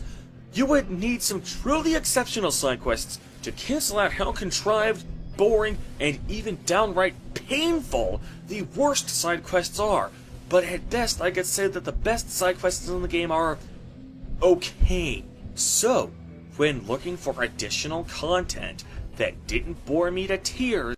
Hold on a second. We don't care how bored you were. Yeah, that's... Again, being bored is subjective. That is actually a subjective statement. You also admitted to I'm only gonna doing be a bored. handful of quests, so no one cares. Yeah. I'm going to be bored by sports games. That doesn't mean they're bad. So, $5 super chat from Adeptus Fantasticus. Thank you very much for that money, sir. Thank you very much. Take more money. I spent more time watching you than anything else this month. You deserve it all for your free-based content. Better than drugs, kids. Honestly, I'm considering drugs at this point. Fucking hell. Thank you for the super chat, though. Yeah, it's highly appreciated. Don't worry, I'll drag Kurtosis through this. He'll be dead, but you know, his body will make it to the end. There's less than a half hour left. We can do this. We can get through this. We can get this. This will be done and dusted. And we don't have to think about this again until I get Ben on here, and Ben can lose his fucking mind too, and it'll be great. Kupokins, I hit drugs about 6 hours ago. Man, I fucking envy you. Nice. Alright. Let's continue. Let's continue. Decided instead to turn to... Oh, caught it. Oh, you did. Good catch, because oh my god, my eardrums. Turn this way the fuck down. Alright, you guys ready? Yes, yep. I am ready. Mm-hmm.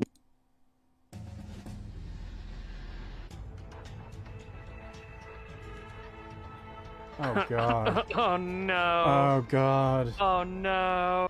Oh okay. god. Back up we go.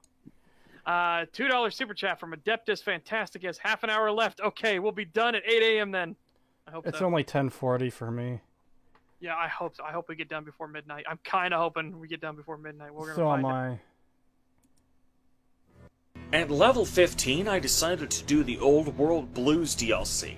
I did that because I wanted to play as a stealth sniper build, and the Old World Blues DLC had a stealth suit in it. Okay, so how did you know that, if this was a blind playthrough? That's a very good point. You said that the footage you're showing is literally from the blind playthrough, by the way. Like, yeah, because he just showed his character. It's the same exact character and everything, yeah. Yeah, so... How did you know there was a stealth suit in the DLC if it's a blind playthrough, sir?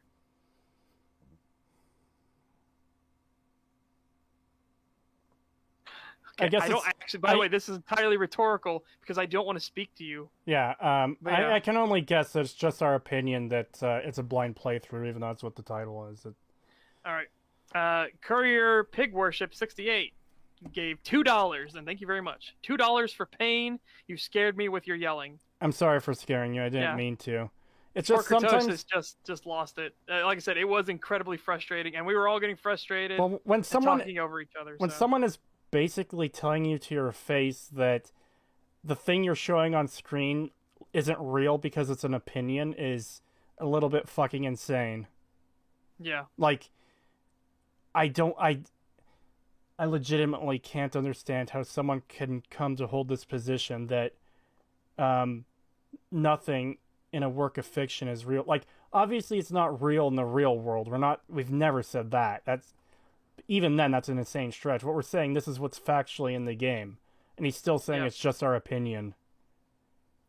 Yeah, and then we went through a list of factual statements about the game. And granted, we were being super low tier about factual statements. Like, we could have done stuff like, Boone execute his wife to save her from the pain of being in the Legion. That is a factual statement. He even tells you that is exactly what he did. But again, that gets into all kinds of things. So we were sticking with has guns in it. NCR is a faction in it. Well, that's exactly why I started saying Skyrim has literally no characters or weapons or anything in it. Because you cannot tell me I'm right there. he wouldn't even say that. He can't say it's just my opinion, because even then, that's not an opinion. I'm stating things as fact.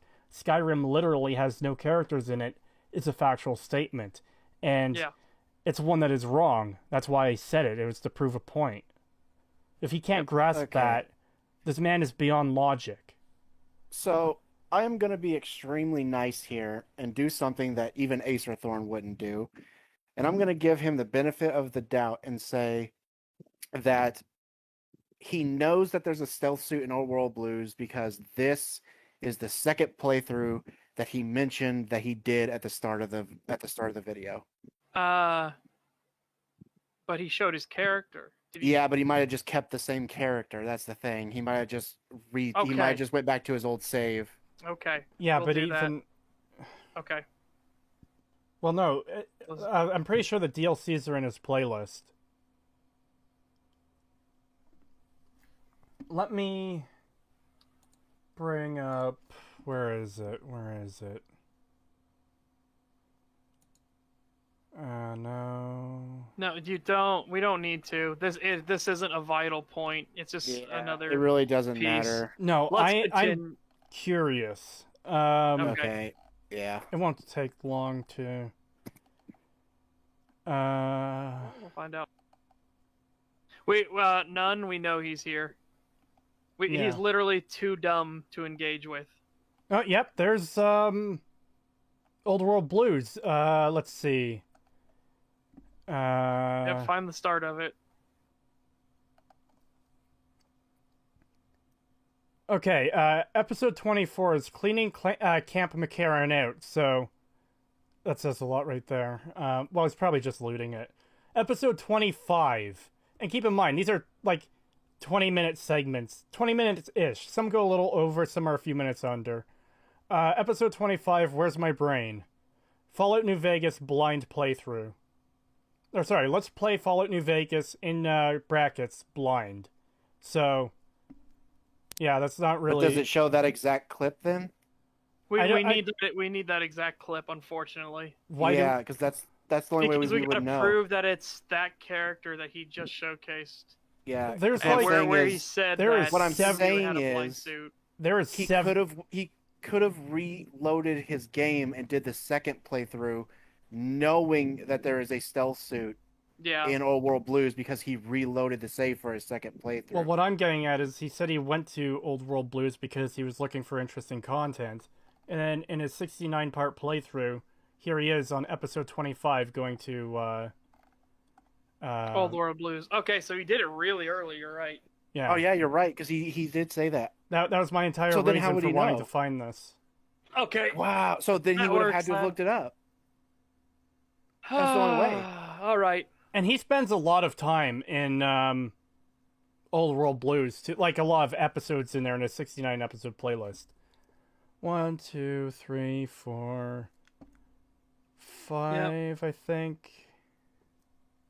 Can't tell from the thumbnail, but I assume he's still there. 6, 7, 8, 9, 10, 11, 12, 13. 13 episodes, it looks like. Assuming he went to the Big MT and stayed in there, 13 episodes of his 69-part playthrough is Old World Blues alone. And the episode right after that is the one where he kills Boone. Yep.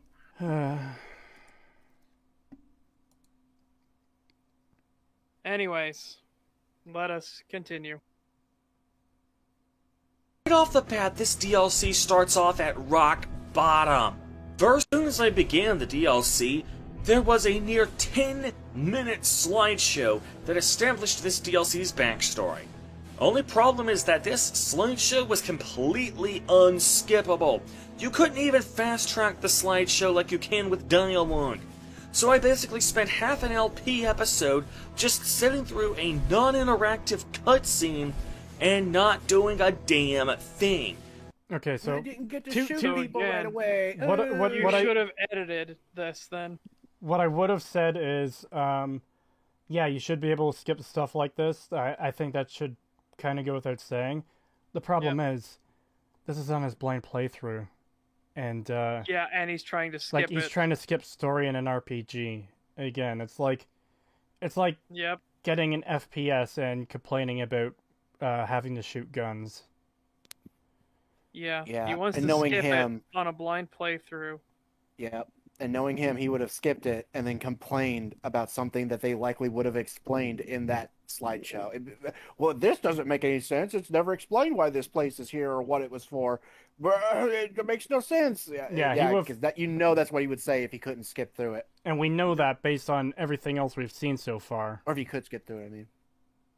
The DLC intros aren't even that long. I don't remember how long Old World Blues' intro is, but they're pretty short. But like, there's no reason to be skipping them in this game because the slides at the end are kind of like part of the main point. Like, it tells you what happens and like the overall effect that you had on the world. Oh. So you would never want to skip stuff like that. So the idea that he wants to skip through this stuff is kind of insane. So, it is 3 minutes long. Oh. So he just blatantly lied. Yeah, so he just lied again. Because if it was actually 10 minutes, then that would be like, okay, that's a little bit insane to start. Yeah, DLC. that would be ridiculous, but I know for a fact it's not, because I play this game all the time, and I have no issue sitting through these, so... It's been a while since I played Old World Blues, and... It is 3 minutes and 9 seconds to be exact, by the way. But yeah, so... But I guess it's just our opinion that it's 3 minutes long, because... You know. Yep. Nothing's factual. He felt it was 10 minutes, so it must be 10 minutes. Okay. Fucking hell. Let's continue. I am reminded of something that Mr. Caption once said during his 3-hour-long retrospective of Fallout 4 called No Tods, No Masters. And I have to say, you know the people who make this game understand their subject matter when they make a vital quest nothing but a 16-minute sequence where you have no weapons and no way to interact with things and are supposed to just walk in a straight line while having plot expositioned at you, while also surrounded by invisible walls. That's what these games have always been about, right? No game should ever have unskippable cutscenes, no matter how linear. This is a blind playthrough. Okay? Are you saying, and this explains so much, that you don't want to understand the world you are jumping into? You guys have to realize that in some alternate timeline, the intro cutscene is skippable, and he skipped it, and he was bitching about the story being not explained, and we'd be complaining at him for... Who are these people? Yeah, and we'd be criticizing him for not understanding the story. This goes back to what we were saying earlier about... This goes back to what we were saying earlier about he's the reason why they put warnings on Bleach not to drink it. The reason why there are unskippable cutscenes is for idiots like this. Yeah. And the fact that he took the sheep path in every single quest, it seems. I can't even fucking believe it. I mean, this is just serving as ultimate proof right here that he just simply wasn't paying attention to fucking anything in this game. That's the only reason he could have gotten everything we've seen so far this wrong. Yeah. I'm surprised he took the time to learn about Veronica, because that's literally the only thing he got right. Take care, Daniel K. Have a good one. You have a good night. $5 from Feeds and Speeds. Thank you. You guys have the patience of saints. I couldn't sit in your seat and do this. Man. It is pain. There is a good silver lining in this, though, Feeds and Seeds and Speeds, and this is why we do it. The discussion and getting to talk with chat and getting to learn new things. That really, it is hard to overstate how much that helps. Yeah, we love you guys, chat. We wouldn't be able to do this without you. Yeah.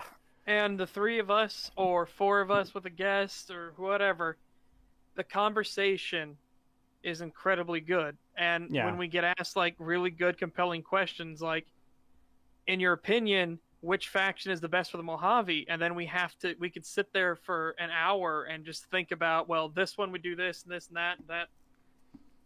those kind of discussions and conversations really do go a long way. He only learned about Veronica because he wanted to pump her. Yeah, I was gonna say he that. literally made a joke about wanting to be in a relationship with her. Yeah, I was gonna mention the only reason he probably paid attention to her was literally because he was probably turned on by her. Because notice he didn't talk to any of the other companions; it was only her. Yeah. Mad Unius with 200 rubles. Thank you very much for that super chat. I'm so gonna rewatch this stream. I hope you enjoy our suffering once it's over for us. You guys just made my workday blaze through. Time to clock out and go home. Thank you. I'll keep eagerly listening. You guys are great. Thank you. Oh, thank you. Glad you enjoyed our pain. Pagan, you couldn't have come up with a better name on better timing than you did. We literally decided on this name last night, and I had a feeling that this was gonna get bad, so I was like, "It's perfect. It's literally perfect." Yeah. Now I see why people who mentioned this video to me before were like, "This video's gonna kill you. It's gonna take like 15 hours to respond." Yeah. Yeah. Well, let's continue. Yeah, we're getting close to being done, guys. The pain is almost over. At the very least, all cutscenes should have some means of fast-tracking them to get them over with quicker. But for a franchise like Fallout, which supposedly prides itself on player freedom and non-linearity, unskippable cutscenes are absolutely inexcusable. Okay, so there's a difference between a cutscene and being on a linear path in a quest or a story, or... Also, one is 3 minutes, the other one is actually 16 minutes long. Yeah. Pretty big difference there. $2 from Adeptus Fantasticus. Thank you. What do y'all think about Mike Burnfire? Love you too. Love him. I love him a lot. It is so good as a I hate calling myself a veteran, but as somebody who was in the Marines, it is so good to hear two veterans talking about all the dumb shit that happens. And of course, I love his gun rants. His gun rants are the best. They are amazing. The gun rants, just how do you do chef's kiss in audio form? Just mwah. I haven't seen his videos. I'm sorry. I will have to show you some of his gun rants. By the way, they are fantastic. We'll do a watch together at some point. We'll do one after this fucking video so we can fucking purge this shit from our brains. Yeah, you'll have something really funny and good to listen to. This is where you're gonna learn. Okay, it's where you're gonna learn. All right. That being an armorer in the military means you clean and repair small arms. A 155 millimeter howitzer is considered small arms. Yeah, I love that shit. Scout Trooper in chat. Unskippable cutscenes are not the same as limiting freedom in gameplay.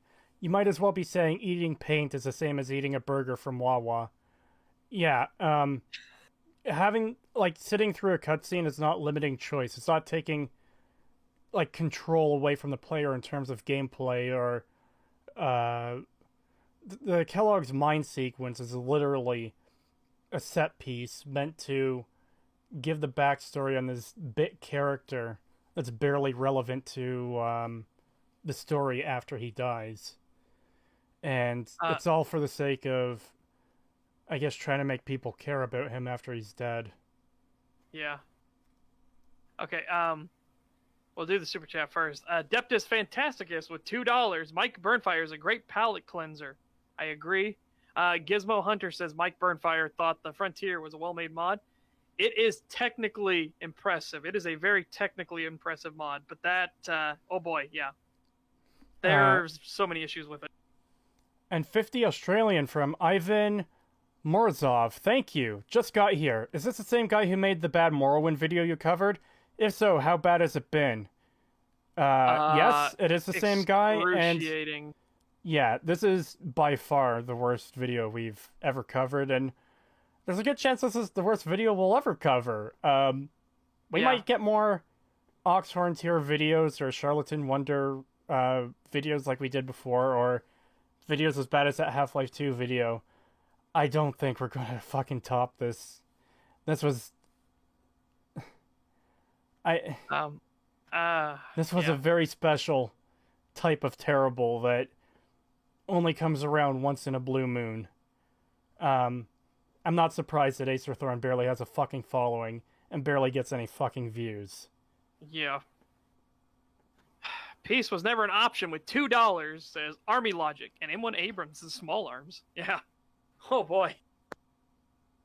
Dude, it wouldn't surprise me if some of the tank corps tried to make that argument to the armorers, and the armorers were just like, no, go fuck yourself. I need to get you guys off the gun chat, because that's probably going to add another 2.5 hours to the stream. Probably. Well, so I was gonna say something. I appreciate your enthusiation for guns, truly. The Frontier, but okay. I was gonna say something about the Frontier. Sorry, say it quick. Cut you off. Oh, I was gonna say I think Mike might have actually, like, later said something about the Frontier. I know Tomato did. Tomato did a playthrough of that game, and he was like really into it at first, but then later on in different videos, he said that he stopped playing it because all the sexual innuendo stuff made him very uncomfortable, and the whole thing was just shit, and he just stopped playing and just dropped it. And I think Mike Burnfire might have came out and said something similar to that regard. Yeah, because again, there's a lot of technically impressive stuff in that, and we'll go into that later, but there's a ton of technical and code wizardry that is really fucking good, but oh no. We'll get into that later. This is New Vegas, which is supposed to be developed by the people who get Fallout.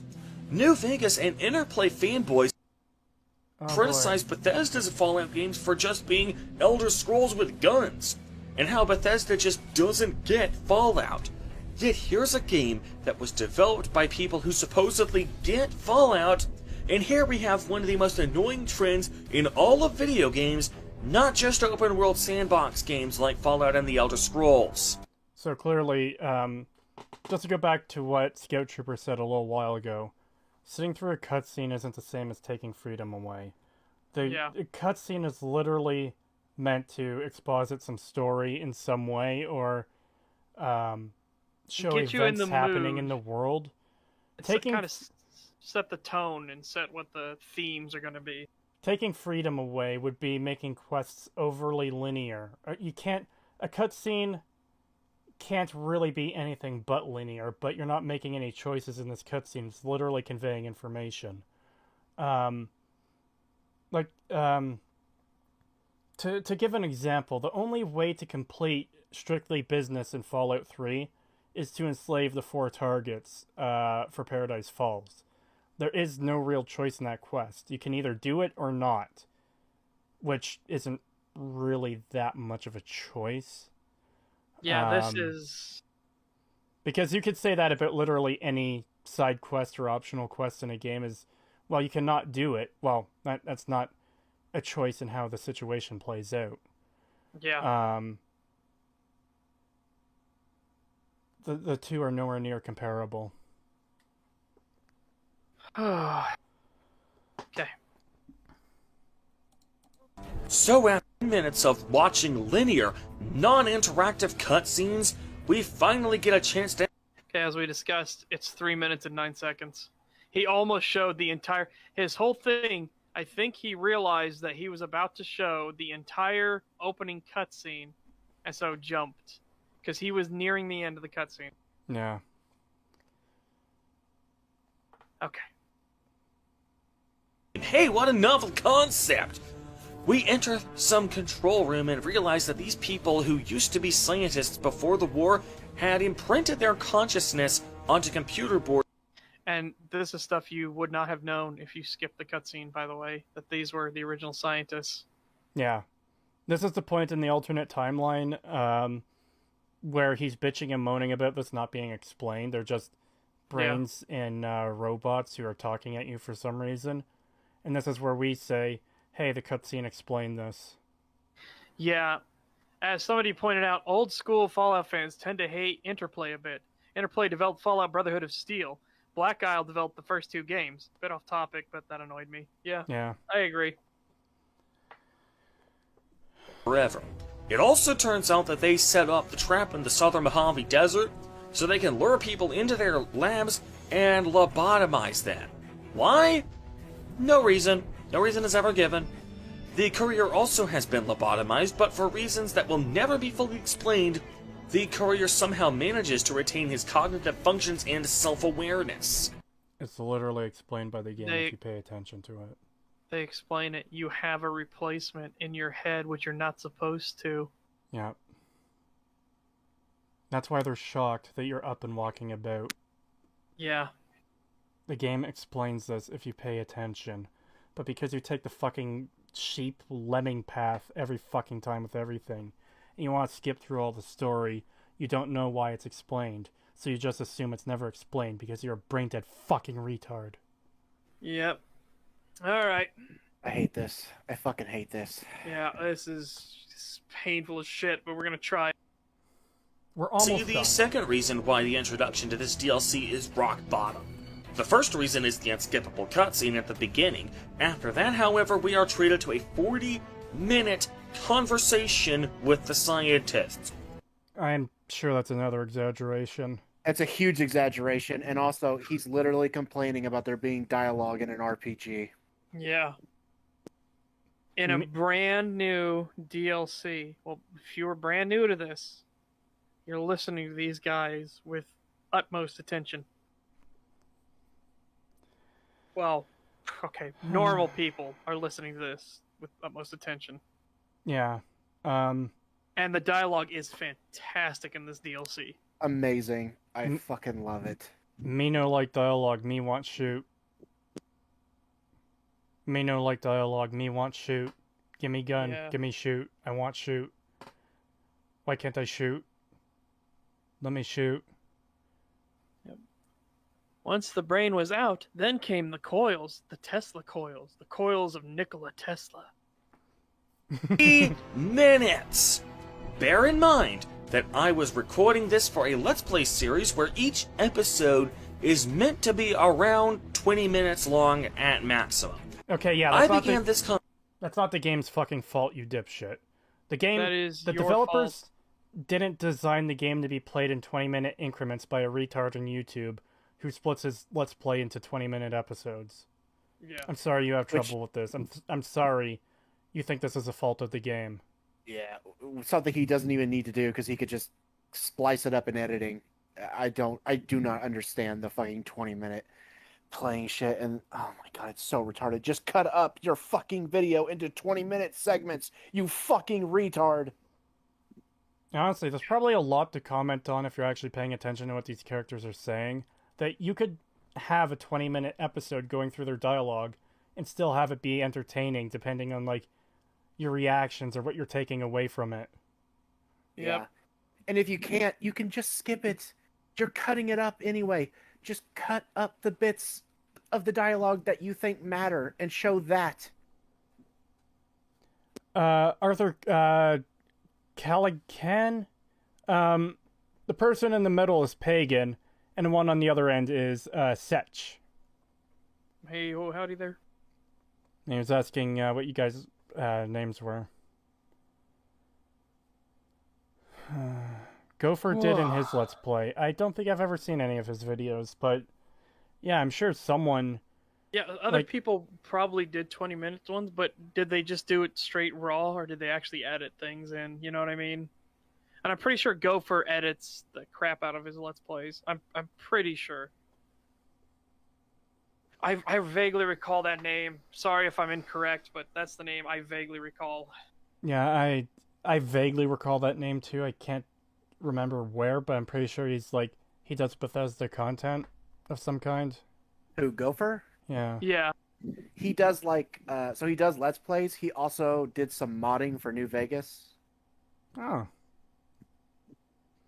Does your brain overheat after doing something like playing a game for 20 minutes? Most people don't. I think Acerhorn's brain fucking fried out years ago and it's barely stuttering along now.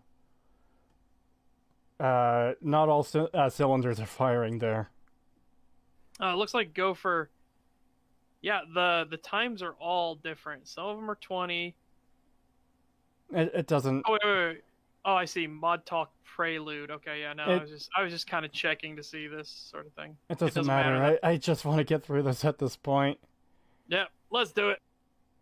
Conversation at the halfway 25 of that LP series. I ended the conversation about halfway through episode 27 of the LP series. So the entirety of... So that is entirely your fault. Yeah, okay? Nobody gives a shit about your Let's Play series. We care about the facts of the game. What's actually... Well, there are no such thing as facts of fiction according to his... According to him, there isn't. But for everyone else, there are things like facts. Yeah. Like, the character you're looking at right now just said, reminds me of my days in American High and Richie Marcus. Yeah, so that's the thing the character factually says. You can't say that isn't a line in the game, because it factually is a line in the game. Alright. Of epics was literally nothing but me in conversation mode. Dear God. Now, this DLC is supposed to be a comedy DLC, or at least so I was told. The plot for this DLC is mostly just the staples that hold the joke book together.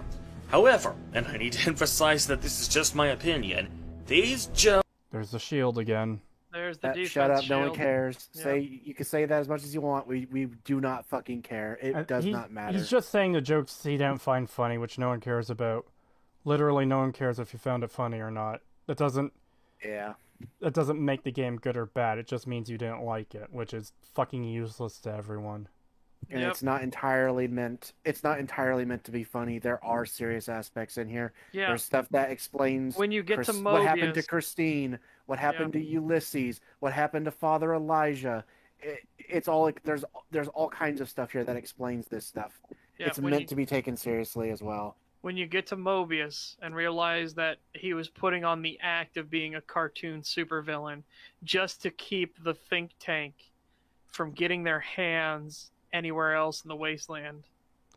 He was sacrificing his sanity and the ability to speak with his friends and colleagues forever so that he could ensure that they would not harm anyone else in the wasteland. Yep. But I'm guessing from the lemming path so far, he's going to end up killing Dr... He probably killed Dr. Mobius. Yeah. He probably killed all of them. He probably killed everyone. Probably. Even though you don't have to. You don't have to do that, but he probably did. Arthur Callahan. Thank you for letting me know their names, and it's pronounced Callahan, but the G is silent. Thank you. Yeah. Why did he not just skip dialogue like he normally does? It makes the conversation only 2 minutes. Fuck if I know. I don't know... He skips some, and then he won't skip others. I don't know. It seems completely arbitrary. He just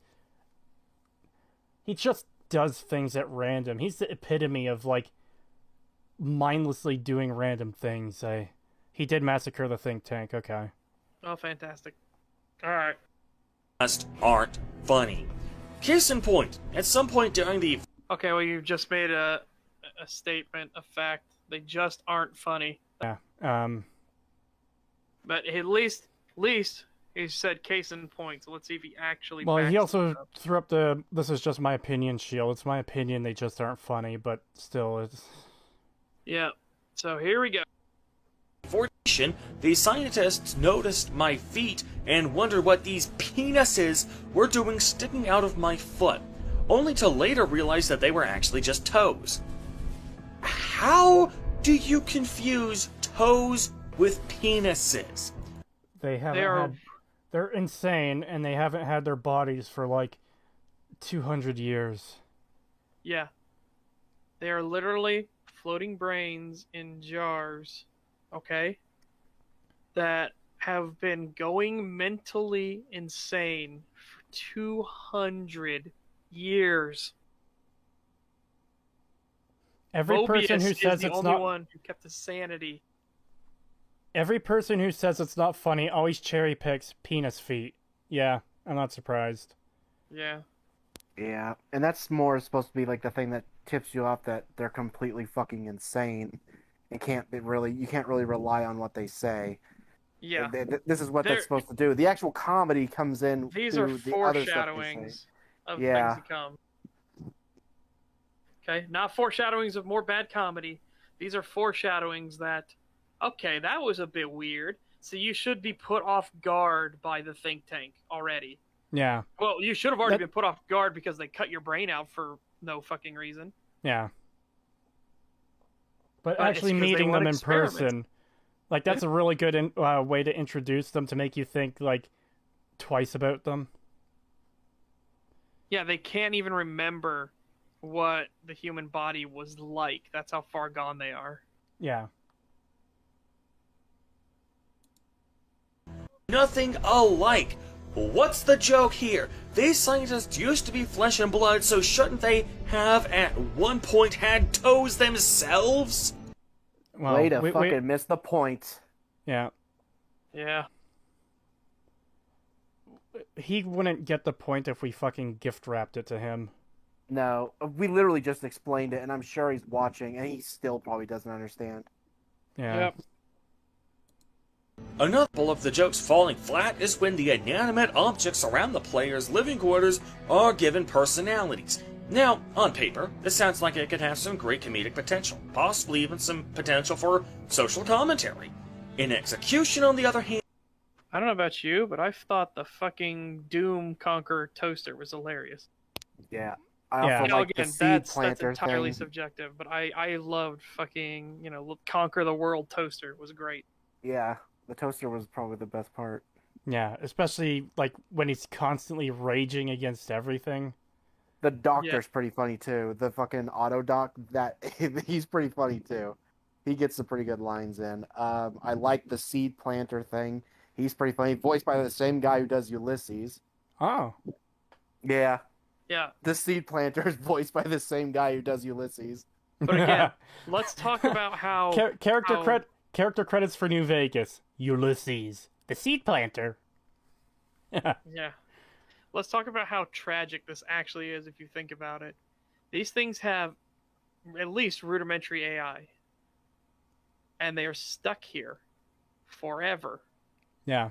Not even able to move, to change what they can see or experience or who they can talk to. Like, yeah, these guys are mentally fucked up. You being here is like a godsend to them. And then you got Muggy, who has actually fully gone insane. Yes. I really need to play Old World Blues again. It's been a long time. Light Switch 2 is Bay. All right. Wait. Light Switch 2 waifu body pillow. Oh boy. All right, here we go. And the game personalities to random inanimate objects with no regard for what sense any of this makes. It doesn't make sense. That's kind of the point. Yeah. The think tank is doing insane shit like this for some reason because they're fucking batty. And they thought this was a good idea. Yeah. They've been left alone for 200 years without any restrictions on what they can do. They went fucking wild in that time. Yeah. And they even... So, the humor is very similar to the thing that they reference a lot, which is the old Venture Brothers stuff, and even the TV show that came out later, the Venture Brothers. He did a lot of weird shit too, just for fun, just to see if he could do it. Well, and then when he got bored, he would just chuck them away and just pretend they didn't exist anymore. That's probably why they got the voice actor for Dr. Venture to voice one of the scientists. Yeah, Zero is voiced by Dr. Venture, and they make references to the show, the walking eyes and stuff like that. Yes. I lost my shit when I first heard the voice. I was like, oh my god, Venture Bros! That is such a good show. Oh my god, it's Dr. Venture! Yep. And then when they mention, like, when you're walking around and they're like, they mention, like, if you see the walking eyes and stuff, like, don't, like, leave them alone and shit like that. And I was like, oh my god, it's just like the show.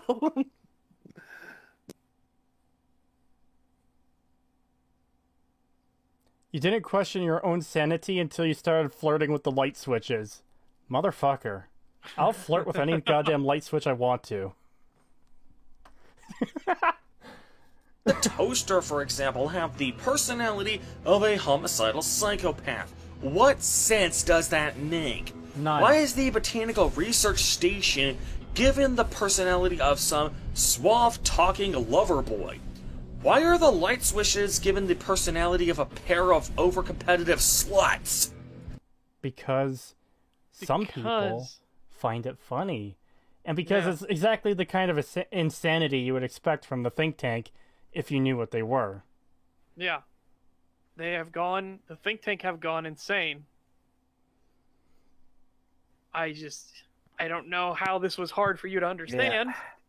Yeah. You thought scientists the lobotomy, heart removal, and spine removal probably would have clued you in, but... Yeah, they're scientists that want to keep making things. They think they're still at their peak.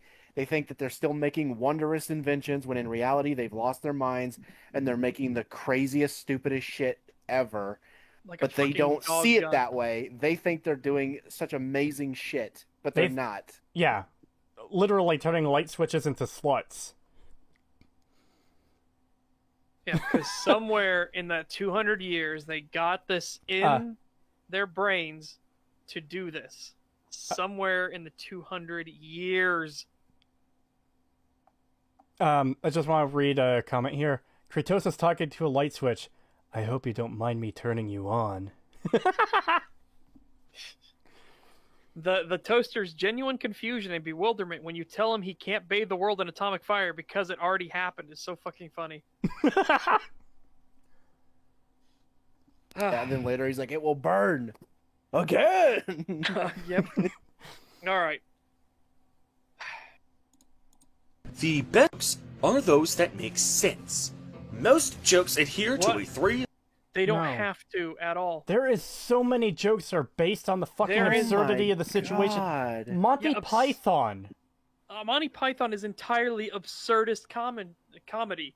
Like, is he seriously trying to put an objective measurement on comedy? He is. The guy who won't shut up about everything being subjective is telling us what we're supposed to find funny? Yeah. Shut the fuck up. There's so many good jokes in just the Monty Python and the Holy Grail alone. There's this warlock casting fireballs all over the landscape, and the knights approach him, and they ask his name. There are some who call me Tim. And from the design, the costume of this character, what he's doing, you're expecting not literally Merlin, but this weird fantastical name, and you're given the most the Destroyer. Huh? Like Gorthox the Destroyer. Yes, exactly, and you're given one of the most common names. My name he even is... does this. There are some who call me Tim. Yeah, and then he does it kind of kind of lean in to check to see, did they buy that? Do they understand my name is Tim? You know, that weird little thing he does. And the entire Black Knight fight, he cuts his arm off. It's only a flesh wound. A flesh wound? Your arm is off. He cuts the other arm off. I'll kick you then. You've got no arms left. Cuts both the legs off. Get back here. I'll nibble you to death. We'll call it a draw. We'll call it a draw. And then there's that one scene in the movie where there's this. Hang on, we gotta continue, or we're never gonna finish. Okay, $5 super chat from Adeptus Fantasticus. Thank you. Fiction can't be criticized because it's subjective. Here's 3 things necessary in order to be comedy. Yeah, it has to make sense, I guess, because that's what he decided. This is insane. Hey, Acer Thorn, can you give us an authoritative source that comedy has to be these things? Yeah, I better see an authoritative source in this. I better fucking see one. Yep. All right, let's go. Set up, swerve, and punchline. You have to set up the premise behind the joke, deliver some line of dialogue that causes the audience to challenge what they were initially thinking, and then play off that swerve to make the audience laugh. In Old World of Blues, there doesn't appear to be any attempt to adhere to that traditional joke formula. As a result, the vast majority of these jokes... You literally don't need to do that. You don't need to do that. There's hundreds of other ways to be funny.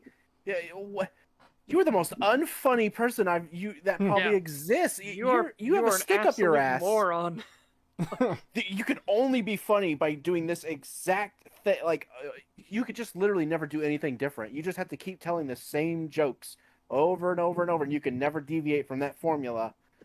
Dude, what the fuck is this? Are you kidding me? You're gonna sit here and tell me that there's no objective facts in this game, nothing matters, but you're also gonna sit here and tell me that this is how a joke has to be. This is how something is supposed to be funny. Yeah. Yep. Oh my god. $5 from Stormy Knight. Thank you. After this, I'm doing a Monty Python and Venture Bros binge to unwind. Have fun with that. I'm gonna try to figure something out to. We're gonna watch some gun rants, okay, so that we can save Kratos' mental thought processes. Due to a lack of coherence. Of course, in addition to the jokes, there's also the gameplay. Put simply, the gameplay sucks. It's basically just a bunch of fetch quests. The parts you need to upgrade the sink and eventually gain access to Dr. Mobius's lab are scattered all throughout the DLC's game world, so you gotta go and fetch them. A simple go here and fetch the MacGuffin quest is the oldest trick in the book for giving an RPG some quest content. But somehow this DLC failed. So the point of it being all fetch quests, which the main game actually does its best to not do, it makes it kind of funny when the main thing of this DLC is to do that, but they also throw in a bunch of crazy shit around it. You expect it to just go in this place and get this thing, but then some crazy weird shit comes out of the fucking woodworks, and you're just like, what the fuck is happening? Yeah. It turns the quest upside down. Like, you're going to go in and get this thing from the dog kennels. I can't remember what's in there. Just go in there. You go in there, and all of a sudden you see a gigantic fucking robo-dog run past the window, and what was that? Yeah. And then all of a sudden you realize you have to go in and they're talking about how, oh, it's fluffy and stuff like that, and it comes to fucking eat your ass. Yeah, the whole time he's talking about how much he loves it, but then he also mentions that he gave it psycho and stuff like that, and it would eat everybody that came near it. But he was still such a good dog. Such a good doggy. Good doggy. Who was a good doggy that went psycho? And then there's the if you have the Wild Wasteland Park, and you go to the where they used to live, and you go to that dog's like old dog box, a fucking tiny Deathclaw named Spike comes out of it and tries to kill you. Yes. By the way, I want to point out that it's a good thing we split this into two, regardless of whatever happened in part one, because we're now at the point where we would have had to have split it into regardless, just because covering has taken it that long. We are 9 hours and 25 minutes on this stream alone, and we spent about 3 hours of the previous stream on this video. Yep. 3.5-ish, I think. So that's more than 12 hours, which is the maximum limit for most people on YouTube right now. Yeah, so let's continue. Yeah. Bar even when it was set at its lowest peg. You can't just collect all the items you need. Again, clearing the bar, so you're saying there's an objective bar here. Yeah, how do you have a bar if it's all subjective? Is the bar just how much you're entertained? Because that's going to be different from everyone, and you complaining about that, like, is completely irrelevant to how anyone else is going to feel. Just because you were bored by it doesn't mean anyone else will be, and it doesn't mean it's a bad game. Yep. You are given well, maybe you can, but you won't know what to do. You won't know to do that unless you're on a second playthrough or beyond, when you already know how to complete the DLC anyways. Literally just the sheep path. Yeah, you can figure out how to bypass all this if you just pay attention. I guess paying attention is hard, though. Yeah, it is very, very hard. Collect. When you finally have them, you will automatically get a new list of items to go and collect. This means that you are forced to not only trek all over the game map to find these things, but you are often required to zigzag around to locations you have already visited, because there are multiple items there that need to be collected, but you aren't told to collect them all simultaneously. There is no reason to set up a fetch quest chain that way. It is pure padding. For those of you who have seen my Skyrim retrospective, you may remember that I... Just a quick note. Yeah. Gotta show those videos as much as possible. Just a quick note to everyone watching this now or watching this in the future, or by some miracle of science watching this in the past. We are never gonna fucking cover his Fallout 4 and Skyrim retrospective videos after this. There's no way in hell we're gonna make it through those. No, there's no reason to anyway. We already know what he's gonna do. He does the exact same thing for every video anyway, so we already know what it's gonna be like. Yeah. Criticized the way is heavily padded with a series of superfluous contents. Many characters in Skyrim's main quest seemed like they served no purpose other than to introduce you to the next character in the main quest. Well, this DLC somehow manages to make the padding feel even worse. In Skyrim, the only times you revisit a location are when it makes sense in the plot to do so, like revisiting High Hrothgar to learn about Dragonrend or set up the peace conference, or returning to Dragon's Reach to set up your plan to trap a dragon. So he's just... I hate the fuck out of Skyrim, but he's literally just complaining that you have to go to places you've been to for the sake of progressing the story. Yeah, it's a bit weird. Trust me, there are way more things to talk about with why Skyrim is shit. There's a lot of issues with Skyrim. A lot of fucking issues. Having to go to Dragon's Reach to say, hey, we need to capture a dragon here, isn't... That's small potatoes. That's not even small potatoes. That's not even on the list, because... Yeah, because it was used, you get told it was used for that purpose way in the past. So you can see a logical series of events. How much do we have to pay you to suffer it? What's the cost of torture? If you guys guys can collectively raise, oh boy, let's say $300,000 each. There we go. For each of us for each of the two videos. That way, me, Pagan, and Such can split it evenly, 100,000 each. Then, yeah. Yeah. I'm not putting myself for that, so that I can actually relax afterwards and be like, oh boy, I know what's coming. Yeah, big payday. Yeah, and there's a reason the bar is so high, guys. There's a reason. Fuck you. Sorry, give me 100 years exactly. You've got 3. Good luck. You know what's the worst part is? There's like a microscopic chance one of our followers will win the lottery and be like, you know what? Fuck it. I'm gonna do it. You know what? Fuck it. Those 3 assholes need to suffer. Please don't make us suffer. Shit. Please. I literally feel like how my profile picture looks right now. I'm fucking losing my mind. Eyes starting to go in different directions. Yeah. Spacing off. All right. Yeah, we're almost there. Almost there. The brain juice is leaking out of the ears. Yeah, we're almost there. Here we go. Visited locations actually make sense. Here, you're revisiting locations for no other reason than because the game didn't tell you that there were multiple things to collect in this location. Also, why didn't you check the location? I just wanted to point out, he did say going to Dragon's Reach made sense there, so... Okay, good. At least he said that. Yeah. The game very easily could have done and failed to do for no other reason than to pad the quest line out. Oh, and when you finally complete the DLC, the game actually crashes whenever you try to leave. I looked it up online, and it turns out that the reason for this is because the ending to the DLC assumes you're playing with hardcore mode turned off. So you have to turn hardcore mode off before you exit the DLC, otherwise the game will just crash to desktop. I've never had that problem. I've never had that problem, and I've played this game for years on PC. Either. So... And I always play on hardcore mode, so I don't... I believe know. that it happened. This is one of those anecdotal things. So yeah, it's the same thing I have to put in the Aliens Fireteam Elite fucking videos.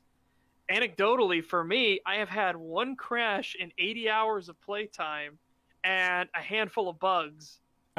Peaky the Cat just said in chat they patched that too. They patched that. Okay. Yeah, I never had that issue, so I don't. Yeah, again, so this is an anecdotal thing. And I never experienced it, so... I don't get why he's saying this. You need 3 technologies from 3 different places. I can only assume that quest items from other quests are there, so the complaint is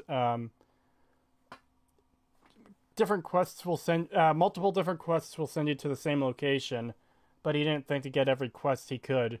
So once he found out about them, he had to go back to a place he already visited. Yeah.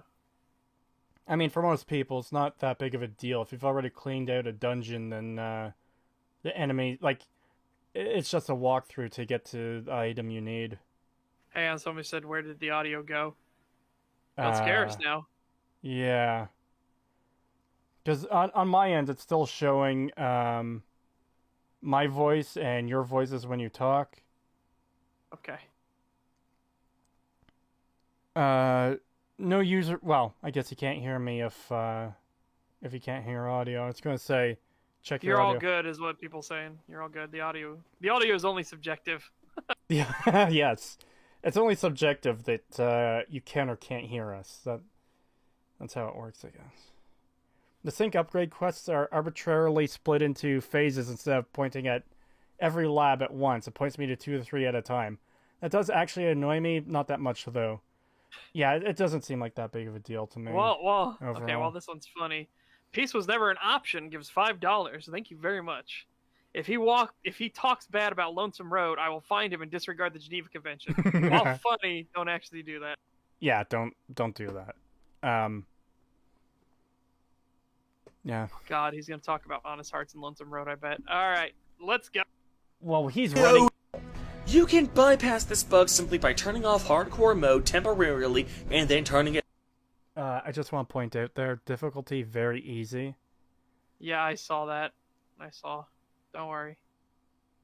My mind saw it, and I was like, okay. Of course. Afterwards. But you shouldn't have to do that! The game should have just worked like it's supposed to! It does. Yeah. It's just you. It's literally just you. You did something. It like could have even been that mod. It could literally be that mod he has installed. Yeah. Like I said, this is anecdotal stuff. That's the problem with things like this when it comes to stability and everything. Yeah. Anecdotal. For me and Aliens Fireteam Elite, I had one crash to desktop for 80 hours of gameplay. And one. For other people, it might happen every 5 minutes. And you just don't fucking know. And in 1 hour and 14 minutes of video, this is the only crash he's talked about. So yeah, if I was doing an analysis on like Skyrim or Fallout 4 or whatever, I wouldn't really bring up the crashes I have because just about anything can cause a crash. And like, not literally anything, but it can happen at any moment for a whole variety of reasons, be it your computer setup to a genuine problem with the game, so on and so forth. Also, we see how low he has the graphics. He's probably running this on a really bad computer. Yeah. So it might just be that his computer literally can't handle the transition. It might be. Yeah. $5 super chat from Zykos. Kratosis, you should check out Acer Thorne's retrospective on Dark Souls. It's short, but absolutely garbage. So many points that could easily be debunked. Well, that's kind of what his Morrowind video was like. Yeah. We said we're going to cover it after I actually play Dark Souls. Which we will. We'll make him play Dark Souls. Yeah. We will. If I don't get around to doing it on my own, I'm sure these two are going to fucking tie me up Clockwork Orange style and make me play, so... We'll force him to watch the opening cinematic, 24 hours a day for about a week, and then he can't think about anything else. He'll literally come in and take shifts and put eye drops in, make sure his eyes don't, dry out. Oh. 15 minutes, guys. 15 minutes. That's all that's left. We're almost there. We're almost there. Games that are developed by Bethesda often get a lot of flack for their bugs. but even they do not have bugs that result in a crash to desktop literally 100% of the time during normal gameplay. Oh, they have had issues like that absolutely unpatched. True. That is, I'm sorry, that is absolutely false. Wow. I was gonna say, yeah, they have had those issues constantly. I don't know where you got that from. Again, it is anecdotal, but there are confirmed like crashes that are on the main quest path on the base games that happens in consistent spot. This stuff happens. Yep. In Fallout 4, when it first came out, you literally could not complete the game because there was an area of the map, if you got even close to, would cause your game to crash, and it was a quest important location. Yep. Was that the Boston airport? It was the area near the, oh fuck, what was it called? Like Common, oh fuck. Doesn't matter, It's one of the areas. Yeah, it's one of the areas. I forget what it's called. Oh, you want to complain about a game crashing 100% of the time? You can't play Fallout 3 on Windows 10 without having like 100% needing a fix mod for it. So yeah. Yep. Okay. You still have to sit through a 10-minute long slideshow cut. It is probably not 10 minutes. That's probably another exaggeration. It's not 10 minutes, and it's literally something you would never want to skip because you always want to know what you did. Yeah, the effects. For what someone you do who just... literally affects this stuff. You want to know. It's part of the game. It's literally part of the gameplay.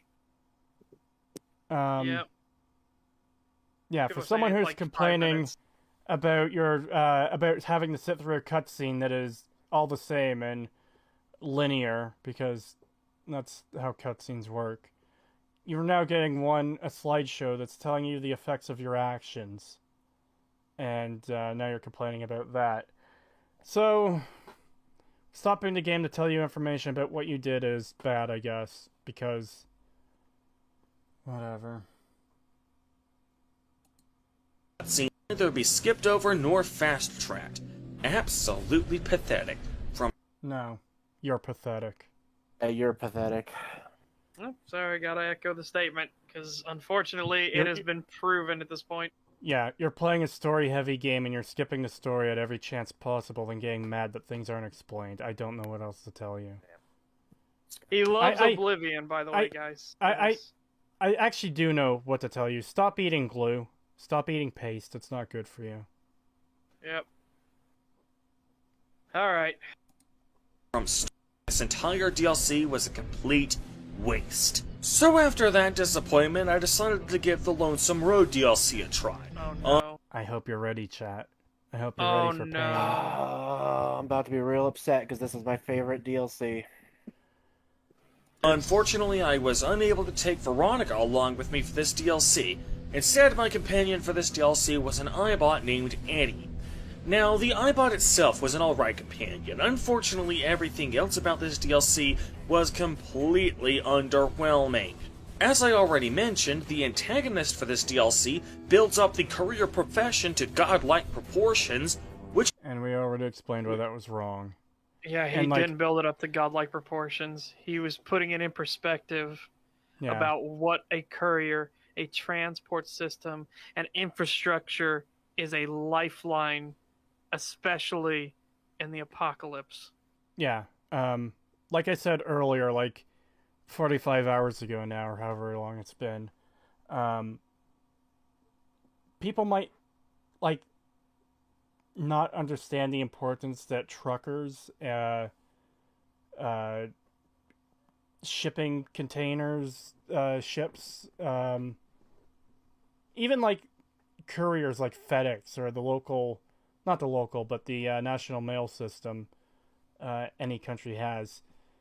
Those guys are really fucking important, more than most people realize. Yeah. If every trucker were to go on strike or die tomorrow, guess what's happening to your grocery stores? They are gonna be fucking empty fast. Yep. Especially in a world like Fallout, the post-apocalypse.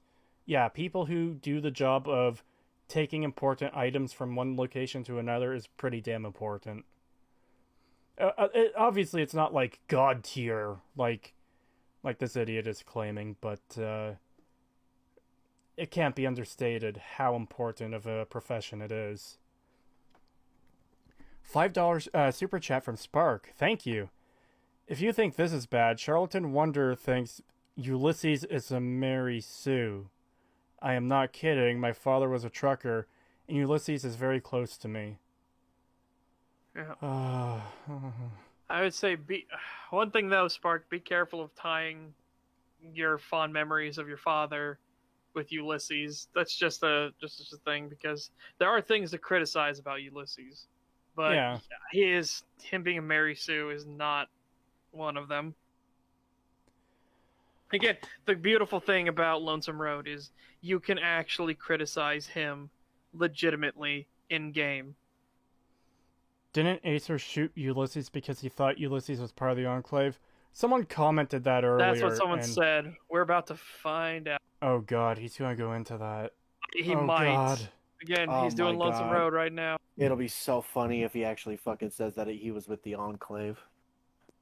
Guys, It's one of the most heavily praised aspects of this game's character creation.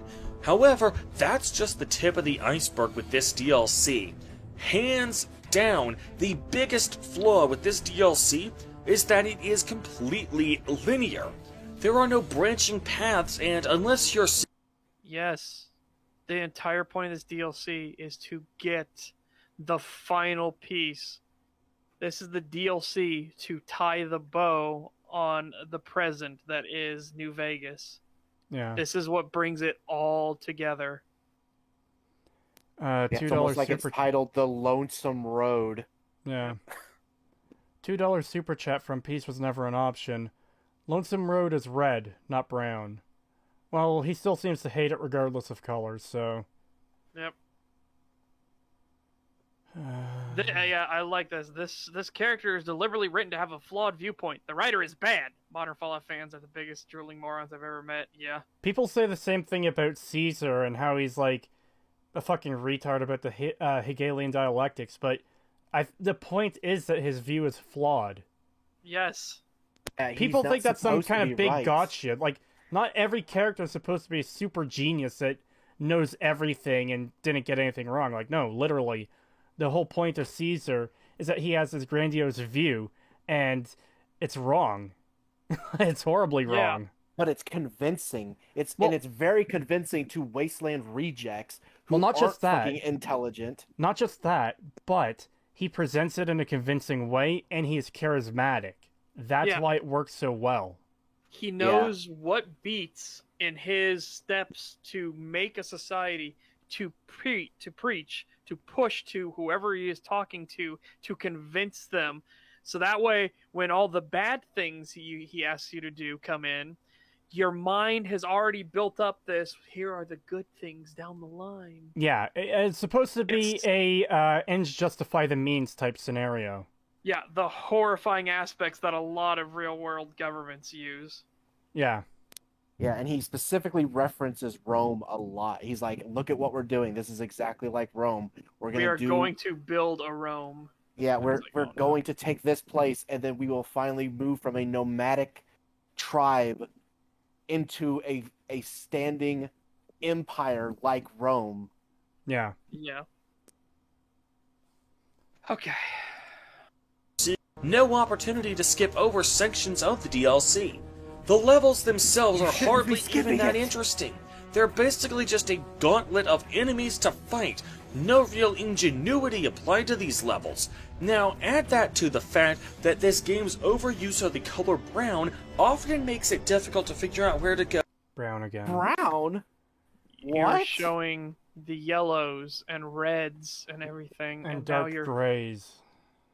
Oh yeah. my god.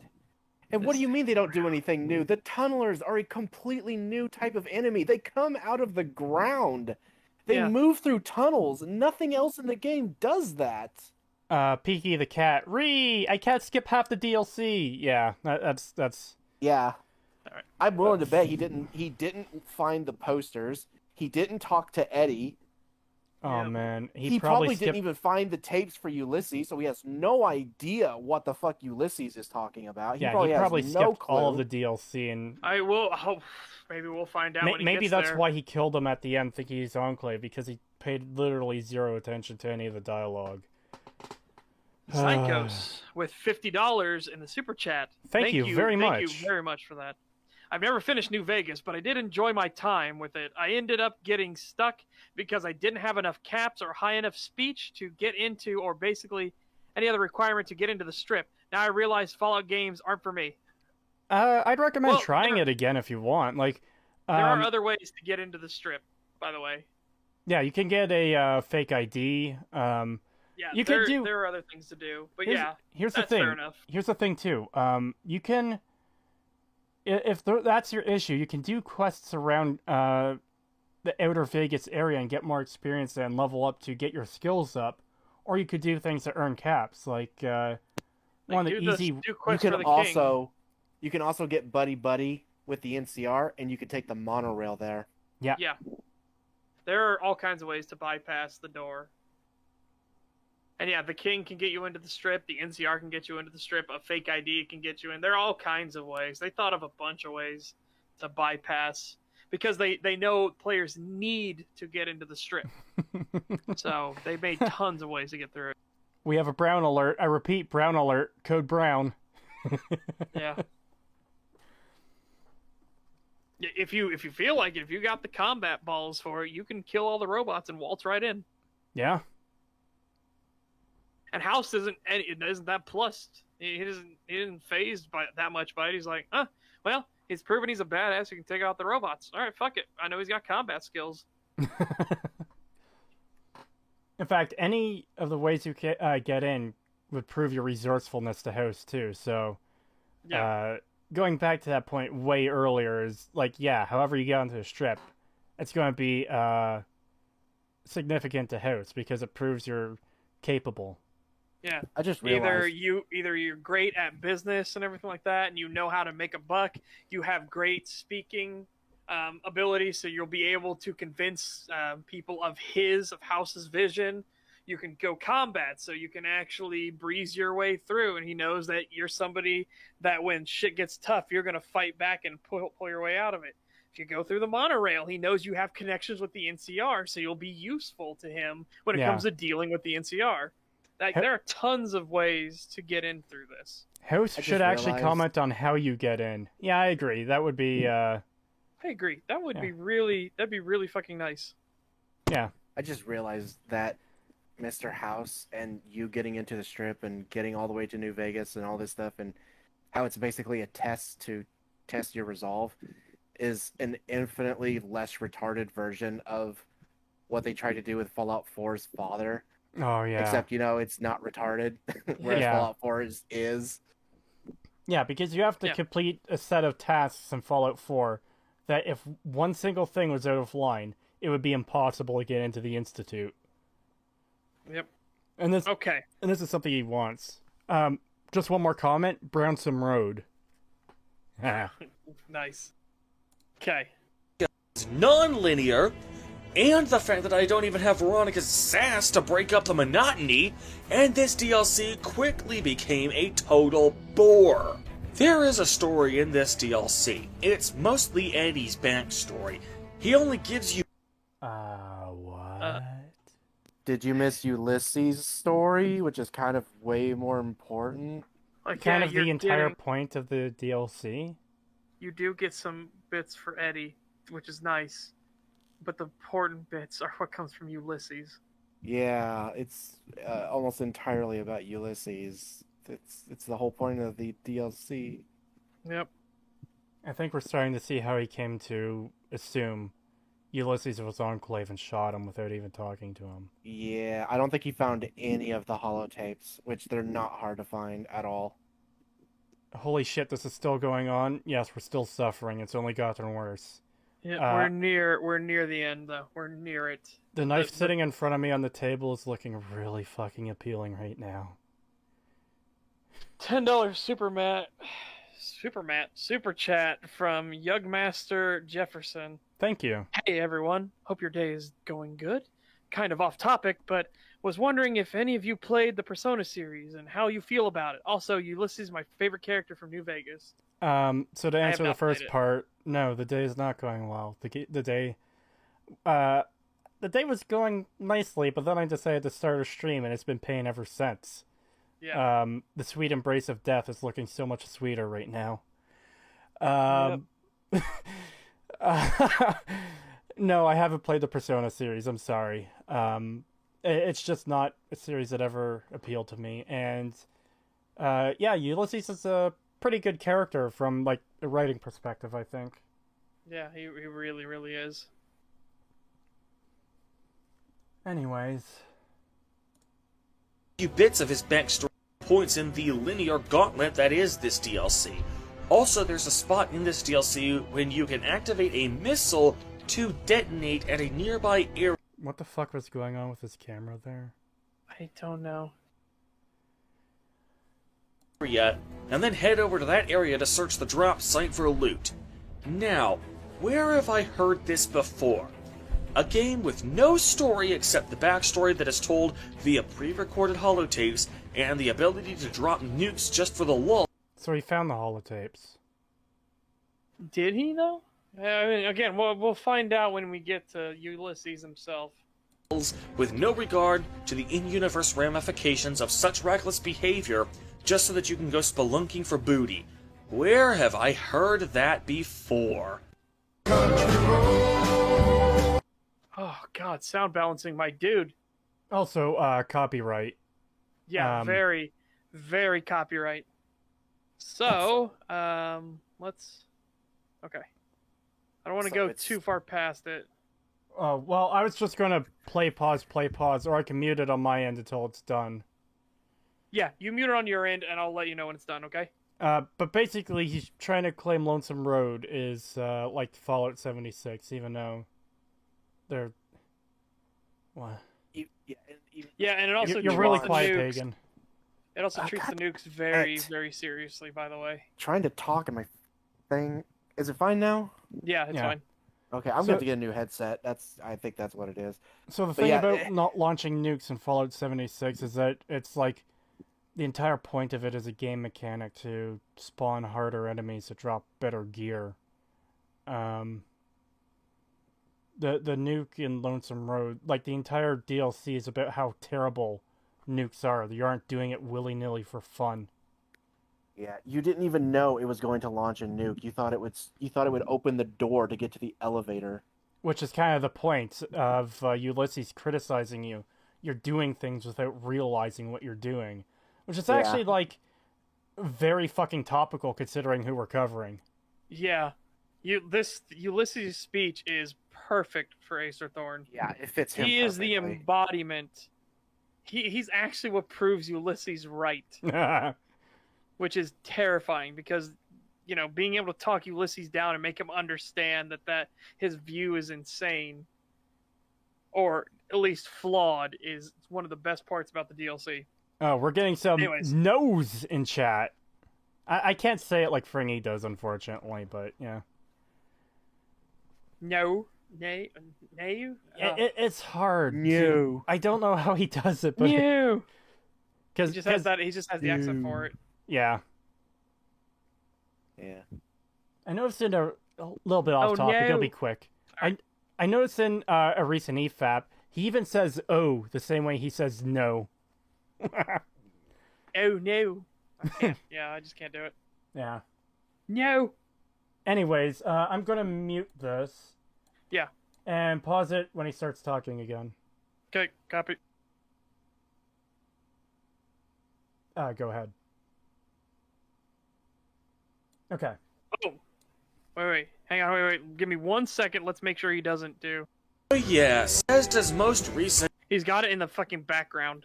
Why would you talk over music with lyrics and have it that loud still? Is it retarded? Okay. You're gonna have, unfortunately, you're gonna have to do it low so it doesn't come in on stream, and then. Yeah. Yeah. Sorry, chat. We'll have to make sure that the song doesn't come in on stream because that is very copyright. Very, very copyright. Right. Okay. Go ahead. Here we go.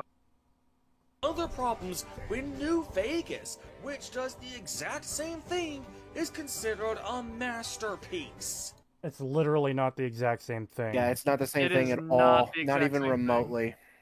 It is a criticism of the exact thing that 76 does. Yeah. Yeah. Which makes it all that much more meaningful in New Vegas because this is where Bethesda decided to take the series. New Vegas treats firing off nukes as a big fucking deal. This is terrible. The entire point of the Divide is that it was this society that was free of the NCR and the Legion, and they had built something new. And nukes destroyed it, and Ulysses is going to use nukes to destroy one of the other factions, either the Legion or NCR, because he views them both as societies with no future. He specifically wants to go after the Long 15 to cut off support from the Mojave to California so that the NCR will... He says it's the equivalent of cutting its throat. Yeah.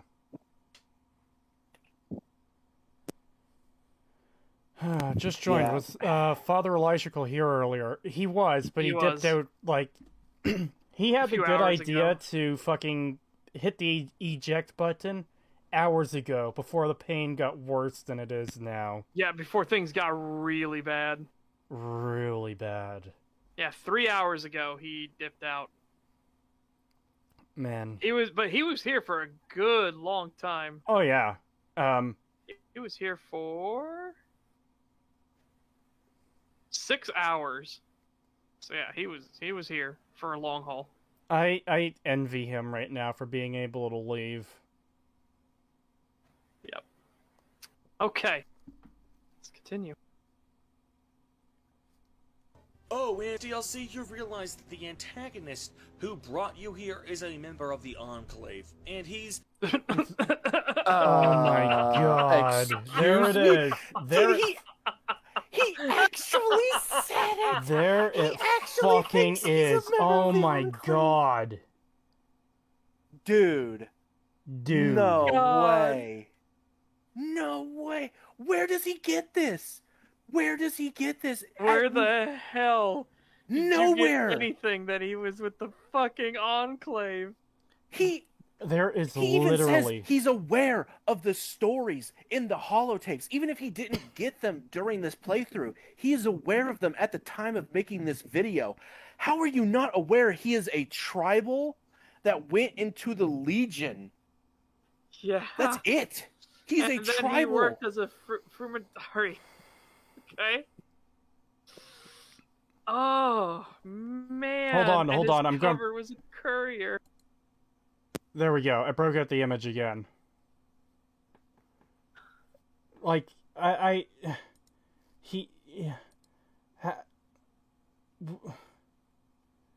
do you come to the conclusion that Ulysses is part of the Enclave? Like, he has... They're literally not even mentioned once in this entire DLC. There is no mention of the Enclave whatsoever. Well, there is... Eddie was part of the Enclave. He's an Eyebot. Well, yeah, if you do Eddie's thing. But nothing from nothing to do with Ulysses. He doesn't mention them at all. Yep. Yeah. In fact, his very own philosophy would make him hate the Enclave. Yeah, in fact, he'd probably hate them more than the other factions because they are a remnant of the old world that made the current world. They literally are the hangers-on that burned the world. And going back to earlier, this is what we mean by saying things about the game that are factually wrong. Ulysses is literally not part of the Enclave. You can't say he is and it's your opinion. It's literally the lore of the series that he is not associated with the Enclave. Yeah, Ulysses even tells you his affiliations. Yeah, he's former Legion. depth. He was a member of the Twisted Hairs, which became absorbed into the Legion, which completely destroyed his culture, in which he sees it as like a great rape. Then he became a courier. Well, he became a Frumentari, and then and a courier as like a spy. Well, as a member of the Frumentari, and he came to realize the importance of being a courier, and he settled in a place called Hopeville, which he saw as like the great restart for this country, as like an actual civilization that could stand on its own and bring the country out of this nuclear post-apocalypse and restart the world as it should be. Yeah. And because a courier brought a package which allowed the nukes to go off underneath Hopeville, completely destroying it, it completely warped him, it changed him, and he blames you and the NCR to a degree for what happened, and he wants revenge. That's it. There is no mention of him ever being in contact or having any affiliation with the Enclave. Dominic the Donkey, it's worse than that. How does someone go away from Lonesome Road and think, wow, that Ulysses guy was Enclave? It is so much worse than that. He thinks part of the point in Lonesome Road is that launching nukes for loot is fun. And this is what... Yeah, it's not meant to be seen as fun. In fact, the way it's shot, the way that they show the nuke fly over and explode, it's almost horrific. And then you are immediately criticized when you come out the other end of that tunnel. Ulysses scolds you for it and tells you, like, this is what I'm talking about. You are doing things without any, like, understanding of the repercussions they have, but you keep pushing forward when all it does is cause harm. He thought Ulysses was an Enclave member because of the U.S. flag near him and the American star on his back. As someone else said in chat, that isn't an excuse. That makes it so much worse, because if you were paying attention to what he was saying the entire time, these factions trying to be the old world are the problem. Enclave is an old world faction. Literally an old world faction. So that doesn't align with his entire ideology. It doesn't... How do you... Yeah, he views the flag as a symbol of the country, not its current politics or what brought it to ruin. He literally says that so long as people continue to live, like, he will carry the flag on his back until the country is dead. Yeah. Like, full on, completely dead with no way to bring it back. Yep. Well... How the fuck? Let's finish this disaster. How the fuck?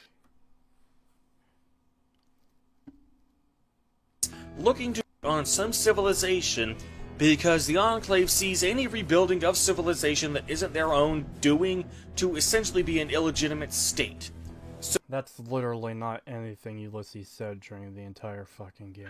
Yeah.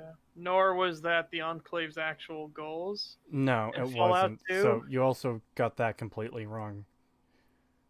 How many points has he gotten right so far? Veronica. He had points about Veronica. He had. And you can end the tutorial. You can end the tutorial at any time. And the Oblivion. He had like half a point. The Oblivion tutorial thing. He had half a point on the Kings, that they were. Even half of that he got wrong. Fuck, I don't. Yeah, he got some of that right, but not all of it. Not much of it. Is so often praised for not being just the same old, still has to fall back on Fallout 3's plot of having the Enclave be the bad guys. You're an actual fucking retard. You are an actual fucking retard.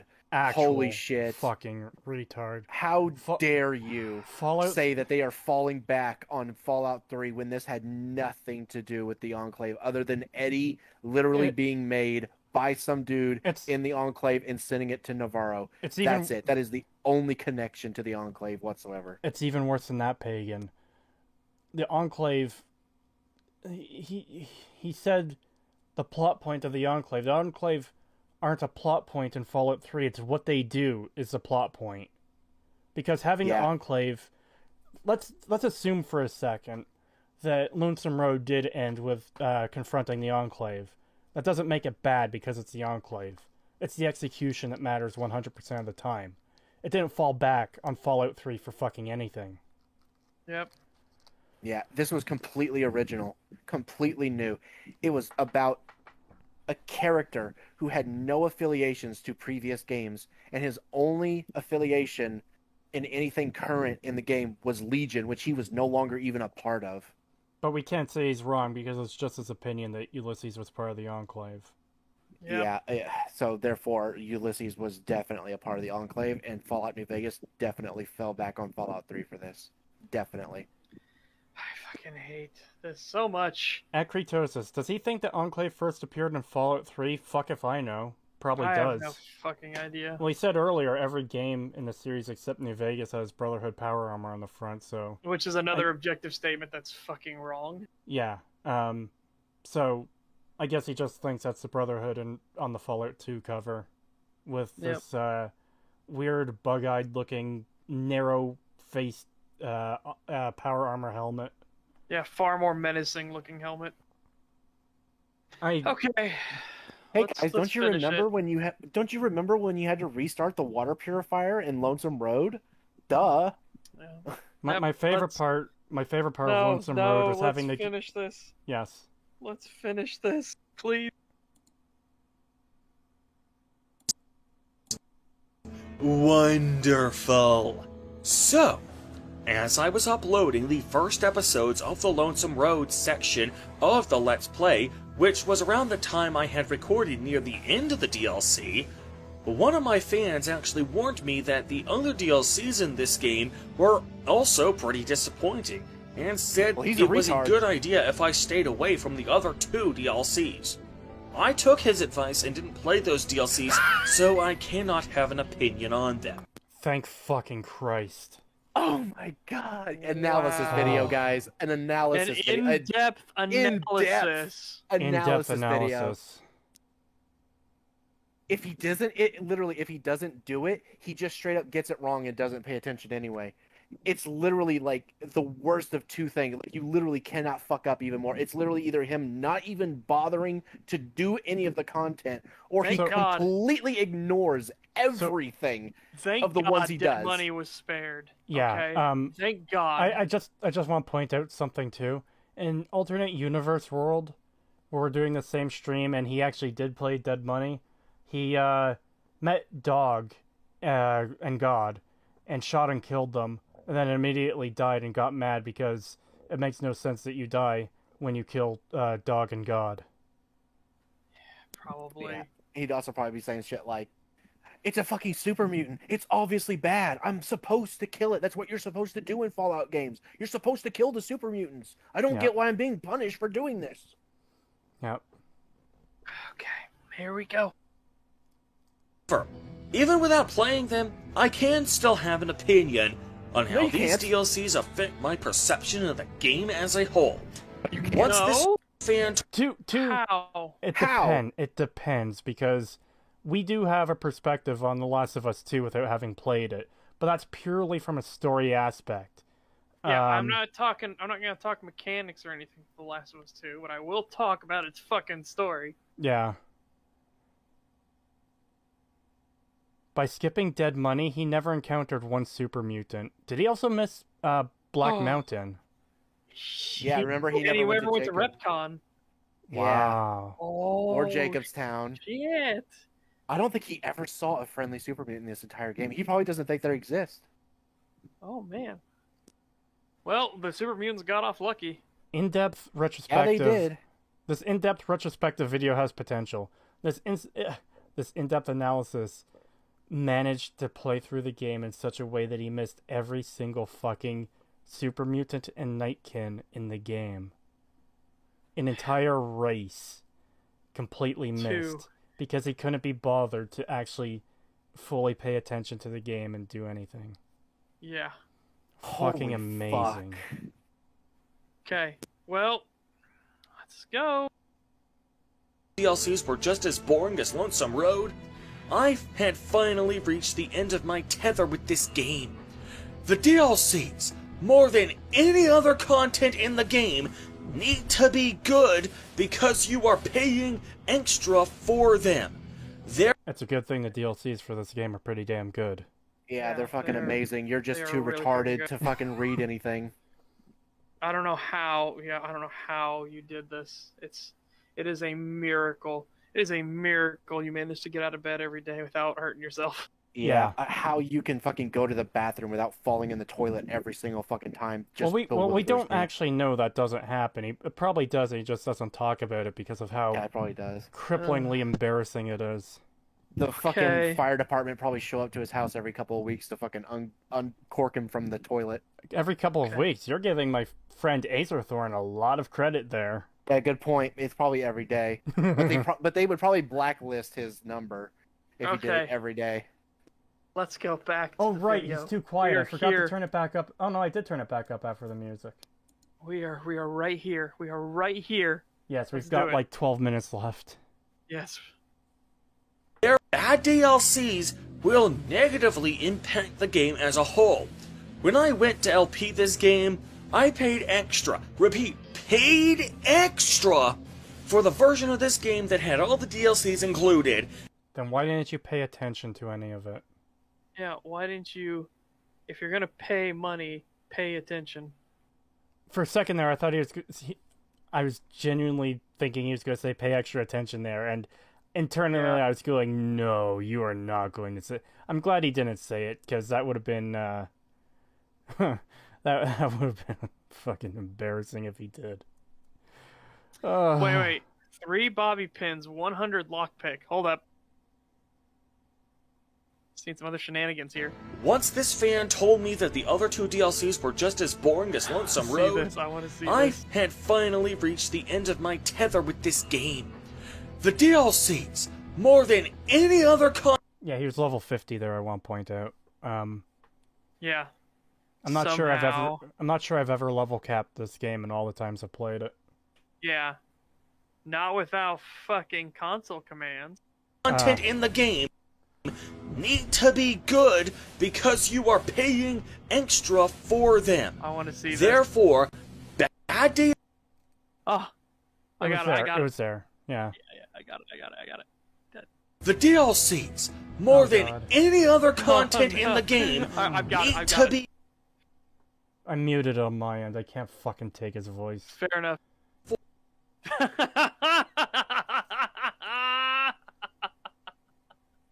How do you only have 3 bobby pins at this point in the game? How the fuck do you only have 3? They're literally weightless. We literally saw him looting every single fucking junk item earlier. How does he only have 3?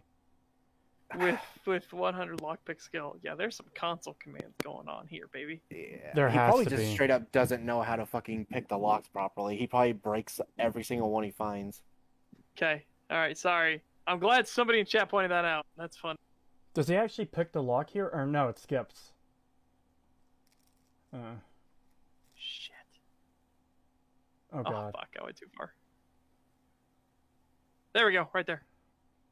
Paid extra for the version of this game that had all the DLCs included, and it ended up being a complete waste of money.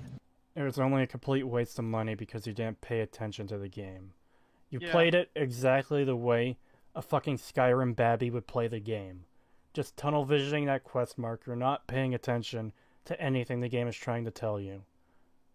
Yep. The fact that you missed this much says so much more about you than it does the game. This is the most embarrassing fucking thing I've ever seen in my entire life. Are we not even going to talk about the end of the actual game? I don't... Did he even we'll make find it? out. Did he even we'll find make out. Yeah, we'll find out. We'll find. At this point, this was the straw that broke the camel's back for me. The side quests were hit and miss. The factions were hit and miss. But being disappointed so consistently by content that I paid extra for is what finally broke me. So after I completed Lonesome Road, I decided to just beeline the main quest and get this Let's Play over with. That leads me to Yep, grab it. Yep, that's why I paused the first time there. Okay, cool. You guys I'm ready. Yep, ready. He's got 10 minutes to wrap up the main story. And we already know he didn't play 2 of the faction paths, so... 3 of the faction paths. 3... Yep, so... Let's do this. We're almost there, guys. We are almost there. Because remember, he didn't say anything about Yes Man at all. He flashed a screenshot of him at one point, and I think he forgot he existed at all. Yeah. I level cap all of my playthroughs of New Vegas, but that generally means doing literally every single quest available. That's why we're saying it's we're calling shenanigans. It's very much console commands coming in. Very much. Yeah, I'm absolutely calling fucking shenanigans on that. There's no fucking way. Yeah. He said he played like a handful of side quests, and... Yeah, okay. 2 more hours, let's go! Hope not.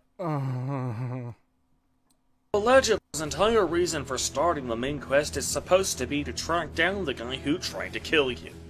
However, this guy is actually located inside the Tops Casino in the New Vegas Strip. The main quest will update with the Mr. House invitation as soon as you enter the New Vegas Strip for any reason. I'd have to imagine that nearly every person, at least on a first playthrough, the only time when you'll need a nudge in that direction anyway, will be interested in getting into the New Vegas Strip since, you know, the game is named after it, so it's obviously a big marketing point for the game. So why even bother with this superfluous revenge plot, since its only real purpose... Because it sets up the entire dynamic of the fucking story. Did you just think they could just stick New Vegas as a town out there and have literally every single person head that way? He seems to think you needed a story excuse to go to New Vegas when the story reason for going to New Vegas is completely fucking... It makes sense. Yeah, I don't even he fucking thinks, know. This is just like when he's complaining about Morrowind being brown, and he said that making the game take place on a volcanic island is an excuse to make everything brown. As if the developers were fucking had a sexual attraction to the brown color palette, and that's why they did it. So the volcano was just the excuse. Like, oh my god, somebody just pointed out. Who are you? Did he completely ignore Victor during the entire road to New Vegas? It would seem he did. Yeah. Okay. Wow. So that's why he doesn't know about Victor tracking it. Oh my god. Yep. Well, that explains a lot. In-depth analysis. Yep. Very, very in-depth analysis. This is like an in-depth exploration of the... Wait. He plays a man. He has Lady Killer. And what? No. My brain's about to go fucking boopy. His in-depth analysis of this game is about as in-depth of an exploration of the ocean. If you went to like a beach in Miami and went for a swim. Yep. Wait, did he have Black Widow? Yeah. No, Lady Killer. He had Lady Killer. Oh, if he had Black Widow, then I would have been like, okay, yeah, shenanigans confirmed. I saw people in chat saying he had Black Widow, and I was like, what? Did he? Oh, God. That's what chat's saying, but I didn't actually see. Yeah. That's why my brain was like, man, I thought I got them wires crossed where Lady Killer and Black Widow got crossed in my mind. That's why I was like, oh boy. Yeah. Yeah, dude, we have been going at this for so long, and I am starving. Wait a second. You don't get Lady Killer with Benny. Go back to Benny. Oh my god. No. No. Oh. Turn that down. All right, I got to turn down. So do I. Sorry, Pagan, if you weren't ready fast enough, we got to get there. I was not ready. So, Allegedly, your character's entire reason for starting the main quest is supposed to be to track down the guy who tried to kill you. However... Oh my god. It's somebody else's footage again. Look Yep, at the color someone of the else's thing. footage. Oh yeah. Okay. At least it's somebody else's footage he took. Yeah. At least he used stolen footage and not cheats. Yeah. At least he's just a thief and not a cheater. Anyway, I decided to go with the NCR ending since I saw them as the most noble of the factions. Okay. Whoa. You have footage of Crocker now. Why didn't you fucking use it earlier when you were... Yeah. But this is amazing. The I new want to hear Vegas his strip reasoning for here. any Here we go. reason. I'd have to imagine that nearly every person, at least on a first playthrough, the only time when you'll need a nudge in that direction anyway, will be interested in getting into the new Vegas strip since, you know, the game is named after it, so it's obviously a big marketing point for the game. So why even bother with this superfluous revenge plot, since its only real purpose is to get you into the... No, it sets up everything. Its only real purpose is to get you into the strip. That's not the Yeah. And that's not the only reason to go there either. There's plenty of other reasons that draw you to the strip to want to go there.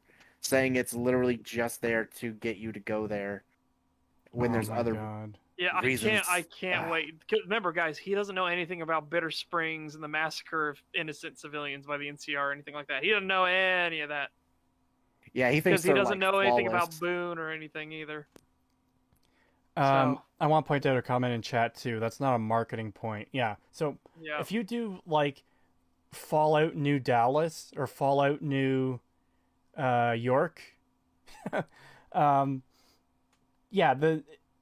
that's saying where the game is taking place. It's not like an advertisement that you're going to post-apocalyptic Houston, Texas, or post-apocalyptic New York, or getting the water chip was totally pointless, guys. Yeah. Well, come on. We can end this. We can end this suffering. We're so close. Please. We're so close. Which 99% of players are just going to do anyway. Anyway, I decided to go with the NCR ending since I saw them as the most noble of the factions for reasons I've already discussed earlier in this retrospective. Which, in other words, completely misunderstanding. Yeah. You didn't understand the NCR. Oh my god. Acer Thorn also skipped Boulder City. Oh, okay. No, it's fine. It's fine. Just keep going. Just keep going. You first meet in Nipton, but they do not give off a good first impression. However, it was also a fairly boring main quest. Most of the main quest just involves the player being sent to either recruit allies for the upcoming Battle of Hoover Dam, or to eliminate any enemies. There is honestly very little of substance here. Okay, we already proved when we were talking about those that you weren't paying attention to what was going on. Let's just keep going. We're just retreading ground. Yeah, We're just he killed Manny because he fucking Yeah. Nellis, no need to go over that again. After that, it's just a matter of go kill Mr. House so he can't interfere. Then it's a matter of wipe out the Brotherhood of Steel so they can't interfere. Then it's a matter of... Okay, so again, we covered the Brotherhood. You can get the Brotherhood to join the NCR, or at least side with them. Sheep, if you don't play the sheep path, you could have gotten the Brotherhood to join. This is peak sheep path. And there are other ways to deal with House, like removing his control of his systems. Yeah, you don't actually have to kill him. Yeah. And again, it doesn't mean, if you remove the control of his systems, it doesn't mean he's dead forever or anything like that. Okay? You can go back after the dam has been won, when the NCR can now march troops up into his room and be like, alright, motherfucker, listen, this is how the new order's gonna go. Yeah. Of wipe out the Great Khan alongside Caesar's Legion. Wipe out the Great Khan, so... Yeah, there again, it is. he sheeped it. He sheeped it again. Yeah, probably barely talk to them at all. Played zero attention, just kill all our enemies. There's no chance to recruit any of them or go a pacifist route. Kill everything. Give me a gun, give me shoot. Yeah, or convince them to just not be a part of all of it, which he can do. But no, just kill them all. Just kill everybody. Don't talk, just kill. Yep.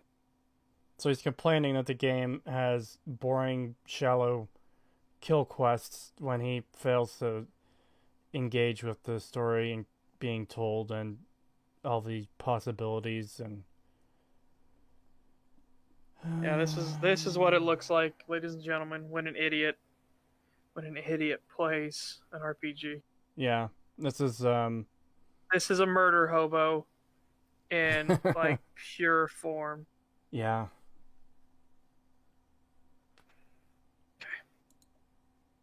Oh, and by the way, when I went to kill the cons, the game actually glitched on me. I was supposed to kill 15 different cons in order to update the quest, but even when I killed literally everyone at their camp, the quest still didn't update. Okay, so 2 things. I'm pretty sure the game is rebelling against your fucking stupidity at this point. But secondly, there is exactly 10 minutes left. Only 10 minutes left. We can do this. We can finish it. Yeah, rest in peace, Papa Khan. At least you're in a better place now. Yeah, if we went to Jacobstown and Marcus told him to get rid of the mercenaries but don't kill them, he would have absolutely killed the mercenaries, like, without even thinking about it. Yep, he would have fucked them all over. I had to console commands to defeat them. So I eventually make it to the penultimate quest in the NCR quest line. The only interactive section of this quest is when I go around and inspect the various pieces of equipment for dangers in anticipation of the NCR president giving a speech. Okay, first of all, why do I need to inspect the vertibird? Didn't he arrive on that thing? When did the Legion get a chance to plant a bomb on it? There are people everywhere. You can literally catch the guy who puts it on there. You can literally catch him trying to get up to the vertibird. Yeah. You fucking idiot. The fact that you didn't know that and that you think that it just magically appears on it after they land really says a lot. Yeah. There are 3 different assassination attempts that happen at the same time. Yeah, you got the bombing, you got the guy who tries to run in with an axe or something. Yeah, with a knife and stabs him. And then you've got the Legion sniper. Yep. Yeah, the Legion tried to make sure that there was no way this plan wouldn't succeed. Yeah, they weren't dumb enough to think only one thing would work. No, they tried multiple at the same time. Yeah. Okay. To worry about this if the Secret Service, or whatever the hell the NCR calls it, never left the vertibird unattended. Second, once I've actually done the full sweep, the second half of this quest is literally just the NCR president giving a speech without the player being able to do a goddamn thing. Wait. I'm watching up there and he cut away. I was watching the Legion sniper start to go after the Ranger. I was waiting for the head to explode. Yeah, that's what I was waiting for, was fucking Kimball's head to explode. Yes, Kimball getting assassinated would have been fucking great. Oh, man. Apparently it's got a speed run up. Whatever. Dive bump into NPCs to force them into the next line of dialogue, enabling you to fast-track the cutscenes even when you're not in conversation mode. Even in the quest Season Unending, you can fast-track the dialogue by quick-saving. What the fuck? Oh, quick save. Okay, that's what's going on. And immediately quick-loading. But here, even the quick-save, quick-load method doesn't seem to speed anything up. I don't think he noticed. Yeah, hold on. The fucking guy just got killed. Yeah. Keep going.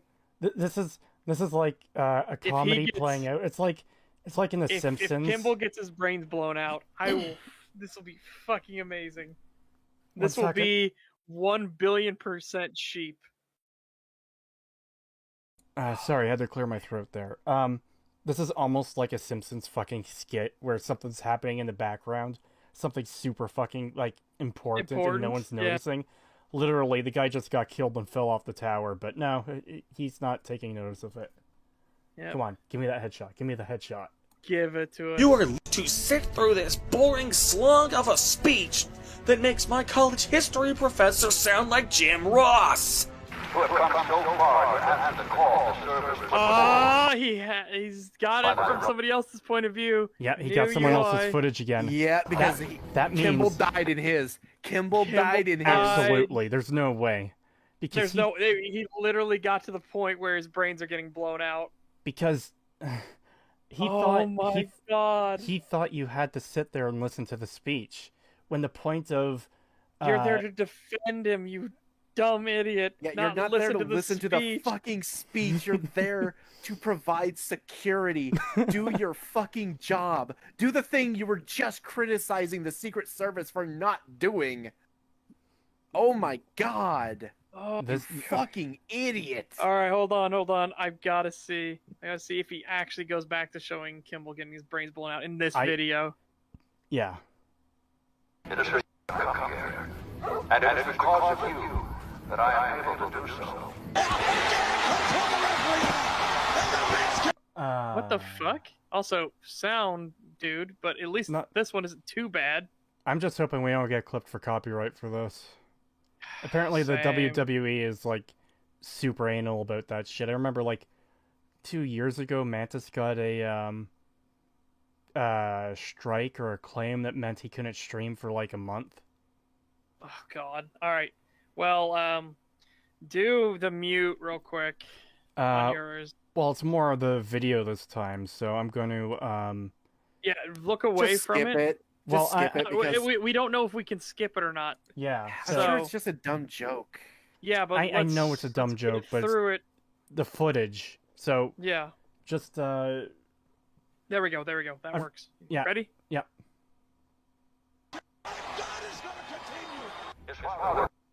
Okay, so it's just we're back to normal. A completely but random. Be prepared to go back to it. Yeah, it seems like something will cut back in. It seems like a completely random, unrelated clip that was randomly thrown in for some reason. Okay, here we go. The short one. And his mother, like many Californians, braved the ruins of the old world as a prospector. Okay. Go ahead. The fuck is this?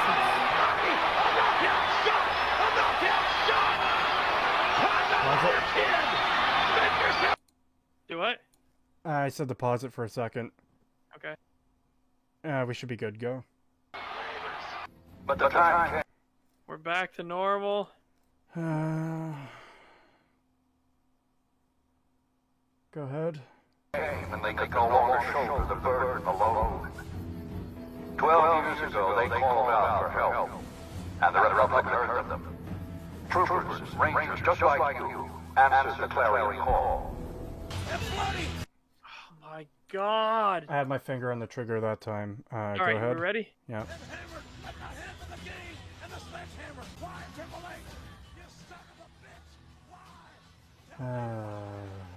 We carried the weight. Okay. Go. Back. And though we left behind many of our brothers and sisters on that battlefield, it did not break us. 10 years ago, Chief Elise met with representatives of the Desert Rangers to discuss terms of what would become the Ranger Unification Treaty. Okay, so obviously he's playing this to show how fucking boring it is, but again, the point of his speech, like, from a gameplay perspective going on so long, is so you can take care of all the assassination attempts. Yeah. You're meant to go around. You're not supposed to be just standing here listening to it. You're supposed to be looking for more threats. And again, he's using someone else's footage here because it's... Because he didn't get it himself. Well, yeah, we can tell because of the UI color, but because the, actual graphics, the footage, is actually in higher quality than the potato stuff we've been getting so far. So remember when we started, and I pointed out it was weird, he had a white UI. and everybody thought I was making a big deal about it. And I was like, no, I'm literally pointing out something weird. I'm glad he had a white UI so we can immediately tell when he steals other people's shit. Without crediting you were them. completely right. So everyone that criticized you can fuck right off. You were completely right about that shit. Fucking hell, it's like I'm psychic. I knew there was something weird going on. Anyways, let's continue.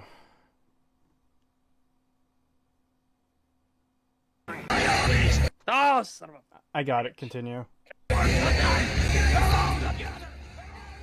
The wrestling footage is on the screen. I'm gonna fucking kill myself. I fucking hate this video. It's still going. Oh, here we go. Alright, ready? Yep. Now we are finally in the home stretch. I can see the light at the end of the tunnel.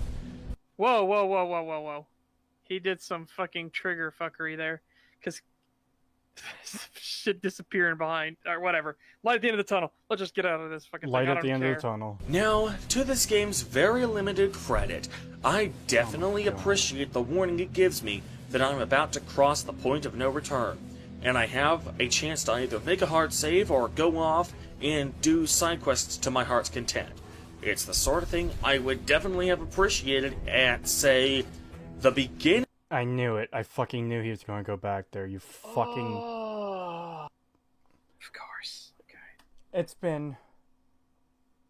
We're an hour and 25 minutes into this fucking shit show. It was within, like, the first 14 minutes of the video that he spent 7 minutes complaining about not being able to save before the border of fucking Good Springs, giving you the character thing. He's because he complained that it was impossible to do a save literally the millisecond before you touch the border. Yeah. Or anything like that. Because apparently having to walk an extra 3 feet is some kind of big deal for him. And just to remind everyone, this was in order to skip about 5 minutes of character creation at absolute fucking most. Yep. Okay. Oh, just a comment to chat. Major trigger fuckery. He 100% used console to get the ending of the quest where Kimball survived because he couldn't figure it out. Well, Pagan will have to update that when he watches. Update us when he watches through this. And if that is actually true, I fucking nail. Why do I always nail these weird ass like? How long is this? The only one I missed was the Skyrim modded picture, but then I got like the fucking quick save shotgun and the fucking trigger fuckery with the stuff in the background. How long is this bullshit? This video is 1 hour and 31 minutes and 42 seconds, and we're 1 hour and 25 minutes and 13 seconds into it. And Luke, yes. We spent well over 12 hours covering this shit show at this point. Luke, he has complained. Alright, so Luke Verney says, this guy seriously complaining about the Good Springs exit saves? Yes. Yes. This guy literally complained that Ulysses was in the Enclave. Oh my god. He doesn't know what the Platinum Chip does because he didn't bother doing the house playthrough. In-depth analysis. And he calls this video an in-depth analysis. He didn't know why Jenny May Crawford kept the bill of sale when it implicates her in, obviously, the enslavement of Boone's wife. When it says tells her there. When the note itself says she'll be paid an extra 500 caps upon birth of the child if she keeps this receipt, explaining why she keeps it. And he says it was he said she kept this incriminating evidence for no reason. Note the low condition on the weapon, almost iron dagger. It's almost. Almost. Again, we already know he used console to get his fucking stats all the way up, so. Yeah. Beginning of this game is about to be given the option to change my character. It is also the sort of thing I would definitely have appreciated in, for example, Skyrim's main quest, when I'm about to travel to the mountaintop to get to Sovngarde. Look how crusty that is. What the fuck? Okay, so the problem with the exit save, or not the exit save, the save before traveling to the mountaintop for the entry to Sovngarde is the fact that the game continues playing after you finish the main story. You don't need a save at this point. That's why they don't give you one. New Vegas ends. Yes, the reason New Vegas gives you that save is because the game has a hard end. It's so if you complete it, if you complete the main story, but you haven't completed all the side quests you want to yet, or if you just want to romp around in the wasteland for fun, you have that option to reload that. It's hard-coded into the game that it does a system save. It's even labeled SYS so you know that's the save right before. And that's because New Vegas fucking ends after the main battle. Yeah. It's, this is pretty fucking nutty. Okay. We just gotta finish. We're right there at the very end. Come on. Yeah. I will be able to continue playing the game after defeating Alduin. I won't be able to return to mainland Skyrim to sell my loot or restock on supplies until I defeat him, so I need to make sure I'm well prepared. A warning like this one would have been greatly appreciated at that point, but in this game, when I was already at my wit's end because of the DLCs, it just... You're at your wit's end because you're a fucking idiot who didn't understand what the game was. And you played it in, like, the worst possible way anyone could ever play an RPG. Yeah. I can't even believe it. Just feel a step to getting this game over with. So, what's the final battle like? Basically, just go here, shoot this guy, go here, shoot more legionnaires, fight your... It's almost like it's a fucking battle. The gauntlet has been thrown. Wow. Yeah, because you know why he's bitching about this? Because he did this in the entire rest of the game. Yeah, this is all he's been doing throughout the entire game, so he's bitching that, oh, look, more of the same thing. Yeah, well, you shouldn't have been doing this throughout the rest of the fucking game, you fucking moron. I'm pretty sure at this point the guy from way earlier in stream who told us about the Xander route thing was absolutely right. He got mad that he couldn't look down to find a root in the ground because he's a fucking idiot. And that's what made him dislike this game. And everything after that point stemmed from that. He had a bad first impression due to his own idiocy. And this is the result. He fucking didn't pay attention to any of the game. He shot everything. And now that he's in the middle of a fucking war, he's complaining that all you do is shoot things. Yeah. Now that it's an actual fucking war. Wow. Alright. Your base, then fight your way through a totally linear gauntlet of enemies with enough superfluous explosions to make Michael Bay come in his pants, and eventually make your way to the Legion encampment. And what is the... I cannot wait to hear the fucking brain dead take he's gonna have on Lanius. Oh my god. Oh my god, here we fucking go. Yeah. Here we go, everybody. He's just some guy! And keep in mind, people, some of the most He hasn't been paying attention at all, so keep that in mind. And some of the most brain-dead takes about this game come from the encounter with Lanius, where people don't understand why it makes sense that he, backs down. Yeah, Lanius, run quick, I agree. Fucking hell. For making it all this way. Not the player character, but the player. What is his reward for completing the NCR quest line? You get to fight Legate Lanius. Lanius? Whatever. I mean, he hadn't talked to anybody, so he doesn't know that he's pronounced Lanius. So. Well, it's pronounced Lanius, but that's Caesar Kaiser type thing. Yeah. Hanlon refers to him as Lanius. Yeah. Okay. Yeah, you don't against Caesar himself. You motherfucker. Because you have no idea who the fuck Caesar is. You don't fight Caesar yourself. Oh. God, please save my soul. You could have actually killed Caesar if you weren't a brainlet. Yeah, I was just about to say, you can actually kill Caesar, so that's your own stupid fault for not doing that before doing this. He wants to lay a moose. So it seems like he's mad that Caesar isn't the final boss. I know. I can't believe that he's mad. I can't. Let's. Yeah, so I'm gonna fight an old man as the final boss. Brilliant. So, notice which thing he's the furthest away from clicking. Yeah. So he's not gonna get any of the speech or anything and understand anything about the Legion whatsoever. Here we go. Against one of his lieutenants. What a fucking ripoff! And the worst part is, the game knows it's disappointing its fans. You get that option if you don't listen to fucking Caesar. Okay, anyways. Oh my god. This is what happens when you're a sheep, people. This is what happens when you're a literal sheep. I love that he completely ignored Ulysses and killed him, so you don't even get his speech about why Lanius is important.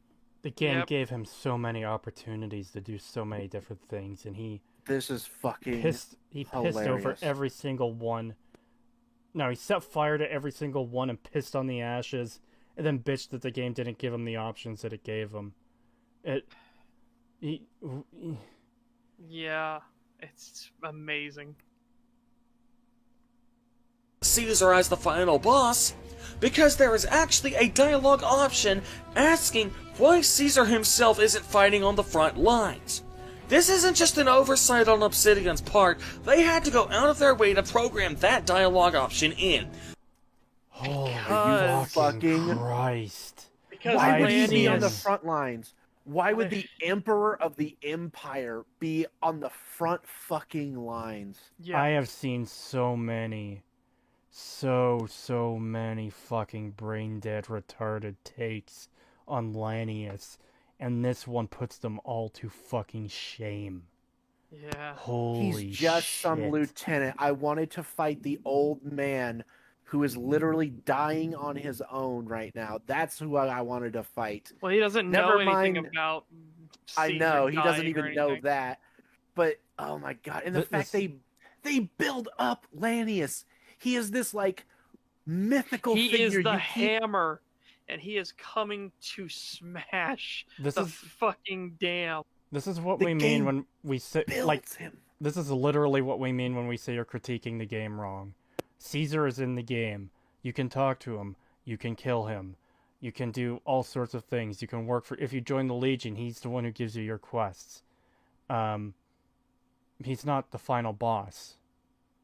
Like, I don't know why you expected to face Caesar as the final boss, but...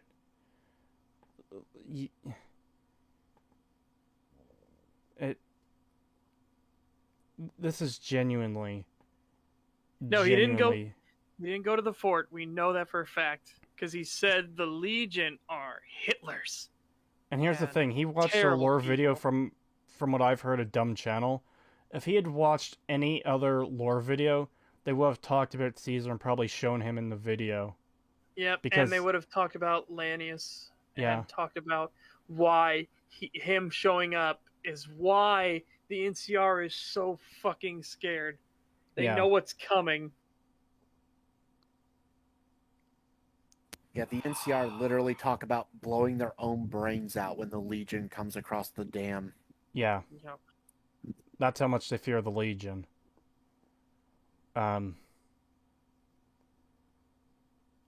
Jesus fucking Christ.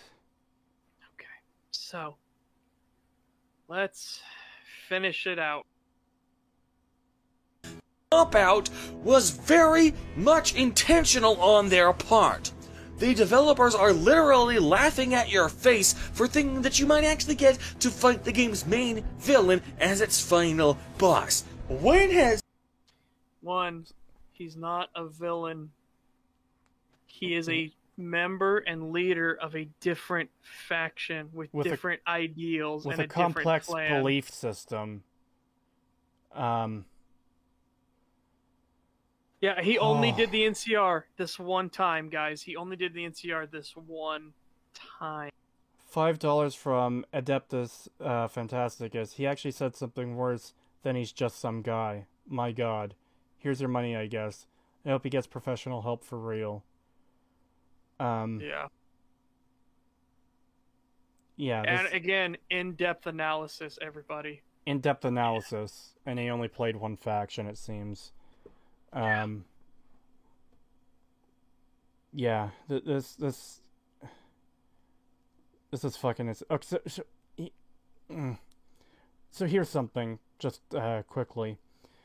The main antagonist doesn't always have to be the final boss. What if the main antagonist of your game is literally like an 80-year-old man who can barely move, but he's that much of a mastermind that he's in control for the... Like, he has a lot of power, and that's why he's, like, the big bad guy. Of course you'd face his fucking lieutenant, you retard.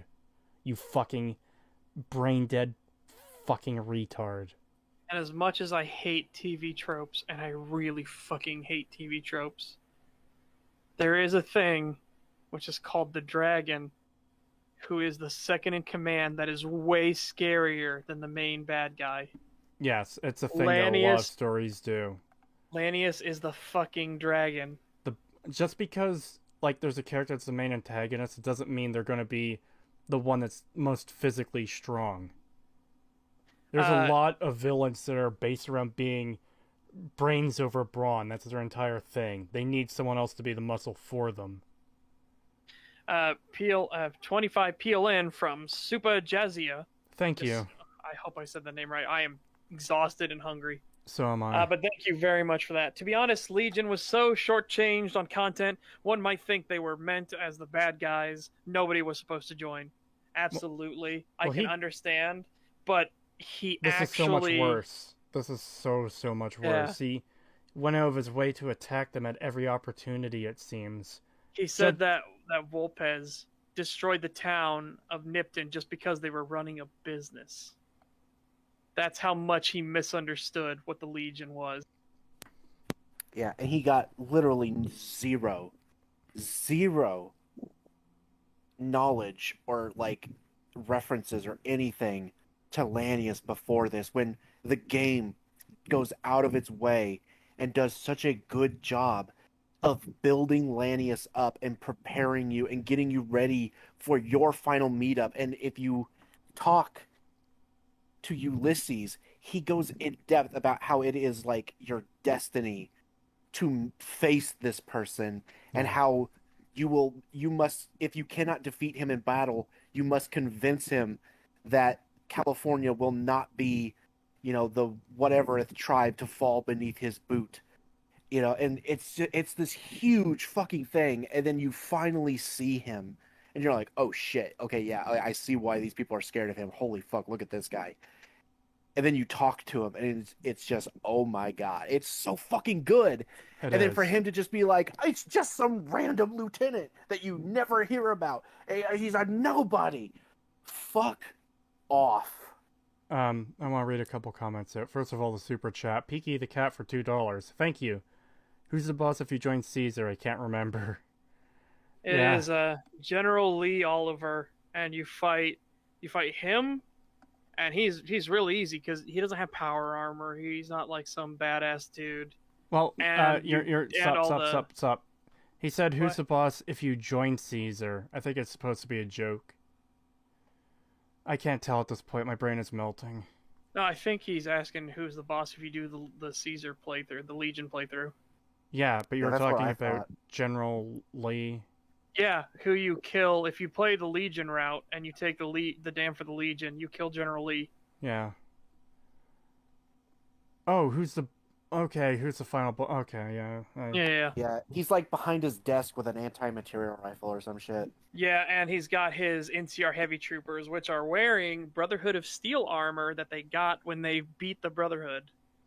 I'm sorry for misunderstanding that. My That's fine. I'm up to my knees in like brain juice that's flooded my room now because this video is so fucking shit. We totally understand, dude. Mine is, I literally look like my profile pic right now. I am fucking dying. Adeptus Fantasticus. Hold on. Okay. Another comment I was going to read. Richardson isn't the final boss of Fallout 2. Frank is. Yeah. Yep. Like, this is literally something stories do, where the main antagonist isn't always going to be the muscle. It's a stupid thing to assume and think that stories can only have the muscle be the final. Or sorry, that the main antagonist can only be the muscle. That's retarded. Yep. $2 super chat from Adeptus Fantasticus. Thank you very much for that once again. Lanius is the Stalin to Caesar's Lenin, basically. Yep. That's pretty accurate. 4 more All minutes. Right. Let's do it. Has any ever featured its main antagonist as its final boss? What a... Hold on, I have to rewind that to see what he was saying. Yeah, there's something. Why Caesar himself isn't fighting on the front lines. This isn't just an oversight on Obsidian's part. They had to go out of their way to program that dialogue option in, meaning that this cop-out was very much intentional on their part. The developers are literally laughing at your face for thinking that you might actually get to fight the game's main villain as its final boss. When has any video game ever featured its main antagonist as its final boss? What a naive little child you are! There's plenty of games that have had the final boss not be the main antagonist. Yeah. We literally just mentioned Fallout 2. Yeah. I can't even... We even just talked about it in this same fucking franchise. In the same fucking franchise. But yes, there are other properties that do this. This is like the entire concept behind the Mafia. It's like one smart guy at the top, and he uses the muscle to enforce his will. And that's not to say the guy at the top isn't necessarily strong himself. He might be, but that's not always going to be the case.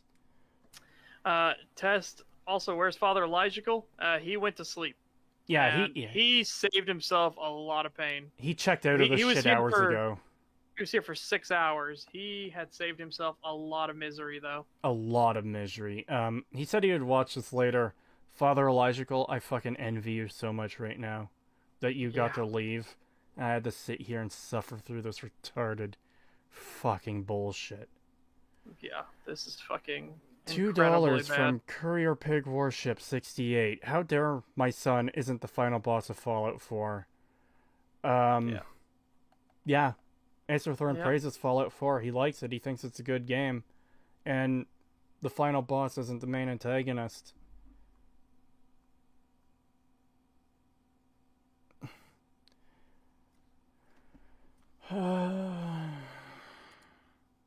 Finish up with the Legion encampment, we are once again treated to an unskippable slideshow.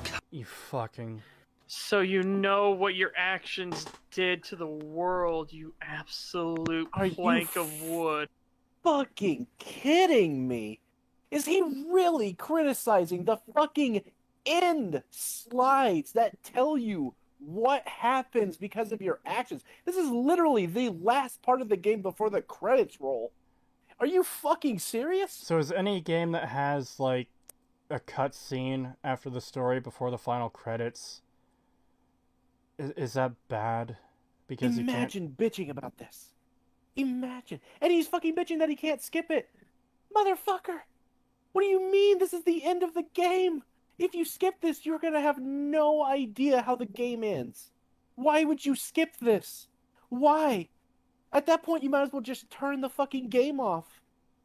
Why the fuck are you playing an RPG if you're not going to engage with the story at all? What? At every turn during this video, he's been bitching about how he can't skip everything, but he's been bitching about how things aren't properly explained. I think he's literally just upset that... I think he doesn't understand what an RPG is. I think he's played Bethesda games so much, he thinks that shit like Skyrim and Fallout 3 are what an RPG are supposed to be. So when it's not literally nothing but shooting things all the time, he gets mad. He gets upset when it's more than that. That's all he expects. And when it's more than that, if it's something other than that, he gets angry. 10 PLN super chat from Super Jessiu. Thank you. Winston Churchill not storming Berlin? Cop out. Yeah. Yeah. Yeah, that... Righty. That fat fuck should have kicked down Hitler's door and shot him in the head himself. All right. Fuck you, Winston Churchill, for not killing Hitler. Here we go. Of course, this one is slightly more tolerable than the others, because at least now I can rest easy, because it's finally over. I managed to complete this game. The Drudge is finally over. The Drudge. Using the word complete to be fair, very, very loosely.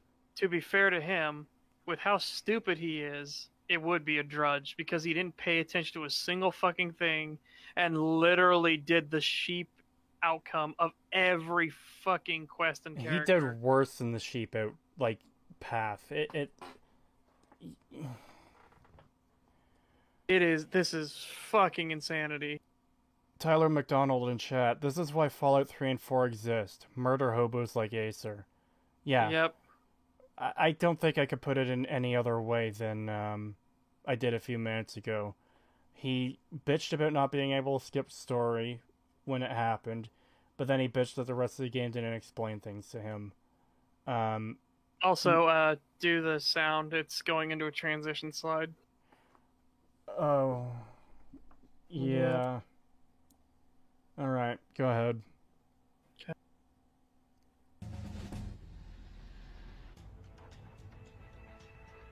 Conclusion. Conclusion is you're a retard. After I finished the Let's Play, I expected my overall opinion of this game to be almost entirely negative, because it basically was. It was. This entire video was a fucking slog of you claiming things the game doesn't do throughout the whole fucking thing. I genuinely don't know if I've seen anything this fucking stupid before. This is a different level of stupidity that it... This is unbelievable. This, if we want to torture fucking EFAP, this is how you torture EFAP. Oh man, I would fucking love to get... They would go insane. Yeah. I would love for Mahler and Fringy to play through New Vegas and Regs to replay it, and then have to deal with this fucker for however long it takes them. Yeah.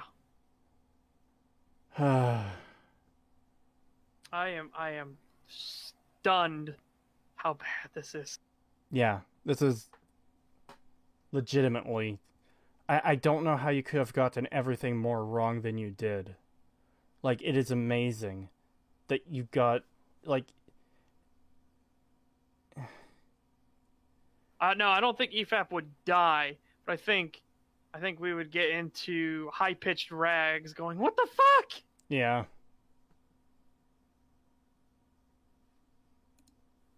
And Fringy just going, no!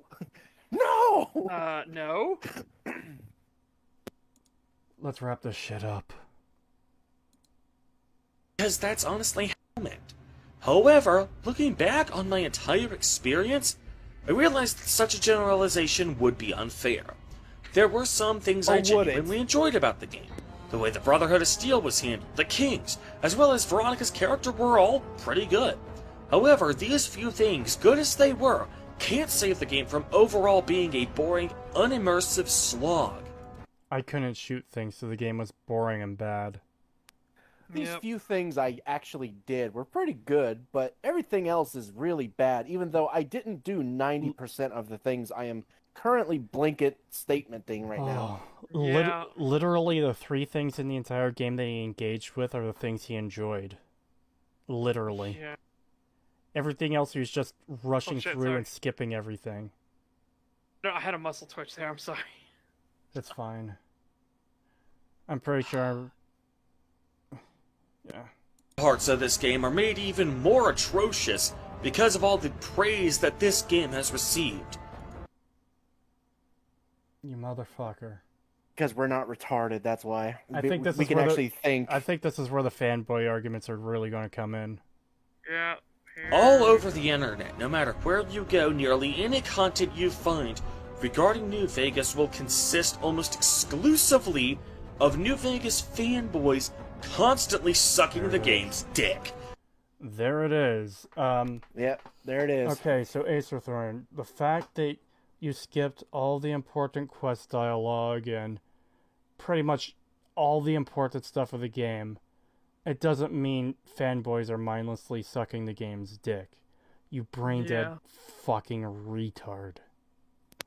Yeah, and even though it took us forever to get to this part, you can't criticize us for insulting you because you just insulted literally everyone who's a fan of New Vegas by saying that in a very negative and unfair way. There was no reason for you to say something like that. So yeah, people praising the game isn't a reason for you to call them a fanboy. It's when they're actually unreasonable. Sucking dick. Yeah. Fuck off. The only time the fanboy label is actually accurate is when people are being entirely unreasonable. For example, everything is subjective. Yada yada yada. This game is bad.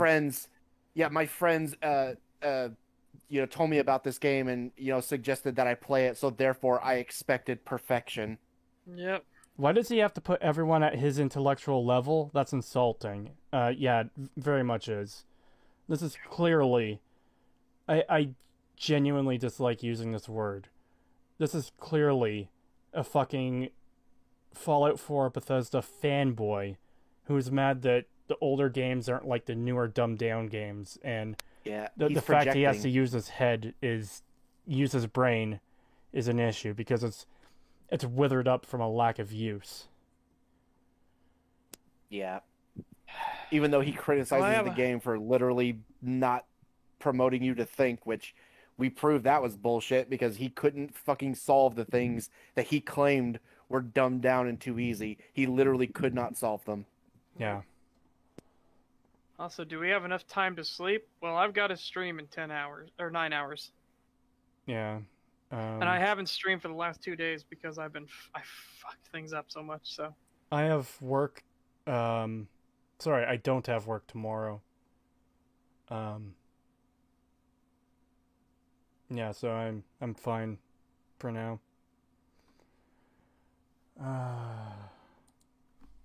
It's all about how New Vegas is so much better than any game developed by Bethesda. How New Vegas tore Bethesda a new asshole. How Bethesda just doesn't get Fallout, but Obsidian does.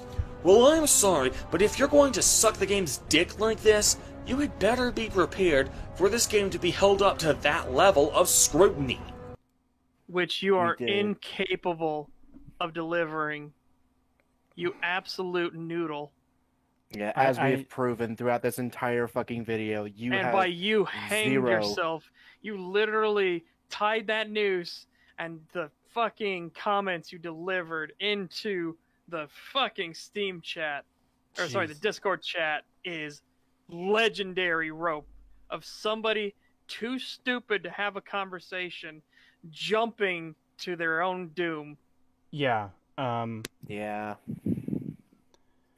We tried to have a simple conversation with this person. We invited them onto the show, and all they could say repeatedly over and over again was, "It's subjective. Give me your authoritative sources." He would not move off of that. He literally would not talk about anything about the game or anything, because we literally could not even start a discussion because he would not stop repeating himself of, it's all subjective and I need an authoritative source, even when we are literally here pointing out things that he can literally look at on screen that he got wrong. That he put in his own video. Footage that proves the thing he's wrong as he's saying the thing in the video. Yes, exactly. Tyler McDonald in chat, but I thought it was all subjective, Acer. Exactly. He's saying that, he just said that the game has to be held up to the same standard as Bethesda's games. Well, it kind of is. That's the thing. How do you have a standard if you don't believe in objectivity? God. It's so painful. Okay. Let's get this last little fucking bit out of here and just get this video done. I'm not gonna stop this video until the fucking credits roll. I might. It's it depends gone. on what he says. Yeah. Okay, unless he drops some major fuckery, which is possible. Oh, it's more than possible. There's 2 minutes left. Everything this game's fans often praise this game for, I found completely absent in this game. This isn't even a case of a fan thinking that a mechanic or feature is better or more fun than I think it is. This is a case of the fans hyping up the game as having a certain mechanic or feature that the game simply doesn't have. I thought a work of fiction is entirely subjective, and you can't factually say anything is or isn't in there. Yep, sorry. I didn't Thorn, experience you just fucking shot yourself again. He's literally saying, I didn't experience these things because I didn't bother to try, so therefore it doesn't exist in the game because I didn't experience it. Okay. Even though there's thousands of other people who have specifically told me about these things and can verify that they're in the game, but I'm just going to sit here and say they don't even exist because I didn't see them in my playthrough, even though I skipped 90% of the game. Yep. Oh boy. Okay. How does someone come to this point in their life where they think everything is subjective? There is no, you can't factually say anything is in a game, but here he is saying people are hyping this game up for things that aren't in it. Yeah, which is a factual statement, by the way. A factual statement. Good job. His own criticisms, however inaccurate they are, completely contradict his entire fucking view of subjectivity and objectivity. Of reality. It's fucking insanity. Okay. So, let's finish. False advertising if these statements were being made by Obsidian rather than its fans. I'm sorry, did he just say false advertising? If this was said by Obsidian, then it's fans. Nearly everything this game's fans often praise this game for, I found completely absent in this game. This isn't even a case of a fan thinking that a mechanic or feature is better or more fun than I think it is. This is a case of the fans hyping up the game as having a certain mechanic or feature that the game simply doesn't have.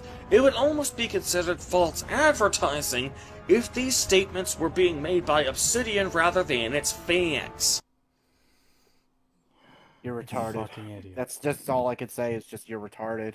Yeah. You actually have a mental deficiency, and you should probably get it checked out. Your brain is probably rotting away as we speak. Yes.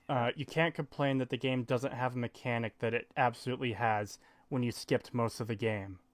Yeah, and as people are pointing out in chat, these ending slides are proving that he literally didn't do any of the quests. Yeah. Which is fantastic evidence that we need for this. This is great. Yeah. In-game strong arm forcing your character to pursue his shooter? Oh, yes there is. You're not thrust into the chosen one role? Oh, yes you are. No, you're not. And No, both of those are incorrect. Congrats. And we already did the full breakdown of why those are both incorrect statements. Let's keep going. In everything but name. There's arguments to be made for and against each major faction in the game? Nope, not really. Caesar's Legion are a bunch of sadistic. Yes, and you wouldn't fucking know because your dumbass didn't do any of the other factions.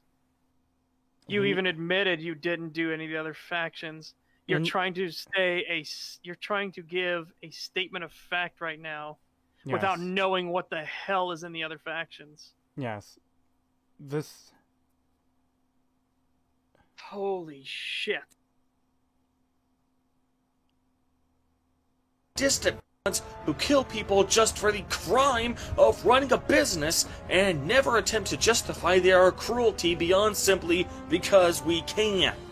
They literally explain directly to you why they fucking You did even it. showed in your own footage, you dumb bastard. Again, you're making happened. claims about what is in the game and you're getting them wrong. You're getting them wrong when your own footage and your own video proved you wrong earlier. You didn't even talk to Caesar, so how would you even know that they don't make a counter argument outside of what Volp's already told you?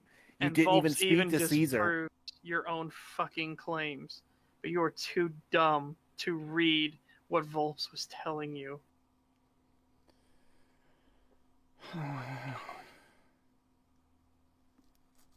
Even the game does modestly well are mostly a case of been there, done that.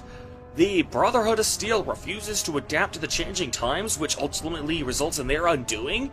That's the Empire from Skyrim in a nutshell. Only but okay, okay. You can't say been there, done that when your thing you're comparing it to fucking came after it! Unless it's just subjective that Skyrim came out after Fallout New Vegas. You fucking brain-dead idiot! Acer Thorn is so fucking stupid, he doesn't know how linear time works. Holy shit.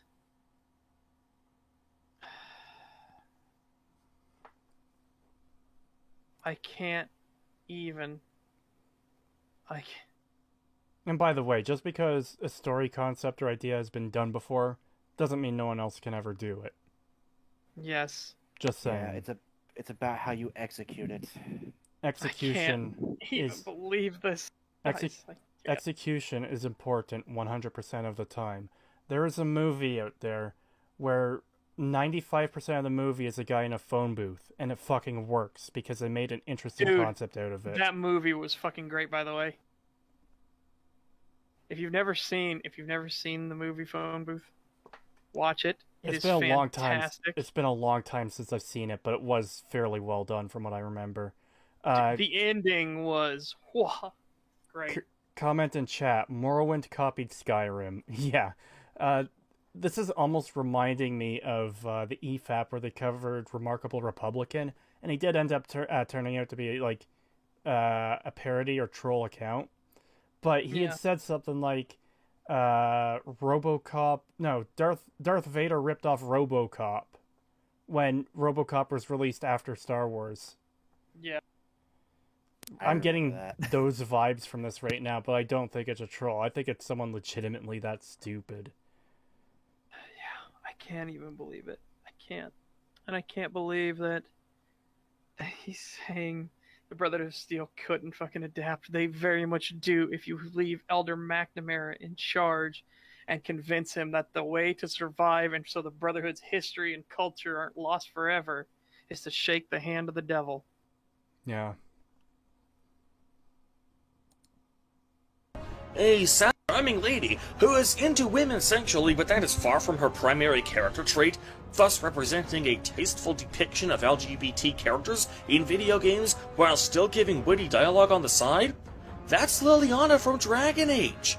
Who fucking cares? Are you fucking kidding me? Oh my god. They have a gay character in this game, but there's been gay characters in other games, so they can't do that. How dare they? Yeah, that's some fucking insanity. John Carpenter's... Also, how much you want to bet he would still shit on Ganon for being gay simply because he's a guy and therefore could not fuck him? I don't know, maybe. Oh, John Carpenter's The Thing is set on Outpost 31 for the majority of its runtime, and it's an absolute banger. I saw that movie for the first time back in March, and I fucking loved it. It was so good. Dude, it took you till March? Oh, man. Trust me, there's a lot of movies I've missed out on. Alright, you and me gotta watch the Alien movies. Oh, I've seen Alien 1 and 2. Okay, good. I was gonna say, we're gonna have to fill out your repertoire pretty heavily here, sir. Oh, yeah. Yeah, thank God. Okay, so we're watching the Godfather movies then. How about that? Sure. I've been meaning to get around to those. Fucking fantastic.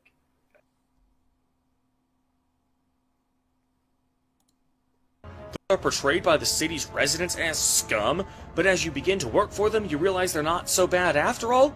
That's Oblivion's Thieves Guild. I am aware. Not so bad after all. They're powder gangers. They're pretty bad. No, he's talking about the Kings. He's not talking about these powder gangers right here. Oh, I think do not.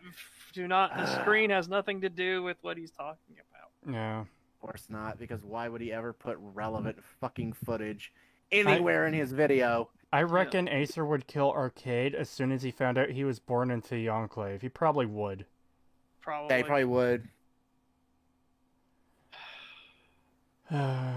36 seconds. I am aware. Literally the least accurate thing he said all video. Yes. Yep. That I will get from making this retrospective. If you are one of the millions of this game's fans, then by all means enjoy it, savor it, fap to it. You have the right to your... You disingenuous fucking little cunt. Yeah. ...your opinion. But I've got news for you. I also have the right to my opinion, and I will not hesitate to voice that opinion, even if it might make some people throw... I need to check something now immediately. What? Most of it wasn't your opinion, and fuck you. You absolutely deserve to be insulted. Yeah. After that fucking ending, you absolutely deserve 100% of the insult you got. Yeah, you are an actual piece of shit. Yeah, you're allowed to not like the game all you want. The things you're saying about the game that are factually wrong, that's an issue. And that's why people... Yeah. Yes! What? Faith in humanity restored! What? Ace of Thorns Patreon has a single patron! Suck it! Yeah, by the way, Acerthorn, have fun fucking basking in irrelevancy, you disingenuous little shit. Because it's shit like this and the dishonesty in your video that you haven't built a following. You've been on YouTube since 2017, I think. And you have less than 2,000 subscribers. I got 2,000 fucking subscribers last month alone. I've gotten more views in the past few days than you have in the last month. Be careful about doing a super flex, though. But you know what I mean? I get where you're coming from, but no, be what careful. I'm getting at is his angry. content is so fucking garbage that he's not getting anyone following him. Yeah. Barely got anyone following him. And it's because of shit like what's in this video, where everything he's saying, nearly everything is what he's saying, is fucking inaccurate. Because anyone who paid the bare minimum amount of fucking attention would see how wrong he is on everything and how little attention he's paying to it. He also pisses everybody off by constantly shilling his fucking channel. And talking down to everyone who likes the game. It can't be just like, hey, yeah, this is my opinion. You know, some people aren't going to agree with it. It's the New Vegas fanboys are fapping to this game. They all suck its dick. They're a bunch of dick suckers. Yeah, all right. Fuck them. Here we go, by the way. We're not actually going to watch the full thing, but just to give a brief palate cleanser, can we just to keep sanity? Is that okay? It depends, because it might have to be something we do off stream. I was just going to say, do like the first gun. Okay, let's do that off stream. You sure? I just want this to end. Okay, I was going to say, just so we can do a palate cleanser, that's fine. That is absolutely fine. We've got 10 seconds. Oh, 10 seconds? Oh, hissy. Yeah. And with that, I bid you all adieu. Okay, so the reason people are getting mad at you, Acerthorn, for your shitty video isn't fanboys having a hissy fit that someone disliked their game. It's because the things you're saying about it are factually fucking wrong. Yeah. Get over it, you child. Yeah, you're factually wrong and you're insulting everybody. You're the one who's being insulting. We are just snapping back at you. Get over it. Okay, so thank you all, every single one of you, for tuning in. Yeah, it has been great to have all of you in here. Okay. Thank you. Yes, just seriously, thank you, everyone. It's very much appreciated that you came out. The mental exhaustion and everything. This has been incredibly painful. Incredibly. But thank every one of you for being here, because it does help. Everything you do, just being in here and chatting, helps a lot. Okay? Yeah. Yeah. Keeps our sanity going. Again, I have no idea when the next stream will be it just gameplay streams or another one of these video coverage streams, but we'll be around. Yeah, I think that's it. You guys have any last notes before we end this thing off? Fuck you, Acerthorn. Fuck you. Absolutely fuck you. Yeah, seriously. Go fuck yourself. With that, good night everyone in chat. Love you all.